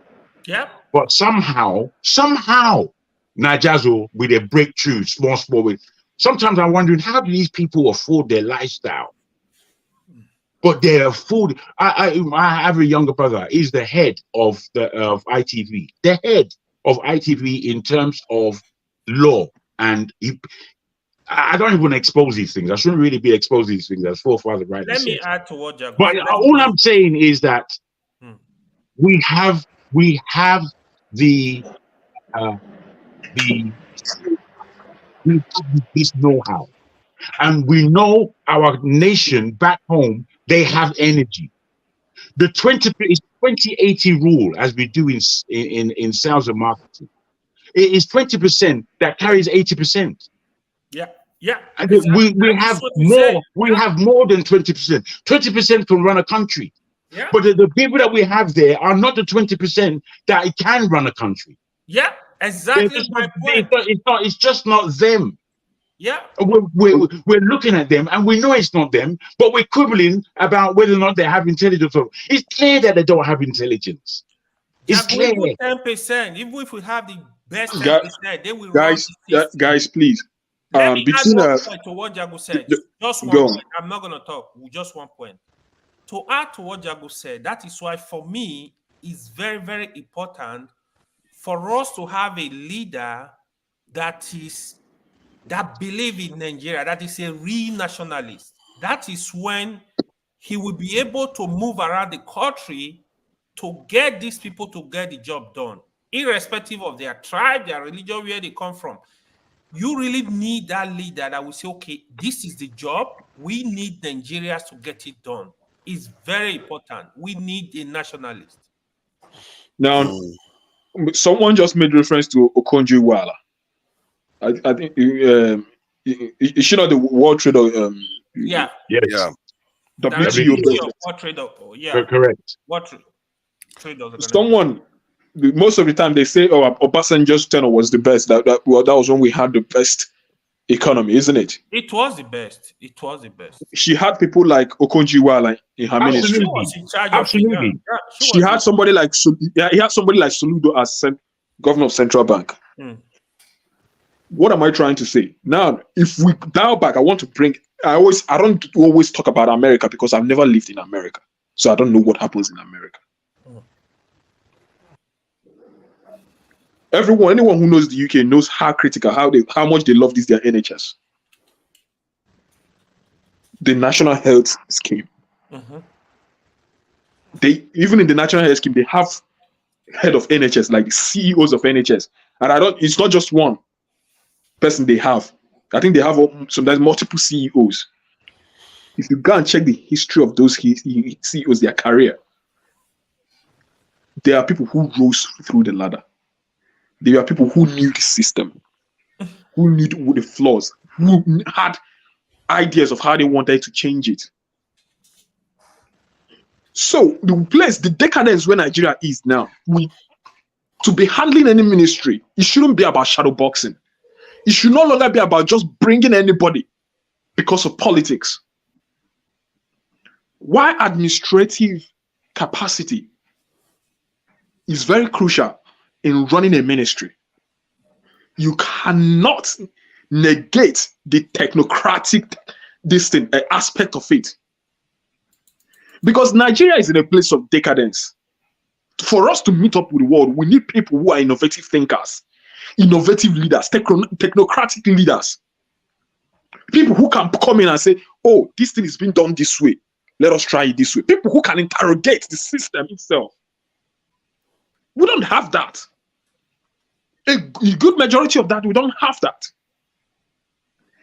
In an age where we're having something like, what is it called?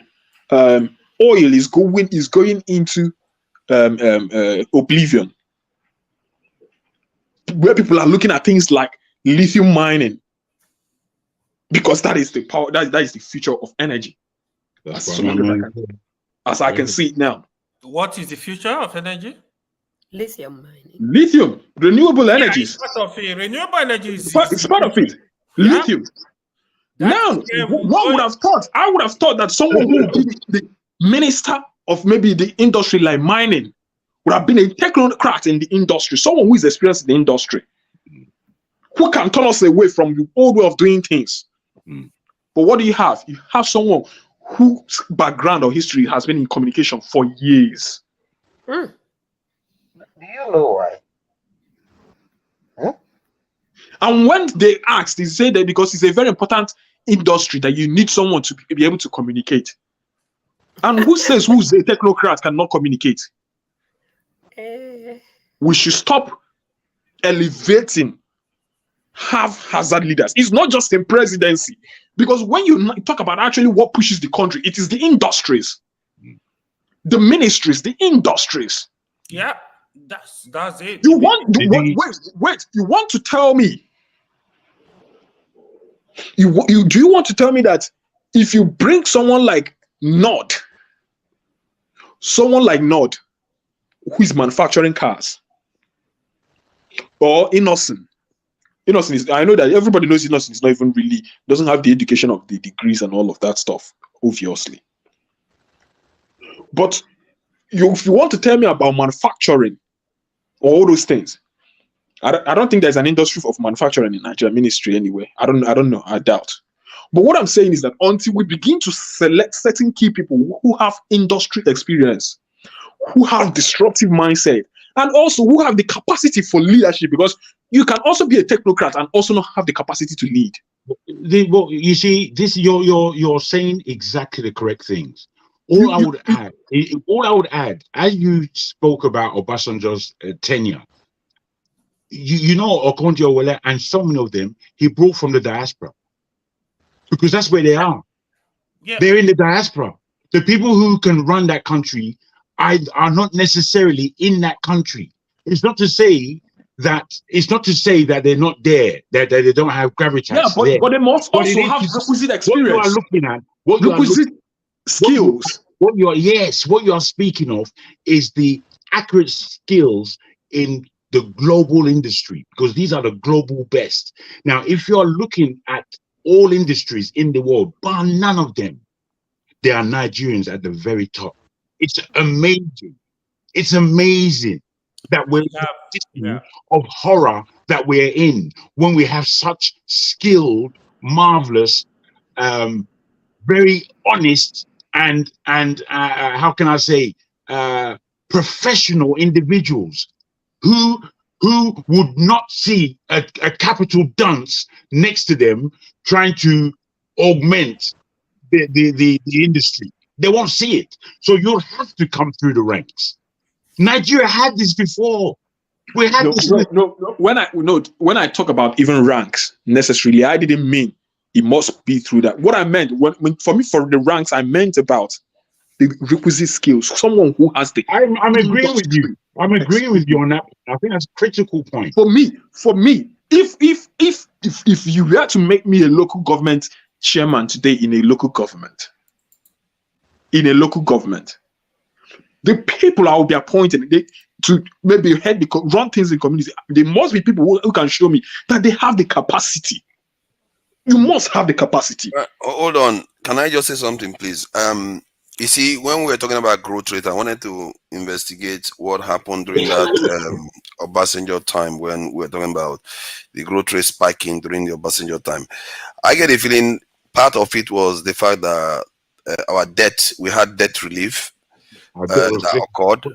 But that was a skill as well. That was the Obasanjo skill.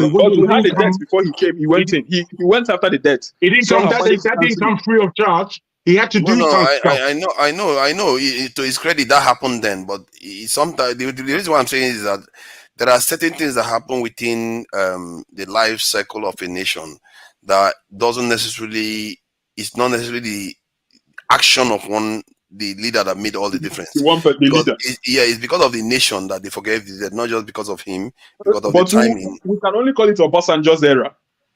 Yes, that's when it happened. But that may have played a bigger role in what you saw than the actions of the individual. Maybe they just still remain the same, but we just don't pick up on it necessarily.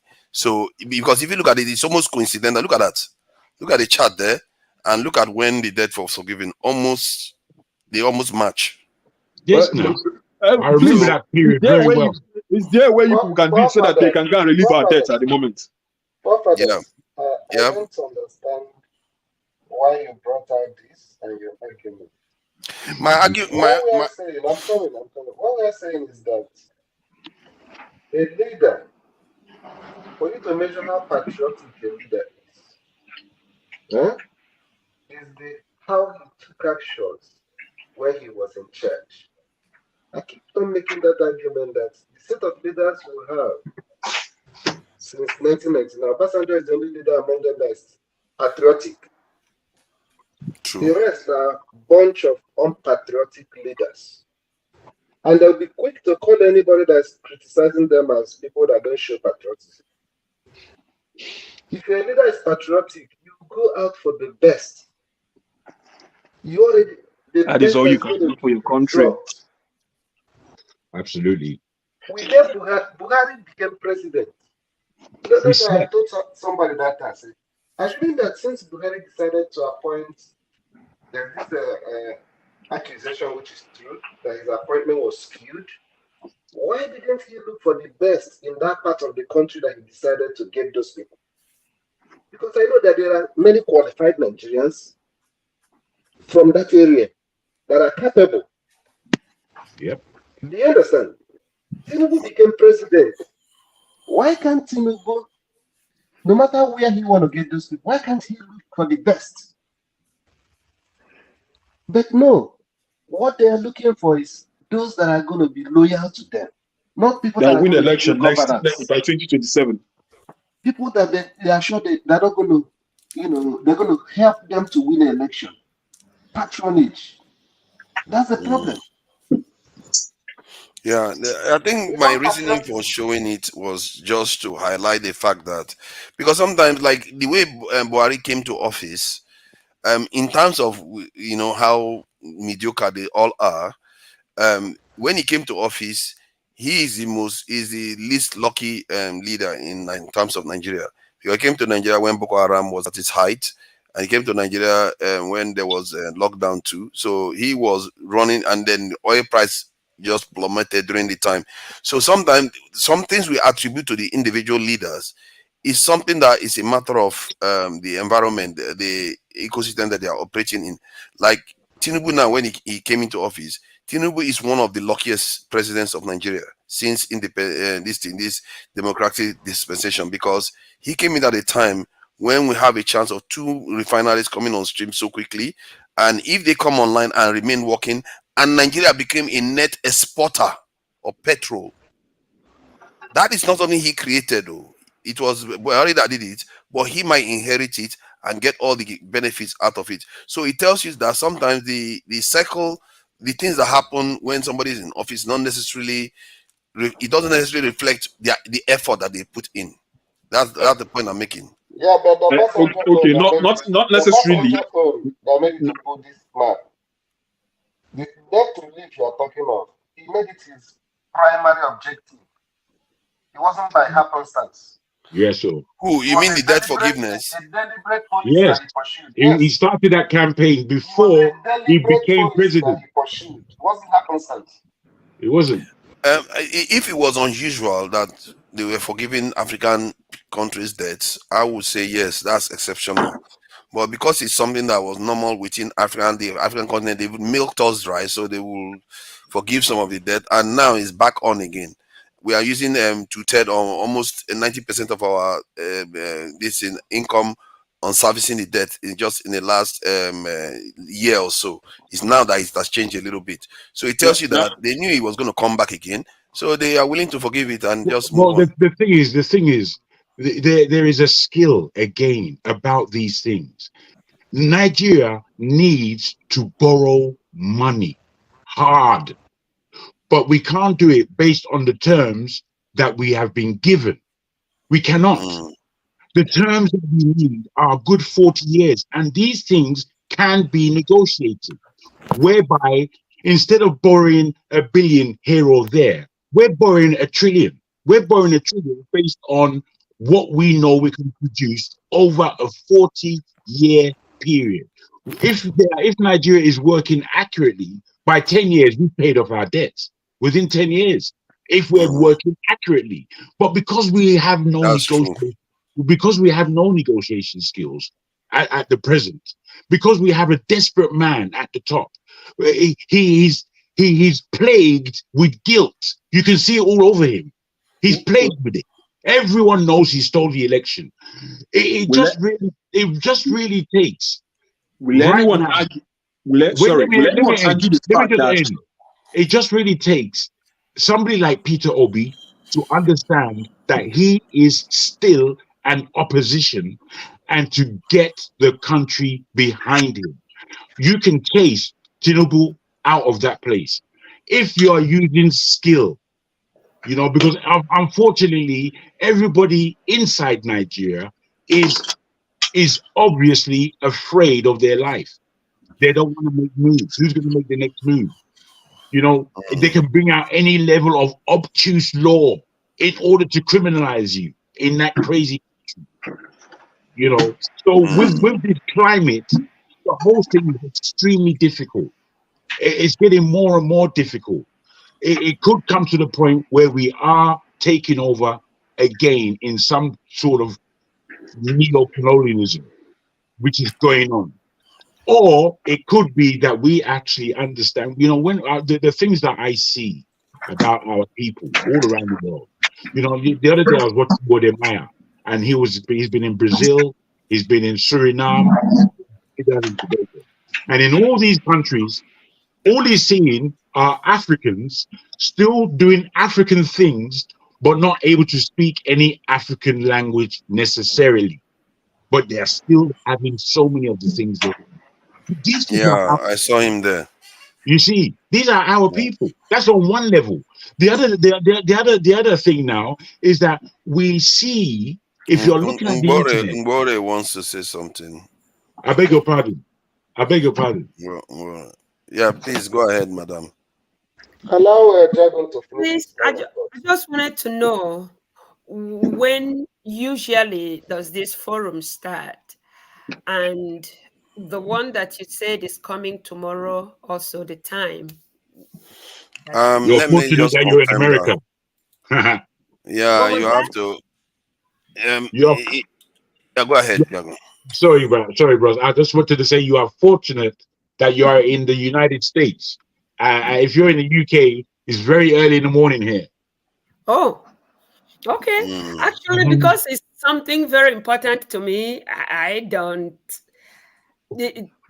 Everything is, put aside to just make sure that this information getting, it doesn't matter whether, I appreciate that I'm in America, but even if it is at 1 a.m. or whatever, it does settle you to a level that you are hearing your own and how they are figuring out how your country can still be a home.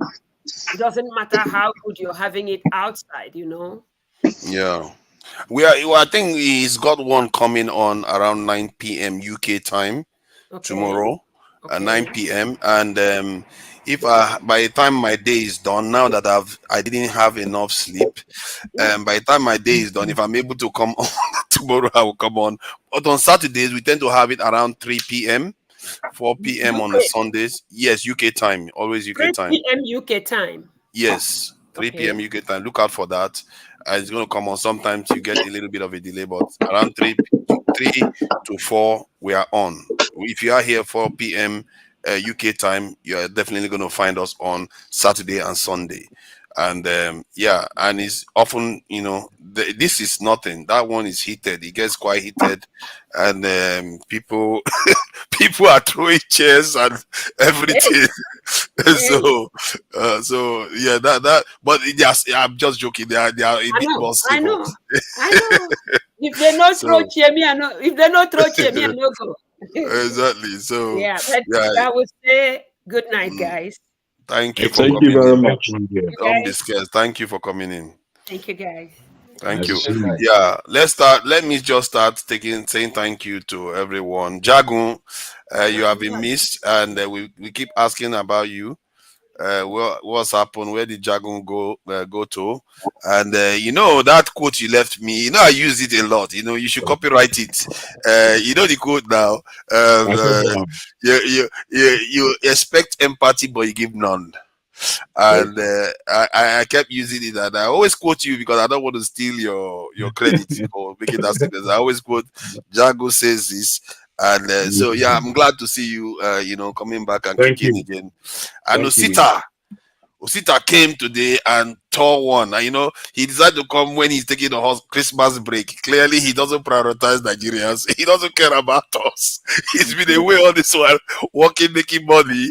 Then when they give him Christmas break, he shows up here. So But long you know time, that man. you know that to prosecute the problem in Nigeria, you know you need money. You need money. That's for You sure. know that you know that above as we are trying to organize ourselves, you know we need money.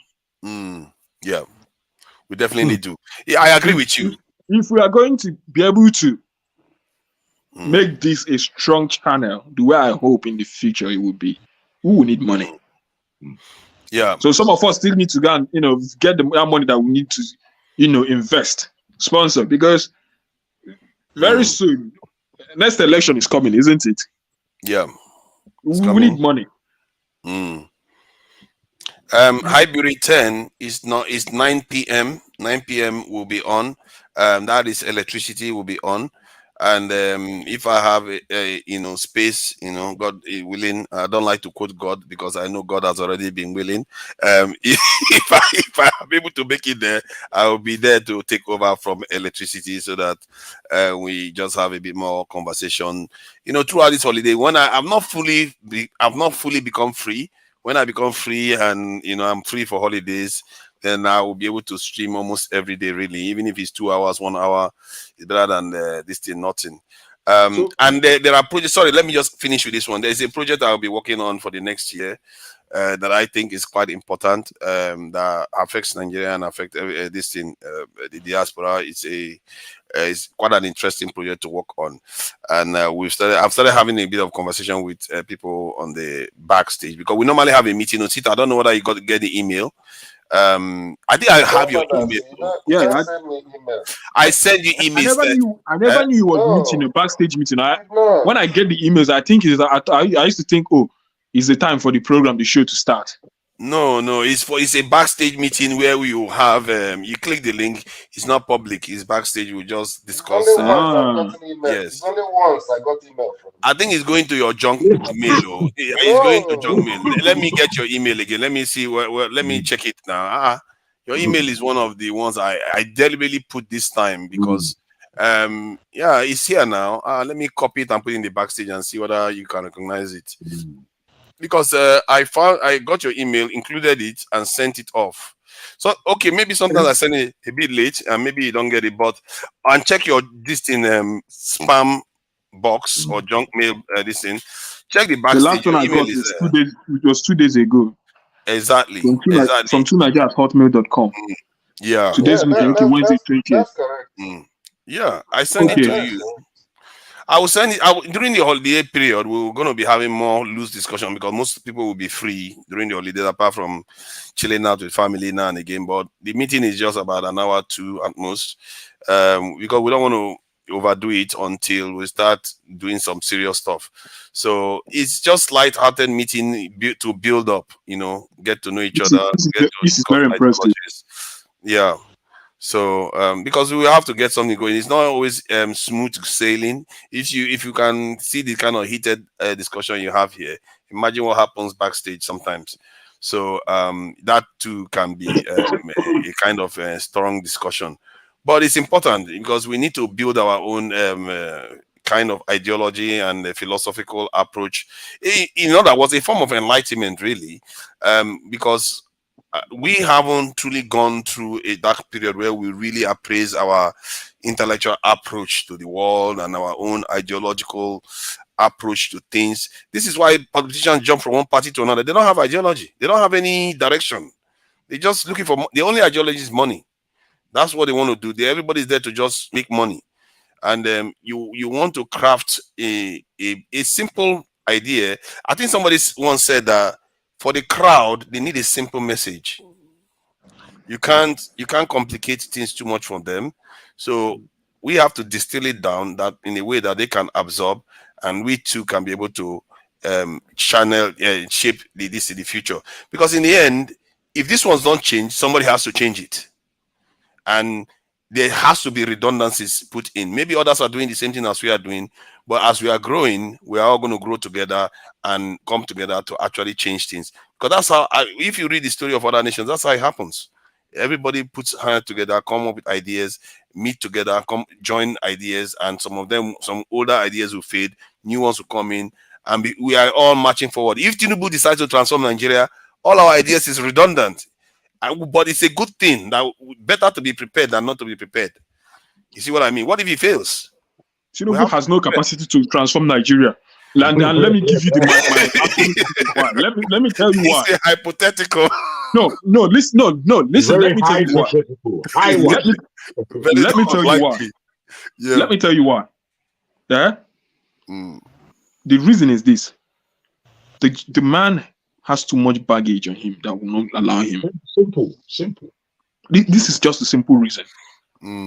If he just look at, you are talking about, I know we said we shouldn't be talking about what's happening in Rivers State. What he's doing in Rivers State at the moment is because he's patronizing Wike for rigging election for him. They are protecting his structures for him. That's what they're trying to do against 2027. His intervention, you're thinking about Rivers State, the good governance in Rivers State. Now he's thinking about 2027 election in Rivers State. Yes, sir. There is no way he can transform the nation. You see, the fact doesn't have. See, his interest is not aligned. His personal interest, his baggages will not allow him.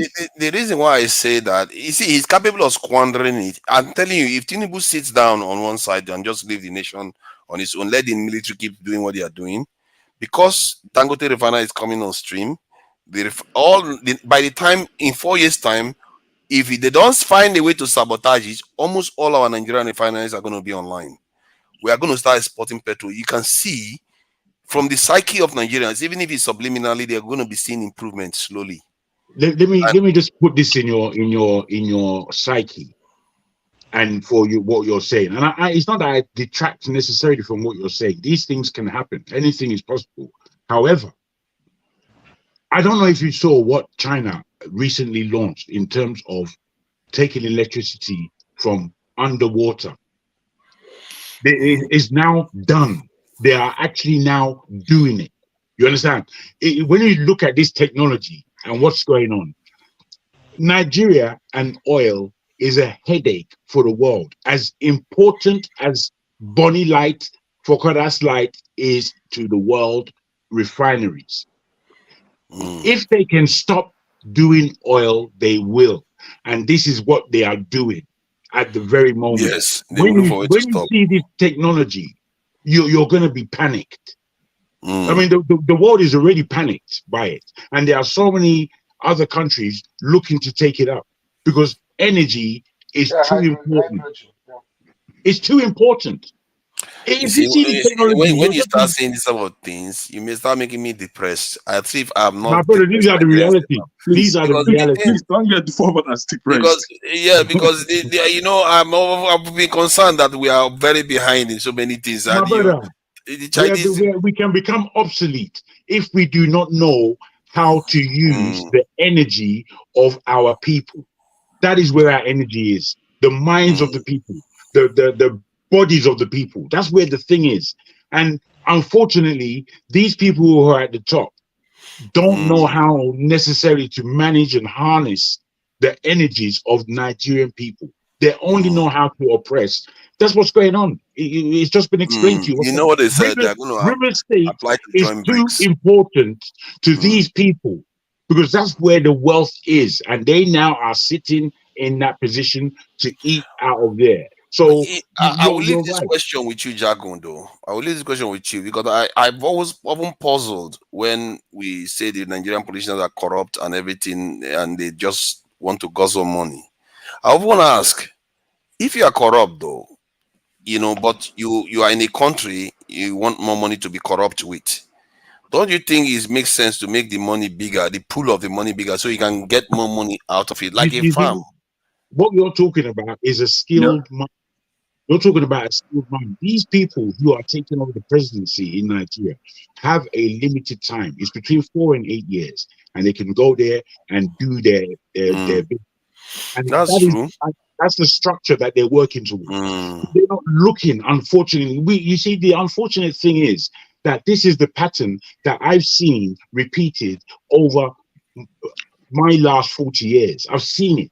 It was a bad spark in the mid 90s when I finally understood Nigeria, because Nigeria for me was I just looked at it and I couldn't understand anything what I was seeing, reading, or hearing.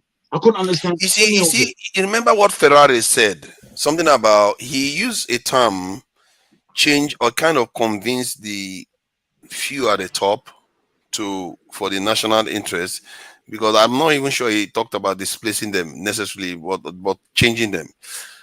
One of the arguments you could make he talked is about that displacing them. He spoke about dismantling the whole thing. That's his last submission. Okay, He good. talked about the system as a whole. Because at the point when he was talking about whether you can, those elites at the top have to. Okay, he also talked about the elites at the top having a certain mindset, and one of the ways you can do that, because there are a lot of people of our generation that if they make it to the top, they are just going to do the same thing, is to convince them that 95% to still do the same thing. Absolutely. You see, that's the problem.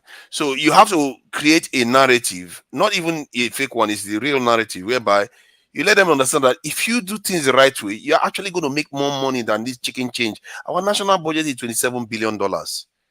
When the national healthcare budget in the UK is 600 billion.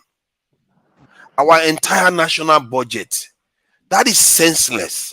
So if you convince them that if we do things this way, we are going to create more wealth for ourselves, we are going to enjoy more. We have to understand from this point, I believe. This is the thing we're talking about. This is what I'm talking about. Make a land, Joe, if I may. We have to understand that what we are looking at, there is no copy and paste to it in the whole planet. This is a particular thing called Nigeria. And if we are willing or wishing to save it, we have to attack it at a certain point of accuracy that we understand. Right now, I believe that we have a leader in Peter Obi who can bash it from the top based on what he knows he needs to do in order to develop the nation and the people of that nation. And then again, that's bashing it from the top. But we, the people, have to bash it from the bottom in terms of the psyche of the people, because the psyche of the people change over the next 4 years. It has to change rapidly.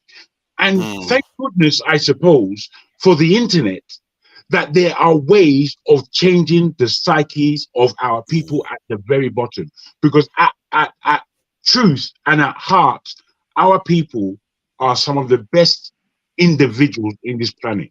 But unfortunately, it's very difficult for us to believe that, because we know how we're all scrambling around for this bucks and that bucks and the next deal and the next deal, whatever it is. We can't even trust ourselves. So you said something earlier, Sita, which I was thinking capital. And I was going to say something in a joking terms. I say, Igbo man, where they're not afraid to talk, now money we need. The thing is, I don't want to call you that because I heard before that you don't want to be pronounced as an Igbo man, and I don't mean it in that way, and I know exactly what you were saying. But the understanding that our nation is in a crux position to win big or die. That's where we are. And in winning, in order to win big, the accuracy of us in the diaspora being able to galvanize hardcore currency in order to know how we are holding back. We are using it all as a weapon in terms of how we say that, look, we've got 58 billion. It's nothing to do with your money. This is our money. And this is what we can do in Nigeria in order to create examples here, here, and here. But we're not going to spend that money until X, Y, and Z. We have money talks. And this is not the only way to do things, but it is part of the way of doing things. And these things have to be recognized. I think that's really all we need to be establishing in a very critical manner without exposing ourselves, because what we're thinking and trying to do has to happen from a position of some level of stealth, because we know what we are up against. We know what we're up against. They are very good at the infiltration and causing problems for people. Look at how they are sabotaging their parties, fellow parties in Nigeria. So yeah, I agree with you. So let me thank everybody, Jagun, for coming in, and thank Steph. you, my brother. Yeah, I really appreciate you for coming in. Osita, we miss you. Thank you for coming in. And let me greet the troublemakers in the chat. Hi, Buritan. I see you are still there. Thank you for coming in. And you say whether I missed you. I didn't even notice you were away. That's even worse. I didn't notice that you were away. This is Iburitan, AGK, Onye Mechi. Thank you for coming in, AGK. OA, thank you for coming in. Adama, thank you for coming in. Soji, I see you there, and you're on the panel too. Thank you for coming in. It's great to see you here. Mark Eneli, I see you there too. Thank you for coming in, Mark Eneli. Kite Nat, thank you for coming in. Chukwudi Nwogo, thank you for coming in. That's a classic name, man. That name, I've seen it. How many people are called Chukwudi Nwogo in Nigeria? I'm sure there are more than 10,000. So there are more than 10,000. There are many of them. Nwachukwu Onye Kere Oligwena. Thank you for coming in, Nwachukwu. Monoe Ferrara, I see you there. Thank you for coming in. Forefather, one thing we now know, you are definitely not an Igbo man. How do you know that? We can strike that one off the list. So the way you just mess up man's name like that. Forefathers have refused to learn. You've been warned thanks to that number. Why did you say a particular name? How many people answer this? I don't want to be hearing Igbo in your mouth, or Hausa, or Yoruba. Talk about Nigeria. Don't mention any tribe. No. I didn't mention tribe. I just said the name is many. No, you should have said how many people, only God knows how many people answer it in Igbo land. Okay, I should do that. God knows how many people answer it in Nigeria. Did I say Igbo land? Yes. I don't think I did though. Yeah. I hope not though. If I did, I didn't hear that. I didn't hear that. I just heard him backing up sleeves there. So I just I know say this brother, you know Bibo. Roa Abua. Yeah, that one likes to abuse me, man. Ray Abua, this guy, man, there's no positive thing he has to say about me, man. You are welcome, Ray Abua. Yeah, thank you all for coming in. And till tomorrow, we are going to catch up again. Let's listen to our president advise us what he wants us to do. Just go through these baby steps of pain. Baby step of pain. that thing will never get old. Go through these baby steps. Why he is not going through baby steps? That's the problem now. I wish he was going through baby steps too. Let me play this. I really enjoy this song. Actually, it's very, very cool, mellow. Song.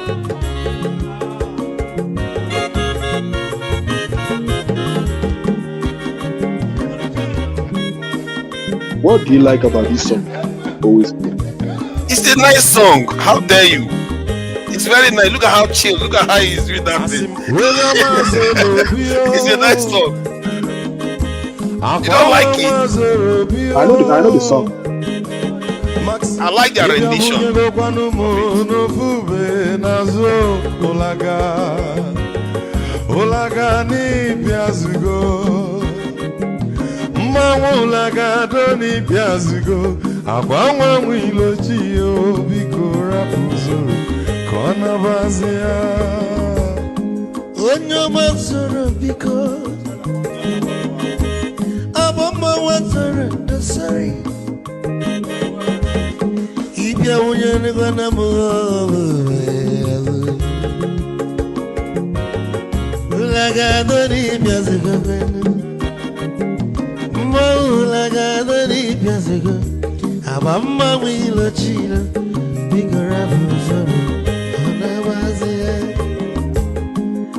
Mazi welcome up. Odoguno Peresunanka.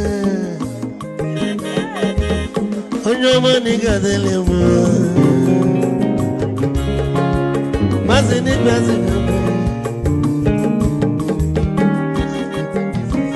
Ibu go with the melody.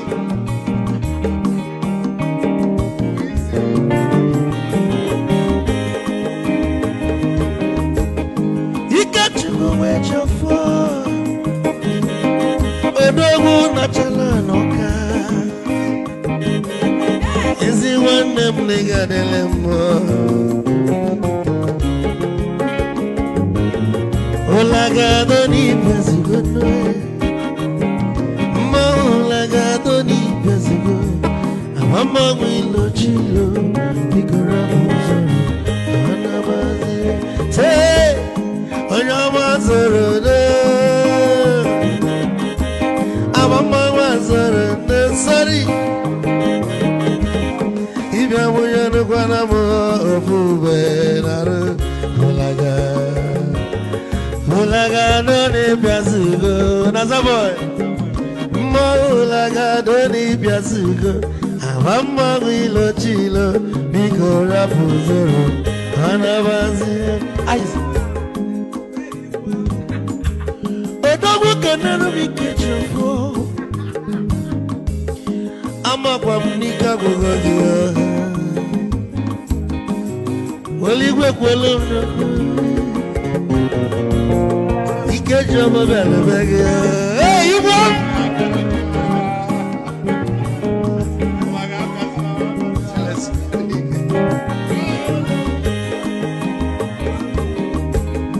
Eku kampune kene.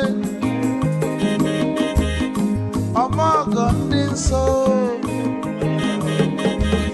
Chukwu emeka lumo ike Chukwu negaji. Esi nwanne m ekene dị. Ịlapụlụ ife niile na-eme wee bịa. Ka gosili na anyị na gị bụ nwanne Wisdom ga-adị. Ka nye gị maịkị ka ogobanya bụ egwu. Isili maxi ọ bụ na-etiri egwu a. Malụkwa malụ n'imego m ife ọjọọ. Wee sị gị nwanne m ife ọkụ na ịchọlụ na ngeme. Wisdom onume ekene gị. Ọgbamanwụ iyo iyo biko lapụ.